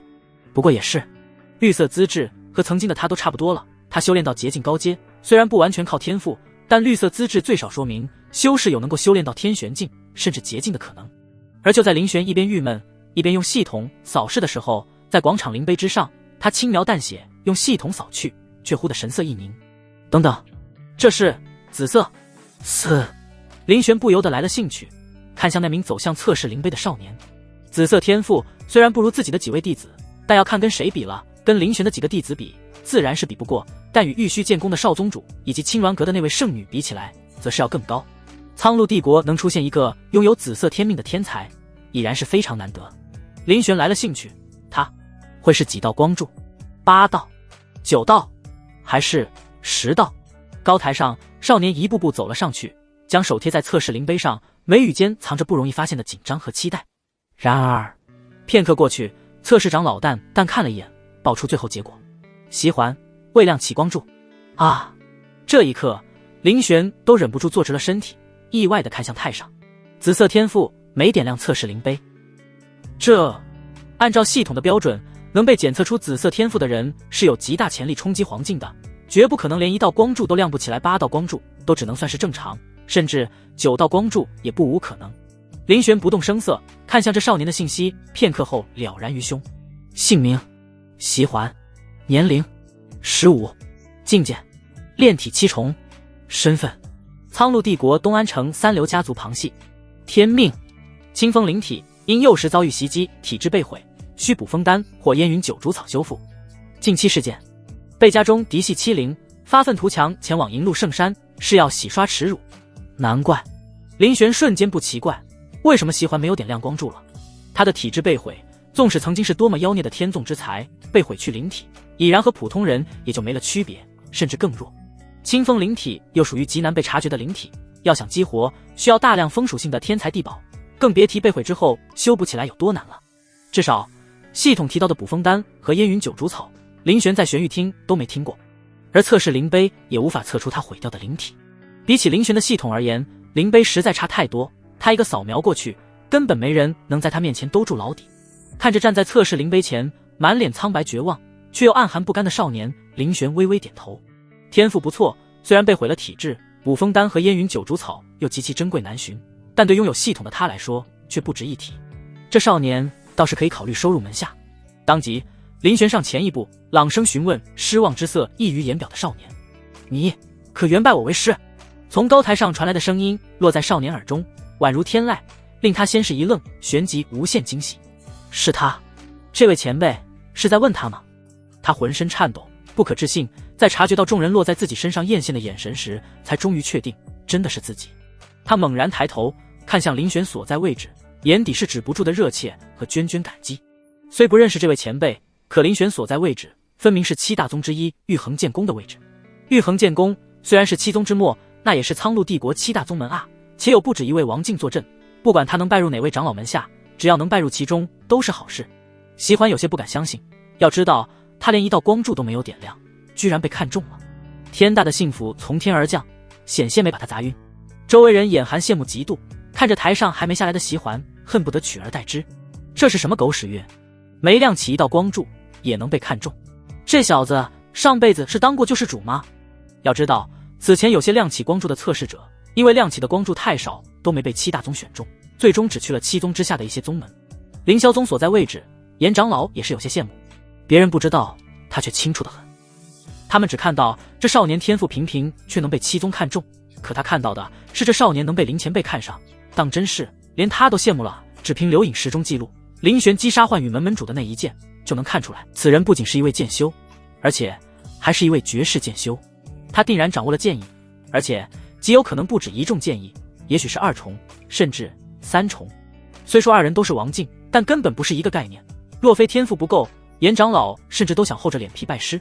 席环心中的激动自然不用多说，在众人羡慕的眼神中，他深深呼吸一口气，便要跪地拜师。可就在这时，一道刺耳的声音在他耳边炸响：小子，我乃青鸾阁长老，也有意收你，你可愿入我青鸾阁？我可以给你一个核心弟子的名额。声音的主人正是此前和陈雄起过冲突的风长老。他一步站出，高昂着下巴，嘴角流露出些许轻蔑神色，甩过玉衡剑宫一方，又将目光投向席环，势在必得之意十足。而他开出的条件也让在场之人呼吸一滞。青鸾阁核心弟子，七宗排名第2的青鸾阁的核心弟子，含金量自不用说，就连要跪下去的席环本人都忍不住倒吸一口气，膝盖当场僵直。青鸾阁是苍鹭帝国仅次于玉虚剑宗的宗门，底蕴深厚，传承悠远，比起七宗之末的玉衡剑宫不知强了多少倍。别的不说，就说这位风长老的修为，他的修为境界能和玉衡剑宫的那位寒月仙子相媲美，在青鸾阁却只是一名长老，就足可以见青鸾阁的强大。而且只要他大爷，他将拥有的还是青鸾阁核心弟子的名额，这是多少人羡慕不来的。一入门就能得到重点培养的核心弟子，堪称一步登天。只要答应下来，别说打脸曾经看不起他的人了，就算是想让自己的家族成为一流家族，也是指日可待。这种条件摆出来，怎么可能会有人不心动？哪怕同属七宗，其中差距也大得远呢。席环下意识吞咽了一口唾沫，眼底挣扎犹豫起来，而周围一些人的目光从羡慕也快速转化为了玩味。此前风长老找玉衡剑宫麻烦的事情，大家都看在眼里，再加上众所周知，风长老和寒月仙子有着深深的旧怨。风长老此举，这是演都不演了啊！他根本不是打算收弟子，就是为了恶心玉衡剑宫，恶心陈雄和林玄。明摆着的阳谋，明摆着的恶心人。要不然区区一个连一道光柱都没亮起的少年，怎会让青鸾阁出面争抢？是抢人还是恶心人？这不是明摆着的事。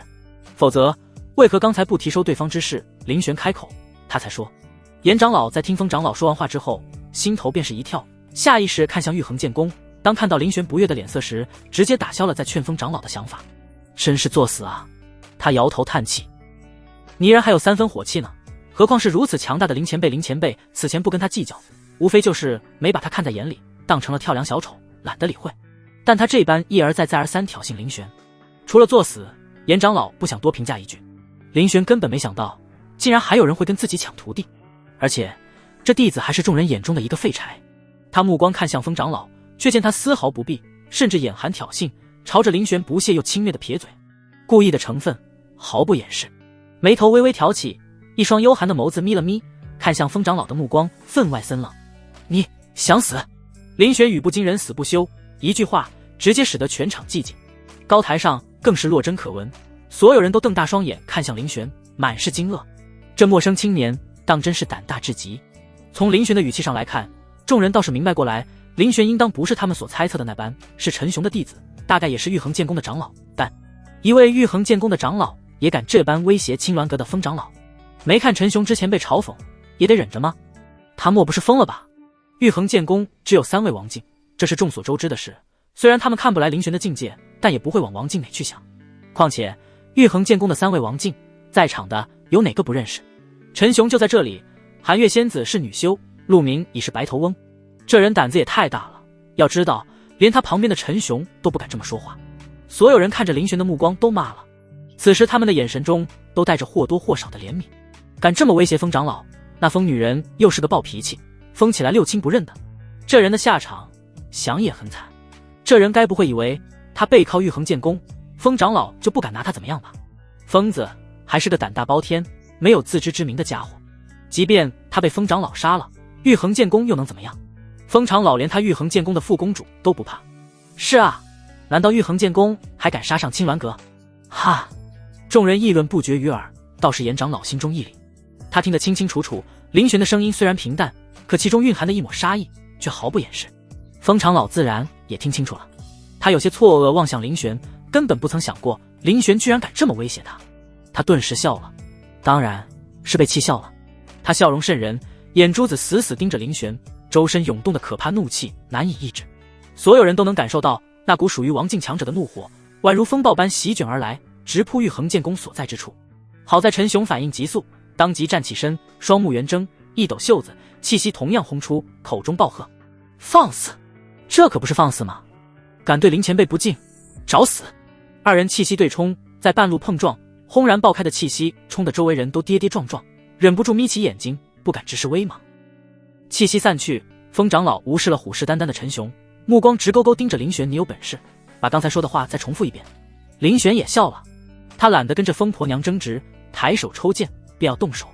可正当他锐剑出鞘，剑气蓄势待发之际，高台上一直旁观的侧室长老忽地向前踏了一步，无奈开口：二位，此地不是你们吵架打斗之处，若是要打，可等升仙大典结束后一步，就当是给我玉虚剑宗一个面子。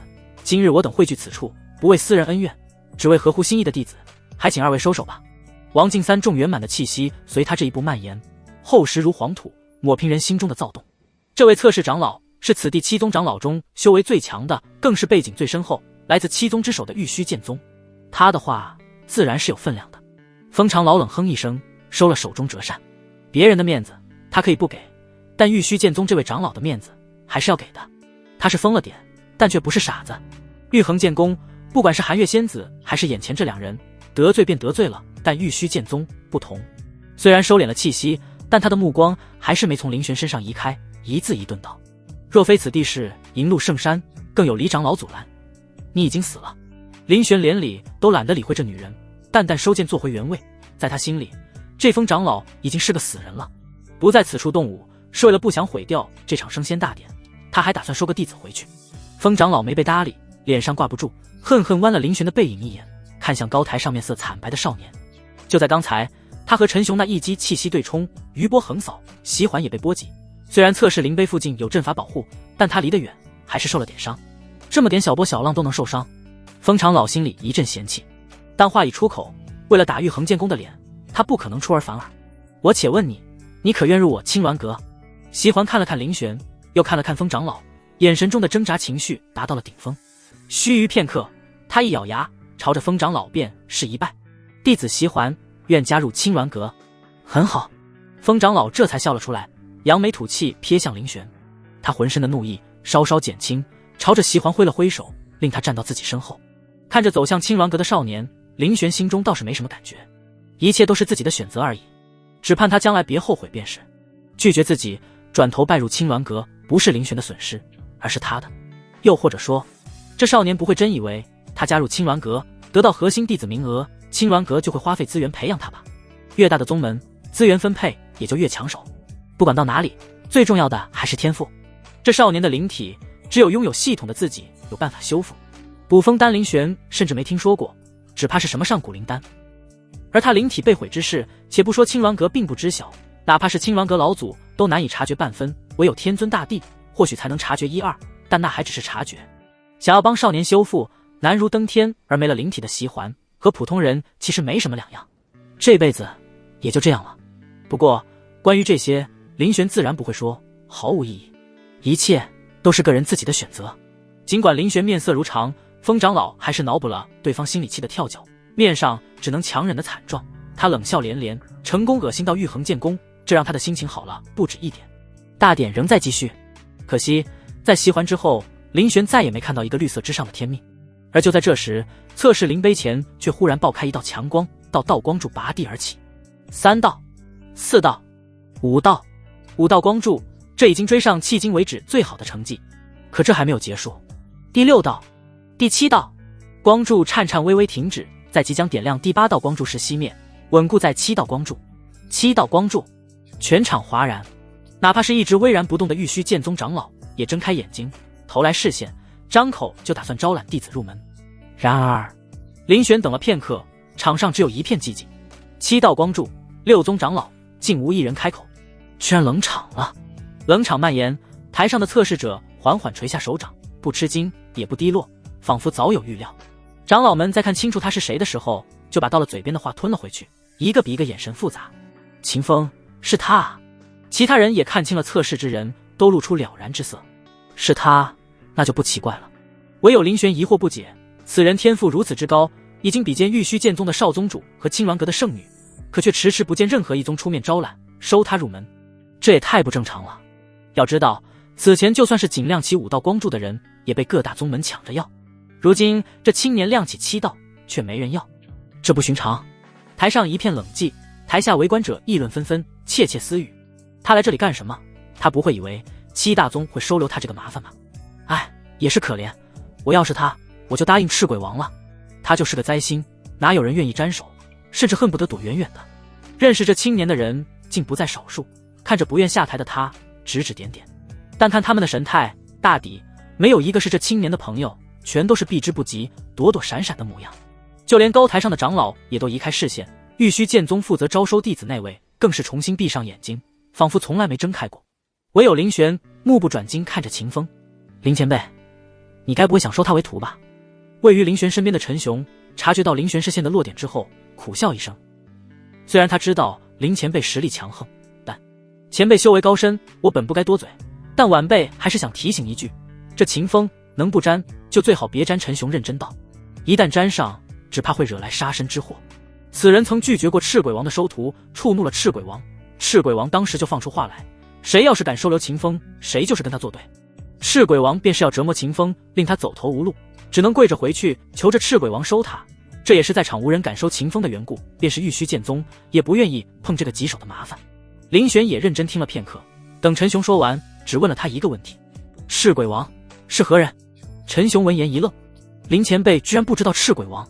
旋即他回过神来，想起林玄并非苍鹭帝国之人，不认识赤鬼王，倒也情有可原。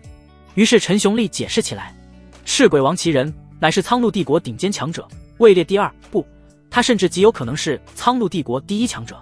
但他人品极差，坏事做尽，喜怒无常，动辄灭人满门，将人当作猪狗畜生戏弄，最爱看反目成仇、残害忠良的戏码。他是绝对的邪道之人，实力强得可怕，在苍鹭帝国没人拿他有办法，便是苍鹭帝国皇室的老祖也一样。当初赤鬼王与苍鹭帝国皇室那位老祖一战，2败俱伤，但也是那一战彻底奠定了他的实力地位。除皇室老祖之外，便是玉虚剑宗老祖也不是其对手，而皇室那位老祖是王境五重圆满级别的强者，这也意味着赤鬼王至少有王境五重的修为，甚至也极有可能是圆满境界。这般实力，谁敢招惹？而赤鬼王平日也和七大宗保持井水不犯河水的平衡，七宗自然不可能联合起来杀他。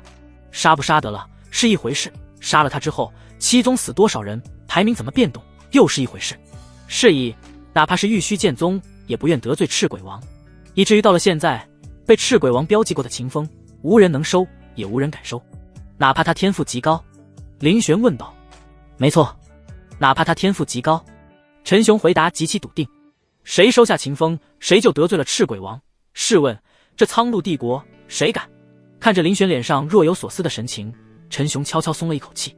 他这般说，也是想告诉林玄，此事想想就好，得罪青鸾阁的风长老没什么，但赤鬼王那种邪道，最好还是不要跟他有所牵扯。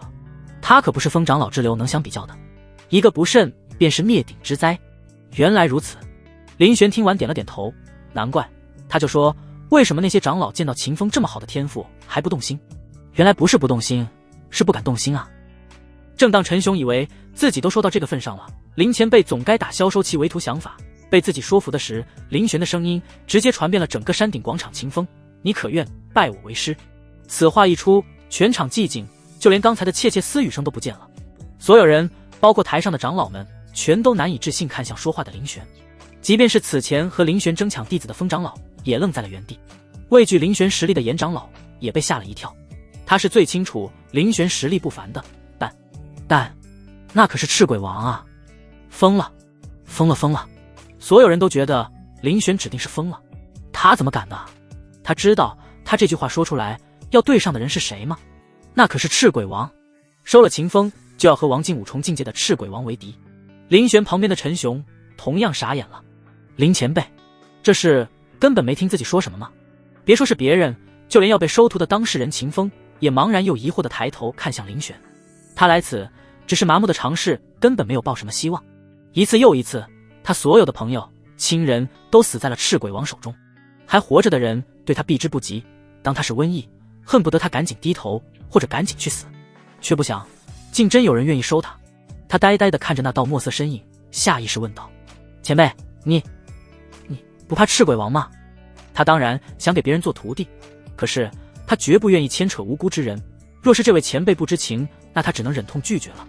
林玄安抚笑笑道，此事你无需理会，只需回答我，你愿还是不愿？愿意吗？他当然是愿意的。望着林玄如渊的眸光，秦风深吸一口气，我愿意。好。林玄毫不犹豫，直接应下。从今日起，你便是我的第4位弟子。没人拦着林玄，所有人都呆呆望着高台之上，不知道是林玄疯了还是自己疯了。他居然真的收下了秦风。看着这一幕，风长老冷冷一笑，唰的一下打开折扇，遮住自己的半张脸，更遮住了脸上的恶意。本来他还打算等到升仙大典过后，亲手诛杀这个敢冒犯自己的人，现在看来倒是省下了一番功夫。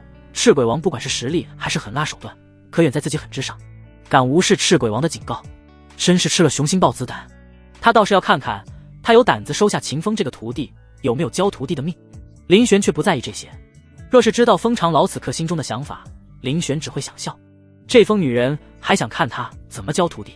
不好意思，升仙大典一结束，就是你的死期，怕是没机会看到了。你能不能看见明日的太阳都一说。等他把欲言又止的秦风招至身侧，升仙大典在古怪的氛围中继续。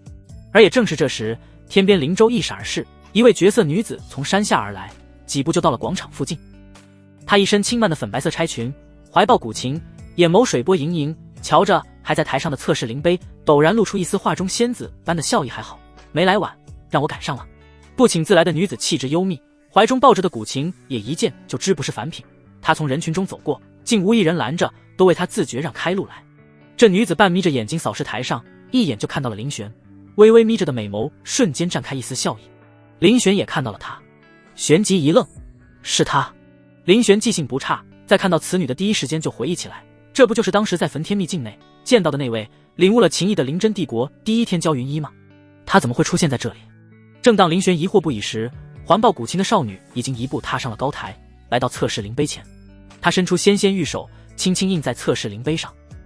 紧接着光柱亮起，1道、3道、6道、8道、10道，没有丝毫桎梏和阻塞。10道光柱几乎同一时刻全部拔地而起，闪烁着刺目的亮光。10道光柱，突如其来的状况让所有人都没反应过来，呆呆望着场上。当他们反应过来，意识到这是什么状况时，全场瞬间轰动，无数人站起身，满眼狂热地盯着台上的绝美少女。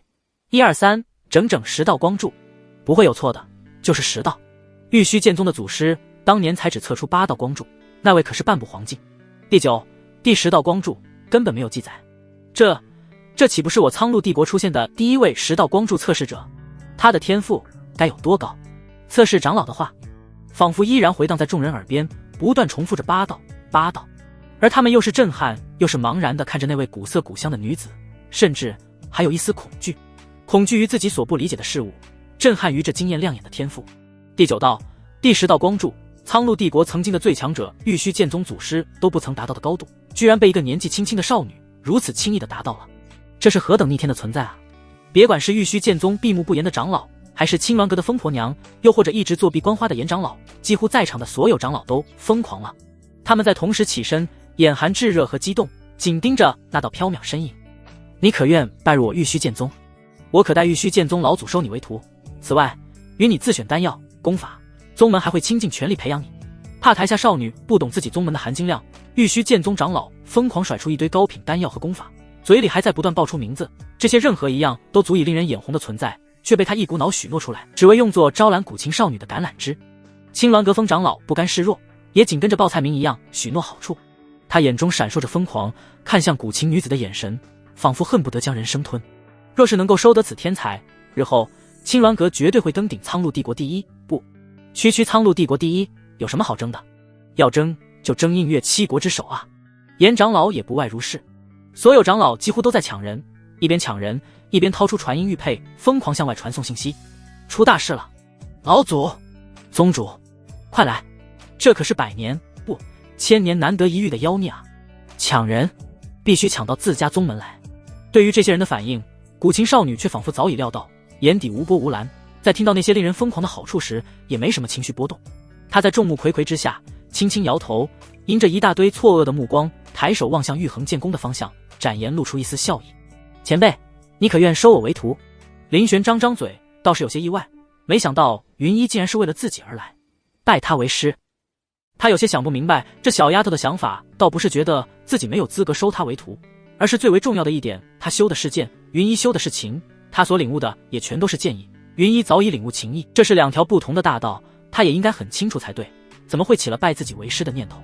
林玄只觉得有些意外，但对其他人而言，那便是震撼了。他们没听错吧？天资妖孽的古琴少女无视了玉虚剑宗、青鸾阁的邀请，主动则施玉衡剑宫，而且他拜的还不是早有威名的陈雄，而是那位得罪了风长老的青年。是这个世界疯了，还是他们疯了？竟会有人放着玉虚剑宗、青鸾阁这等数一数二的大宗不去排名最末流的玉衡剑宫？怎么想的？风长老也傻眼了。什么情况？是他刚才没有说清楚吗？这妖孽竟然要拜那家伙为师，瞎了眼，简直是瞎了眼啊！他们7宗长老许诺了那么多的宝物、功法，甚至愿意代替各自的宗主老祖收徒，可他竟然放着这些唾手可得的好处不要，转头去要一个连话都没说的青年为师，而且还是属于7宗里实力最弱的玉衡剑宫的青年。这不是瞎了眼是什么？风长老可不相信，小小的一个玉衡剑宫能出什么强者？他忍不住说道：小丫头，你可想好了，你所指那人只是我们7宗排名中最末的玉衡剑宫之人，而我青鸾阁排名第2，强者如云，不劳费心了。风长老的话还没说完，便被云衣打断。他的师尊不是谁都有资格当的，一句话把风长老顶个够呛。云衣的目的很明确，就是林玄。如若不然，他放着千音阁这等玄玉大宗不去，不远万里跑来这里。而面对云衣的美目灼灼，林玄倒是没怎么犹豫，开口答应下来。可以，日后你就是我的第5位徒弟，同时系统也是扫向他。姓名：云衣，年龄：19，境界地玄境8重，身份剑阁弟子，天命秦剑双绝，成一品。近期事件，因在焚天秘境内被苏联星的妖孽所震惊，不顾族中反对，拒绝了千音阁邀请，前往苍鹭帝国，试图拜师灵玄。成一品，秦剑双绝，这天资不亚于南宫邀月啊！灵玄话音落下，抱着古琴的云衣径直走向他，脸上是轻快明媚的微笑。云衣拜见师尊。他走得轻巧，无视了其他人复杂的眼神，只让一众人扼腕叹息。这么天才的弟子，怎么年纪轻轻就眼瞎了，拜入玉衡剑宫了呢？这跟金凤凰落进鸡窝里有什么区别？收徒云衣，灵玄在升仙大典中可谓是成了最优胜者，不时总有目光复杂看向他身后，一个7道，一个10道，就算亮起7道光柱的那位有着天大的麻烦在身，也不可否认秦风是个天才。这青年收徒的运道怎么就那么好呢？真是令人费解。直到大典结束，灵玄也没再找到第3个合乎心意的弟子，5到6道灵光的人才倒是也有，但就算灵玄想收，他们也更倾向拜师其他大宗，而不是灵玄这么个将死之人。谁都知道他得罪的可是赤鬼王。大典结束，各自回宗。陈雄跟在灵玄身边，一脸忧心忡忡，想要张嘴说话，却不知道从何开口，只能一脸的欲言又止。风长老站位离玉衡剑宫甚远，他远远看了一眼灵玄，嘴角扯出一抹奚落讥讽，毫不犹豫扭头。本来他还打算等大典结束找灵玄的麻烦，但这家伙不知死活，收下秦风倒是免去了他处理后事。赤鬼王绝技不会放过他，如果他抢在赤鬼王之前杀了他要杀之人，触怒赤鬼王，别说他承受不起，青鸾阁也难以承受赤鬼王的怒火。死人一个，死在谁手里都是死。我们走。风长老随意唤了一声，带上自己收的几个收来的门人和袭环离去。但他没看到灵玄虽然没看他这个方向，却对他怨毒的目光似有所感，手指微微一动，一道漆黑的影子便沉入地下，直扑青鸾阁等人离去的方向。风长老指有一句话说的是对的，死人一个罢了，死在谁手里都是死。自然他死在本尊和分身手里也都是死。回宗路上，玉衡剑宫的灵舟速度不快，悠哉悠哉在天际飘过。灵玄就坐在舟头，淡淡看着云卷云舒。在他身后是一脸忧心忡忡的陈雄和一脸欲言又止的秦风，加上一个观察打量在自己之前这位秦师兄的云衣。忍了片刻，秦风还是没忍住。前辈，我觉得要不然还是算了吧。您还是认真考虑考虑。我天赋虽然尚可，但赤鬼王终究是个麻烦。您要是收我入门，他绝对不会放过您的。提及赤鬼王，秦风眉宇间闪动着痛苦，但他还是勉力劝阻灵玄，不愿意害了这位好心的前辈。灵玄头都没回，手里握着个钓竿，在云层中钓鱼。我说了，此事你无需再管，我既然敢收你，自然不会怕赤鬼王。细细擦拭古琴的云衣坐在一旁，态度怡然，听着便宜师兄和师尊的对话，有些好奇发问：师尊，赤鬼王是何人？听着好像很厉害的样子。他并非苍鹭帝国之人，自然不清楚赤鬼王是谁。解释的工作自然不是灵玄来做。陈雄见有了自己的用武之处，苦着一张脸解释起来。他先是举例了赤鬼王犯下的恶事，又尤其点名赤鬼王是王境5重圆满境界的强者。听完之后，云衣若有所思点头，瞧着秦风和陈雄脸上的苦涩畏惧，颇有些哭笑不得。他不觉莞尔：师尊，要不要我让人去把那赤鬼王给斩了？云衣一言，堪称语不惊人死不休。陈雄被他惊得两眼瞪大，秦风也极其错愕，像傻了似的看着这位师妹派人去把赤鬼王斩了。不是，他真的知道自己在说什么吗？赤鬼王可是足以和苍鹭帝国皇室老祖媲美的强者啊！而且这些年过去了，他或许已经到了王境5重圆满境界，绝非可以力敌之辈。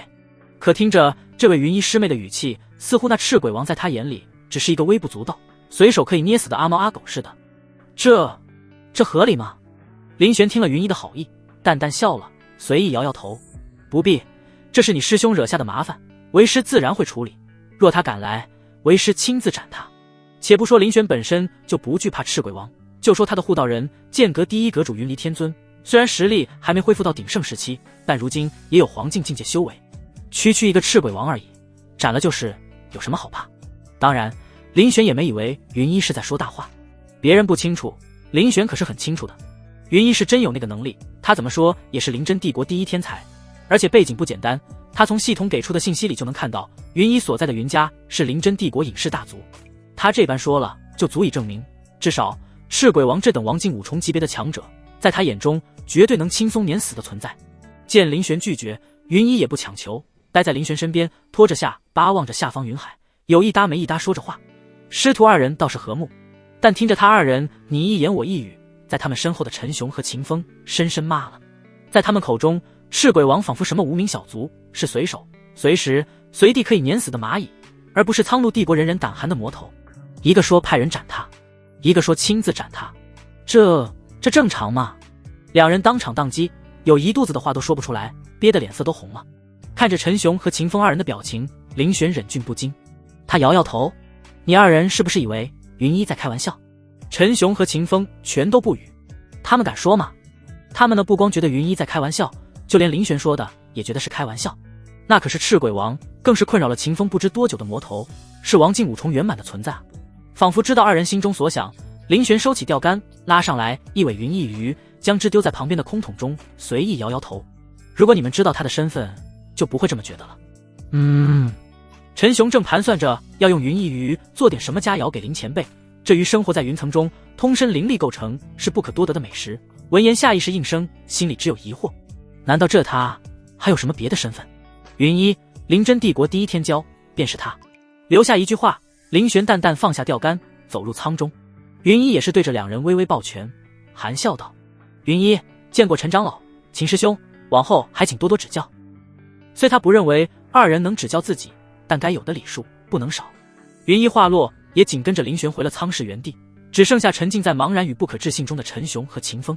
林玄和云衣虽然离去，但话却依旧在二人耳边回响。云衣是灵真帝国第一天才，他是云衣。陈雄一脸呆滞，下意识喃喃自语。云衣的大名也许年轻一辈的秦风没有听过，但陈雄对这个名字可是如雷贯耳。这可是七国境内声名赫赫的天之骄女啊，是和大晋的晋阳皇子等人属于同一级别的天骄。这等级别的天骄居然会出现在他们苍鹭帝国，而且还拜入了他们玉衡剑宫，拜林前辈为师。这陈雄震惊到差点窒息，深深吸气吐气，好半天回不过神来，踉跄两步抱上那几尾云翼鱼就走了。想不通，他还是别费脑子了，赶紧去给前辈烹饪鲮鱼去算了。秦风回过神来之后，更是在心中翻起了惊天骇浪。他不知云衣之名，但知道灵真帝国和第一天骄以及10道光柱的含金量，此时此刻震惊的有些说不出话来。如此天骄竟成了他的师妹。师妹，直到现在他还有些不敢相信，这自己真是何德何能啊。所以云衣那句派人去把赤鬼王灭了，还真不是在开玩笑，也不是说大话，而是他真有这个能力。妈了，秦风有些麻木了，但回过神之后，他脑子里第一时间浮现出来的想法就是，师尊到底是何等存在，居然让灵真帝国的第一天骄都亲自来拜他为师。若是让云衣知晓他的疑惑，怕是会摇头苦笑。第一天骄，那也只是灵真帝国的而已。他从不因自己的身份而有任何骄傲，因为他清楚自己那些第一的名头在师尊门下根本不算什么。别的不说，就说他那位妖孽师姐，他在焚天秘境中见到的那位剑修少女，就比他要强上太多了。即便过去许久，苏连心的强大依旧深深烙印在云衣心间，午夜梦回时还是会梦回焚天，再领略那2剑的惊人风采。这也是他决定拜师林玄的原因。秦风站在原地吹冷风，犹豫挣扎许久，这才咬咬牙走入舱内，脸上带着几许小心翼翼。师尊，我现在还不能随您回去，我还有一件事要处理。犹豫半晌，望着林玄不起波澜的面容，秦风还是苦笑着简短说起了自家事。我想处理的事和我此世间剩下的最后一个亲人相关，她是我的妹妹。提及妹妹秦岚，秦风眼中氤氲着愧疚，他总觉得自己亏欠妹妹的太多太多，只凭言语难以说清。尤其是在秦岚嫁人之后没多久，这种愧疚更是一发不可收拾。几年前，秦岚嫁给了苍鹭帝国一方王侯世家的少主，彼时不管是他还是秦岚，都以为那是一个不错的人，所以秦风为妹妹定下了这门婚事。可直到秦风拒绝赤鬼王之后，一切都变了。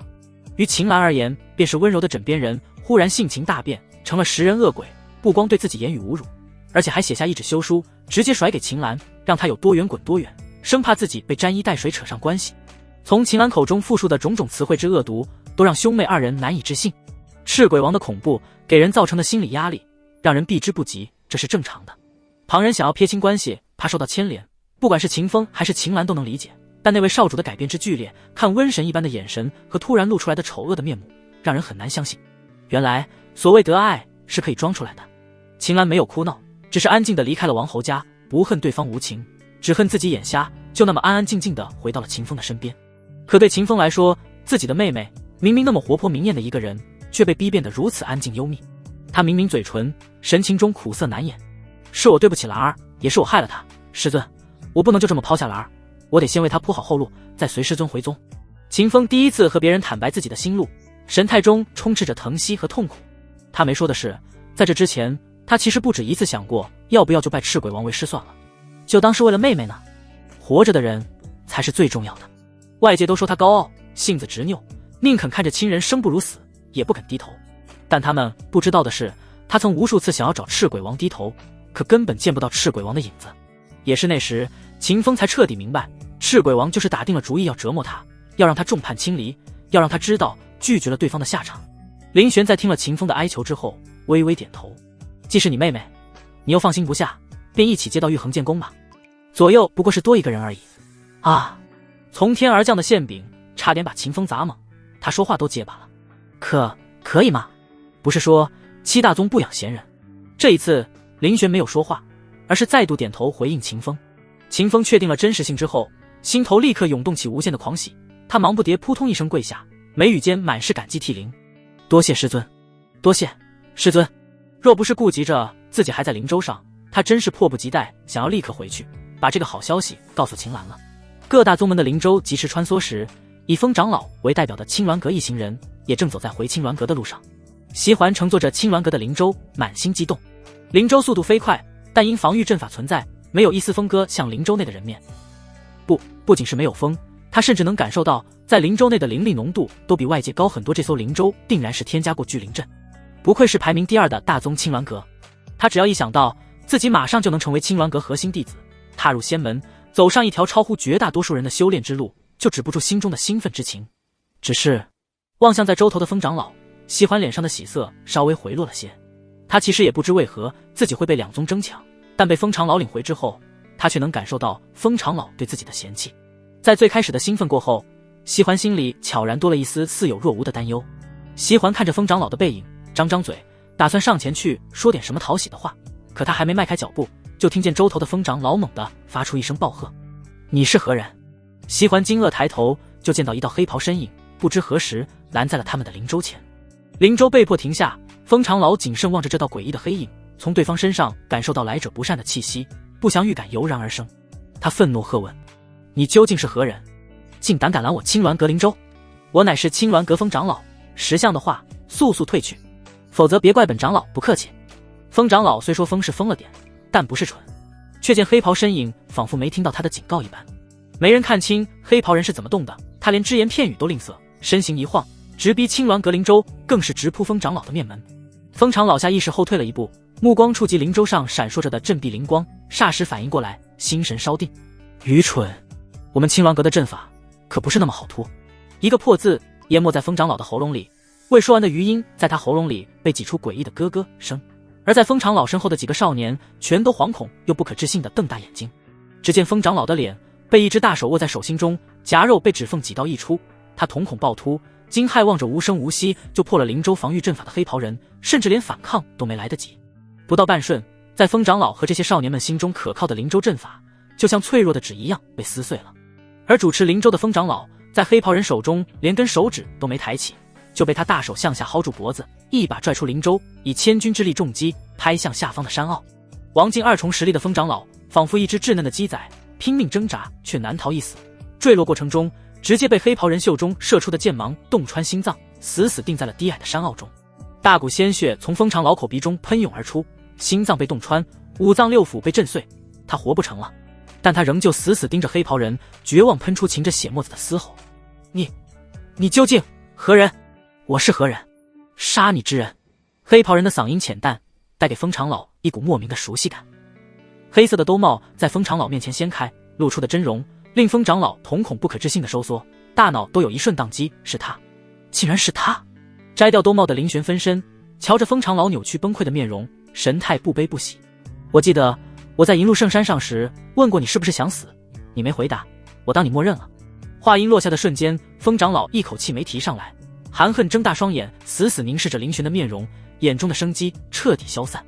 一位王境二重的青鸾阁长老就这么死在了低矮的山坳中，死前连反抗都没来得及。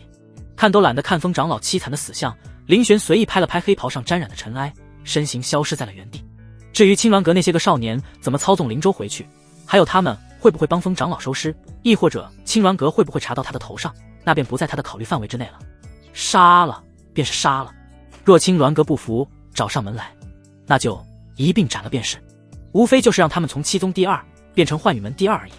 风长老的死没在林玄心中留下任何波澜。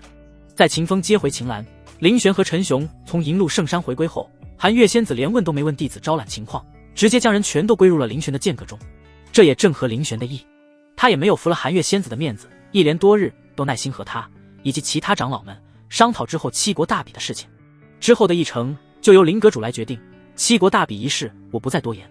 玉衡剑宫议事厅内，韩月仙子清冷的声音如珠玉落下，但她的话说到一半却忽地戛然而止，脸色也迅速挂上冰霜，猛然扭头朝外望去。什么人？韩月仙子身形一闪，直接闪身出去，正面迎上疾驰而来的那道强者气息。在看到站在半空中的白发老妪时，韩月仙子的面色一正。虽老态龙钟，可这位白发老妪身上散发的气息令人心悸。一个照面，韩月仙子也认出了来者是谁，她忙变了神色，原来是青鸾阁主到访，快请。玉衡剑宫示弱，在青鸾阁这种大宗前，注定只有低头的份。而青鸾阁阁主实力强大，算是韩月仙子的前辈，朝他低头倒也不是什么丢人之事。只是韩月仙子心中疑惑，他们玉衡剑宫和青鸾阁之间顶多是稍有些瓜葛，青鸾阁阁主怎么会忽然到访？而且对方的脸色难看至极。虽说心中疑惑，该有的礼节韩月仙子也没有忽略，恭敬将人请入了主殿议事厅。青鸾阁阁主一脸隐忍的怒火，冷哼一声，随他入座。待入座之后，韩月仙子才吐出自己心中的疑惑，不知青鸾阁阁主大驾光临，所为何事？不说还好，一说，青鸾阁阁主的脸色越发阴沉了几分。何事？我宗风长老自升仙大典结束后便失去了踪迹，至今未归，只怕是凶多吉少。韩月副公主以为我为何事而来？韩月先是愣了一下，随后便皱起了眉头。那个疯女人居然死了，可那疯女人死就死了，和她玉衡剑宫有什么关系？难不成因为她和风长老的恩怨，便让青鸾阁阁主误以为是她玉衡剑宫动的手？荒谬！韩月仙子冷下脸色，语气也谈不上和善了。前辈这是何意？莫非是来我玉衡剑宫兴师问罪？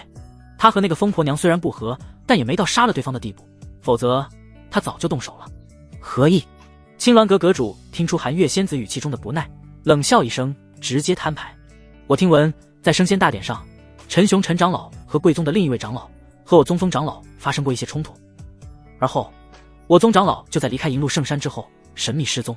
韩月副公主，老身且问你，换成是你，会不会怀疑你玉衡剑宫？韩月仙子张张口，却一时无言。而长老席被点名的陈雄神情几经变幻，逐渐浮现起一丝若有所思。殿内无言，白发老妪缓缓站起身，扫视一周。此事我确实没有证据，更不知道杀了我宗风长老的人究竟是谁。你玉衡剑宫可以不认，我也不会强行动手，但你们最好祈祷，千万别让我查到点什么，否则……话音落，一股极其凶悍，属于王静四重圆满境界的威压疏忽横扫全场。殿中长老们连准备都没有，全都被压得脸色一白。王静四重圆满的境界，放眼整个苍鹭帝国都是数一数二的存在，除了玉虚剑宗之外，根本没有敌手。玉衡剑宫的最高实力，也就是韩月仙子和陆明大长老，被人如此上门挑衅威胁，二人脸色难看，忍着胸腔翻涌的气血，怒视青鸾阁阁主。可他们也没有还手之力，硬扛着身上的威压，勉力保持自己的仪态不失，心中只能祈祷着正在闭关的公主能现身化解危机。殊不知，云离天尊虽感应到了来势汹汹的青鸾阁阁主，但根本没放在心上，也没动一下身子，仍在闭关恢复实力。有林玄在，区区一个王境四众，翻不起什么风浪。不用查了，人是我杀的，怎么了？谁都没有想到林玄竟会忽然开口。不过比起他能在这股强大威压下还有力气开口说话，更让青鸾阁主震撼的是他话中的内容。林玄话音落下，全场皆惊，包括青鸾阁阁主，就连他释放的威压都有一瞬不稳。此行青鸾阁阁主来玉衡剑宫，本就没打算真能问出些什么，杀人凶手又怎么会承认自己犯下的罪行？除非是在证据确凿的情况下。可他根本没想到玉衡剑宫的人竟敢直接认下。青鸾阁主心中恐惧的念头只起了瞬间，就被他自己完全打散。因为在那白衣青年说完这句话的下一秒钟，浩瀚无垠的剑意伴随着恐怖的境界威压，便如同排山倒海般向他袭来，波涛汹涌的压力令青鸾阁阁主心中一沉，下意识收回威压抵抗，却在触及那股庞大剑意时脸色一白。好强，哪怕只是一触即分，他也能确定自己绝对不可能是这人的对手。青鸾阁阁主不可置信看向林玄，怎么都不敢相信自己刚才的感触。他才多大？剑意竟会有如此可怕的剑意？此时此刻，绕世威压互相抵消，殿内只有剑意余波牵绕，没有刻意针对任何人，但青鸾阁阁主还是感到自己的心脏仿佛被一只巨手死死捏住，停止了跳动。那是面对强者的天然恐惧。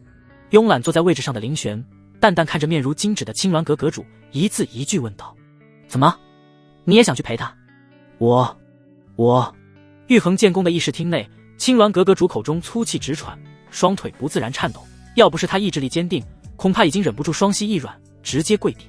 这令青鸾阁阁主根本难以置信，那白衣青年甚至根本没有动手，仅凭随手挥出来的剑气，便让王敬嗣重圆满境界的他有想要俯首称臣的想法。这是什么概念？这又是多么恐怖的实力？即便是皇室那位老祖也做不到吧？可玉衡剑宫内竟存在这样一尊大神，有这个实力，他们待在七宗末流是图什么的？脸色苍白的青鸾阁阁主吞咽了一口唾沫。我滚！不带任何感情的一个字，却让这位实力高强的白发老妪如蒙大赦，连句话都不多说，忙不迭离去。他走得匆忙，脚步慌乱，甚至有几分逃之夭夭的狼狈感。青鸾阁阁主来得快，走得也快。他走之前，即便找出了真正的凶手，可他却连句找玉衡剑宫麻烦的话都没放。而这一切只有一个原因，那便是实力。强者为尊，只要够强，不管做什么都不会有人敢智慧。在座的玉衡剑宫各长老，即便早知林玄不普通，可亲眼见识到对方的实力，心中还是受到了强烈的冲击和震撼。青鸾阁阁主，那可是王敬嗣重圆满境界的强者，更是他们都需仰望的存在。可他却这般灰溜溜走了，头都不敢回，还是明知道林玄杀了他宗门长老的情况下，却也依旧不敢多吭一声。实力，这就是实力。咚咚，林玄不在意殿内的人心浮动，他随意敲了敲椅背，吸引众人视线。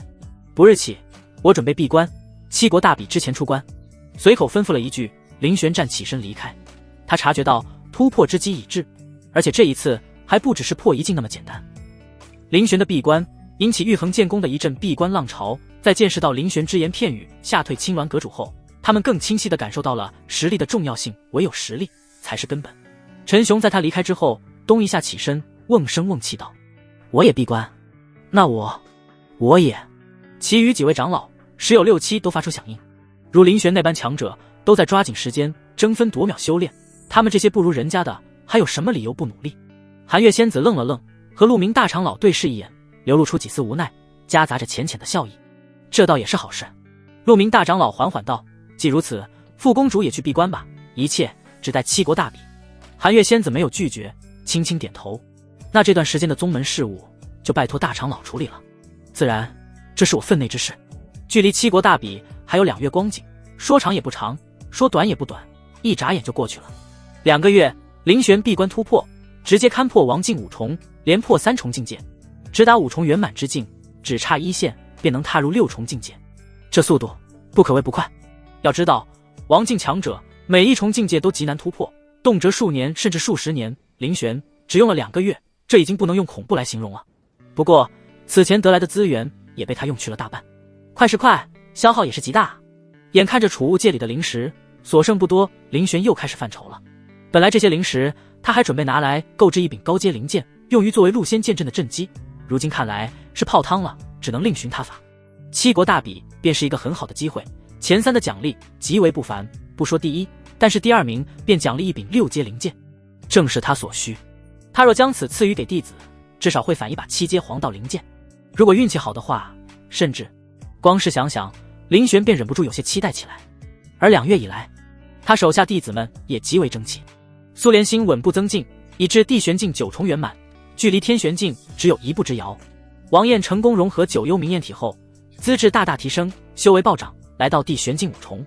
曲幽梦凭借他成品的天资，又在林玄和云离天尊双重指点中受益，领悟了属于自己的剑意。不仅如此，参透剑意，修炼青帝经后，曲幽梦的修为堪称坐火箭式的飞涨，也达到的玄境8重。虽不如苏连心，但没办法，苏连星的天资实在太过妖孽，而青帝经也一早就被林玄传授给了2个新入门的徒弟，其中秦风境界最弱，曾经又饱受煎熬，无暇修炼。仅仅2个月时间，就算他天资聪颖，可到底修为稍微逊色了不少，如今仅有聚气8重。不过也可以理解，他虽排行老4，但年龄最小，修炼时间最短。至于云衣，本就是天骄女的云衣，如今实力和苏连星一样，同为第选9重圆满。有道是一通百通，青帝经辅助，又有他此前领悟的情意引路，领悟剑意对这位绝代天骄而言并不算难。同时领悟了剑意和情意的云衣，在林玄这一众弟子中，实力仅次于苏连星。师尊门下没一个是简单的。云衣心中感叹，本以为以他的天赋和实力，在林玄门下不是第1也是第2了，却不想他的天赋在林玄的5位弟子里连前3都进不去，仅比师尊刚收的秦风要高。这是云衣所没想到的，也是让他无比震惊的。这越发让他觉得拒绝千音阁拜入主角门下的举措无比正确。他的几位师兄师姐，任何一位将来都是有望踏足玄榜的超级天骄，不，甚至不止。玄榜或许只是开始罢了。特别是苏连星师姐，2个月来，云衣找过苏连星切磋，对方只一剑便将他击败，毫无任何反抗之力。此前在焚天秘境只是见到，并未真正领悟过苏连星的可怕，如今他算是对苏连星的妖孽有了深刻领悟，而这也更激起了云衣的好胜心。他绝不满足在师尊门下只排第4，更不能让师尊丢人。师尊门下皆是天骄，自己绝不能拖后腿。而最让云衣震撼的，还要数师尊赐下的那门地阶功法。哪怕此刻回想起，云衣心中依旧忍不住震撼。在这个连黄境强者都没有的七国，居然存在地阶功法，师尊到底是何等存在啊？林玄出关时便遇到了云离天尊，一见林玄，云离天尊抿唇而笑，抬手行礼，恭迎阁主出关。阁主如今破关而出，到正是时候，七国大比即将开始，我等正准备前往晨曦帝国皇城。此次七国大比举办地，正是七国之首晨曦帝国皇城。林玄了然，但并没接下带队的活。你先带他们去吧，我还要闭关一些时日。果真，那还真是一件好事，不愧是阁主。云离先在这提前恭喜阁主实力大增了。云离天尊很是惊讶，没想到林玄实力攀升竟这么快。他境界高，能感受到林玄虽然境界快，却也不虚浮，这绝对不是单纯用丹药和资源就能堆积上去的。不愧是连自己都无法企及的天才人物啊！感慨一番后，云离天尊想了想，既如此，便让韩月带队先行一步吧，我留下来护持阁主破境。林玄微微点头应允，自无不可。他自信破境之后，以他的速度，必定能在大比前抵达。苏连星几人虽说有些失落于不能和师尊一同前往，但也知道什么才是最重要的。几人同韩月仙子以及玉衡剑宫参赛的7名天骄，共赴晨曦帝国皇城。而这次玉衡剑宫的参赛者有11名，多出来的那个自然是云衣。背靠临真帝国隐士大族云家的他，区一个参赛名额，对他而言自然是再简单不过。而且既然加入了师尊门下，那他自然要以师尊如今所在势力的名义参加此次大比。此行前往晨曦帝国，韩月仙子带队，所驾驭的灵舟乃是玉衡剑宫内最好的一艘。灵舟空间不仅大，而且灵力浓度高，就算是在其中修炼也不过分。但灵石抱佛脚用处也不大，是以灵舟上的时间，各大宗门的弟子都会聚在一起讨论，琢磨自己将遇到的对手。只是这份讨论和苏连星几人没什么关系，包括楚剑尘在内的玉衡剑宫7名弟子，有意无意孤立了苏连星几人，冷没冷对说不上，但阴阳怪气没少说。显然他们到现在也没接受苏连星几人抢名额的事情。只可惜苏连星几人根本不在意其他人的眼光，对他们的小心思也没在乎过。而他们明里暗里的阴阳怪气挤兑，那更是无所谓。身为灵玄的弟子，他们很清楚自己的将来成就定然不可限量，和他们交锋的也只会是玄域顶级天骄。楚剑尘几人说井底之蛙有些难听，可他们终究也只是末流帝国的末流宗门的天才，好比野鸡尾巴上最漂亮的一根羽毛，说到头也只是野鸡尾巴羽毛罢了。苏连星几人无所谓，但楚剑尘等人却越发坐不住了。砰！桌面上的茶水震荡，曲幽梦止住话头，俏脸冷若寒霜，拧眉看向忽然拍了他旁边桌子的人。他和苏连星几人围桌轻声谈论功法，楚剑尘几个不打扰他们，正合了他们的意。不成想会有不长眼的人主动撞上来。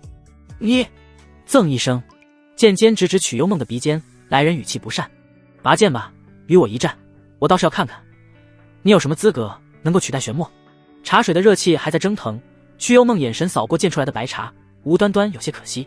茶水中灵气多少倒是次要，只这茶叶是云姨分享出来的，味道尤其符合她的胃口。被这么一打扰，倒是可惜了一壶好茶。他瞥了一眼旁边气势汹汹拔剑的男子，不了。说罢，曲幽梦无趣轻叹，起身就打算离开。说句不好听的，这人连让他出剑的资格都没有。他和他不在同一层次，即便是同境界，他也不可能会是他的对手。更遑论此人的境界比他还低。眼看他要走，那名男子先是愕然，随后便是愤怒。怎么，你怕了？呵，我还以为是什么厉害角色呢，原来就这。他和玄墨是好友，早就对好友的遭遇愤愤不平已久，今日就要为玄墨讨回公道。曲幽梦不应战，他心里的愤怒越发强烈。凭什么？一个连和自己一战都不敢的畏缩之人，凭什么能取代玄墨兄？这哪里公平了？旁边静观其变的楚剑臣眸中也掠过一丝失望。本以为这几人也许有点实力，如今看来连点胆气都没有，和玉玄剑宫的比斗，还是别指望他们了。曲幽梦的回应也在这时缓缓传来，但不同于那名弟子心中所想的愤怒或者羞愧，他只平静说了一句话：你觉得是，那便是吧。这等低级的挑衅对他来说没有任何作用，也提不起兴趣，连打对方的脸的兴致都提不起来。挑衅那是建立在实力相当的情况下，实力不等的挑衅无异于笑话。看自家宗门的人出笑话，没必要也没意思，他还不如留点兴致给七国大比的天骄们呢。同一时间，玉衡剑宫内，云离天尊坐在自己的院中，忽的眉梢一动，眼底浮现出一丝笑意。紧接着他抬头就看到了出现在自己面前的林玄，墨发白衣，宛如剑仙，端视君子如玉。一声恭贺还未脱口而出，云离天尊便见林玄忽的对自己微微一笑，随后一剑斩出。这一剑看似缓慢平平无奇，但剑意出鞘之时却携带着碎裂苍穹的锋锐，无穷剑意倾泻而出，直接将小小的院子淹没。纵使知道林玄没有恶意，只是想试试如今的实力，但云离天尊还是下意识瞳孔紧缩，不敢托大，摇身从座位上消失。他出现在林玄不远处，纤手一震，万千符文如涌动的灵光蜂拥而至，汇聚成巨大虚影，虚影手中弯弓，狠狠射出一道金芒。剑光和剑光碰撞爆裂对轰，爆发出惊人的波动，地面都在震颤。好在这里早就被云离天尊布下了重重阵法，没让这里的余波干扰到玉衡剑宫外界，否则只这一次碰撞的残波就能把玉衡剑宫毁个大半。一剑过后，烟波平，浪潮静，云离天尊稳住身形，身位比最开始早已暴退数步。他并未受伤，可一双美眸中写满了惊骇和不可思议。他竟然落入了下风，在这一次对轰中，他居然落入下风。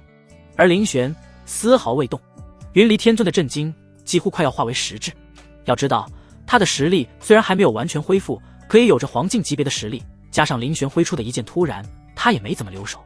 本来云离天尊还在担忧自己这一击会不会不小心伤到林玄，毕竟林玄虽然是个妖孽，可境界也就只有王境，就算是6重，和黄境之间也还差得远呢，那可是一个大境界的距离，绝非儿戏。可他的黄境一击竟然被压制了。回过神来，云离天尊倒吸一口凉气。这段时间他已经因林玄而震撼过许多次，每当他觉得林玄已经很妖孽，自己有了一个清晰认知的时候，林玄总能再次刷新他的认知。这可真是……呼，缓缓吐气，云离天尊脸上扬起真挚的道喜之意，朝着林玄走去。恭喜阁主实力精进，这一剑之风采，当真是叫我惭愧。林玄也收回手，对自己的实力很是满意。这一剑他差不多已经用了全力，除了陆仙剑阵之外，他能动用的比如青帝经，比如混元剑体等等，他几乎都用上了。也正是如此，林玄对自己现在的实力有了一个大概判断。如今黄境可堪一战，若是动用陆仙剑阵，黄境可败。试了试剑，还算合意。林玄一边道，一边随云离天尊一同往外走。距离他们出发过去多久了？云离天尊笑道：阁主出来的正好，韩月他们现在大概还未到晨曦帝国。林玄微微点头，心头松快。看来他这次的时间掐算确实准确。无需多言，云离天尊作为护道人，自然是和林玄一起行动。既然林玄已经出关，二人自然是不留余力，立刻赶往晨曦帝国的皇城参加七国大比。天边2道流光划过，快得出奇。一路上掠过许多灵州，令所过之处所见之人无不艳羡。御空而行，身法如此迅疾，定然是2位大能。站在一方青色灵州甲板上的青年看着稍纵即逝的流光，满眼渴望，狠狠握紧拳头，毫不掩饰眸中的野心。真不知道我何时才能达到那样的水平，不急，以我现在的天资，定然很快就能比肩那些强者了。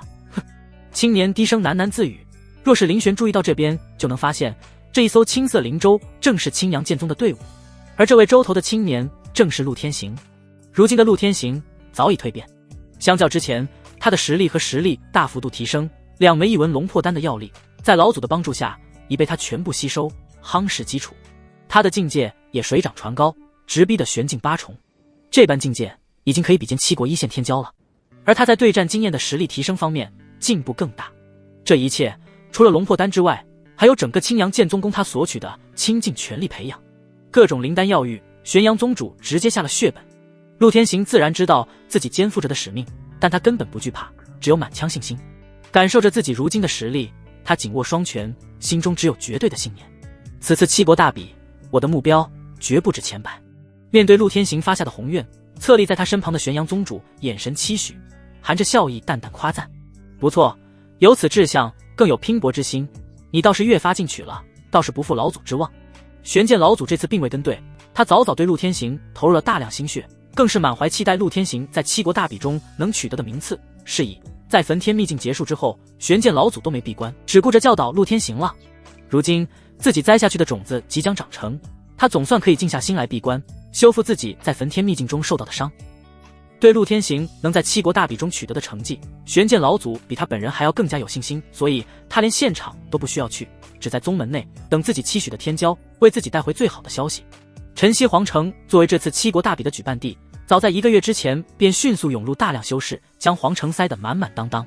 天际灵舟穿梭，奔流不息，不时有灵舟落在城门口的停泊处，一个个身着宗门服饰的弟子交了入城费，涌入皇城。根据和寒月仙子等人早就约好的信号，林玄和云离天尊在7国大比开始前及时赶到，成功会合。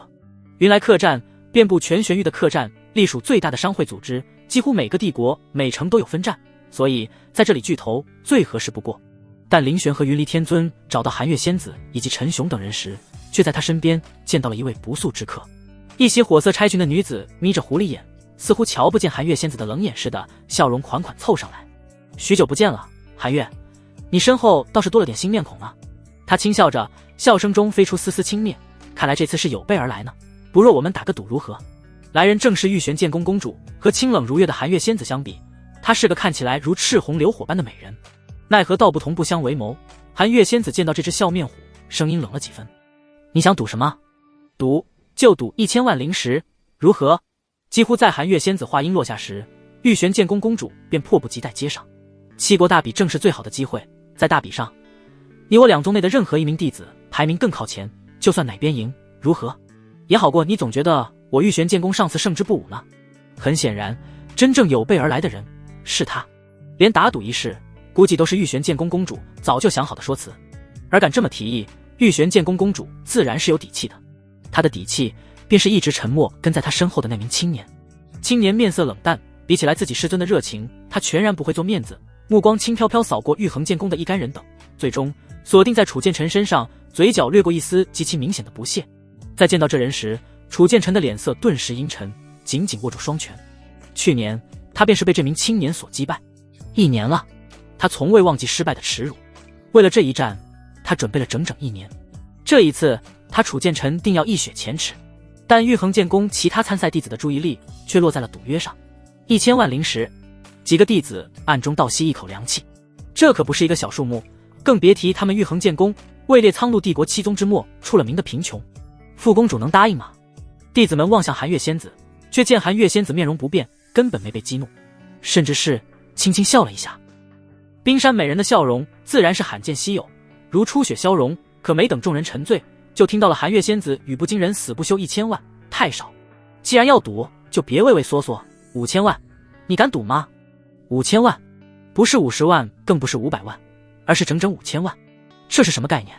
凌霄宗那种大宗门掏出来1000万灵石都会觉得肉疼，而整整5000万几乎是玉衡剑宫的家底了。这一刻，听到寒月仙子说话的人几乎都被震惊得说不出话来，即便是玉衡剑宫那几名弟子，或是楚剑尘这位亲传，都只呆呆望着寒月仙子冷漠的面容，脑中只剩下一个念头：师尊，副公主不会被刺激疯了吧？要不然怎么能说出来这种话？就算是楚建成自己抱有一雪前耻的决心，也没有100%的信心能够打败自己的老对手。5000万啊，这是要把整个宗门都给赌上的节奏。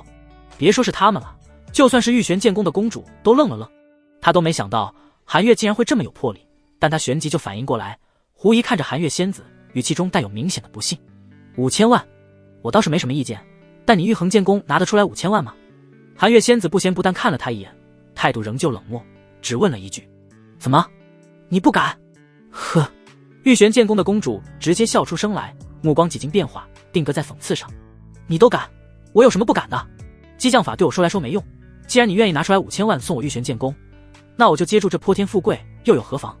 这赌约，我玉玄剑宫赌了，他有绝对的信心能赢，不管是1000万还是5000万，最后都只会属于他玉玄剑宫。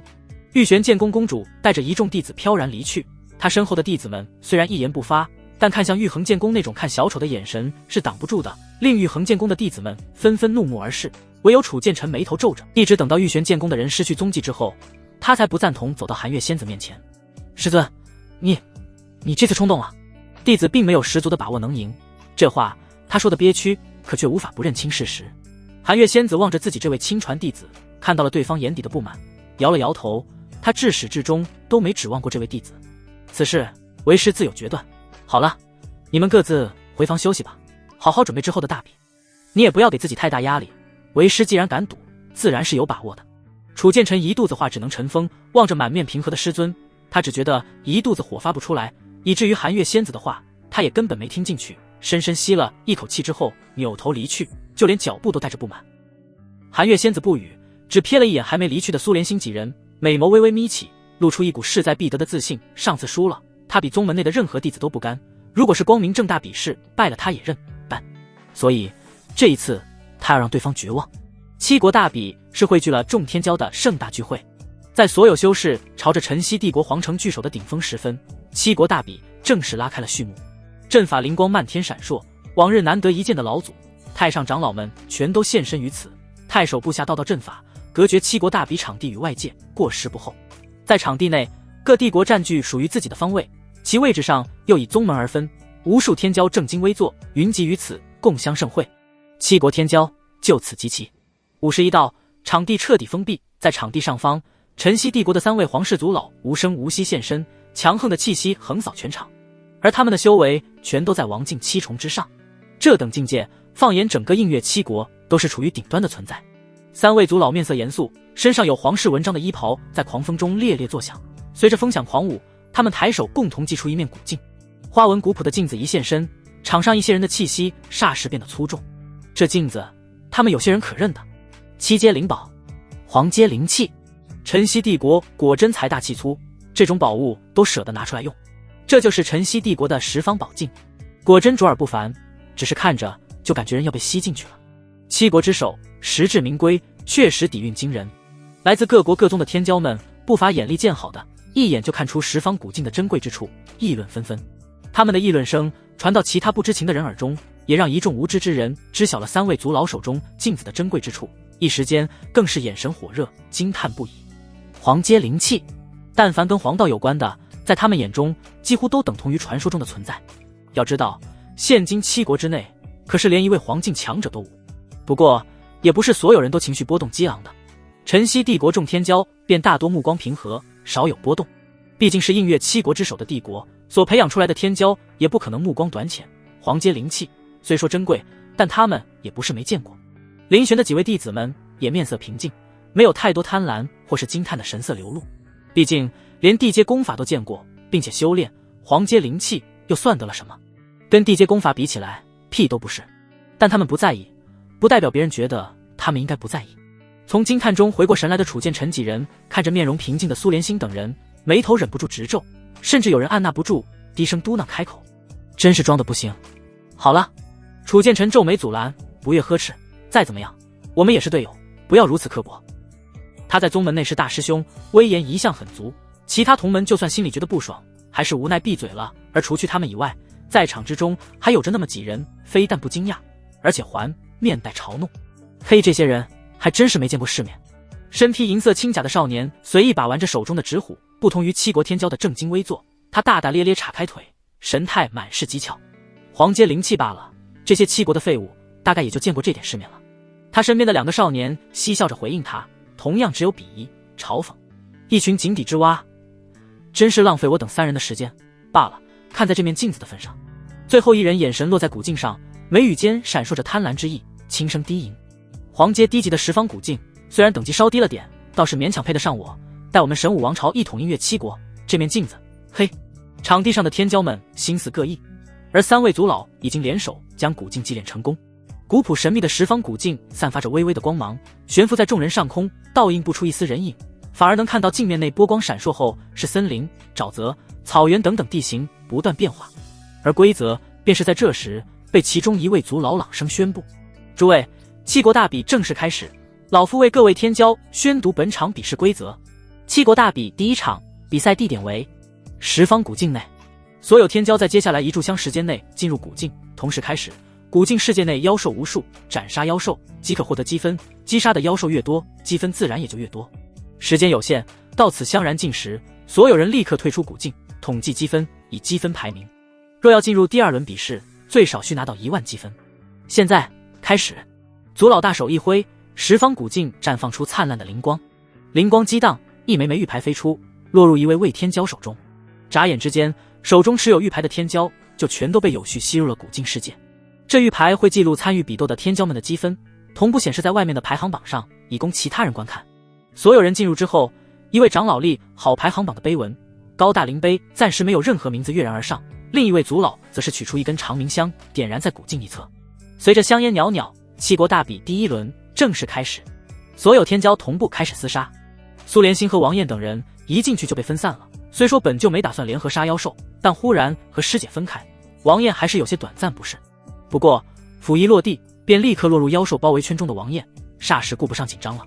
全都是妖兽，最差都是地玄境，且数量庞大。这是妖兽吗？不，这是积分，活生生的积分摆在眼前，岂有不收的道理？王燕的眼神炽热，毫不犹豫抽剑就上。他咧开嘴角，满脸兴奋。正好追随师尊修行已久，便拿你们来练练剑。这等检测自己实际战力的机会，王燕可不会放过。然而一剑刺出，没等他用出剑意，更没等他和妖兽周旋，摆出厉害的招式，那头狐狸妖兽就像不长眼似的，根本没有如他预想中快速躲开，反而被他一剑刺中，当场一命呜呼了。王燕一愣，鲜血从狐狸妖兽的伤口处流出，刺激了余下的几头妖兽凶性，不管不顾扑杀上来。见此，王燕也不再多想，挥剑再次斩出。几剑下去，地上尽是妖兽尸首，王燕站在一堆尸体中，有些无语。这么弱？不是他们太弱，而是我太强了。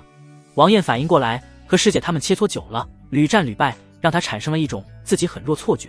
殊不知，那只是相对于师姐和曲师妹他们而言。王燕欲哭无泪，原来我也是个天才啊！师姐地中孱弱的我，放在外面是不是过分强大？这个念头在王燕脑海中一闪而过，她略有些犹豫，目光看向更远处的山林，甩甩剑肩上沾染的血珠，抬腿迈向更深处。十方古镜中，妖兽一波跟着一波，连绵不绝，只要走动就会遇到更多妖兽。很快，王燕又遇到了密林中飞扑出来的妖兽群，群聚的猫妖面目狰狞，尖牙锐爪上还残留着血色，喵嗷乱叫着朝王燕扑上来。来得好！王燕眼神一亮，唇角上扬，拔剑便上。霎时间，剑光如虹，血花飞溅，惊起一滩惨叫着的飞鸟。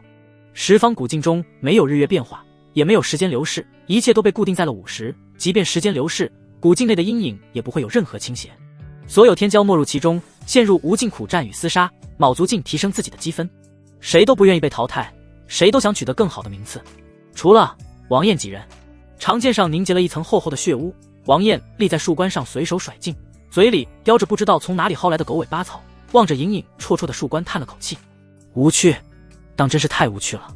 距离他被投入十方古镜内的时间已经过去了1日之久，想来外面可以燃烧3日的长明香也走了有1/3了。第1轮比赛的限定时间是1炷长明香的时间，1炷长明香可以燃烧3日。他竟头一次觉得3日光景漫长的不像话。盖因经过1整日的狩猎，他已经确定在这古镜秘境内的妖兽灵智都不高，战力也不强。哪怕他刚才主动一头扎进兽巢中，陷入围攻也没什么风险。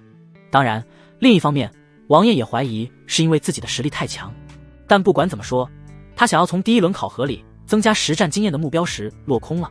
都是碾压，何来经验一说？也不知是十方古境内的世界太大，还是这方古境内部空间直接隔开了所有的天骄。反正走了那么久，杀了那么多的妖兽，王燕就没见过其他的参赛者。看了看玉牌，上面明晃晃显示着10078分。王燕微微啧舌，师姐他们估计也早拿到晋级分数了吧？他心里一边感慨，一边盘膝坐在了树梢。反正他手头拥有的积分都已经破万，足够冲入第二轮。第一轮试炼中也没什么好留恋的，不如抓紧时间修炼才是。浪费时间和这些妖兽厮杀根本不值得，有那闲工夫还不如静下心来多钻研研读师尊传授的剑法武学呢。这境中世界乃是规则之力构成，剑意尤其深重。他在进来的时候就觉得这里很是奇妙，似乎更合适领悟功法。如今只是稍微一感知，便霎时验证了自己的猜想。很快，王燕闭上眼，便陷入了沉静的修炼中。和他相差无几的是，苏连星几人看着自己过万有余的积分，也都做出了同样的选择。3日的时间，他们也不愿意浪费时间在没意义的厮杀上。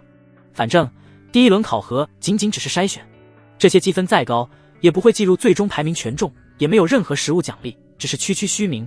他们又不是爱出风头的人，所以浑然不在意。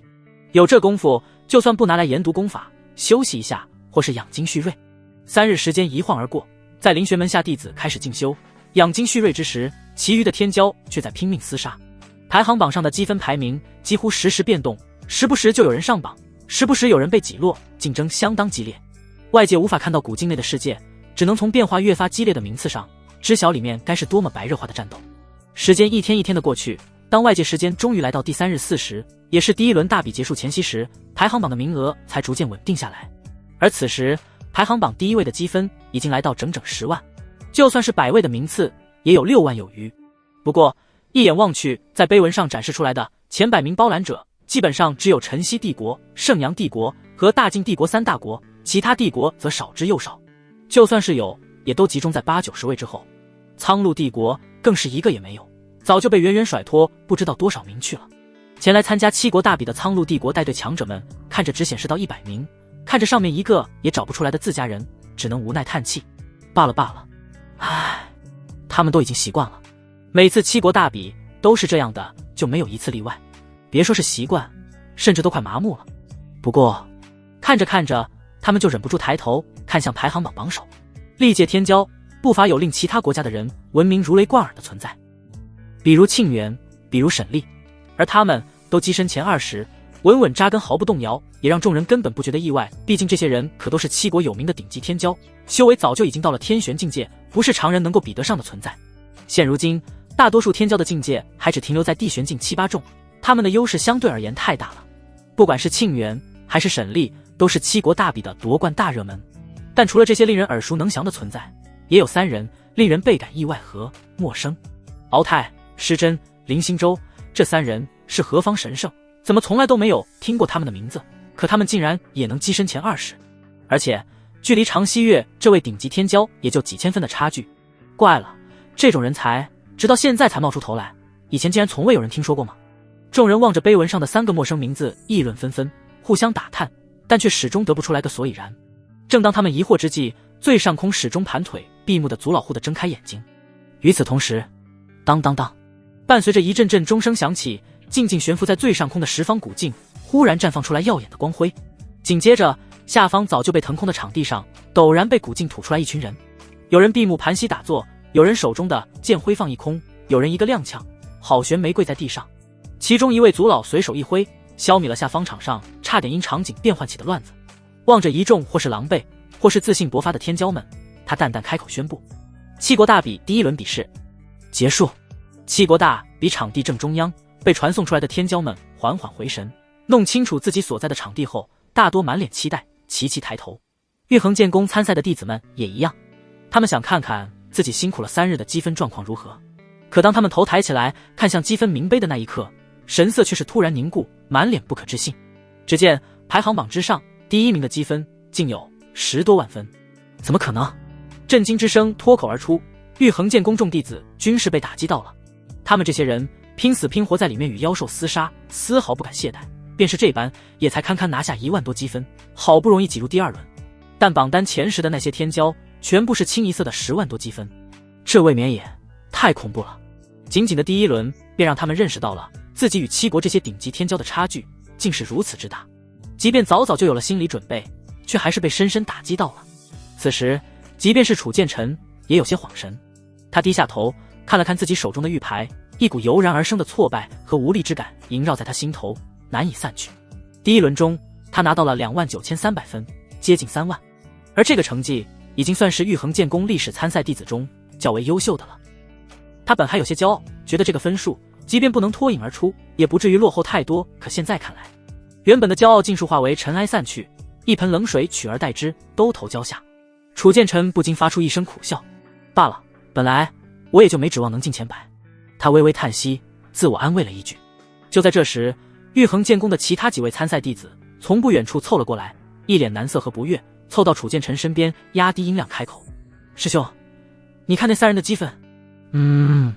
楚剑臣循声望去，只见苏连星几人玉牌上显示的积分都只有1万出头，其中王燕更是压着线，以几十分的微弱差距进入的第3轮。楚剑臣心情本就有些不太好，这一刻更是眉头紧皱，心中对师尊的不满这一刻达到了顶峰。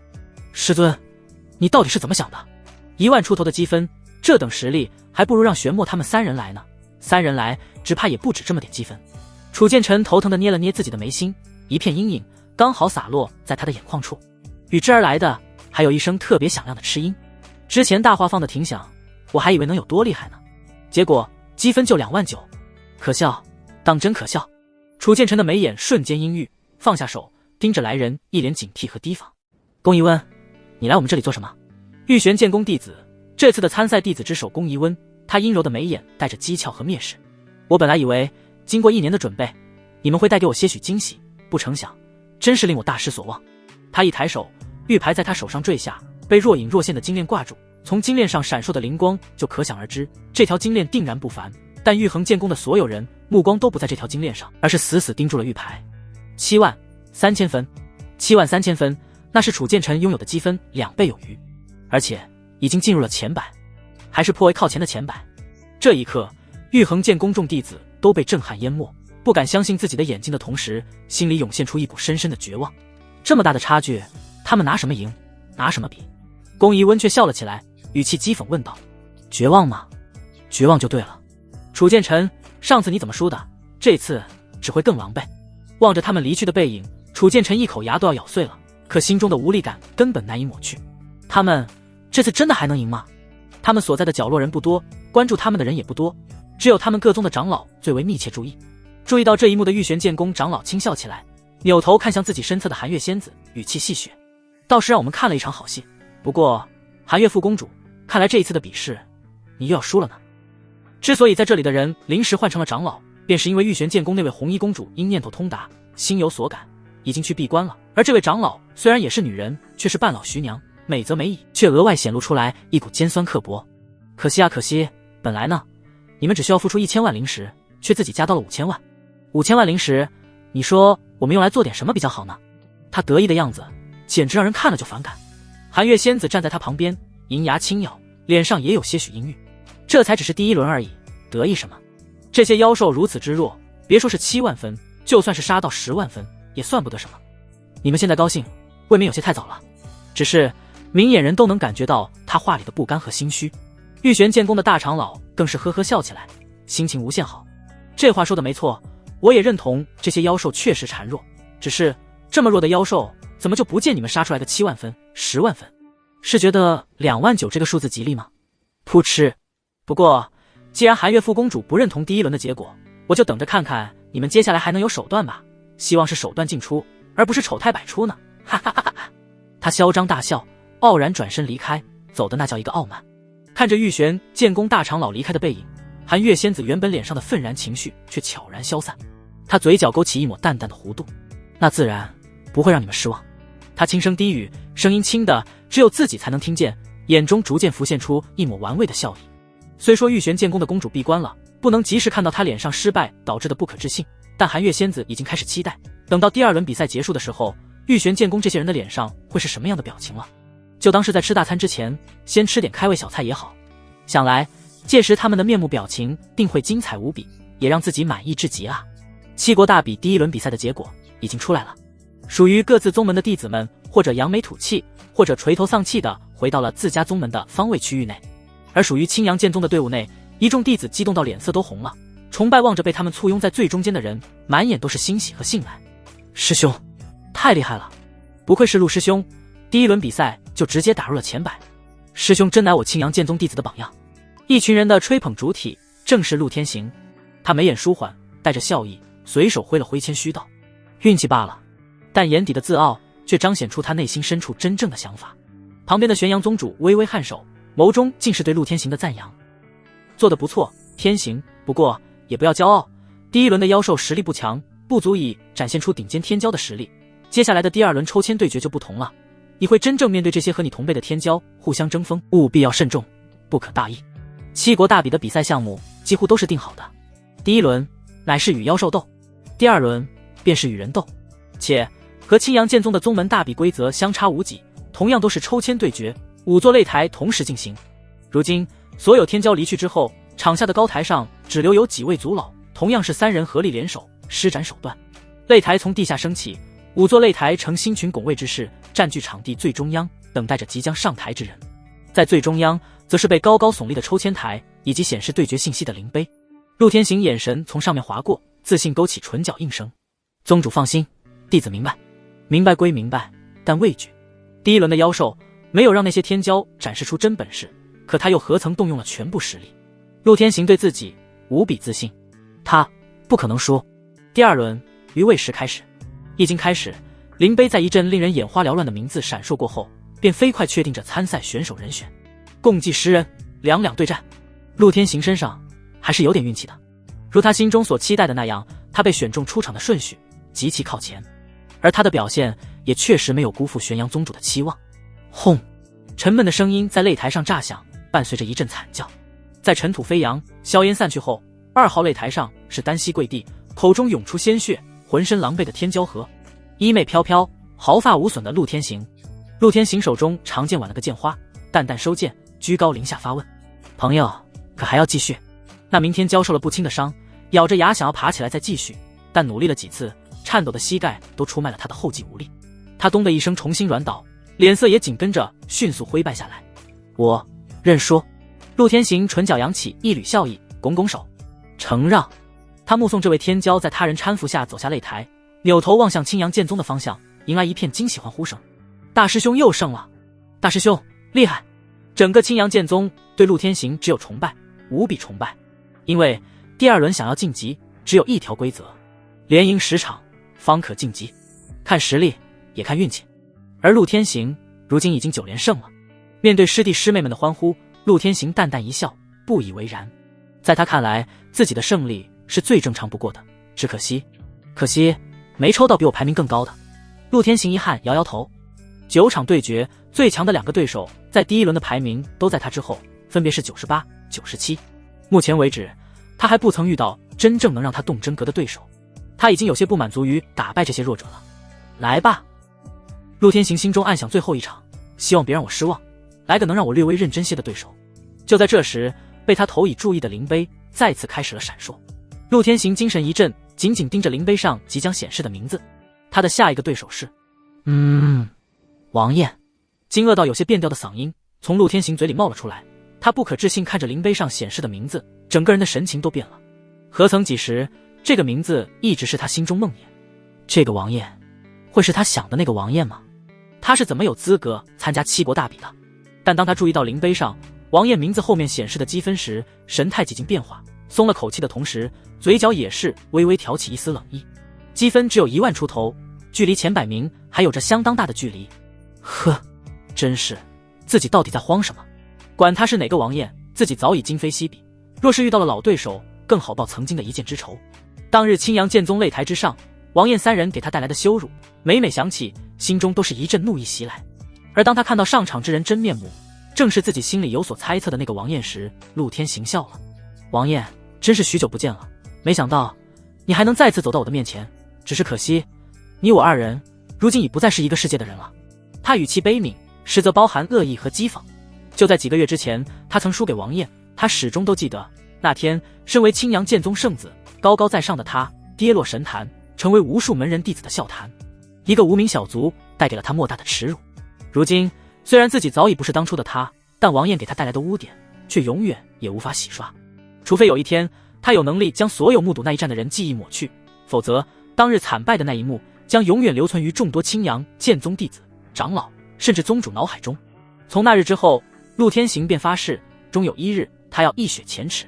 只是没想到这一天来得如此之快。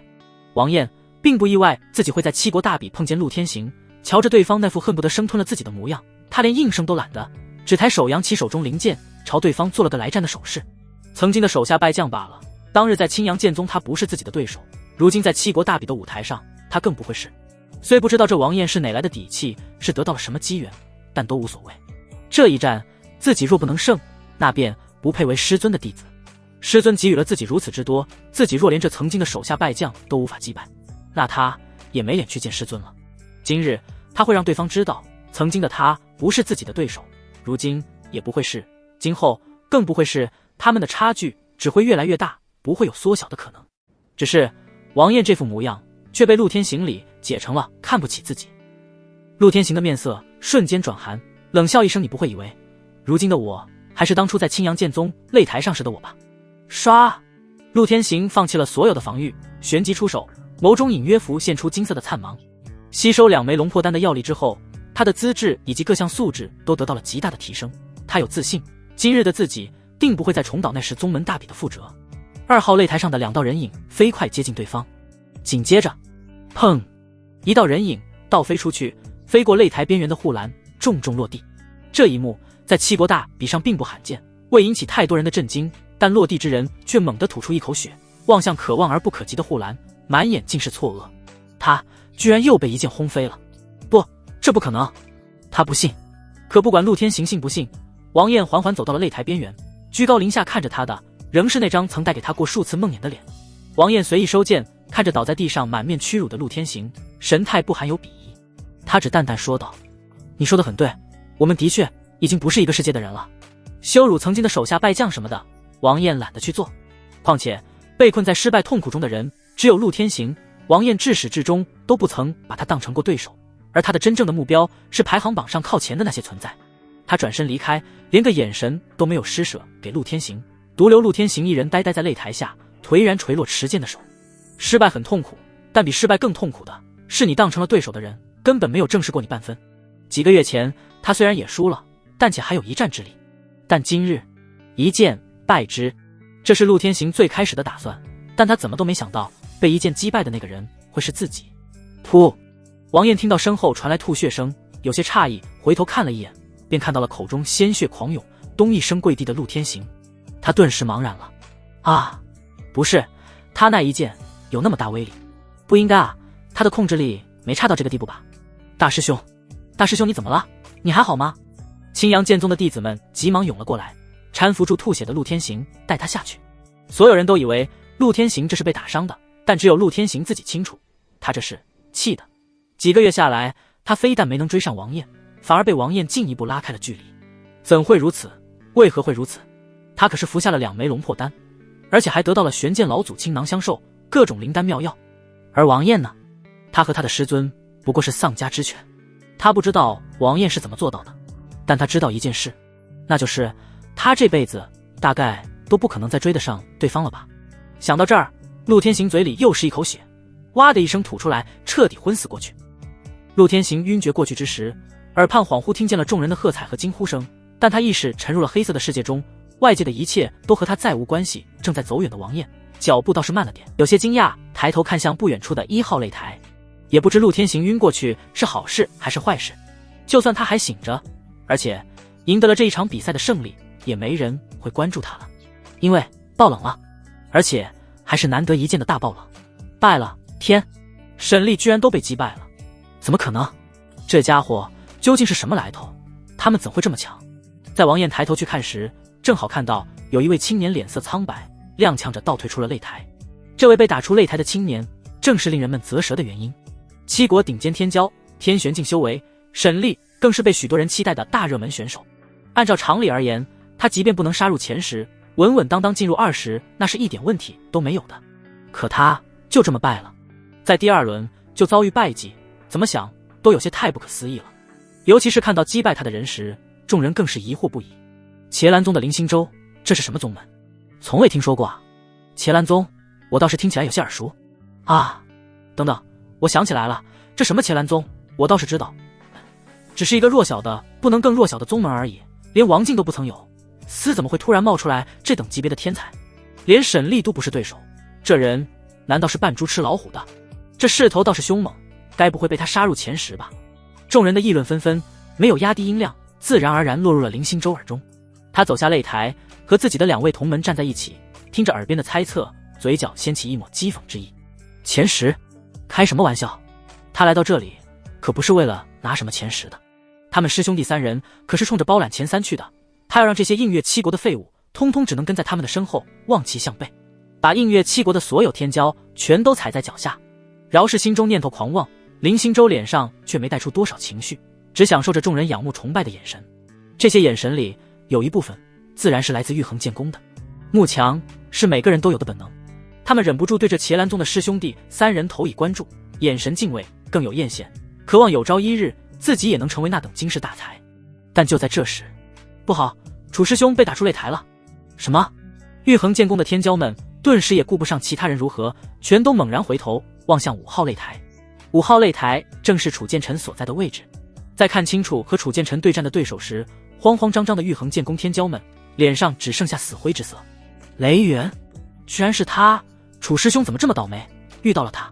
雷元，圣阳帝国的天骄之一，虽不是被人们期许的夺冠热门前20里面的人物，但也在100名之内遇到他，确实是楚剑尘倒霉。楚剑满脸苦涩，拖着腿一瘸一拐的回来，肩膀低垂，眼神中尽是茫然和绝望。输了，该怎么办？他甚至不知道自己该怎么办，也不敢抬头面对同门的反应。7国大比就是这么残酷，实力重要，但运气也很重要。他在这里输了一场，就代表着他连第3轮都进不去了，也就意味着玉衡剑宫彻底退出了7国大比的舞台，更意味着师尊的赌约要输了。不甘、恐惧、茫然、绝望、愤懑，种种复杂感情充斥着楚剑尘的内心。他紧咬着嘴唇，咬出血色来也不愿意松口。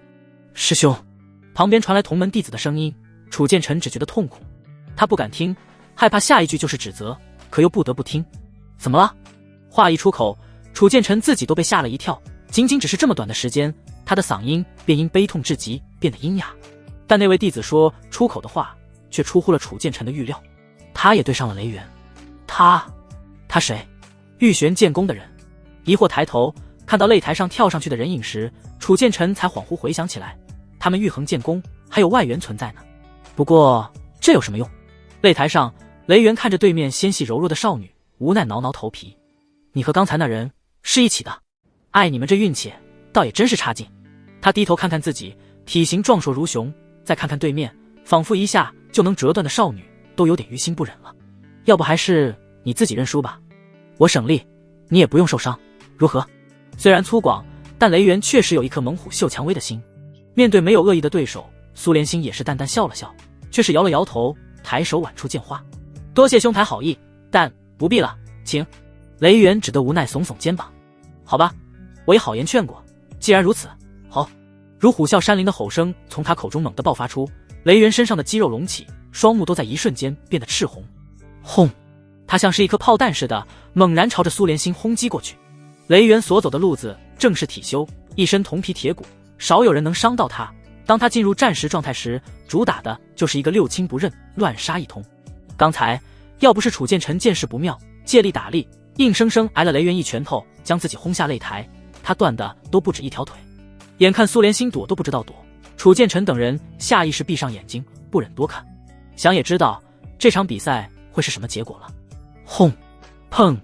相撞声、重物落地声如他们所想般响起，沉闷的声音落在耳朵里，楚剑尘忍不住抿起嘴，根本不敢看苏连星的惨状。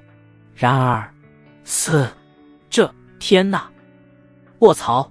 周围此起彼伏的倒吸冷气声、不可置信声，令楚剑尘下意识愣住了。什么情况？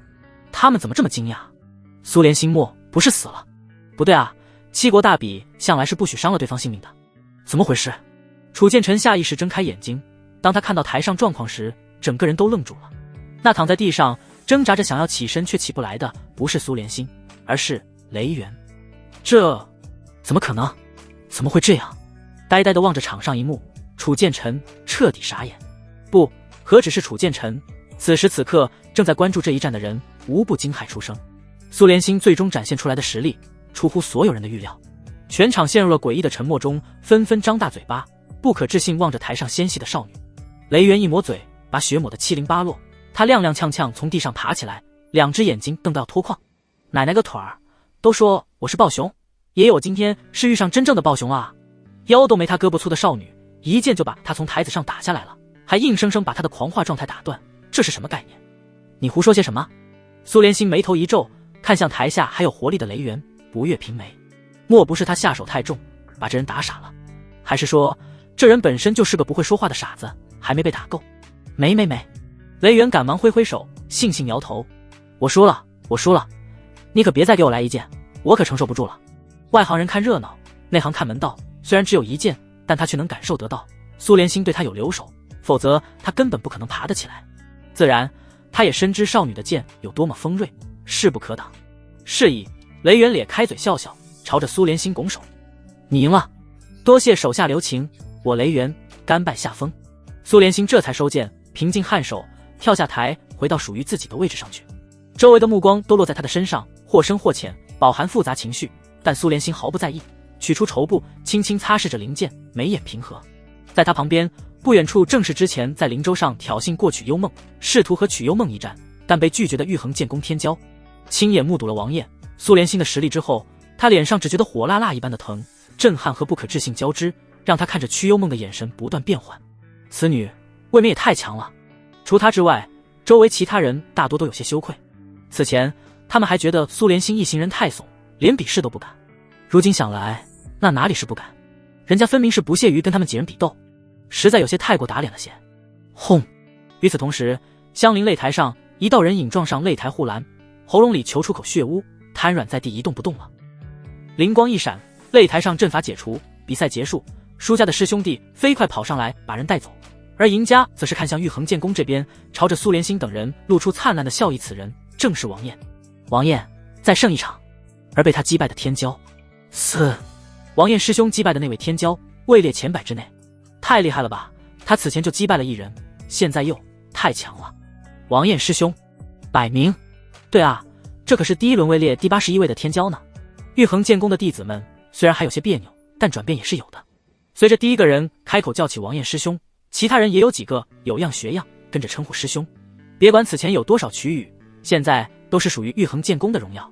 就连楚剑臣都顾不上自己受伤的疼痛，屏住呼吸望向台上仿佛光芒四射的王艳，眼中满是震撼与兴奋。包括他在内的玉衡剑宫弟子们终于意识到自己在这之前的想法是多么的错误，何其愚蠢，何其浅薄。这几人绝非什么绣花枕头。楚剑臣紧紧握住双拳，激动到身体都在抖。这样下去，和玉玄剑宫的赌约没准还有希望。不光是喜悦，也是庆幸。毕竟和输赢挂钩的可还有5000万灵石。这么想的人并非只有楚剑臣。玉玄剑宫的方位，高大的身影像是一座不化的冰山，眉头微微皱着，气氛沉默。不过他很快就恢复过来，淡淡垂下眼帘，遮掩住眸中一闪而逝的狠厉，倒是有些出乎他的意料。但无妨，能击败前100名的天骄有点东西，但问题不大。他的实力他自己最是清楚，这两人还不足以威胁到他。而走下擂台的王艳也确实精疲力竭，口中喘着粗气，模样分外疲惫。这是他打的第8场，连续2场对上100名内的选手，于他而言确实有些超负荷。在他坐下之后，林璇轻轻拍了拍他的肩膀，以资鼓励。不错。听到林璇开口夸赞，王艳有点不好意思地挠挠头皮，旋即摇头苦笑。师尊谬赞了，我自己的斤两自己最清楚，和师姐他们比起来，我还是差太远了。林璇淡淡一笑，无需和他人比较，做人做事只要对得起自己就行，而超越也不是超越他人，重要的是超越自己。得到9幽冥验体后，王艳的资质一跃成为林璇所有弟子中仅次于苏连心的存在，但奈何修炼时间太短，境界跟不上，导致如今在面对7国顶级天骄时略微有些吃力。而在境界落后大比一线天骄的情况下，王艳能打出这般成绩已经出乎了林璇的预料。苏连心几人可以剑指前3，但王艳终究还是差了点。当然，这差的不是天赋，而是时间。能走到这一步，为师已经很满意了。听着师尊的宽慰，王燕眼中重新燃起斗志，坚定点头：师尊，我不会让你失望的。不管遇到任何对手，我都会拼尽全力。几乎是在他话音落下的瞬间，台上中央的灵碑就绽放出新一轮光彩。下一轮参赛者10人名单公布，王燕赫然在其中，而他的对手李静安。王燕瞳孔一缩，下意识站起身来，脸色严肃，却又带了丝丝苦涩。李静安，晨曦帝国天骄，李家嫡子，族中老祖修为真至王道8重圆满层次。在李家，李静安极其受宠，和他受宠成正比的是他的天资，年纪轻轻，境界已有天玄境1重，其人正在夺冠前20的热门排列中。这个对手强，而且是极强。从惊错中缓缓回神，王燕揉了揉脸颊，化解那一丝怎么都抹不掉的苦笑。看来都走到这个地步了，他是真要被淘汰了。不过脑中的念头存在了一瞬间就被王燕抹去，取而代之的是他振作起来，抖擞精神，神采奕奕地望着台上。就算真的要败，他也绝不认输，更不会畏战先怯。握紧手中的剑，王燕一步步踏上擂台，毫不怯懦。看到王燕走上擂台，台下的众人眼神充满同情和惋惜。可惜了，他只差几局就能走到第3轮了，却折戟沉沙在这里。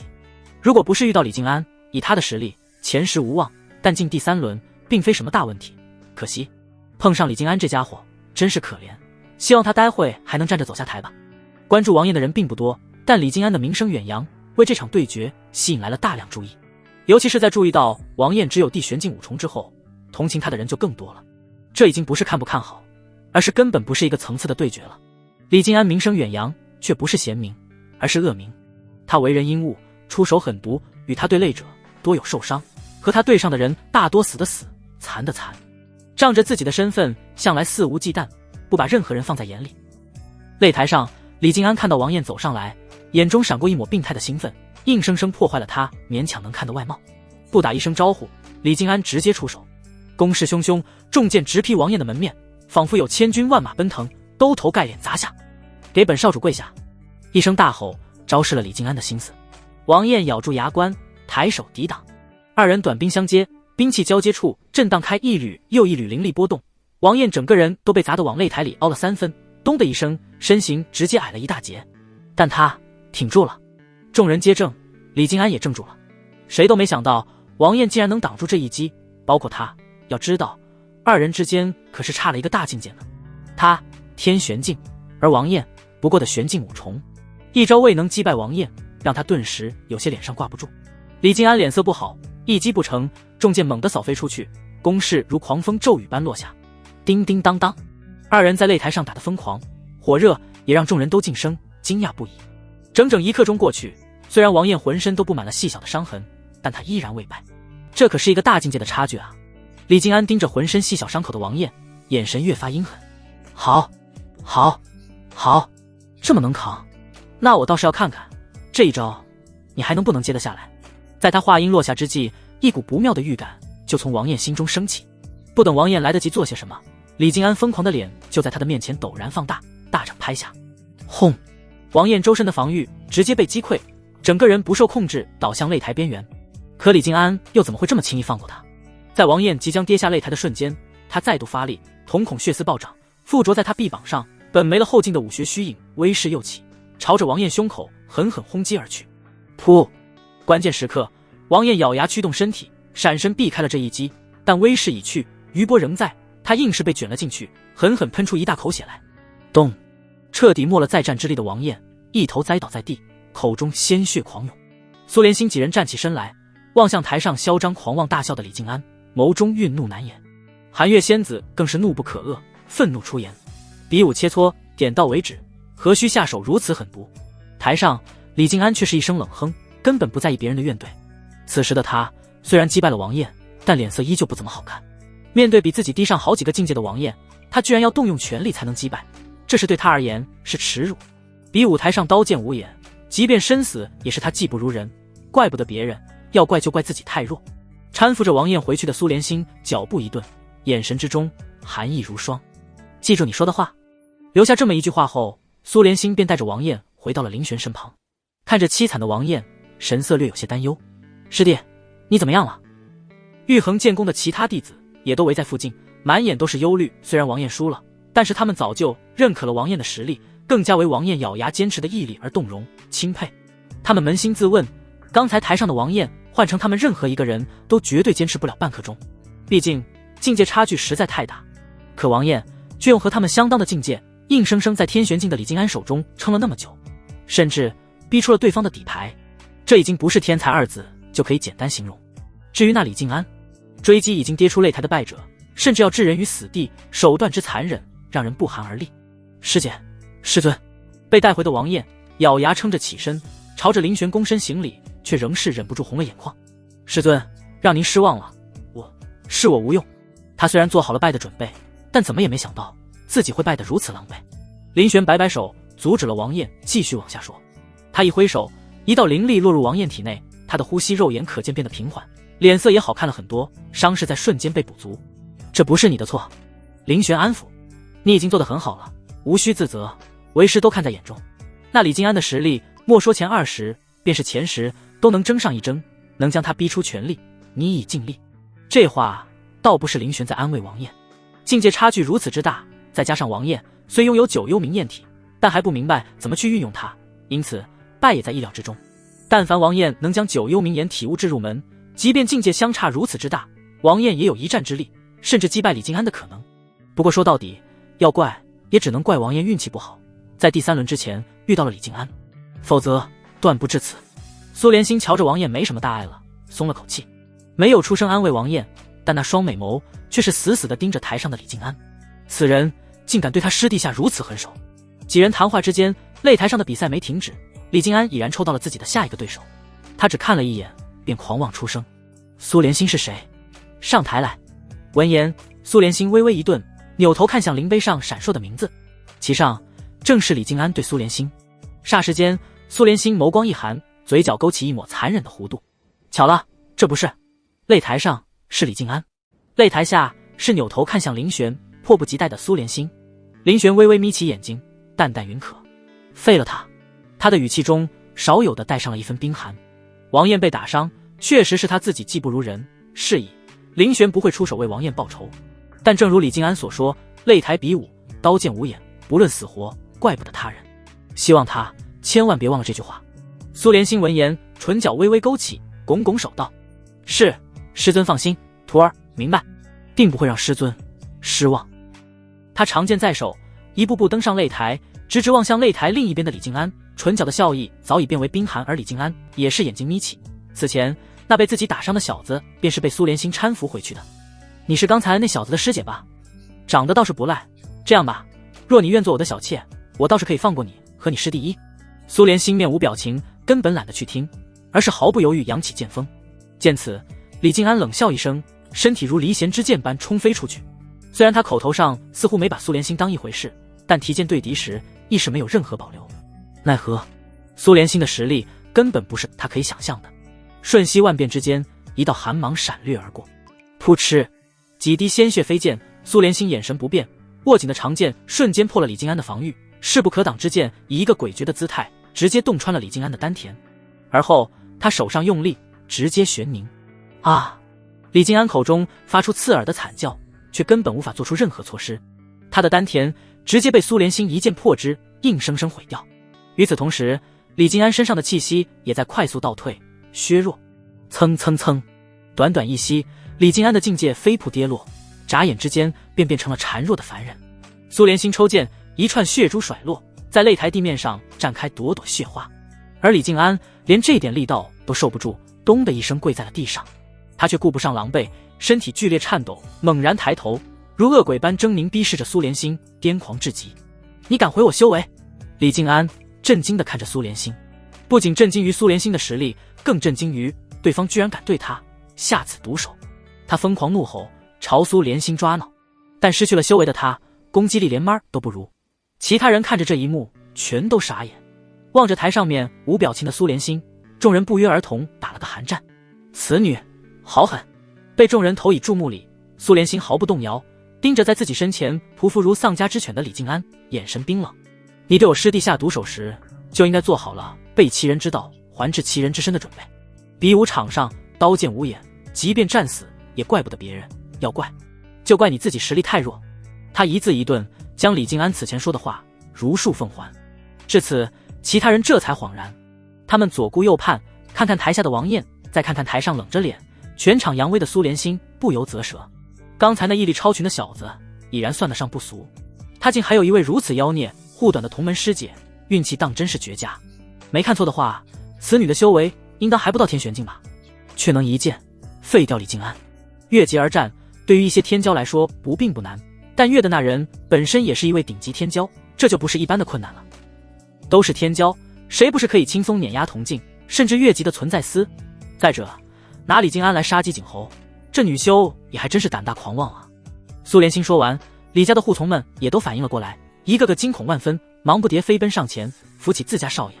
其中一人满脸怨毒，朝着苏连心嘶吼：你完了，你和你的宗门族人，所有与你有关之人，竟敢对我们家少主下如此毒手，李家绝对不会放过你们的。他的怨恨甚至比李静安还深，亲眼看着少爷被废，他们如今想的是该怎样承受家主的怒火。倒不是李家没有强者，只是觉得根本没必要。他们是谁？李家，晨曦帝国的顶级氏族，便是晨曦帝国皇室都需给他李家3份薄面，谁敢招惹？再者，这里还是晨曦帝国，从来只有李静安欺压别人的份，没想到今日却是终日打雁，被燕啄瞎了眼。不只是有人不买李家的面子，甚至还出手直接废掉了李静安。完了，这下全完了啊！他们带着癫狂发疯的李静安急匆匆下去，其他人也慢慢回过味来，看向苏连心的眼神多了丝丝同情可怜。李静安是李家这一代最受宠的嫡子，由得李家老祖疼爱。李家老祖乃是王境8重级别的强者，其赫赫威势万不可当。这天赋异禀的女修所在宗门不过是个小门小派，怎么可能承受得了李家老祖的雷霆之怒？真是可惜了。玉衡建功的人也十分紧张，但想到林玄的为人处事，却又冷静了下来。林前辈应当不是什么莽撞之人，他敢授意其弟子这么做，应当。至于玉玄建功那边，早就一片寂静，那位外援更是连个屁都不敢放了。说有什么可说的？那可是李静安，李家的李静安，说废就废了，他还敢上去送死？他又不傻，赌约输了就输了，又不是自己付钱，惹不起，惹不起。反观苏连心，根本不为李家即将到来的报复担心。他平静回到座位上，对王艳微微笑道：师弟，我给你报仇了。擂台之上，他不能杀对方，但他能让李静安生不如死，变成废物，可不比死轻松。王艳心下一片感动，低下头悄然揉了揉眼眶，在抬头时露出灿烂感激的笑容。师姐，好了，煽情的话还是收回去吧。苏连心随意挥挥手，而林玄当然不会怪苏连心，他淡淡笑着夸奖了2句，也没把李家放在心上。什么李家王家的，重要吗？若敢来，灭了便是。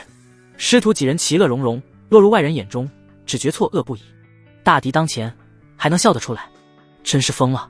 强忍着自己看热闹的想法，众人把自己的眼神从这对师徒的身上撕下来，将注意力重新放在大比上。10人一轮，一旦落败，便是终止。是以，纵使天骄之多，也被消耗的尤其快，稳扎稳打赢了10场的选手就能晋级，名字也从灵碑中被勾掉，直到最后获胜赢得第3轮晋级名额之人堪堪100人。7国大比果真不愧是天之骄子的竞技场，稍有不慎，就算是天骄也要落于人后。轰隆隆，晋级100人正式角逐出的刹那，场上擂台在变，5座擂台发出闷响，不断移动，灵碑下沉，所有擂台凝聚至一处，合而为一。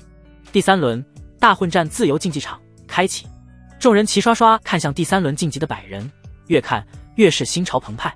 这100人没有任何一个弱者，全都是最顶级的天骄，各有各的厉害之处。排在前列的赫然就是林星洲3人，3人师兄弟神态傲然，他们也有傲然众人的底气，3个人全都跻身前10，甚是强势。第3轮是自由竞技，自由挑战，按照第2轮的成绩排名，只要获胜就能替代对方的排名。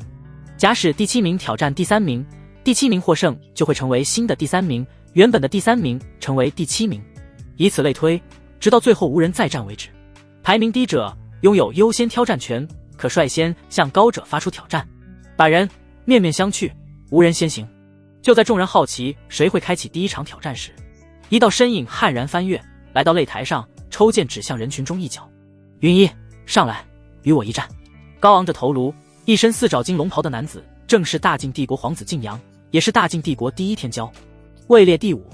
而被他指名道姓挑战的云一，乃是灵真帝国第一天骄，如今位列32。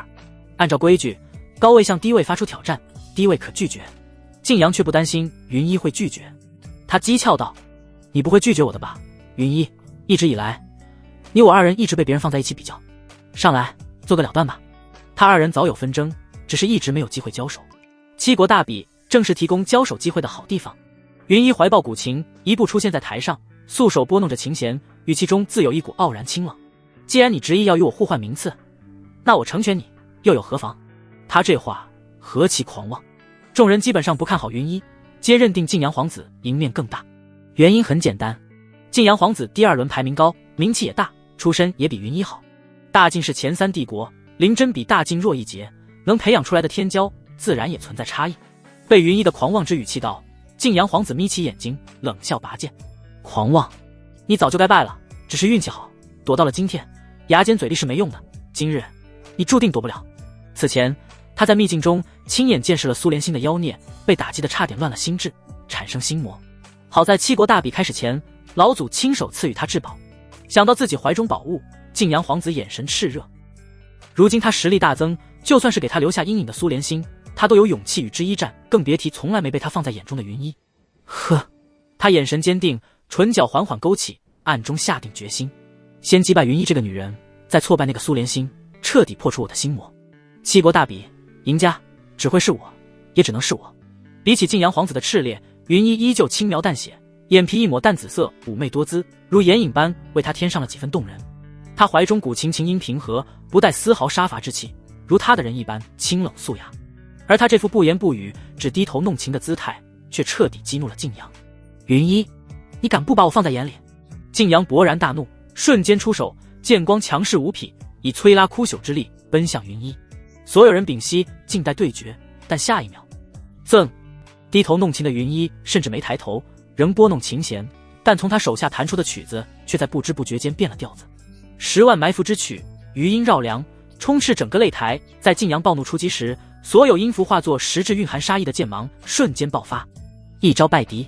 晋阳甚至连反应都没反应过来，便直接被无数剑意透体，琴意裹挟着剑意，一瞬间破了他的防御，叫他硬生生凝固在原地，动弹一下都有血珠从皮肤上滚落。不能动，会死，会死！晋阳浑身僵硬，脑中疯狂预警。而云一淡淡的声音传到了他的耳畔：“我要是你，我就不会动，否则只要我催动融入你体内的琴音，剑意就会在一瞬间破体而出，置你于死地。若不信，你可以试试。”晋阳很强，但云一已经领悟琴意，剑意更修成了青帝经，早已超脱他们之上。他和晋阳早就已经不是一个世界的人了。晋阳没有事，他不是傻子，自然能感受到体内快要破体而出的剑芒。动就死，我认输！全场震撼，所有人都傻眼了，没有刀光剑影，没有龙争虎斗，更没有你死我活。第3轮的第1场比赛就这么结束了。晋阳皇子认输，云一也不会为难他，收了琴，随意转身下台。感受着体内逐渐消弭的剑芒，晋阳皇子更是失魂落魄。怎么会这么强？而且其余天骄皆若有所思，看着走下擂台的云一。若是没有感应错，他适才不仅展现出了情意，攻击之中还蕴藏着锋锐的剑意。2大真意，有点意思。真是个棘手的对手啊，未免有点太妖孽了。云一，希望我晚点对上他。天骄们各有思量，回到位置上的云一依旧很淡定。拜师凌玄前，他就没有将晋阳皇子放在眼中，如今拜师凌玄，就更不会在意这什么晋阳皇子了。与其关注这种自大的蠢货，还不如想想要怎么样利用青帝经，将2大真意领悟至更高层次。轰！众人沉吟之际，擂台上再度跃上一道人影狂妄自信的笑声，穿破尘埃传来：“金藏，上台来，你的第3，我要了。”尘埃散落，露出林星洲的脸和他手中的双股剑。剑指第3，金藏。被点名的少年，一身异域特色的服饰，腰间缀着古壶，缓缓挑起眉头。而身披亮银色软甲的林星洲，早他一步跃上擂台，神态傲慢自信，连手都懒得伸，只随意抬下巴。来战！极度狂妄，极其轻蔑。所有人都对其的行事大胆感到震撼。金藏目前为列中天骄第3，天玄境界2重天圆满，而且极其擅长使用蛊虫，在与人对战方面绝对是用毒高手，令人防不胜防，甚至可以说他比第1、2名都要棘手。但一想到出言挑衅的人是林星洲，这份惊骇好像也没那么重要了。此人可是此届的超级黑马之一，这一届7国大比的超级大冷门，也许也有什么压箱底的手段。想归想，知道这3人之前的表现确实堪称不俗，但众人之时戏言，倒也没真觉得他们能赢，毕竟那可是金藏。金藏更是觉得好笑，脸上徐徐露出稍显阴郁的冷笑。想拿我立威？呵，你们找错人了。他毫不犹豫应下林星洲的挑战。他承认此人先前的战绩的确不凡，但他金藏可不是此人之前碰到的那些小鱼小虾，他会让对方知晓盲目狂妄是需要付出代价的。然怀抱着这样的想法，金藏却是狠狠地被打脸了。不只是他，所有抱着这种想法的人，下一刻在看到金藏被击飞滚出擂台时，脸上都火辣辣的疼。金藏居然输了，这林星洲不过才天玄境1重，我甚至没看清林星洲是怎么出手的，太快了。原本所有人都以为林星洲应该就要到此为止了，总不能一路黑到底吧。可现在却连7国排名前几的顶级天骄金藏都败给了他，而且还如此轻松写意。很显然两人的实力根本不在同一层次，这太离谱了。震撼的情绪在众人之间不断蔓延。台上的林星洲却不是很满意，稍微活动了一下自己的肩膀，扭头在人群中环顾一周，最终锁定目标。你上来。众人顺着他的手指看去，瞬间倒吸一口凉气。这位杀出重围的超级黑马顶替了金藏的第3名之后，非但没有收手，反而更加狂妄了。他所指的人正是这次的第2名。凡是参加7国大比的都是天骄，既然是天骄，那就都有属于自己的傲气。被别人当成可以踩他的垫脚石，别说是天骄了，任何一个正常人心里都会不爽。被点名之人自然不可能乖乖将自己的排名拱手相让，他带着怒意冲了上去，又满怀没来得及消散的怒意滚了下来。林星洲2胜，哈！台上将对手一脚踹飞的林星洲哈哈大笑，直不起腰，伸手开掉眼角的眼泪，笑得极其讽刺，太搞笑了吧，哈哈！你们看见了吗？他刚才掉下去的时候真像个王八，如此侮辱让那被挑战的天骄险些冲上去和他拼命，但他被打下擂台，自然没有再上去的道理，除非他选择挑战林星洲，但两人之间的挑战只能有一次，不可重复挑战。是以就算觉得屈辱难当，他也只能忍住，狠狠握拳，不让自己去看林星洲的脸。别说是他了，就算是其他人看着林星洲欠扁的样子都有点遭不住了。一个是因为对方太嚣张，再一个就是因为对方有为所欲为的实力。这匹黑马当真是杀出来了，而且是打算一路黑到底了。笑够了，林星洲抹抹眼泪，收住笑声，朝底下勾勾手指。那个谁，你自己上来吧，这第2的位子我已经坐腻了呢。赢了第2之后，林星洲的选择是继续挑战第10名，天玄3重天夺冠大热门，当之无愧的顶级天骄10名。哪怕被林星洲这么轻蔑的对待，10名也没有愤怒。他平静走到台上，看着对方的眼神漠然。你的实力不错。闻言，林星洲冷笑不止。你知道我最厌恶的是什么吗？话音落，不等10名搭话，林星洲猛地攻了上去，他的攻势和后半截话一起送到。老子最厌恶的就是你们这些家伙高高在上的脸。死！面对林星洲狂放的语言，10名根本就不在意，嘲讽似的轻嗤了一声，轻蔑的眼神不变，刚想开口说些什么，对上攻上来的林星洲却迅速感觉到了不对，完全不对。强悍，这个家伙有着和他狂妄的蠢样完全不匹配的强悍，不仅灵力无比精纯，极其凝练，而且一招一式都老辣熟练，攻势更是如同狂风骤雨，不能硬扛。10名眼神一变，毫不犹豫后退，但他这一退就是接连后退，竟是被林星洲稳稳压制在了下风。旁观的所有人全都看傻眼了，10名竟然处于下风，这怎么可能？擂台上的攻势瞬息万变，只过了短短几息的时间，随着一声沉闷的声音，砰！一道人影直接被甩飞出擂台，重重落地。那人的脸赫然是10名。什么？10名？怎么可能会是10名？10名竟然输了？不可能！这小子是从哪里杀出来的黑马，居然真的击败了10名？未免有些妖孽过头了吧？他真的是天玄1重吗？台上的林星洲抬手插入发间，将凌乱的头发撩上去，闻言哈哈大笑。小爷我当然是如假包换的天玄一众，但天玄和天玄之间亦有差距，一群蠢货。你们的天玄，所谓的天骄，在我们师兄弟面前，就如沙士瓦勒，根本不堪一击。哈哈，废物，连我的一击都挡不住，太废物了。实话告诉你们吧，我的实力在我们师兄弟中只排末尾，可笑，太可笑了。亏我以为你们能让我兴奋起来，原来只是一群徒有其表的废物啊！林星洲嘴上不饶人，语气无比轻蔑，将所有人都痛斥唾骂了一顿。众人看着台上精神百倍的林星洲，听着落在耳中的屈辱，不觉愤恨握拳。但再看看已经败北的石明三人，心中陡然生出一股畏惧来。石明已经很强了，却依旧输给了林星洲，难道真没人能教训一番此人了？你太狂了！正当所有人愤恨畏惧之际，一道淡漠的声音响起，紧随之而上的是怀抱古琴的少女莲步轻移出现在台上。她淡淡拨弄了一下琴弦，清脆的琴音飘起，与之同时，云衣缓缓抬头，怀中抱着的古琴瓣遮住她的面庞，只能看见她的半边红唇微勾。让我看看你究竟有什么实力，能放出如此狂妄话语。云衣对战林星洲，众人不禁屏息，紧张看着台上的二人。虽然他们并不觉得云衣能击败林星洲，云衣很强，比晋阳皇子更强，但他再怎么强，也强不过七国前几名的那几人吧。而这林星洲可是连金藏、石明等人都能轻松击败的存在，其中差距可想而知。林星洲不屑一笑，看向云衣，就你，连你们映月七国的那几个顶级天骄，在我手中都撑不过几招。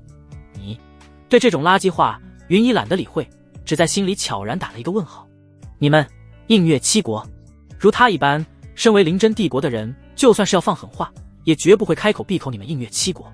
这种鱼痞，要么是说话的人刚学会张嘴，不熟练怎么咬文嚼字，要么就是对方根本不是映月七国之人。难怪言语之间如此狂妄，充满嘲讽侮辱。并非七国之人吗？云衣微微眯起眼眸，并未多言，而是将这个浮起的念头记在心里，眉眼低垂，素手在弹。琴音在他上场时就已响起，漂浮在众人耳畔。林星洲浑不在意，他见识过云衣之前的手段，早已做好防备。但当那琴音响起后，林星洲表情瞬间变了。他本以为这只是单纯的音波手段演化出的幻术之法，寻常人或许抵不住，但以他的道心，根本不需畏惧。但当那琴音响起后，林星洲才意识到自己之前的想法绝对大错特错。这哪里只是幻术，每一道琴音都蕴藏着恐怖的灵力攻势，俨然是领悟了琴意才能做到的杀力啊！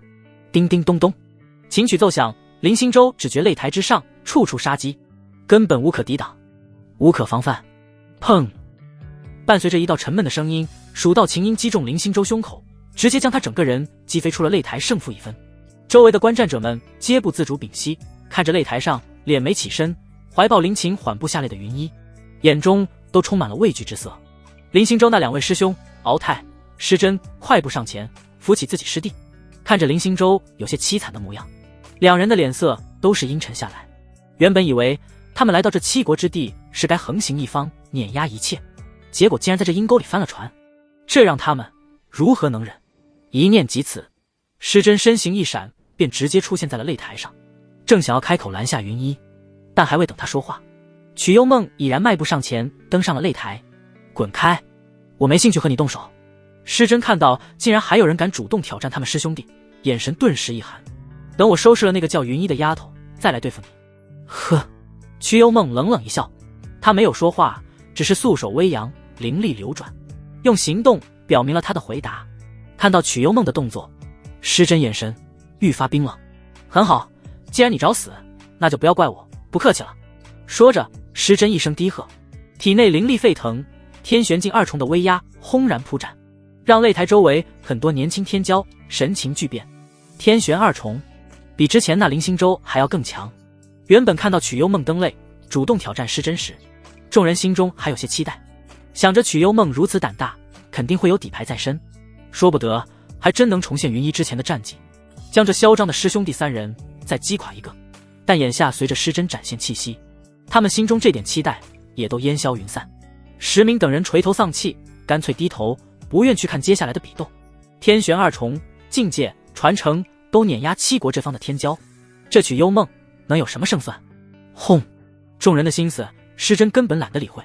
含怒出手的他，一上来便动用了全力。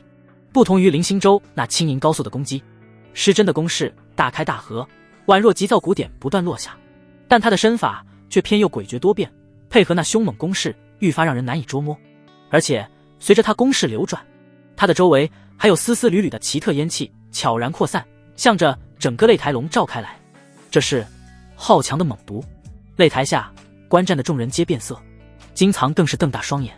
他也是用毒的高手，但他自忖都扛不住这失真动用的猛毒。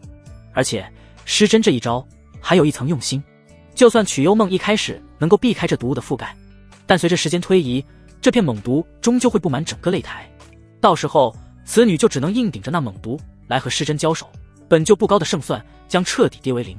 金藏等人都以为曲幽梦已然陷入绝境，但曲幽梦的神情很平静，只是看向失真的眼神多了一抹厌恶。虽然他不擅长用毒，但胜在敏锐，而且云离天尊曾在抗毒方面下过狠功夫，是以曲幽梦现在堪称百毒不侵的体质。他厌恶皱眉，啐道：卑鄙！用毒不敌人一等，但失真用的毒素中竟然含有情花。曲幽梦俏脸一寒，当下不再留手，更不给失真更多在擂台上放肆的机会，迅即如雷出手。云逸的攻势柔中带刚，苏连心强悍凌厉，王艳倾尽一切，而曲幽梦这位身世稍微有点曲折的弟子，攻势如明，极其幽密诡谲，出其不意，乃是天生的杀手刺客料子。他行动之间出神入化，神出鬼没，失真在他面前搬弄身法，简直是小巫见大巫。就算他有着天旋二众的实力，但也敌不过真正的妖孽。他放出来的毒不仅没干扰到曲幽梦一点，反而被曲幽梦悄无声息收集起来，随着刀光剑影和他落在失真身上越发密集的伤口一起送入了失真的体内。等到失真发现之时，可以说是为时已晚，覆水难收。砰！满脸红晕浑身滚烫的失真被断了一条胳膊，狼狈摔在擂台下的敖泰脚下，气息奄奄。台上曲幽梦冷然收剑，根本没留手。敖泰先是查看了一下失真的状况，旋即抬头死死盯着曲幽梦，勃然大怒：你竟敢给我师弟下毒！你下的什么毒？曲幽梦轻蔑回怼：下的是什么毒？这你得去问你师弟，他中的毒可是出自他手，我连半点都不曾改动过。再者，那种肮脏龌龊的毒也就只有你师弟才有了。说完，曲幽梦懒得再同那敖泰废话，直接转身走下擂台。看到曲幽梦就要离开，敖泰脸色愈发阴沉，但还未等他发作，苏连心的身影已然登上擂台。看来你们这师兄弟三人现在就剩下你一个能打的了。苏连心看着敖泰三人，眼神玩味。此前这敖泰三兄弟话里话外将七国天骄视为蝼蚁的嚣张模样，别说苏连心，在场很多人都是记忆犹新。没想到转眼就只剩下这位大师兄敖泰一人，还有一战之力。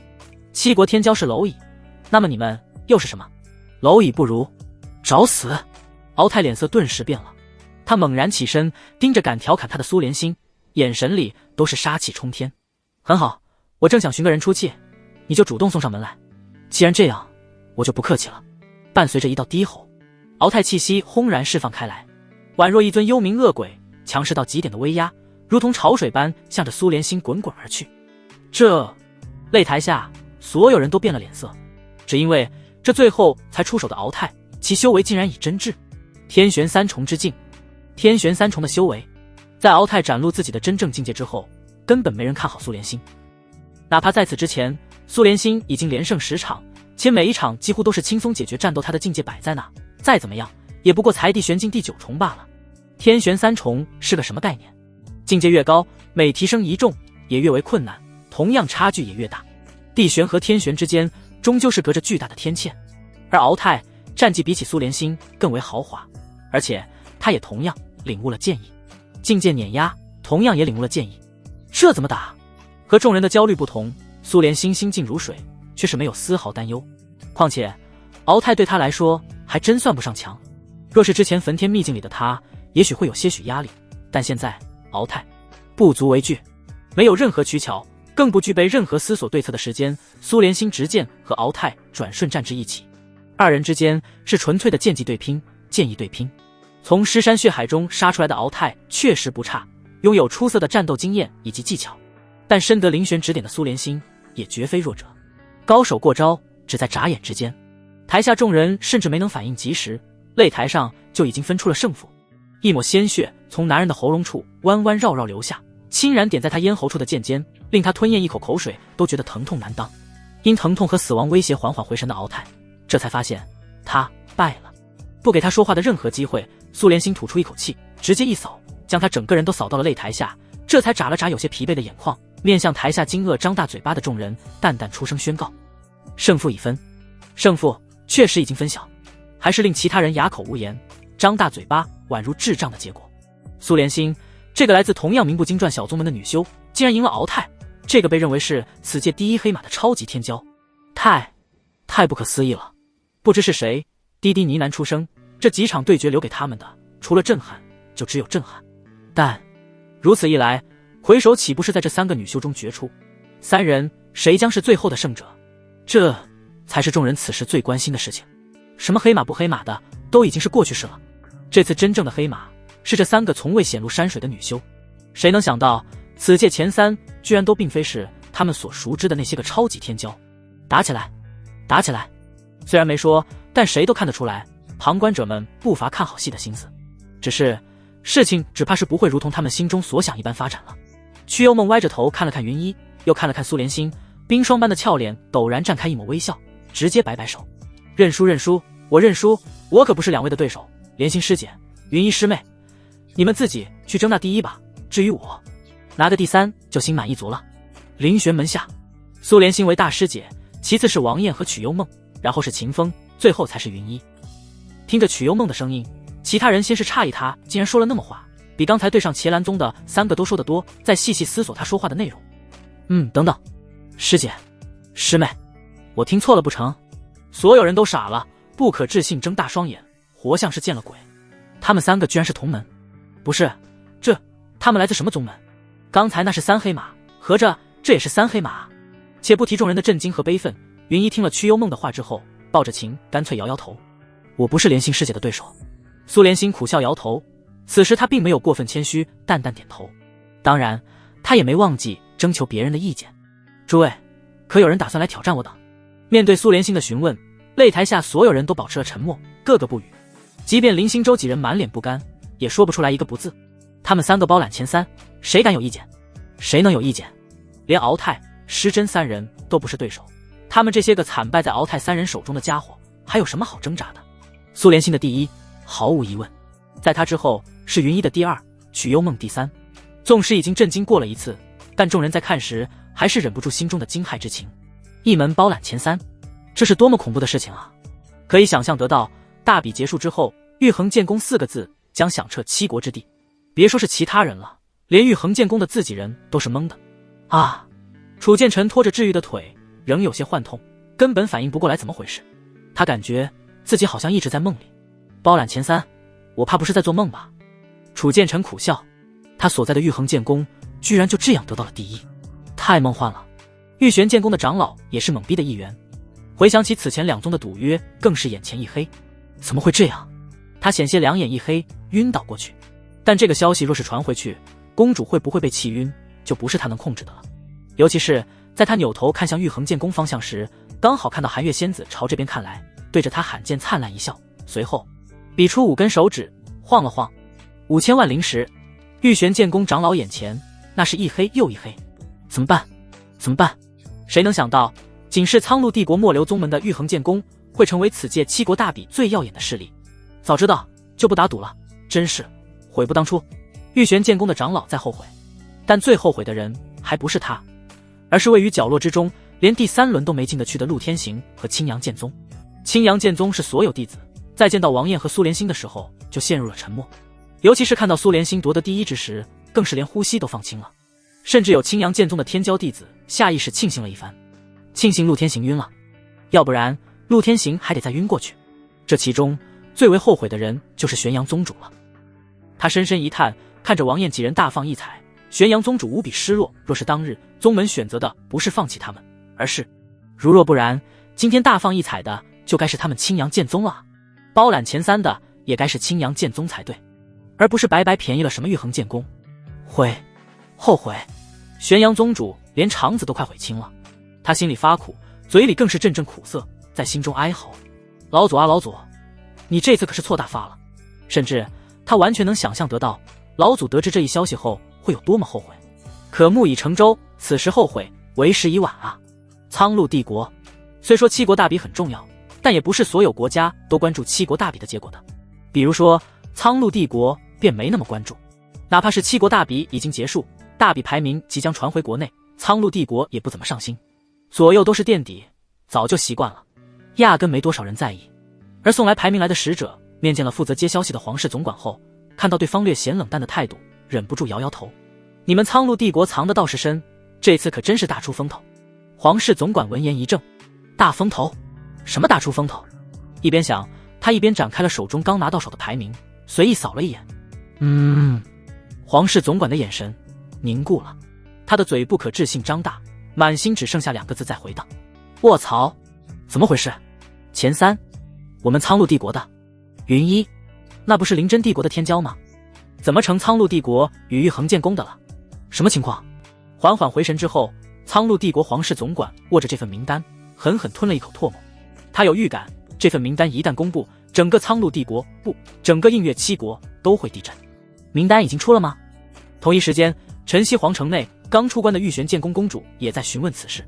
她早些时候心有所感，就地闭关，如今出关神清气爽，看看时间，也该是时候迎接宗门弟子为自己带回的喜讯了。玉玄建功公主大步流星走出闭关居所，迎接归来的玉玄建功参赛弟子。然而当她走出去时，看到的却是一群刚好从灵州上下来，神态失魂落魄，全然没有喜悦的弟子。就连她寄予厚望的宫仪温也一脸沉默不语，气场压抑。玉玄建功公主的心里瞬间咯噔了一声，她绷住脸色往前走了2步，一眼就看到了同样失魂落魄的长老，沉声询问怎么回事。同时她心里也在猜测不断，看这副模样，莫不是赌约输了？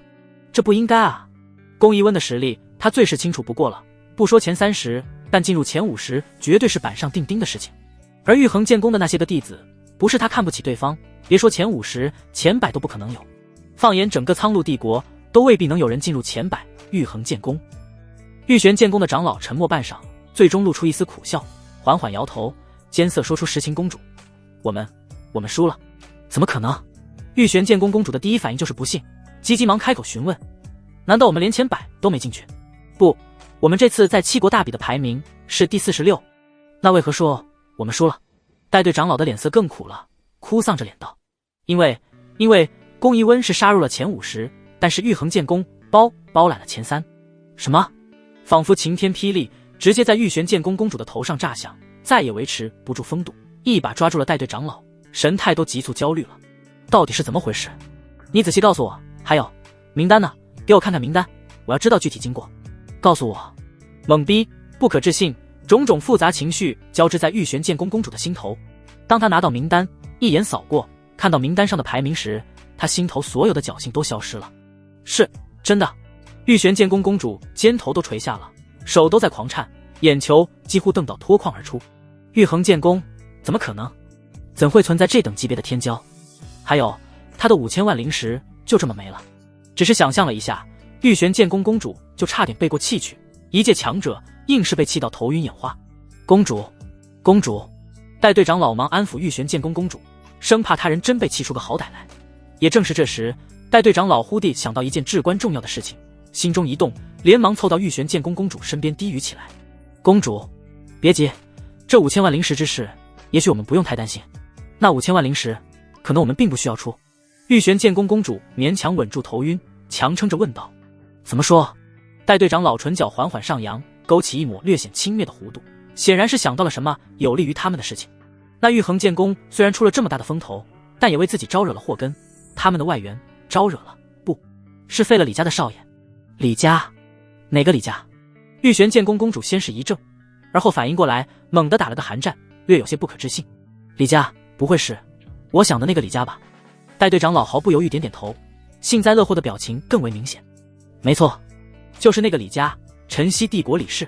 李家那位天骄嫡子被玉衡建功的那名为做苏连心的弟子一剑废了丹田，此事李家绝对不会善罢甘休的。特别是李氏的那个老怪物，他可是最疼惜李静安的。玉衡建功大祸临头，已是自身难保，哪还有时间与我们计较5000万灵石的事？得到了自己想要的答案，玉玄建功公主的嘴角缓缓咧开一个诡异的笑容，甚至控制不住笑出了声。哈哈哈哈！当真好极了，玉衡建功这次看来是死定了。5000万灵石，只要稍微拖上一拖，也许还真不用出。不过看在曾经同为一家的份上，等到他们灭宗，给他们烧点纸钱便是。宗主英明。七国大比之后，玉衡建功之人便准备返回苍鹭帝国，但就在此时，云一随身携带的传音玉牌就亮了。在接收玉牌内传达的信息之后没多久，云一便来到了晨曦皇城内的一家客栈。云儿，这次你算是给我云家大大长脸了啊！刚一进包间，面对窗口站着的人转过头来，就露出一张让云一略显意外的脸，在其身旁还站着一位温婉美妇。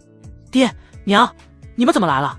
他稍有情绪外露，清冷的面颊带出几缕喜色。云一的父亲云东来望着出色的女儿，笑着抚摸美髯，不住点头。虽然云一并不是代表云家出战，但其实不算什么大问题。七国之内，谁人不知云一来自灵真帝国大族云氏？为父来此自然是为了看你参加七国大比，不愧是我云东来的女儿。虽说不是魁首，但第2名也没有辱没了我云家威名。不过，稍作停顿，云东来淡淡转过头，看着底下人来人往的街道，嘴中吐出的话让云一脸上的喜色彻底不见了。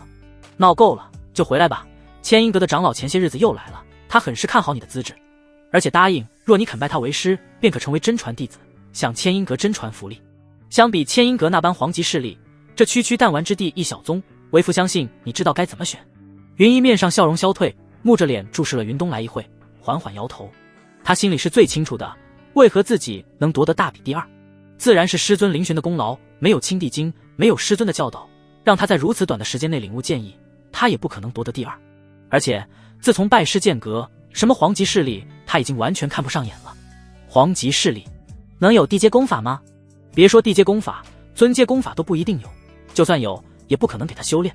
尊阶功法，玄域那一些传承依旧的古老势力或许有，但寻常弟子想要修炼几乎是不可能的，唯有太上长老、宗主或是圣子级别的存在才有机会修炼。丢了西瓜捡芝麻的事他不会做，只是这些事情在没得到师尊的应允前，万万不可说，即便对方是自己最亲之人。胡闹！见云一摇头，云东来顿时愠怒，你还要闹到什么时候？莫非你以为这弹丸之地的小势力能让你有什么增进吗？那是当然，而且不管是玉衡剑宫和剑阁，可都不是什么小势力。玉衡剑宫整体实力不强，但公主却是一位强大到无边的人物，师尊的剑阁就更不必说了。云一心中默念，却垂头不语。好了好了，云一的母亲适时出来劝和，她素来是个温柔又护短的女人，见云东来那么呵斥云一，也有几分不悦孩子长大了，有自己的想法。我都说了，我们就不要管那么多了，相信自己的女儿就好。她朝着云一柔柔笑了，抚摸着她的脑袋，令云一心头一暖。但云东来脸色仍旧不好，颇有几分薄怒。你这女人，那可是千音阁，不是什么寻常势力，若是错过了这次机会，以后可不会再有了。云东来紧紧皱着眉头，对云一消极抵抗的做法甚是不满。在他看来，一个是皇级势力千音阁，而且还是和云一所修之道一样，另一个则是不知道从哪里来的宗门，他此前甚至没听说过，宗门内的最强者连他们家族随便一位族老都比不上，这有可比性吗？只要不蠢，就该知道怎么选择才对。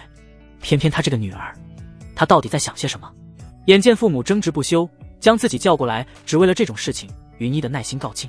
爹娘，我不会拜入千音阁的，宗门师兄弟还在等我，女儿告辞。你这个不孝女，给我回来！淡淡告辞之后，云一理都没理身后恼怒的父亲，转身就走。他回到玉衡剑宫驻地的时候，时间刚刚好，也没人注意到云一离开了一趟。想着父亲说的话，云一笑了笑，将千音阁抛至脑后。不管是千音阁也好，还是万音阁也罢，他都不会选，因为他已经找到了最适合自己的宗门剑阁。玉衡剑宫驻地旁边，不少人都眼神复杂，注视着收拾东西，灵州即将起飞的玉衡剑宫。谁也不曾想过，七国大比第1竟然会被位列七国倒数的苍鹭帝国夺走。不仅是第1，何止第1，前3名全都被这来自苍鹭帝国名为玉衡剑宫的势力包揽。传出去都叫人难以相信，可事实偏偏就这么真实发生了。可想而知，接下来的一段时日，这个名为玉衡剑宫的势力将名震七国。云一回到灵州内的时候，刚好看到几位同门都在灵州内，而最前方坐着的便是他们的师尊灵玄。回来了。灵玄看了一眼云一，眼神在他头顶上方的信息框上一扫而过，对他这次出去的原因了然于胸，却没有发问，而是淡淡敲了敲桌面，露出几分斟酌之意。这次七国大比，你们表现的都很好。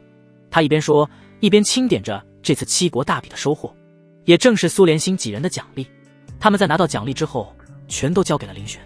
于他们而言，自己之所以能够取得这般好的名次，都是师尊的教导，他们无以回报。这些东西再贵重，也比不过师尊此前赐给他们的至宝，那都是他们做梦都不敢想能够拥有的东西啊。例如青帝经。唯有王晏露出惭愧的表情，懊恼垂下头，对自己连第3轮都没进去的事情很是难受。林玄思量片刻，就对这些宝物的去处已有了决定。大比前3的宝物都十分珍贵，但对林玄本身其实没什么大用，但却可以用来赐给弟子们。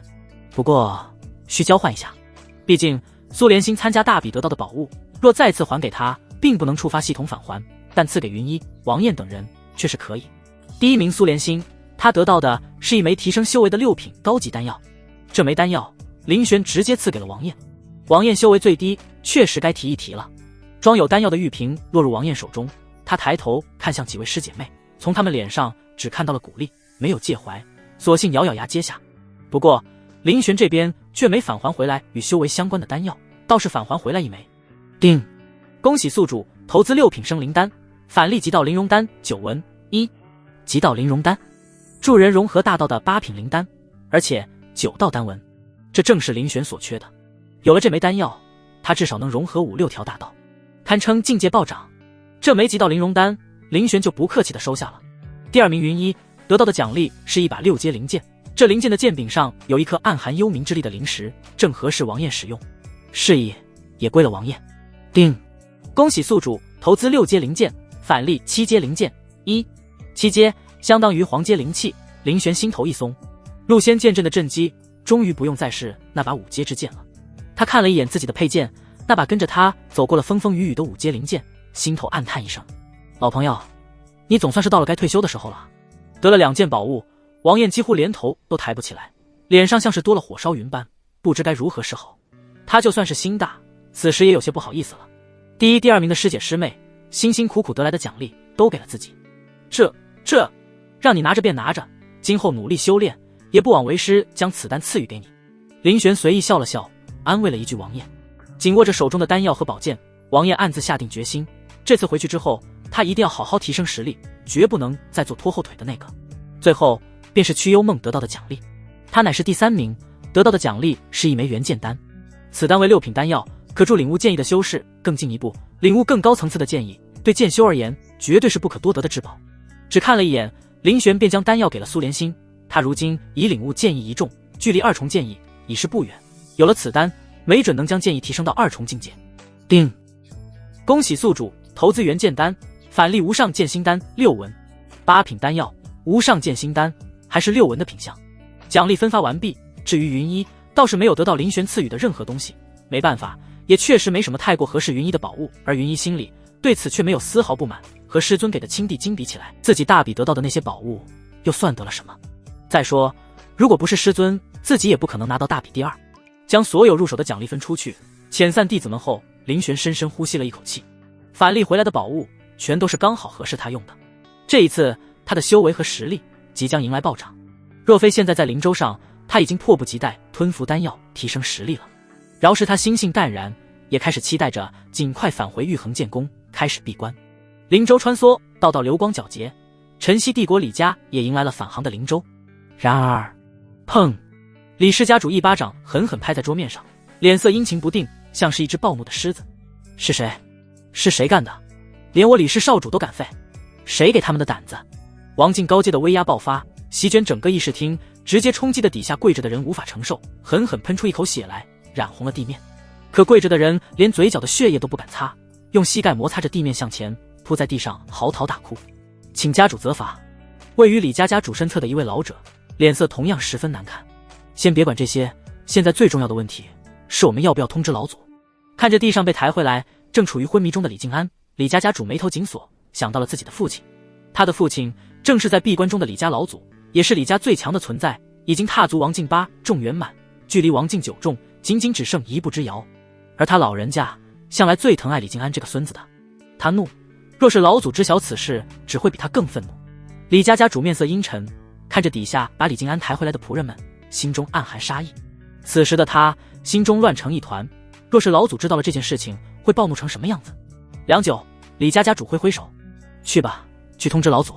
几个下人连滚带爬的跑了，唯留下李家家主和昏迷的李静安沉吟不语。但他也没能沉吟太久的时间，因为很快一道极其可怕的气息就从李家族地的后山暴起，席卷了大半个晨曦帝国。同一时间，晨曦帝国几方大势力之主，无论是在做什么，纷纷有所感应，皱着眉头抬起头来，看向李家所在之处。这感觉是李家那老鬼，他修为倒是更强了。这等气息距离王境九重很近了，一旦他踏足王境九重，晨曦帝国的格局怕是又要变上一变了。去查查怎么回事，是什么人惊动了那老东西出关？也有那消息比较灵通的，李老鬼居然还真的出关了。看来外界传闻他对李靖安这个孙子分外疼爱倒是不假。苍鹭帝国玉衡剑宫倒是有好戏看了。要知道，即便是在我晨曦帝国境内，敢动李家那小子的势力也没几个，区苍鹭帝国的宗门倒是胆大包天。李老鬼到底是势大，别说是苍鹭帝国的一个宗门，就算是苍鹭帝国，在李家面前也不过是蝼蚁耳，随意挥手就可抹去。最疼爱的孙子被废了，这老东西怕是要发疯了。一群强者议论纷纷，均有看好戏的意思。反正两国之间又没什么交情，他们和玉衡剑宫之间更是漠不相关，不看好戏还能干嘛？而事情也如同他们所料，在那道恐怖的气息爆发之后，没有多久的时间，一艘艘灵舟搭载着无数王境就从李家飞掠而出，看其目标，赫然直指苍鹭帝国。在一杆处灵舟上的王境，嚯，少说也有50位有余。李家竟是要举足出动，这未免有些小题大做了吧？不，倒也不是小题。李家那位少主被废，对李家而言绝对是天大之事，而这便是身为晨曦帝国超级世家李家所拥有的底蕴。王境强者，放眼整个七国都是强者行列，一些实力靠后的帝国，甚至整个帝国境内的王境加起来也不过才几十位，而李家却拥有着50位有余，不可谓不恐怖。一家族之力可敌一国，李家不外如是。李家的灵舟飞掠，无数人的目光望向穹顶，心中啧舌。看着这一艘艘搭载着诸多强者的灵舟，他们心中都很是明白，李家这次是真的动怒了。尤其是为首的第一艘灵舟上打头站着的那位苍老身影，更是让实力微弱的人多看一眼都觉得眼睛刺痛。那位赫然就是李家老祖，人称李老鬼的李天同。他位列七国晨曦之巅，乃是当之无愧的强者。平日里很多人更是连他的面都见不到，可今日他却如此大张旗鼓，怒气勃发地冲向苍鹭帝国。那玉衡剑宫这次可真是要倒大霉了。所有人都在为玉衡剑宫即将不复存在的未来默哀时，此时的玉衡剑宫正是一片热闹。七国大比落幕，玉衡剑宫包揽大比前3。这个消息被刚下灵舟的陈雄广而告知，所有弟子们都被惊得回不过神来，他们甚至不敢相信自己听到了什么。这消息简直就像是一道惊雷，直接在他们的耳边炸开了。什么？我们玉衡剑宫包揽前3？开什么玩笑？真的假的？我该不会是听错了吧？虽然他们也知道玉衡剑宫的实力不算弱，但那只是相对于苍鹭帝国而言，那可是七国大比。历届玉衡剑宫不是没有参加过，但历史上最好的成绩也无人得入前100。至于包揽前3，他们连做梦甚至都不敢这么做。哪怕宣布这个消息的人正是刚从七国大比现场回来的陈雄陈长老，他们也很难相信。实在是这个消息太过于震撼了。众弟子中有人逐渐反应过来，紧紧握着拳头上前一步，眼神中充满了试探。陈长老，这次得到了前3的人可有楚师兄？虽然知道不太可能，但万一呢？不是楚师兄还能是谁？总不能是那取代玄墨师兄3人的那些人吧？即便弟子们很清楚楚剑尘的实力不足以进入前3，可还是不敢相信最不可能的那个可能。听着弟子们的问话，陈雄毫不犹豫摇摇头，当然不是。这次包揽前3的3位弟子是苏连心、云一、曲幽梦。当3人的名字从陈雄口中说出，玉衡剑宫众弟子又是一震。看着众人震惊的模样，陈雄也忍不住有些唏嘘。其实即便是现在，他还依旧有些恍惚。虽深知那几人都是林前辈的弟子，极其不凡，但也没想到会不凡到这等地步。这可是七国大比啊，这可是整整7大帝国所有的天骄汇聚在一起决出的名次。如果不是他亲眼所见，他根本不可能相信。且不提玉衡剑宫的弟子们在知道了事情真相之后有多么的匪夷所思，多么的震惊，就说青阳剑宗玄剑老祖早就在激动期待的等着最后结果了。玄剑老祖心里想得很好，他也不求陆天行带回多么大的荣耀，一口吃不成的胖子。这次他唯一的期许就是陆天行能进入前100，让众人都看到青阳剑宗，以便日后的招人。待玄阳宗主和陆天行回到宗门之后，玄剑老祖想也不想，就将二人招到了议事厅主殿，兴冲冲发问：如何？这次大比的结果怎么样？可进了前百？陆天行、玄阳宗主二人一个比一个沉默，全都沉默不语，而且脸色尤其难看。看着他们呢，两个这副模样，一股不太妙的预感在玄剑老祖心中油然而生。你们两个怎么这副作态？究竟进还是没进？莫非你没进前百？陆天行被特意问到，装傻都装不下去了，只能强忍着难堪，艰涩点头。霎时间，玄剑老祖怒了，格外不可置信，怒视陆天行：没进？怎么会进不去？说，究竟怎么回事？若是陆天行连前百名都没进得去，那他给出来的2枚龙破丹，前段时间倾尽一切的培养指点，又算是什么？算他闲的没事干吗？玄剑老祖深深的怒了。而陆天行一想到自己输给的人是谁，便觉得仿佛有一个耳光扇在自己的脸上，嘴更像是被浆糊粘住了一样，怎么都开不了口。还是玄阳宗主生怕老祖暴怒至极，做出什么不理智的事情来，率先开口替陆天行解释起来：老祖，这次我等距离进入前百只差一点，但这也不能怪天行，实在是对手太强了。玄剑老祖冷着脸，目光在陆天行的脸上冷冷扫视，半晌才终于看向玄阳宗主：是谁？王燕。王燕。玄剑老祖狠狠一顿，声音不可思议地提高了8个度，险些以为自己听错了。是谁？王燕。如果他没记错的话，王燕岂不是？没错。玄阳宗主苦笑起来，缓缓点头，正是老祖您心中所想的那个王燕。嗡！刹那间，玄剑老祖只觉得自己脑海中一声嗡鸣，仿佛有一把大锤狠狠敲击在他的太阳穴。王燕？怎么可能是王燕？他猛然看向陆天行，脸都被气到扭曲，气急败坏。怎么可能会是输给了他？那小子虽然有几分天资，但你怎么会败给他？怎么可以败给他？老夫对你倾尽全力培养，还给了你2枚龙破丹，无数资源，怎会换来一个如此结果？拱手为他人做了嫁衣，让那么个毛头小子踩着我青阳剑宗的脸面进入前百，实在不怪玄剑老祖会这般愤怒。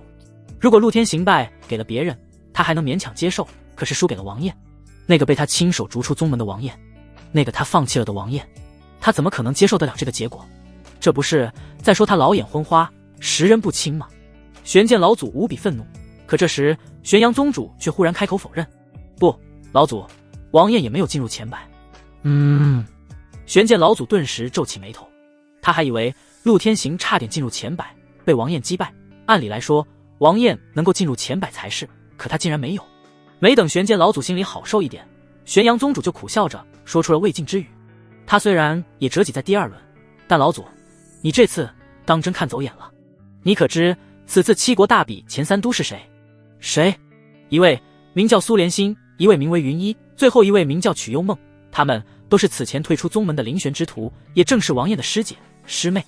话音落下，玄剑老祖顿时呆若木鸡。旋即没等玄阳宗主再说些什么，玄剑老祖的身形狠狠一晃，噗的一声狠狠喷出一口心头血来，整个人的气息都彻底萎靡下去。老祖！玄阳宗主大惊失色，忙不迭上去搀扶，可玄剑老祖整个人都已经呆滞了，他心里只剩下刚才玄阳宗主说的话在不断回响：第1、第2、第3，林玄、王燕，怎么可能？7国大比前3，包揽，怎么可能呢？即便他给了陆天行2枚珍贵的龙破丹，也只敢寄希望于前百，前10他都不敢奢望，更别提前3，那是想都不敢想。如今却怎么会是被他亲自逐出宗门的师徒呢？想到这里，玄剑老祖又是一口鲜血喷出，怒极攻心，一口气没上来，彻底陷入昏迷之中。临昏迷之前，他心中悔意滋生，懊恼不已，恨不得穿越回那日被逼放人之际，狠狠给自己一个大嘴巴子。可为时已晚，悔之晚矣。晚矣。玉衡剑宫内，无数弟子和长老花了不少时间，总算是慢慢接受了他们宗门包揽7国大比前3的事实。特别是玄墨3人，直到此时，他们才明白，此前自己等人对苏连心3人抢夺自己名额多有不满的事情，是多么可笑。换成是他们，怎么可能为玉衡剑宫带来这般辉煌？楚剑臣也同样如此作想。回想自己当时的不屑一顾，他只觉得懊恼。想来也是，师尊又不是蠢人，他那么安排，肯定有他的道理，哪里用得着自己来智慧？只是羞耻感从头烧到脚，楚剑臣紧绷着脸，别过头，不愿说话，也不愿承认，到头来他竟是小丑。不仅是他，当初在灵州上挑衅曲幽梦的那位弟子，早就唾面自干1万次了，现在更是没脸见人，一直深埋着头。而林玄却没有参与玉衡建功这般欢欣的时刻。系统返利给他的都是他所急需之物。一回到玉衡建功，林玄便迫不及待开始闭关。如今他迫切地想要提升实力，不为别的，只为寒月仙子告诉他的那一则消息：虚空界即将开启。所谓虚空界，其实是一处古战场，位于玄域之北，于3000年前出现，每隔100年开启一次。在虚空界内存在着诸多危险的同时，也存在着无尽机遇，甚至据说虚空界内存在着无上帝兵。帝兵，帝之一字，光是提及便足以让人为之疯狂的字眼。玄域之大，尊者为天，帝境强者，放眼整个玄域都不曾有一位，最高不过天尊。而且有关帝兵之事并非只是传说，100年前虚空界开启时，有为数不少的人和势力亲自确认过帝兵一说。帝兵之说辞未真，只是没人有实力能够取走位于虚空界中的帝兵罢了。林玄也曾听说过虚空界的传闻，如今虚空界再开，饶是他也不免为之心头火热。那可是帝兵，若他能得到一柄帝兵，再赐予给自己的弟子，疯狂。就算林玄一直自持稳重，在这种情况下也不免升起一股疯狂之意。虚空界他绝对要去，是以提升修为和实力的事情堪称迫在眉睫。毕竟虚空界不同于此前的焚天秘境，焚天秘境不过是一位帝尊强者创造的小世界，反观虚空界，那可是帝境强者的埋骨之地。谁也不知几千年前在那方小空间内究竟发生了何等惨烈的大战，连帝境强者都生生陨落其中。众人唯一已知的信息便是虚空界存在稀世罕见的宝物，还有令无数人蜂拥而至为之疯狂的帝境强者一种。100年一开的虚空界人生又能有多少个100年？凡是有名有望之人绝对会疯狂涌入虚空界争夺秘宝。届时林玄所要面对的对手可不只是小小的7国了，他即将面对的对手是玄域的顶级宗门，是黄道势力，甚至是持瑶天宫这等玄域顶级巨头。若是没有足够的实力，到时候就算是发现了宝物又能如何？拿得到保得住吗？不过是白白给人送菜罢了。唯有实力才是根本。不过林玄倒也不是很担心自己的实力高低，系统返利回来的东西都是对他当前最有用的。他相信在他闭关之后，他的修为和实力都会迎来巨大的提升。多的不说，应对即将到来的虚空界，想来是够用了。回到玉衡剑宫内稍作休憩，林玄便打算正式闭关。但正当他欲要闭关之际，忽然感到一道道强横的气息正以极快的速度朝着玉衡剑宫所在之方位快速逼近。林玄的脚步顿了顿，抬头望向苍穹，眉心平起。同一时刻，在苍鹭帝国边境的城池内，无数人都被迫中断了正在忙碌的事情，仰头望向天空，不知不觉就张大了下巴。穹顶青云被拨散，一艘艘遮云蔽日的灵舟从苍鹭帝国之外穿梭而来，裹挟着一尊尊强横的气息从他们头顶碾过，毫不遮掩，毫不在意外人眼光。那黑压压的一片，仿佛末日来临。感受着那一道道强大的气息，凡是灵舟所过之处，无数人为之胆寒惊惧。那些气息其中的任何一道都堪比7大宗内的顶级强者，唯有王静才会有这般压迫感。可是王静作为苍鹭帝国顶尖战力，向来都稀少，为何这几十余灵舟内拥有着超过50道的王静气息？这意味着什么？只要一细想，不少人身上都纷纷起了鸡皮疙瘩。这意味着在他们头顶上飞过去的灵舟内，至少有着超过50位王境强者。50位，那可是足足50位，这是多么恐怖的字眼！王境强者什么时候成了大白菜了？整个苍鹭帝国王境强者才多少？可就他们刚刚感受到的那些王境加起来，早已超过苍鹭帝国王境强者的总数了。待灵舟飞过后，僵直不动的一些修士身子才陡然一松，捏了一把冷汗，忍不住低喃：好恐怖的威压！这些灵舟来势汹汹，来者不善啊，要变天了。而其他知晓内情的势力，比如苍鹭帝国皇室，比如玉虚剑宗，全都按兵不动，只密切给予关注。虽说是观望，但在他们心中，这即将到来的一战的结局早已成了定数。过了今日，玉衡剑宗就会成为历史，名为玉衡剑宫的宗门将彻底不复存在。那可是晨曦帝国的超级势力李氏啊！别说是区区一个玉衡剑宫，就算是整个苍鹭帝国加起来都不够李家打的。要怪也怪不了旁人，只能怪玉衡剑宫请来的弟子下手太狠，连李家的少主都敢废。玉衡剑宫内，寒月仙子、陈雄、陆明大长老等人早已齐齐现身宗门广场上，对方目标直指玉衡剑宫，他们又怎可能感受不到？望着不远处将至的黑云，所有人的眉头都紧锁着。这一刻，即便韩月仙子信任云离天尊，信任林玄，他的心头也忍不住打鼓。虽然他知道不管是公主还是林前辈都很强，可那是晨曦帝国的李家啊，位列七国前10级别的超级势力，拥有数以10计的王境强者作为拥趸，绝非玉衡剑宫可抗衡的存在。就在他心跳如雷之际，在他的视线中，几十艘灵舟的虚影已经逐渐转实，逼近宗门。韩月仙子忍不住握紧拳头，语气低沉：“来了。”黑云压城，穹顶灵光闪烁，漫天皆是弥漫的威压扑面而来，压得人喘不过气。在看清为首老者的真面目时，韩月仙子瞳孔一缩，呼吸都有一瞬间停滞。好可怕的气息，仅仅只是气息，便让他的皮肤上都起了细细密密的鸡皮疙瘩，浑身战栗不止。强，很强，他的第六感都在疯狂叫嚣，让他赶快逃。毫无疑问，这位绝对是李家老祖，人称李老鬼的李天童，那位王境八重圆满境界的至强者。王境八重圆满，在没有黄境的七国，这等境界的强者堪称位于金字塔顶端，傲视群雄。在他眼神的扫视下，修为低的人甚至会感到皮肤被刺的生疼。而处于长老群中的林玄倒是一脸平静，微微眯着眼睛看向上方的灵舟，若有所思。灵舟群在玉衡剑宫的上空停下，为首的李家老祖阴着脸一步踏出，他连只言片语都吝啬，抬手便是一击轰出。无数星芒在他身后浮现，而后朝着玉衡剑宫的方向直直坠落，瞄准的正是玉衡剑宫的主殿。俗话说打人不打脸，这上门立刻拆主殿，分明就是刻意打脸。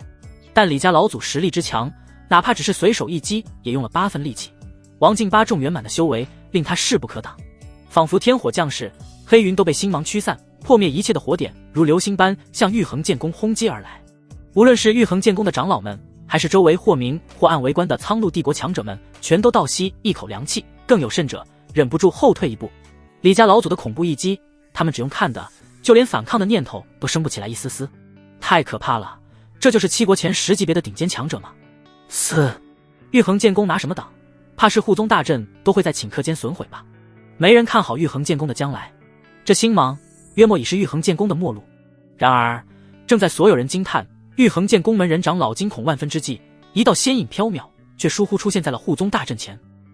面对李家老祖这来势汹汹的恐怖袭击，他毫不慌乱，只凌空伸出一指，轻点虚空，然后便没有然后了。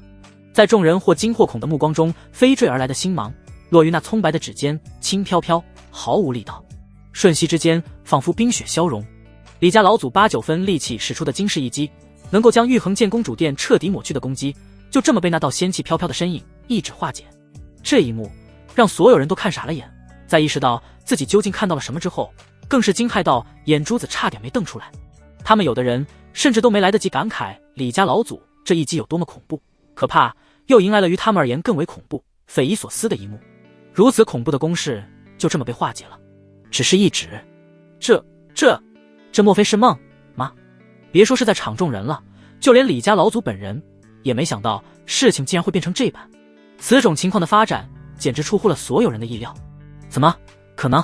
那可是王境八重圆满境界的一击啊！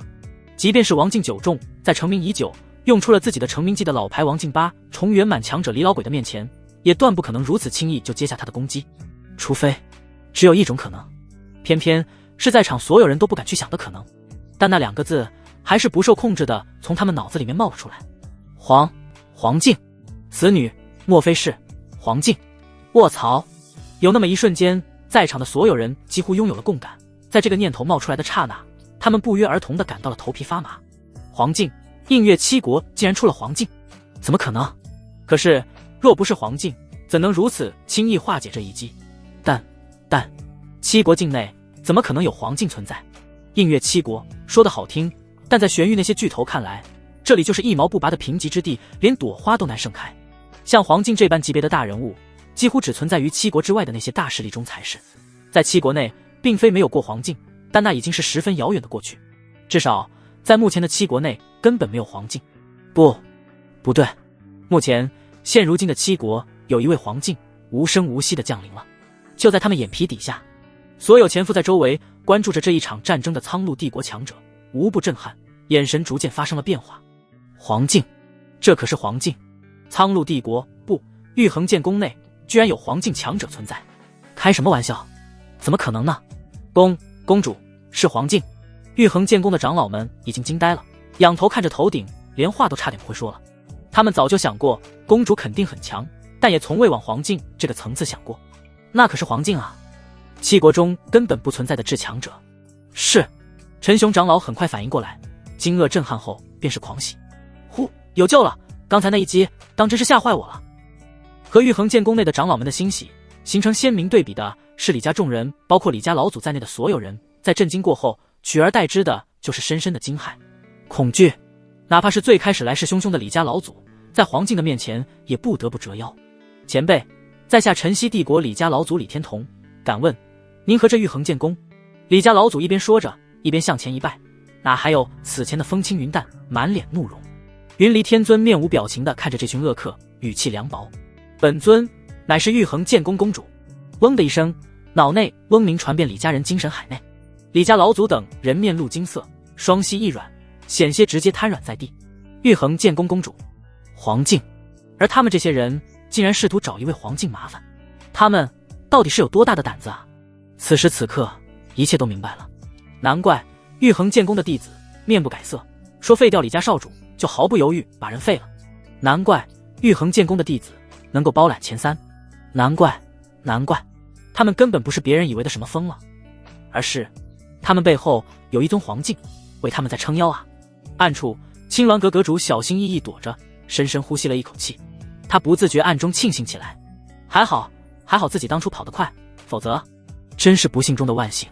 和他截然相反的便是李家老祖的表情，他脸色难看，急忙弯腰拱手表示歉意。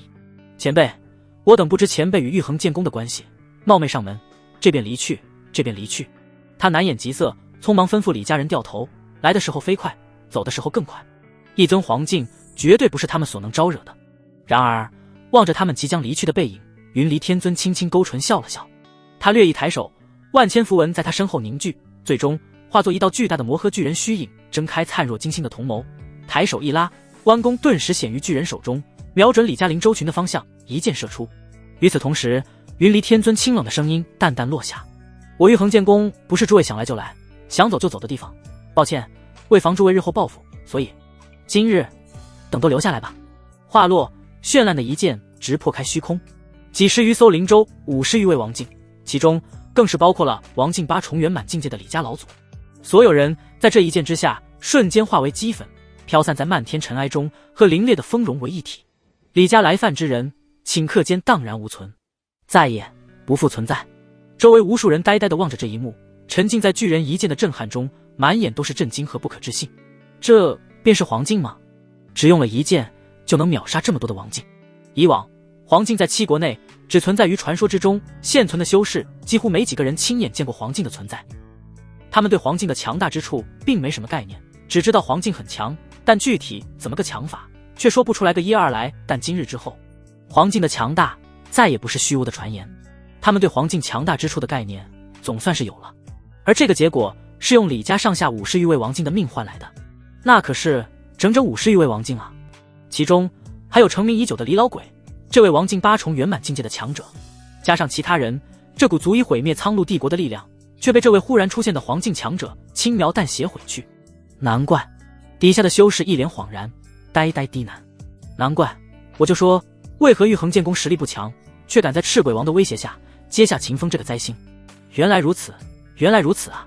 有黄境强者坐镇，赤鬼王算得了什么？李家老祖比赤鬼王强出不知多少，依旧陨落于此地。区赤鬼王，他又算得了什么？若他得到了这里的消息，只怕是恨不得连夜出逃，再也不回苍鹭帝国，甚至连映月7国的范围怕是都不敢再涉足，永生永世不再回此地才是。底下玉衡剑宫的弟子们更是憧憬震撼地望着天上的仙影女子，云衣的瞳孔中倒映着云离天尊的身影，他紧握着拳头，心中无比惊骇，只剩一个念头：爹啊爹，如果你亲眼看到这一幕，还会觉得我的选择是错的吗？不需要答案，因为答案早已被揭晓。一剑荡平李家所有人，云离天尊看也不看周围那些修士，轻飘飘落在地面，回首望向凌玄。李家危机已除，阁主可继续闭关。凌玄不置可否，也不和云离天尊客气，毕竟他是他的护道人。虚空界即将到来，时间乃是最宝贵的东西，他不犹豫，直接回到洞府内继续闭关。若非李老鬼到来，他他根本不可能出关。回到洞府中，开启阵法，林玄的身体已经调息到了最好的状态，他直接服下了极道玲珑丹和无上剑心丹。丹药的药力在林玄体内激荡，林玄当即闭眼，炼化药力为自己所用。待药力消耗完，便是祭炼新的灵剑之时。届时，陆仙剑阵的阵基焕然一新，威力也将大大提升。一晃便是多日。林玄闭关之时，云离天尊始终护持在他周围，守在他洞府附近。当他察觉到林玄的洞府内传来了极为惊人的波动时，瞬息出现在林玄洞府前，反应迅速，抬手打出一个个禁制，遮掩住那股令玉衡剑宫上下都有些心惊肉跳的波动，这才使得波动没有传出去。但即便如此，寒月仙子和陈雄等人也都第一时间感到了那股可怕到极点的气息。那股气息之恐怖，甚至还要在当日云离天尊出手之上，一时间震撼无言。寒月仙子勉强维持住自己不大惊失色，心中却暗暗吃惊，林前辈的实力极有可能在公主之上。他不敢相信这个事实，却又不得不信刚才的感觉，绝不会错。可林前辈才多大？只怕是30岁都还不到吧？他究竟是什么怪物？同一时间，在洞府内，林玄缓缓睁开双眸，低头看了一眼自己的掌心，轻轻握拳。王进13重，6重剑意。随着他握拳的动作，掌心附近的空间疯狂扭曲，仿佛正在被一股极其恐怖的力量拉扯，隐约间空间似乎都在皲裂。强，极强。如今的林玄和李家老祖来犯时，甚至可以称得上是2个人。饶是如此，林玄缓缓摊开掌心，却有些无可奈何地叹息了一声。他实力提升虽快，可惜的是那柄新入手的灵剑还没成功祭炼，放入陆仙剑阵中作为阵基。而此时距离虚空界开启已经快了，是先出发还是先祭炼？没思索多久，林玄就做出了选择。灵剑祭炼成功后再出发也不为过。取出灵剑悬于膝上，林玄一手轻轻拂过剑身，神识在山下一扫而过，落在自己弟子等人的身上。苏连星等人修为和实力在这段时间内也迎来了极大提升，包括王燕在内全都破入了天玄境界，最高境界的自然是苏连星，他目前已经突破到了天玄境6重。不错，林玄微微点头，很是满意。而为他护道的云离天尊就在他洞府前，林玄稍作思索，解开洞府内阵法，换来云离天尊吩咐：你们先出发吧，我还需要点时间，稍后我自会去寻你们。云离天尊目光扫过林玄全身，暗暗惊叹对方的实力提升速度之快，又有疑惑：不需要我留下为你护道了吗？林玄摇了摇头：不必，以他如今的实力已经不需要了。云离天尊这才应下，对林玄的安排自然是没有任何意见。而在他离去前，林玄则是说了一件极其重要之事：今日剑阁正式成立，宗门选址暂定，你为我剑阁第一剑主。此后若遇到强者天骄，先考验其品行心性，若是没问题的话，即可招揽入我剑阁。但切记，我剑阁不收凡俗普通修士。至于我那几位弟子还有幽梦，日后皆为剑阁真传。剑阁正式成立，云离天尊毫不意外，点头应下：我都明白，你且放心。好了，去吧，我要继续闭关了。不必多说，林玄在云离天尊离去后再度闭关。这次闭关唯一的目的就是祭炼7品灵剑。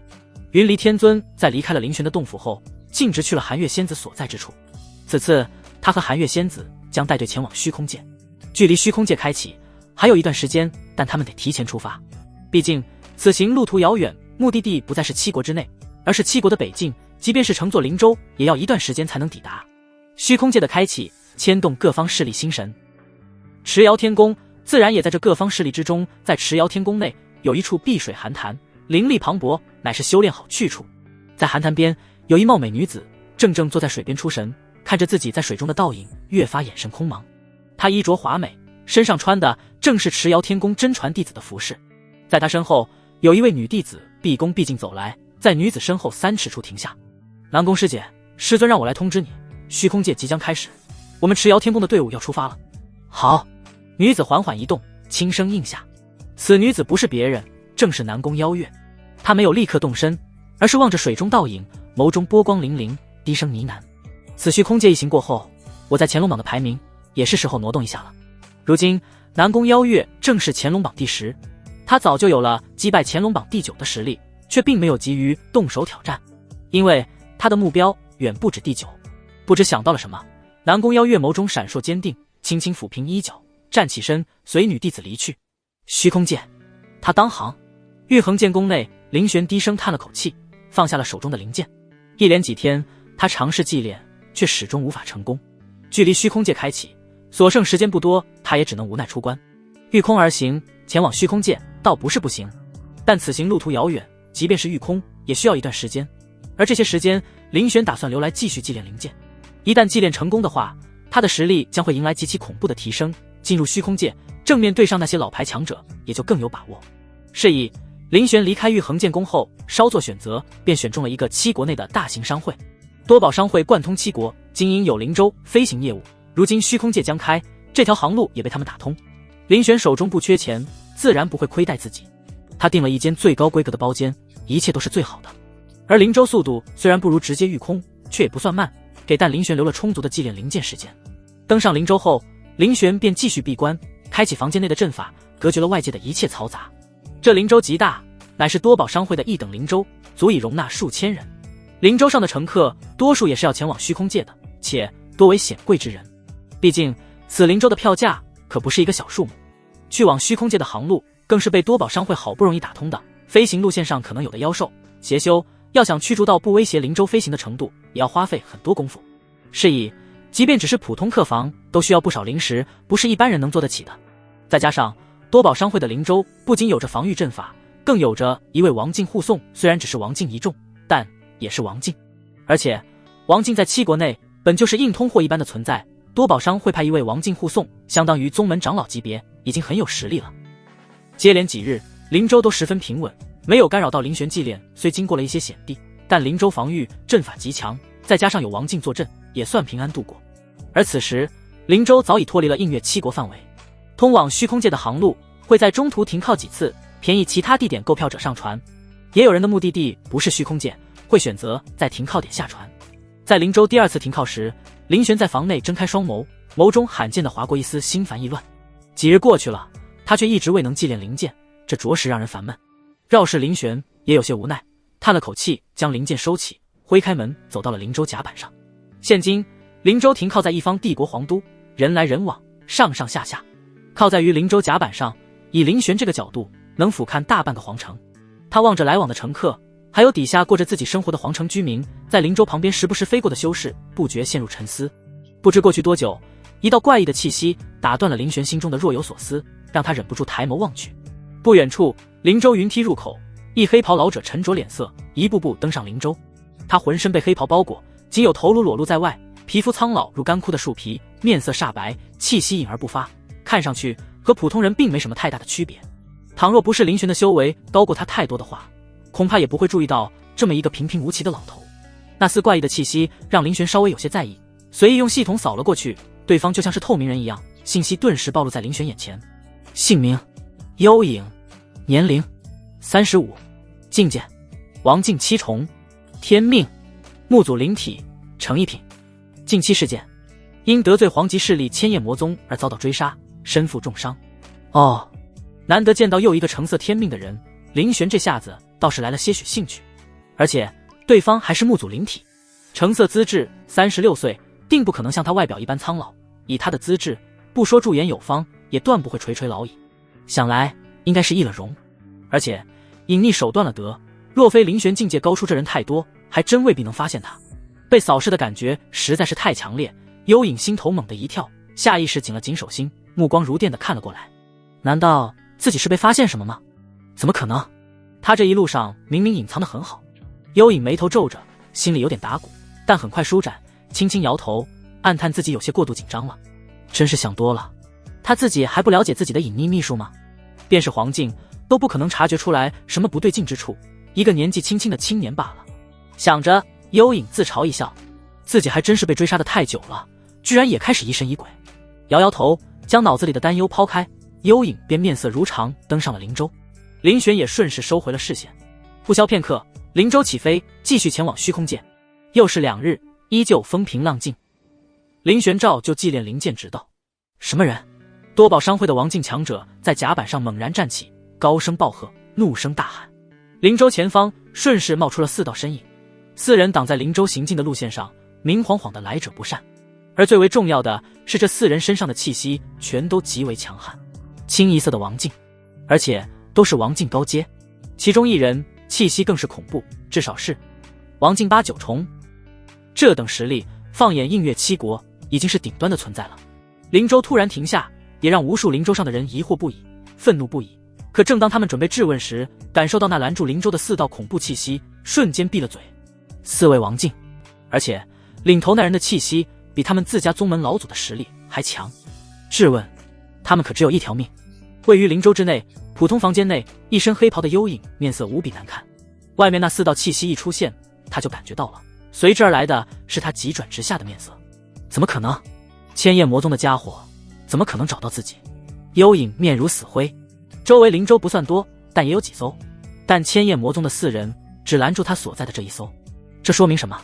说明对方肯定知晓，并且确定他在这艘灵州之上，否则就算是千叶魔宗也不会冒失惹上多宝商会，平白给自己添个敌人。但怎么可能？明明自己的隐秘秘法十分完善强大，就算是黄境都难以察觉，可怎么会？更何况外面是4位王境高阶，一尊王境8重。别说他如今还身负重伤，实力不足巅峰17、12，即便没负伤，也不可能是4人的对手。绝望之意霎时间由心而生，幽影不甘地握紧了拳头。难道今天他非死不可？多宝商会灵州甲板上，坐镇灵州的王境强者在回过神来之后，率先飞出，朝着对面拦路的4位王境拱拱手。晚辈乃是多宝商会的周琦，几位前辈，不知你们。然而他话都没来得及说完，对面的4位王境看都懒得多看他一下，直接挥手就攻，抬手一击，正面轰向灵州，竟是连招呼都不打一个。而灵州内的幽影面色一紧，暗道不妙，看追杀自己的这几人的这番架势，赫然是打算连同自己和灵州一同摧毁。在这4位王境的同时攻击下，他定然会和灵州一起化作虚无。王境高阶一击，恐怖如斯。灵州甲板上的乘客全都面露绝望之色。谁能想到他们不过是正常出行，竟会碰到这种倒霉之事。他们不过是乘灵州前往虚空界入口罢了，人都还没到，还在路上便被4个高阶王境拦路，二话不说就要把他们都杀了。这叫什么事？难道虚空界已经是个不许他们入内的地方了吗？无怪有些人会这么想。这4位强者拦在通往虚空界的路上，一个字都不说，抬手就是杀招。除了阻拦他们去虚空界，还能有什么目的？任何人都没想到，他们其实是受了无妄之灾。而多宝商会的周琦也没想到，这4人竟会二话不说，直接出手，连他们多宝商会的一丝面子都不给。在震惊的同时，他又深觉无力。他不过是个小小的王境1重罢了。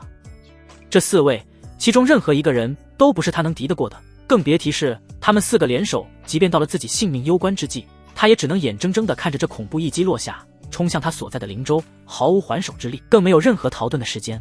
此刻灵州上的所有人，包括周琦在内，想法都是一样的。难道自己今天就必须死在这里吗？正当所有人都绝望，幽影也深深绝望之际，一道浩瀚剑芒自灵州中豁然展出，和冲向灵州的4位王境的攻击狠狠相撞在一起。一剑仿若开天，这几乎能够将天穹撕开的一剑，在冲散了对面王境的攻击之后，根本没停，连势头都没被阻挡一下，以不可抵挡的浩瀚之力劈向对面的王境。对面王境4人面色大变，其中一人眼睁睁看着朝着自己这个方向劈过来的剑芒，根本来不及躲闪，张了张嘴，却连遗言都没有来得及说出，便直接被剑芒淹没。烟波散，这位王境高阶的强者彻底消失在这个世界上，竟是一剑陨落。这一幕着实太过震撼，无数人都陷在这一击的风采中，回不过神来。那位陨落的王境至少是王境7重，放在映月7国内也是鼎鼎威风的人物，可却被一剑湮灭。这所有人下意识抬起头来，震撼地看着灵州最高层，那里是贵宾房的位置，也是这艘灵州上顶级规格的包间。方才那剑芒正是从那展出，而这一剑也同样震撼了那千叶魔宗还活着的3人，让他们瞬间停下了手上的所有动作。为首的那位王境8重更是面色沉重，他修为最高，也最识货，能感觉到的东西也就更多。方才杀了自己同伴中1人的那浩瀚剑意，根本就不是他能够抵挡得了的。一剑灭杀王境7重，这等实力，即便不是黄境，只怕也相差不远了。他万万没想到，这艘灵州之上居然存在这等强者，死倒是看走眼了。他几人肆无忌惮的出手，也是猜测灵州内不可能有什么强者。强者怎么可能会在虚空界即将开启的时候，还慢悠悠地乘坐在大多都是散修的灵州上？而且还是伤毁灵州。若没有强者，一群蝼蚁，死了便死了。左右死人是不会开口说话的，自然也没人能够证实是他们杀了这些人。死在他们手上的无辜之人，难道还少了吗？要怪，只能怪这些人运气不好，偏偏跟那幽影上了同一艘灵舟。滚！林玄的声音从最上层的贵宾室淡淡传出，任何人都能听得出来，这位强者的心情怕是不太妙。本来也是，始终没能祭炼灵剑成功，林玄心情能好到哪里去？偏偏在他心情不好的时候，还有不长眼的要硬凑上来。这些人砍了灵舟，他倒不会有事，可接下来他做什么？真是一群不知死活的东西。千叶魔宗为首的王境八众老者在被呵斥后，面色微沉，却并未离去，而是朝着灵州贵宾室的方向拱了拱手，不知前辈在此，还望莫怪。我等乃千叶魔宗长老，此来只为灵州之上的一人，只要那一人肯跟我们走，我们立刻离开，绝不打扰前辈。方才冒犯之处，还望前辈多多担待。他自认为自己这一番话滴水不漏，既给了不知名出手强者的面子，也搬出了他们千叶魔宗的身份，更是点明了他们的目的，直接把幽影送上了风尖浪口。当然，他的话中还有一层隐藏的意思，他们千叶魔宗可不是什么好欺负的小门小派，就算是强者又如何？你强任你强，我千叶魔宗办事却也不是谁都能管的。识相的就把幽影交出来，大家你好我也好，莫要仗着自己修为高便怎么样。这位王境八众这么想倒是没什么问题，他的话一出也震惊了灵州上的不少人。千叶魔宗确实不是什么小门小派，这可是一方大宗，更是皇级势力，而且还不是一般的皇级势力。然而这位王境八众满心倨傲，等着别人因他们宗门的名头退避三舍，话音落下，却始终不见林玄回应。不，林玄还是回应了的，只不过他回应的是一道更为恐怖更为绚烂的剑芒。什么？避开你！千叶魔宗三人手忙脚乱，满心都是震惊、不解还有愤怒。他们根本就没想到，在自己搬出千叶魔宗的名头之后，灵州内的那人居然还敢出手。类似的情况其实他们也遇到过很多，而且比林玄脾气更差的亦有不少。但每当这时，他们只要搬出来自己千叶魔宗的名头，即便对方是黄境，也会斟酌一二，不太过分的就放任他们自如了。是以他们早已习以为常，如这般在明知他们来自千叶魔宗的情况下还敢主动出手的几乎没有。二度再出的剑芒直接不偏不倚将三人淹没，令他们彻底陨落在剑光之中，连齑粉也不存在于世间。灵州上的所有乘客全都呆呆看着，除了震撼没有任何多余情绪。谁也没想到，在拦路几人搬出千叶魔宗的名头之后，这灵州上的剑修居然还敢出手。这对吗？哪怕他是黄境，难道就不怕千叶魔宗的怒火？这贵宾室内究竟是何人？也太霸道太狂妄了吧。贵宾室内，林玄收剑，敛下心中微薄的一丝火气。他淡淡看向几人陨落的地方，对他们所说的话根本没放在心上。他给过他们机会了，只可惜是对方不珍惜。至于千叶魔宗，皇级势力很强吗？找人寻人什么的，他懒得管，也管不着。但这几人二话不说，直接对着他所在的灵州动手。要知道，他可是还在灵州内呢。对灵州动手和直接对他动手有什么区别吗？林玄可不是什么好脾气，任由对方在自己眼皮子底下蹦跶。不过他这也倒算是阴差阳错，救了那被千叶魔宗追杀之人。若是没记错的话，林玄眸中划过若有所思，身形一闪，直接出现在了幽影的房间内。还不等幽影做出什么动作，林玄的一只手已经是搭在了他肩上。就是这轻飘飘看起来毫无攻击力的一下，却让的幽影浑身灵力全部被压制，压得他根本调动不了分毫可用之力。幽影浑身僵硬，满心满眼皆是震撼。这是什么实力？王境9重圆满，还是黄境？幽影不傻，他猜得到这位突然来到自己房间内的强者定是出手击杀了千叶魔宗4人的人。他下意识看向对方，却在看清林玄面容后心中一震，是他。同时他心里也划过一丝怪异，他已经看清了林玄就是他此前登上灵州时一直看着他的那位青年。只不过当时的幽影也没太在意。难道说当时这位前辈便察觉到了自己不对劲吗？死，麻烦大了。就在幽影心里焦虑之际，林玄淡淡的声音传入他的耳中，别紧张，我没有恶意，而且即便我有恶意，你也反抗不了，不是吗？林玄说出的话很霸道，但却也是事实。既然他有着能够瞬间杀死王境高阶的实力，如此强悍，杀了幽影也只会更容易，没有丝毫难度。幽影听了林玄的话，心里稍微放松了一些，但浑身的肌肉还是紧绷着。他吞咽了口唾沫，滋润自己因为紧张而干涸的喉咙。前辈，但他话没说完就被林玄打断了。我救你，并非白救。林玄略作停顿之后，便说出了自己的目的。我来自一方势力，名为剑阁，我为阁主。观你天资不错，若愿意的话，可入我剑阁，担任第9剑主。当然，我从不喜欢勉强和逼迫别人，若你不愿意，便当欠我个大人情好了。林玄缓缓笑道，顺势松开手，站在幽影身前，观察着对方几经变化的神色。在短暂神色变化、几经犹豫和挣扎之后，幽影做出了自己的决定。多谢前辈厚爱，幽影甘之若饴。说完，幽影心头便是一松。他本就无门无派，加入哪方势力都无所谓，而且面前这位前辈对他有着救命之恩，仅仅只是想让他加入门派罢了，这着实不是什么大问题。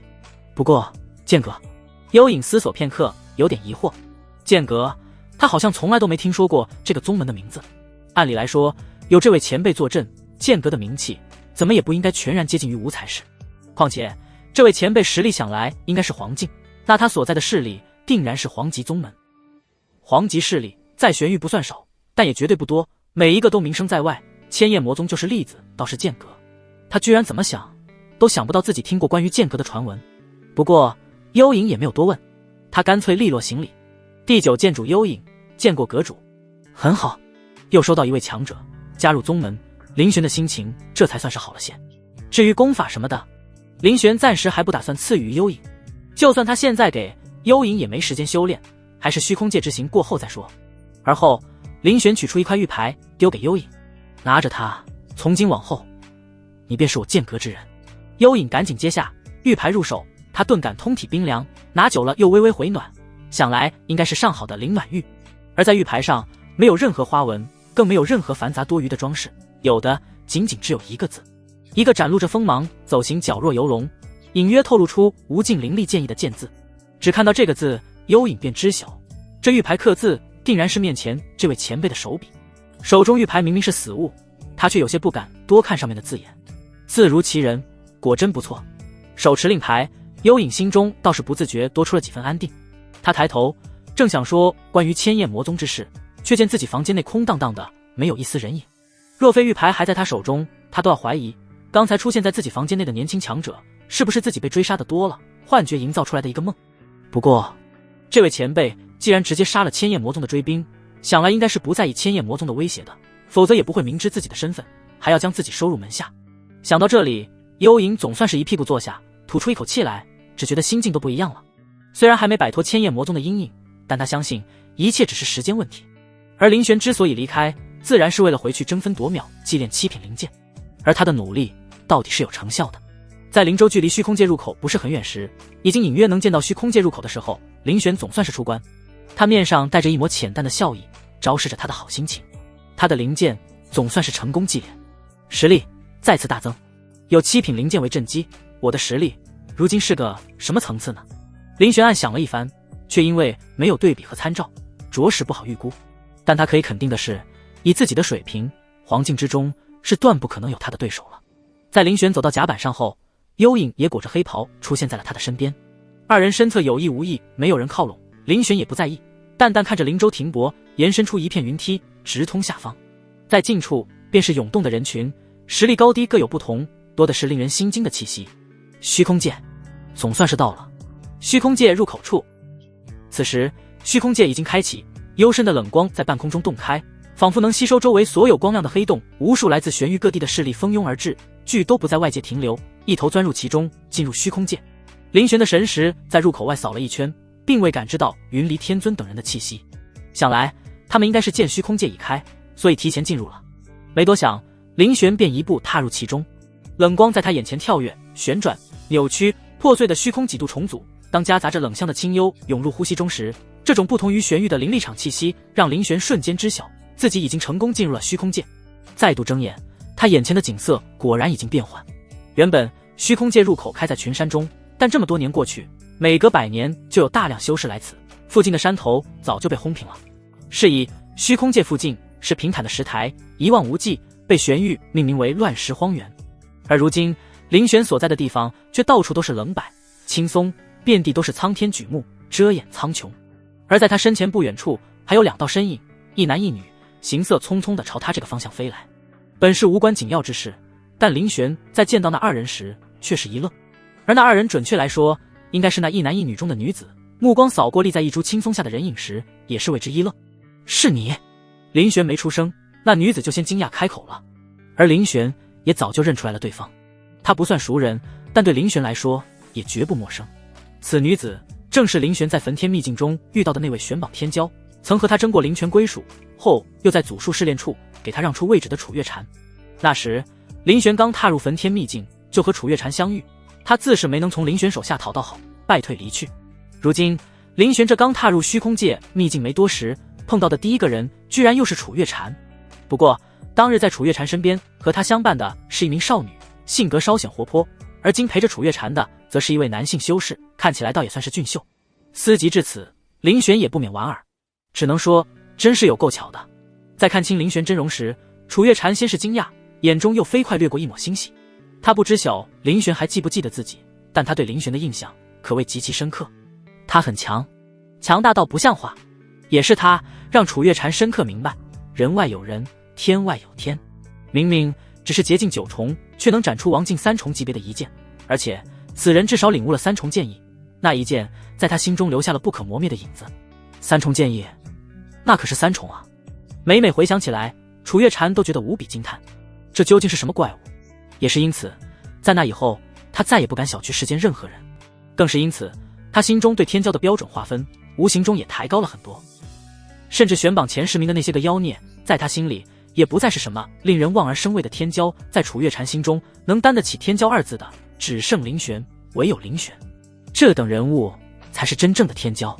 不仅如此，也正是因为林玄的强大，深深触动了楚月禅，所以他修炼起来也就越发刻苦。时至今日，进入虚空界，他的实力相较于当时焚天秘境中强大了不知多少，身上剑意外显，透露着锋芒。前段时间他更是3两剑就击败了玄榜第91位的易朗，夺得了他91位的名头，风头一时无两。只是世人皆说玄榜100人皆是天骄，榜上前10更是妖孽，能2剑败敌的他更是当之无愧的天之骄女。但在楚月禅心中，包括自己在内，距离天骄2字还差得远呢。他刻苦修炼，为的不是超越林玄，超越楚月禅不敢想，为的仅仅只是能拉近些许和他之间的距离。林玄的强大和妖孽让楚月禅心中根本生不起丝毫不敬的念头。再见林玄，楚月禅心中的激动几乎要溢出来，那是被自己当成追赶目标的超级妖孽。他的欣喜与激动并未刻意隐藏，微微泛红的面颊，激动的神情，一切都昭示着楚月禅此刻的心境，却也让他身旁的男子略微皱眉。又是你？林玄随意耸了耸肩，知道楚月禅没有战意，戏谑轻笑。怎么，这一次还想抢我东西？楚月禅忙不迭苦笑摇头，哪里能不知道林玄话中的玩味？见识过林玄的强大之处，他哪里还敢有那种念头？而且在焚天秘境时，你后来在祖术试炼那，不也抢了本属于我的位置？灵泉归属只能说是争，那叫抢吗？只是没争过林玄罢了。但在祖术试炼那，林玄对他可真是明抢了。到底是谁抢谁啊？公子说笑了，此前多有得罪，还望海涵。今日重逢也是缘分，还不知公子大名。楚月禅态度摆得恭敬，林玄也不介意和他互通有无。他淡淡说出名字：林玄。林玄。楚月禅在心中呢喃着这2个字，暗自记牢。原来是林兄，小女子楚月禅，这位是向清河，乃是我的师弟。楚月禅对着身旁的男子向林玄介绍。只是向清河却没能如了楚月禅的愿，他的眉头在楚月禅开口说第一句话的时候就皱了起来，到现在完全没有松展开的迹象。月禅师姐，这位是？向清河心中情绪复杂难言，尤其是在看到楚月禅对林玄多有热情之后，更是仿佛打翻了陈酿的缸，各种情绪都在心头发酵。师姐她怎么会？这还是自己印象中的那个清冷师姐吗？楚月禅在师门中是出了名的清冷，面对任何人，他几乎都是一副表情，不会过分亲近，更不会过多疏远，仿佛世间根本没有什么东西能够引起他的情绪波动。比起那些个冰山美人，向清河觉得自己的师姐楚月禅才是最难接近的那个。他不会拒人于千里之外，但想走入他的内心很难很难。哪怕是宗门内正在疯狂追求他的向清平，他的兄长也根本得不到楚月禅任何回应。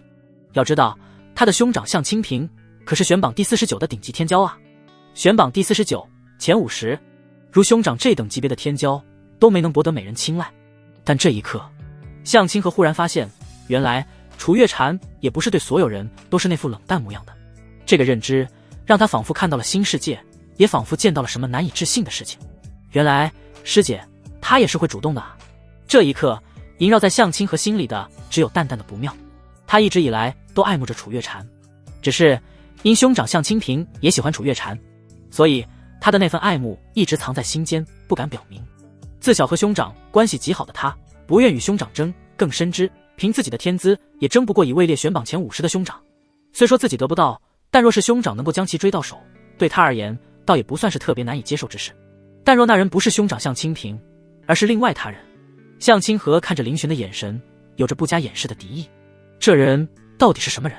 为何能让楚月禅露出这般小女儿态？虽然目前楚月禅对于他兄长的疯狂追求依旧无动于衷，但向清河依旧觉得那都是早晚的事。兄长有多优秀，他很清楚，那可是选榜第49，玄域年轻一辈中最顶级的存在。楚月禅是很优秀，要不然也不会被兄长看上，但兄长更优秀，配他简直是天作之合。所以虽然楚月禅和他兄长还没有什么实质进展，但在他心里，楚月禅早已是自己未来嫂子。如今却见他那对人对事都十分清冷的嫂子，居然在面对一个陌生男子时露出这副模样，这让向清和心中瞬间一堵。这可不是什么好兆头。仔细打量着林玄，向清和眉头微皱。林玄给他的感觉并没有什么太过特别之处，除了长相，可只凭长相便能让楚师姐这般，师姐不可能是这等庸俗之人。正当向清和心里暗自腹诽，不断打量林玄之时，楚月禅的声音再次传来：林公子，我观你刚进入虚空界，还无机缘，不如与我同行如何？楚月禅眸色晶亮，向林玄提议，满心期待着对方的回复。与林玄一般，他也是修剑之人，并且领悟了剑意，而且已经将剑意领悟至一重圆满。楚月禅心中想得很好，若是林玄愿意和自己同行，那他在剑意上的问题便可以请教对方了。剑之一道，达者为师，不耻下问，才能受益匪浅。林玄对剑道的领悟远超于他，若能得到林玄的些许指点，对他而言绝对是天大的好处。当然，同降之提议除了是想请教林玄以外，在楚月禅心中还有着些许别样情绪，具体是何，想来只有楚月禅心里自己最清楚了。他轻轻抿着唇，瞧着林玄，心里有些紧张。他会答应吗？若楚月禅邀请的是别的男人，别人大概会欢天喜地的答应，毕竟这等绝色仙子主动邀请，有多少男人可以抵挡得住？只可惜他面对的是林玄。面对楚月禅的相邀，林玄没怎么思索，便是摇了摇头。算了，我还是更喜欢一个人自由自在些。组队是建立在双方实力相差不多为前提，若是此前在焚天秘境之时，林玄或许还会考虑一下要不要和楚月禅组队，毕竟那时他虽然也强，却没有那么强，楚月禅和他的差距不大。可如今林玄的实力早已不是当时焚天秘境之时能比较的了，和楚月禅组队对他没什么好处不说，反而还会拖他后腿，得不偿失。眼见林玄拒绝的毫不犹豫，楚月禅虽然不觉得诧异，但眸中还是划过了暗淡的神色。看到楚月禅这副模样，向清河站在他身边，眉头皱得更深了。一股名为妒忌的火焰在他心中熊熊燃烧，不断灼烧着他的理智。向清河第一次看到这般模样的楚月禅，如此的失魂落魄，如此的为人牵肠挂肚。可那个人却不是他，更不是他兄长向清平。楚月禅没注意到向清河的脸色，更不知道对方心中在想些什么。他张张嘴，正打算再说些什么的时候，一股强烈的灵力波动忽地从南边升起，横扫过他们所在区域，令人心惊的同时不由得为之侧目。也是同时，楚月禅和林玄几乎一起扭头望了过去。这个波动，有宝物出事了。三人没有任何犹豫，瞬息朝着南边冲了出去。但向清河的脚步却稍作停顿，身形落后半边，坠在林玄身后。他的声音以暗语的方式被灵力送入林玄耳中：我不管你是什么人，也不管你有什么心思，奉劝你离我师姐远一点。他是我兄长认定之人，不是你能招惹得起的女人。我兄长选榜49，向清平。青年冷漠的语调送入林玄耳中后，他飞快提速跟上楚月禅。而林玄在听了这么一耳朵话之后，耸了耸肩，只觉得好笑。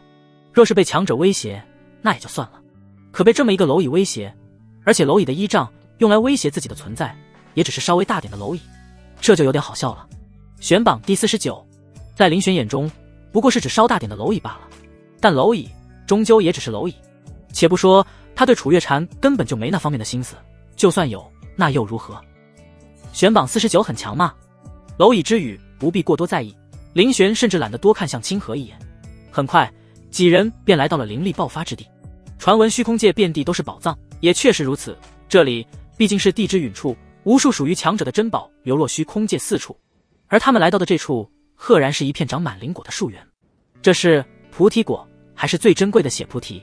同时抵达的还有在附近的不少人，他们也是被忽然爆发的强横灵力波动吸引而来，一眼便认出了这些灵果。菩提果6阶灵果，分为灵菩提和血菩提。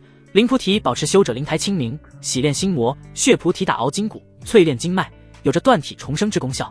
心有执念之人皆喜灵菩提，或者心魔缠人之人都迫切渴求灵菩提。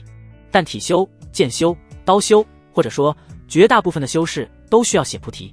盖因断体淬炼时，修士能更容易感悟到天地中蕴含的道义。如果只是一枚，还不足以让人如此震惊。但这里可是有着足足一片啊！数道流光掠下，皆有着难以言喻的欣喜，纷纷飞身上前，都想要去采摘血菩提果。其中最前面的是一道青色流光，速度比其他人要快出一大截，一看就知道这位修士有着相较于旁人更厉害的亲身功法。此人素来占据身法便利，口中狂笑，哈哈，此果我先摘为敬。他虽然不认识血菩提果，更不知道血菩提果有什么功效，但能让这么多人都震惊欣喜的果子，定然不可能是普通灵果。待弄到手之后，自然能知道有什么用。管那么多呢，先拿为上。然而他只顾着兴奋，兴冲冲伸手摘果，却忽略了血菩提树上散发着幽光，将血菩提果包裹了大半的尖刺。倒也不是全然没注意，只是区区小刺有什么可惧怕的。他下意识用灵力拂去尖刺，伸手摘果，根本不觉得自己会受伤。然而和他所想的完全不一样，他不过是刚刚把手伸了过去，手指头才捏住了果子，那些尖刺便仿佛活的似的，直接刺入他的肉中。倒也不疼，只咚，一道人影从树梢直接落下，重重摔落在地。从他的手指尖开始，乌黑迅速蔓延开来，短短几息，他就变成了一具乌漆麻黑的尸体。竟是一声都没来得及吭，就只剩温热，没有呼吸了。霎时间，场面冰结，不少人看向近在咫尺的血菩提果，眼中只有难以言喻的恐惧。这灵果竟是有毒的，那他们怎么摘？不远处进去果园就没动的修士们见状根本不以为意，甚至在意料之中的冷笑了一声。白痴，他们修为不比死了的那个低，却刻意放慢身形，难道真以为他们是天生圣人，平白无故把机缘拱手送人？当真是愚蠢。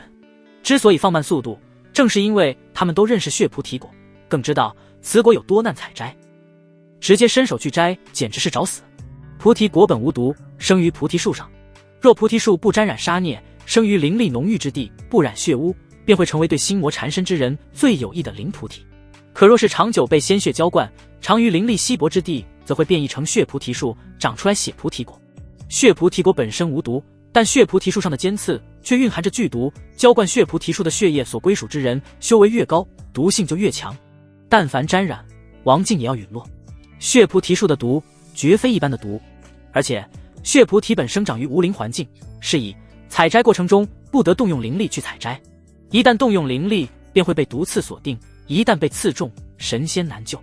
因此不少知晓这一点的修士在下落之后根本不敢动用灵力，全都小心翼翼收敛着，仿若凡人似的摘果。林玄和楚月禅三人也是效仿。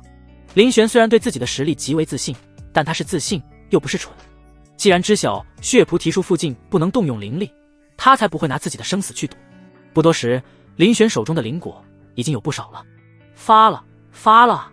这些血菩提果，哪怕是自己不用，也能卖出个高价，真是发大财了。哈哈，有了这些血菩提，我定能成功淬炼灵体，领悟刀法真意。周围不时传来狂喜之声。修士虽多，果园中的血菩提果也不少，一时间还算相安无事，没人敢在此动用灵力打斗。可就在这时，一道强悍的气息却忽然出现在了园子外，直接压向园内众人。来者不善。此人的出现让所有人都为之一惊，只因他的气息实在强横。虽说对方的境界虽只有王境3重，但气息实在太强大了，甚至要比一般的王境高阶还要强大。他的出现让在此地的几位王境强者都不由得皱起了眉头。那人气息强横，声音更是狂放，直接放声对所有人宣告：此地是我武琛的了，所有人即刻停下手中动作，带着你们采摘好的灵果，10息之内滚出此地。果园外传来的声音无比霸道，不容置疑。虽说对方话里的内容令人气愤，可在听了他说的话之后，不少人还真停下了动作。这一刻，就连楚月禅都下意识停下了手中动作，看向男子的眼神中带着一抹沉重。选榜46，武琛，是他。向清河也是一惊，选榜第46位，这可是比他兄长更为妖孽的存在。46位和49位看似差距不大，但到了前50这个级别，哪怕只是向上一名都无比困难。楚月禅虽也是选榜天骄，但不过位列末尾，与武琛有着巨大差距。虽同在榜上，但武琛击败他，怕是用不了一招。低头看了看自己刚摘下来的血菩提，楚月禅脸色有些难看。他方才虽然摘了不少，可连果园中的几1/10都不到空，放着宝山不去碰，他哪里能甘心？不光是他，周围人亦是如此。不少人都认出了武琛，即便是几位王境，也都沉默了。虽然他们其中一些境界甚至比武琛高，但他们很清楚，一旦打起来，就算是他们加起来，也不可能是武琛的对手。选榜天骄的威名，他们可是听得太多了。别说是位列第46的武琛，哪怕是选榜最末的天骄，他们几人也未必是对手。更何况是武琛呢？不甘心，着实不甘心。可那又能怎么样？再怎么不甘心，众人也都只能自认倒霉。谁让他们碰到了这等越阶杀敌如喝水般简单的家伙，除了自认倒霉以外，别无他法。好在武琛也没有赶尽杀绝，至少已经摘下来的血菩提，武琛并未让他们交出，还能带走，也算是唯一安慰了。不舍又不甘地看了一眼还在枝头上摇曳的血菩提果，众人只能压下心中可惜，悻悻离去。哪怕是楚月禅也不愿意在这里跟武琛起冲突，深吸一口气，捏紧拳头，缓缓退出果园。而在众人退出往外走的时，一道身影格外显眼，他采摘灵果的动作并未因为武琛的话有丝毫停顿，就显得极为突出了。他悠闲自在的，好像在自家后花园里似的，仿佛根本没看到武琛，更没听见他说的话。而且这人速度还不慢，这么一会儿的时间，他刷刷刷又摘下了3枚血菩提果，成功收入储物戒。这一幕让不少准备离去之人不由得一愣，这小子聋了不成？他没听到武琛的话吗？怎么还敢继续采摘？就真不怕死，不要命了？还是以为在不能动用灵力摘果的果园中，武琛不敢杀他？那只是不能用灵力靠近摘果子，又不是不能杀人。武琛自然也注意到了这一点，看着那无视自己、旁若无人，还在继续采摘血菩提果的林玄，他缓缓笑了。看来灵果比小命更重要，你是想死了？武琛笑容狰狞，二话不说，直接出手，一招轰向林玄，就打算拿这个敢把他的话当成耳旁风的家伙当场轰杀。而林玄却是眼皮都不曾抬一下，但一道剑气已然是凭空斩出，众目睽睽之下，破开虚空的一剑直逼武琛面门，快得让人连反应都来不及。一剑天地惊，万物不语。在所有人震撼的目光之下，剑气划破天地，也划破了。滴答滴答，一滴滴鲜血自武琛右臂滴落而下，落在黝黑的泥土地上，似一朵朵盛开的红梅，还没能开的生焰便被附近的血菩提树吸收，融化入不起眼的泥土内，唯有血液滴落的声音在这安静的场地显得格外清晰可闻。众人惊恐地看着武琛，又看看依旧面不改色的林玄，只觉得心脏都差点跳出嗓子眼。刚才发生了什么，他们根本没来得及看清，只有武琛脚边的断臂说明了一切。只是瞬息，武琛的一臂居然已经被斩下，他的断臂破处更是血流不止。就连武琛本人都有些懵，根本没意识到发生了什么，直到手臂上传来剧痛，才将他后知后觉拉回了现实。低头看看，自己被斩断了一臂，武琛彻底懵了。他甚至还没反应过来，那一道剑气，快得惊人的剑气便断了他的一条手臂。若是那道剑气再高一点、偏一点，断的就不会是自己的手臂了，而是他的头。也是这时，林玄才终于抬起头来，扭头看向他，声音淡淡：“你刚才说什么？”我……武琛声音沙哑，下唇都在颤抖。直到这时，他才终于意识到了，自己这次是踢到了一块铁板，一剑废他一臂，这是什么实力？望着断掉的一臂，武琛既愤怒又不敢言，生怕那青年再起一剑，下一剑落到自己的头颅上。深深看了一眼林玄，武琛二话不说，连回话都不敢，咬牙捡起地上的断臂，径直转身便走，速度奇快，留下的只有被震撼的众人。方才武琛有多么霸道，多么嚣张，是众人都看在眼里的。可刚才他多么狂傲，现在就有多么凄凉。那抱着断臂离去的背影，可谓是震撼了所有人，特别是楚月禅和他身旁的向清河。楚月禅还好，他对林玄的妖孽多少有着些许认知，只觉得多日不见，林玄又更加强大了。但他身旁此前威胁过林玄的向清河，此刻脸颊绯红，犹如火烧云遍布，只觉得刚被人狠狠甩了一巴掌似的，火辣辣的疼。他望着不远处那道淡然的身影，一看到林玄，就想到自己之前居然还拿玄榜49的兄长去威胁人家，让人家离楚月禅远点。想到这，向清河只觉得格外打脸，就连玄榜46在林玄面前都讨不到好，他到底是怎么说得出口，拿自己玄榜49的兄长就想压林玄一头的？而且向清河回想刚才那道剑气，就觉得头皮发麻，此人的实力未免也太恐怖了吧。那是武琛啊，玄榜46位，进入玄榜前50的玄域顶级天骄的武琛，一剑斩断一臂，这等实力，这名为林玄之人，怕是足以进入玄榜前30，甚至死。亲眼目睹武琛被击败，狼狈逃窜，不管是谁都屏住了呼吸，小心翼翼看向林玄。林玄的目光在周围随意扫视而过，他的声音缓缓落下：若有需要的人可继续采摘血菩提果，但采摘的灵果我拿70%，没问题吧？从某种程度上来说，武琛的到来倒也未必算是一件坏事，其他人哪里还会有意见？他们连武琛都不敢反抗，更遑论一剑砍了武琛一条胳膊的林玄呢？更何况林玄和武琛的行事风格完全不同。没有，当然没有。他们一个个忙不迭说，心里的畏惧缓缓散去了些许，取而代之的是有些庆幸和欣喜。如果不是林玄出手，他们现在只怕是已经灰溜溜离开果园了，哪里还有机会继续采摘灵果？别说是70%，就算是90%，他们也乐意至极。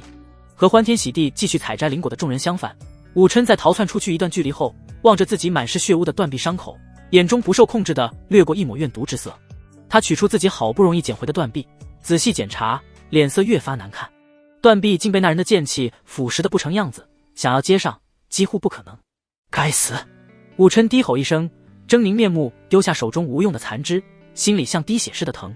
这么一来，他想要断臂重生，就需要极其珍贵的宝物疗伤，但那等活死人肉白骨的灵药基本上都有价无市，很难寻觅。且不说他还在虚空界中，就算他在外界，凭他的出身也很难求到合用的灵药。而且断掉的那一臂，断的还是他用剑的那只手。如此一来，他的实力必将大打折扣，即便能保住玄榜天骄之位，只怕也会被排在他后面的那些家伙给刷到很后面。他的前程可以说就这么毁了。骄傲如武琛，这比杀了他还难受。该死！该死！该死！一连几声怒骂，武琛险些控制不住自己胸腔中喷涌的怒火，回头望了一眼自己逃离的方向，武琛眼眸中闪过狠色。他武琛绝不会就这么咽下这口气，他又不是什么圣人，岂能做到被人废掉一臂，当众落了面子，还不记恨报复对方？武琛眼中凶光暴涨，含恨咬牙，我得不到的东西，别人也休想得到。不多时，一则消息以极快的速度席卷了此地，血菩提果现世，而且不止一颗，粗略估计有成百上千。其中一名白衣剑修更是采摘到了一枚血菩提果王。所谓血菩提果王，是血菩提果中极其稀有的存在，很难生长出，即便千百棵血菩提果树都未必能有一颗。这绝对是足以让无数人疯狂的存在，因为血菩提果和血菩提果王完全不是一个概念。血菩提果只能算是比较珍贵，位列6阶，但血菩提果王那可是7阶，这是王境和黄境的差别，其效用比6阶血菩提果不知高出去多少，更是连黄境强者都会心动的存在。得知消息后，无数人都怦然心动。血菩提果王可以说在虚空界内的修士就没一个不需要的，即便不需将它拿去拍卖，也绝对能拍卖出一个惊天数字来。这一则消息瞬间引爆了此地，无数强者蜂拥而至，对传闻中的血菩提果王尽是渴望。他们疯狂地往那果树园所在飞掠而去，其中不乏王境高阶，接近黄境级别的存在。早有准备，躲在暗中观察的一道身影，见状冷笑一声，也跟了上去。此人正是武琛。消息自然也是从他手里传出去的，不为别的，只为让敢辱他的人死。他要亲眼看到林玄死去，哪怕是自己得不到任何好处也无所谓，敢废自己一臂，这便是代价。至于说什么血菩提果王，哪有什么血菩提果王，只不过是他随口瞎编的罢了。但有时候真假早已不重要，消息一旦传出去，在那些满心满眼都是7阶灵果的人亲眼目睹满园子6阶血菩提后，他们可能会相信林玄没有摘过血菩提果王吗？身处于如此一大片血菩提树园里，你说没有就没有，真没有还是假没有，杀了便知。与此同时，血菩提树园中，林玄等人对这一片血菩提树的采摘差不多也已经接近了尾声。硕果虽多，可总有个尽头。林玄粗略计算了一番，这一整片果园内成熟的血菩提果约莫有180枚，若是拿出去拍卖，少说也得有个上亿灵石，这绝对是一笔巨款。这些资源绝对足够他再提升好几个境界了。如今的林玄突破近乎没有瓶颈，只要资源足够，随时可突破王境20种。不过林玄也发现，随着时间的流逝，此地聚集而来的修士似乎越来越多了，而且增长的速度也越来越快。原本每隔一会儿只有3-5人至此，可这会儿天边流光划过，数道强横气息扑面而来，快速接近，只需片刻便能抵达。粗略数去，竟有20余道，竟都是王境，而且不乏王境高阶，更有一位气息浮动，令人心悸。此人绝非寻常王境高阶那么简单。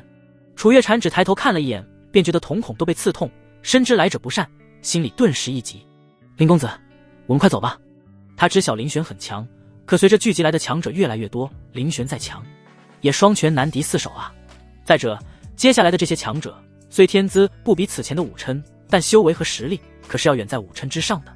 现在不走，等下怕是想走都来不及了。然而他话音落下，却见林玄想也不想就摇了摇头，摘完了再走。相比起来急切万分的楚月禅，林玄可谓是淡定自若。楚月禅急得都不知道该说什么是好了，张张嘴正打算再劝，却一下子僵硬住了。只因为那几道强横的王境气息已至，一共5位，全都是高阶王境，其中为首的那名中年气息更是强大无比，少说也得是王境9重级别的人物，甚至他极有可能已经达到9重圆满境界，距离黄境也仅有1步之遥。这等修为放在外界的一些地方都可以称宗做祖了。几人一出现，目光在人群中扫视一圈，顿时锁定了唯一一个符合白衣剑修描述的林玄。在传闻中，正是有一位白衣剑修得到了那枚血菩提果王血菩提果，他们可以不在意，但血菩提果王他们势在必得，那可是连黄境都要心动的存在。且不说价值连城，一枚血菩提果王的价值便要超过上百甚至数百枚血菩提果，就单说功效，到了他们这个境界，吃血菩提果的作用早已不太大了，可若是血菩提果王，便足以对他们起上大用。几人毫不犹豫，直接发难，把血菩提果王交出来。林玄疑惑抬头，血菩提果王见他还装傻充愣，中年男人失去耐心，冷笑一声，拔出兵器。装傻充愣是没用的，不交出来血菩提果王，今日你必死无疑。而此时在果园内的偏隅之处，一道身影收敛气息悄然而至，刚好听到了这段对话，他的眸中顿时闪烁起仇视兴奋的光芒。武琛恨恨望着这一幕，看到自己断臂之处，一口牙都差点咬碎。这才哪儿到哪儿，好戏即将登场。他等着看那个不知死活的白衣人怎么死的。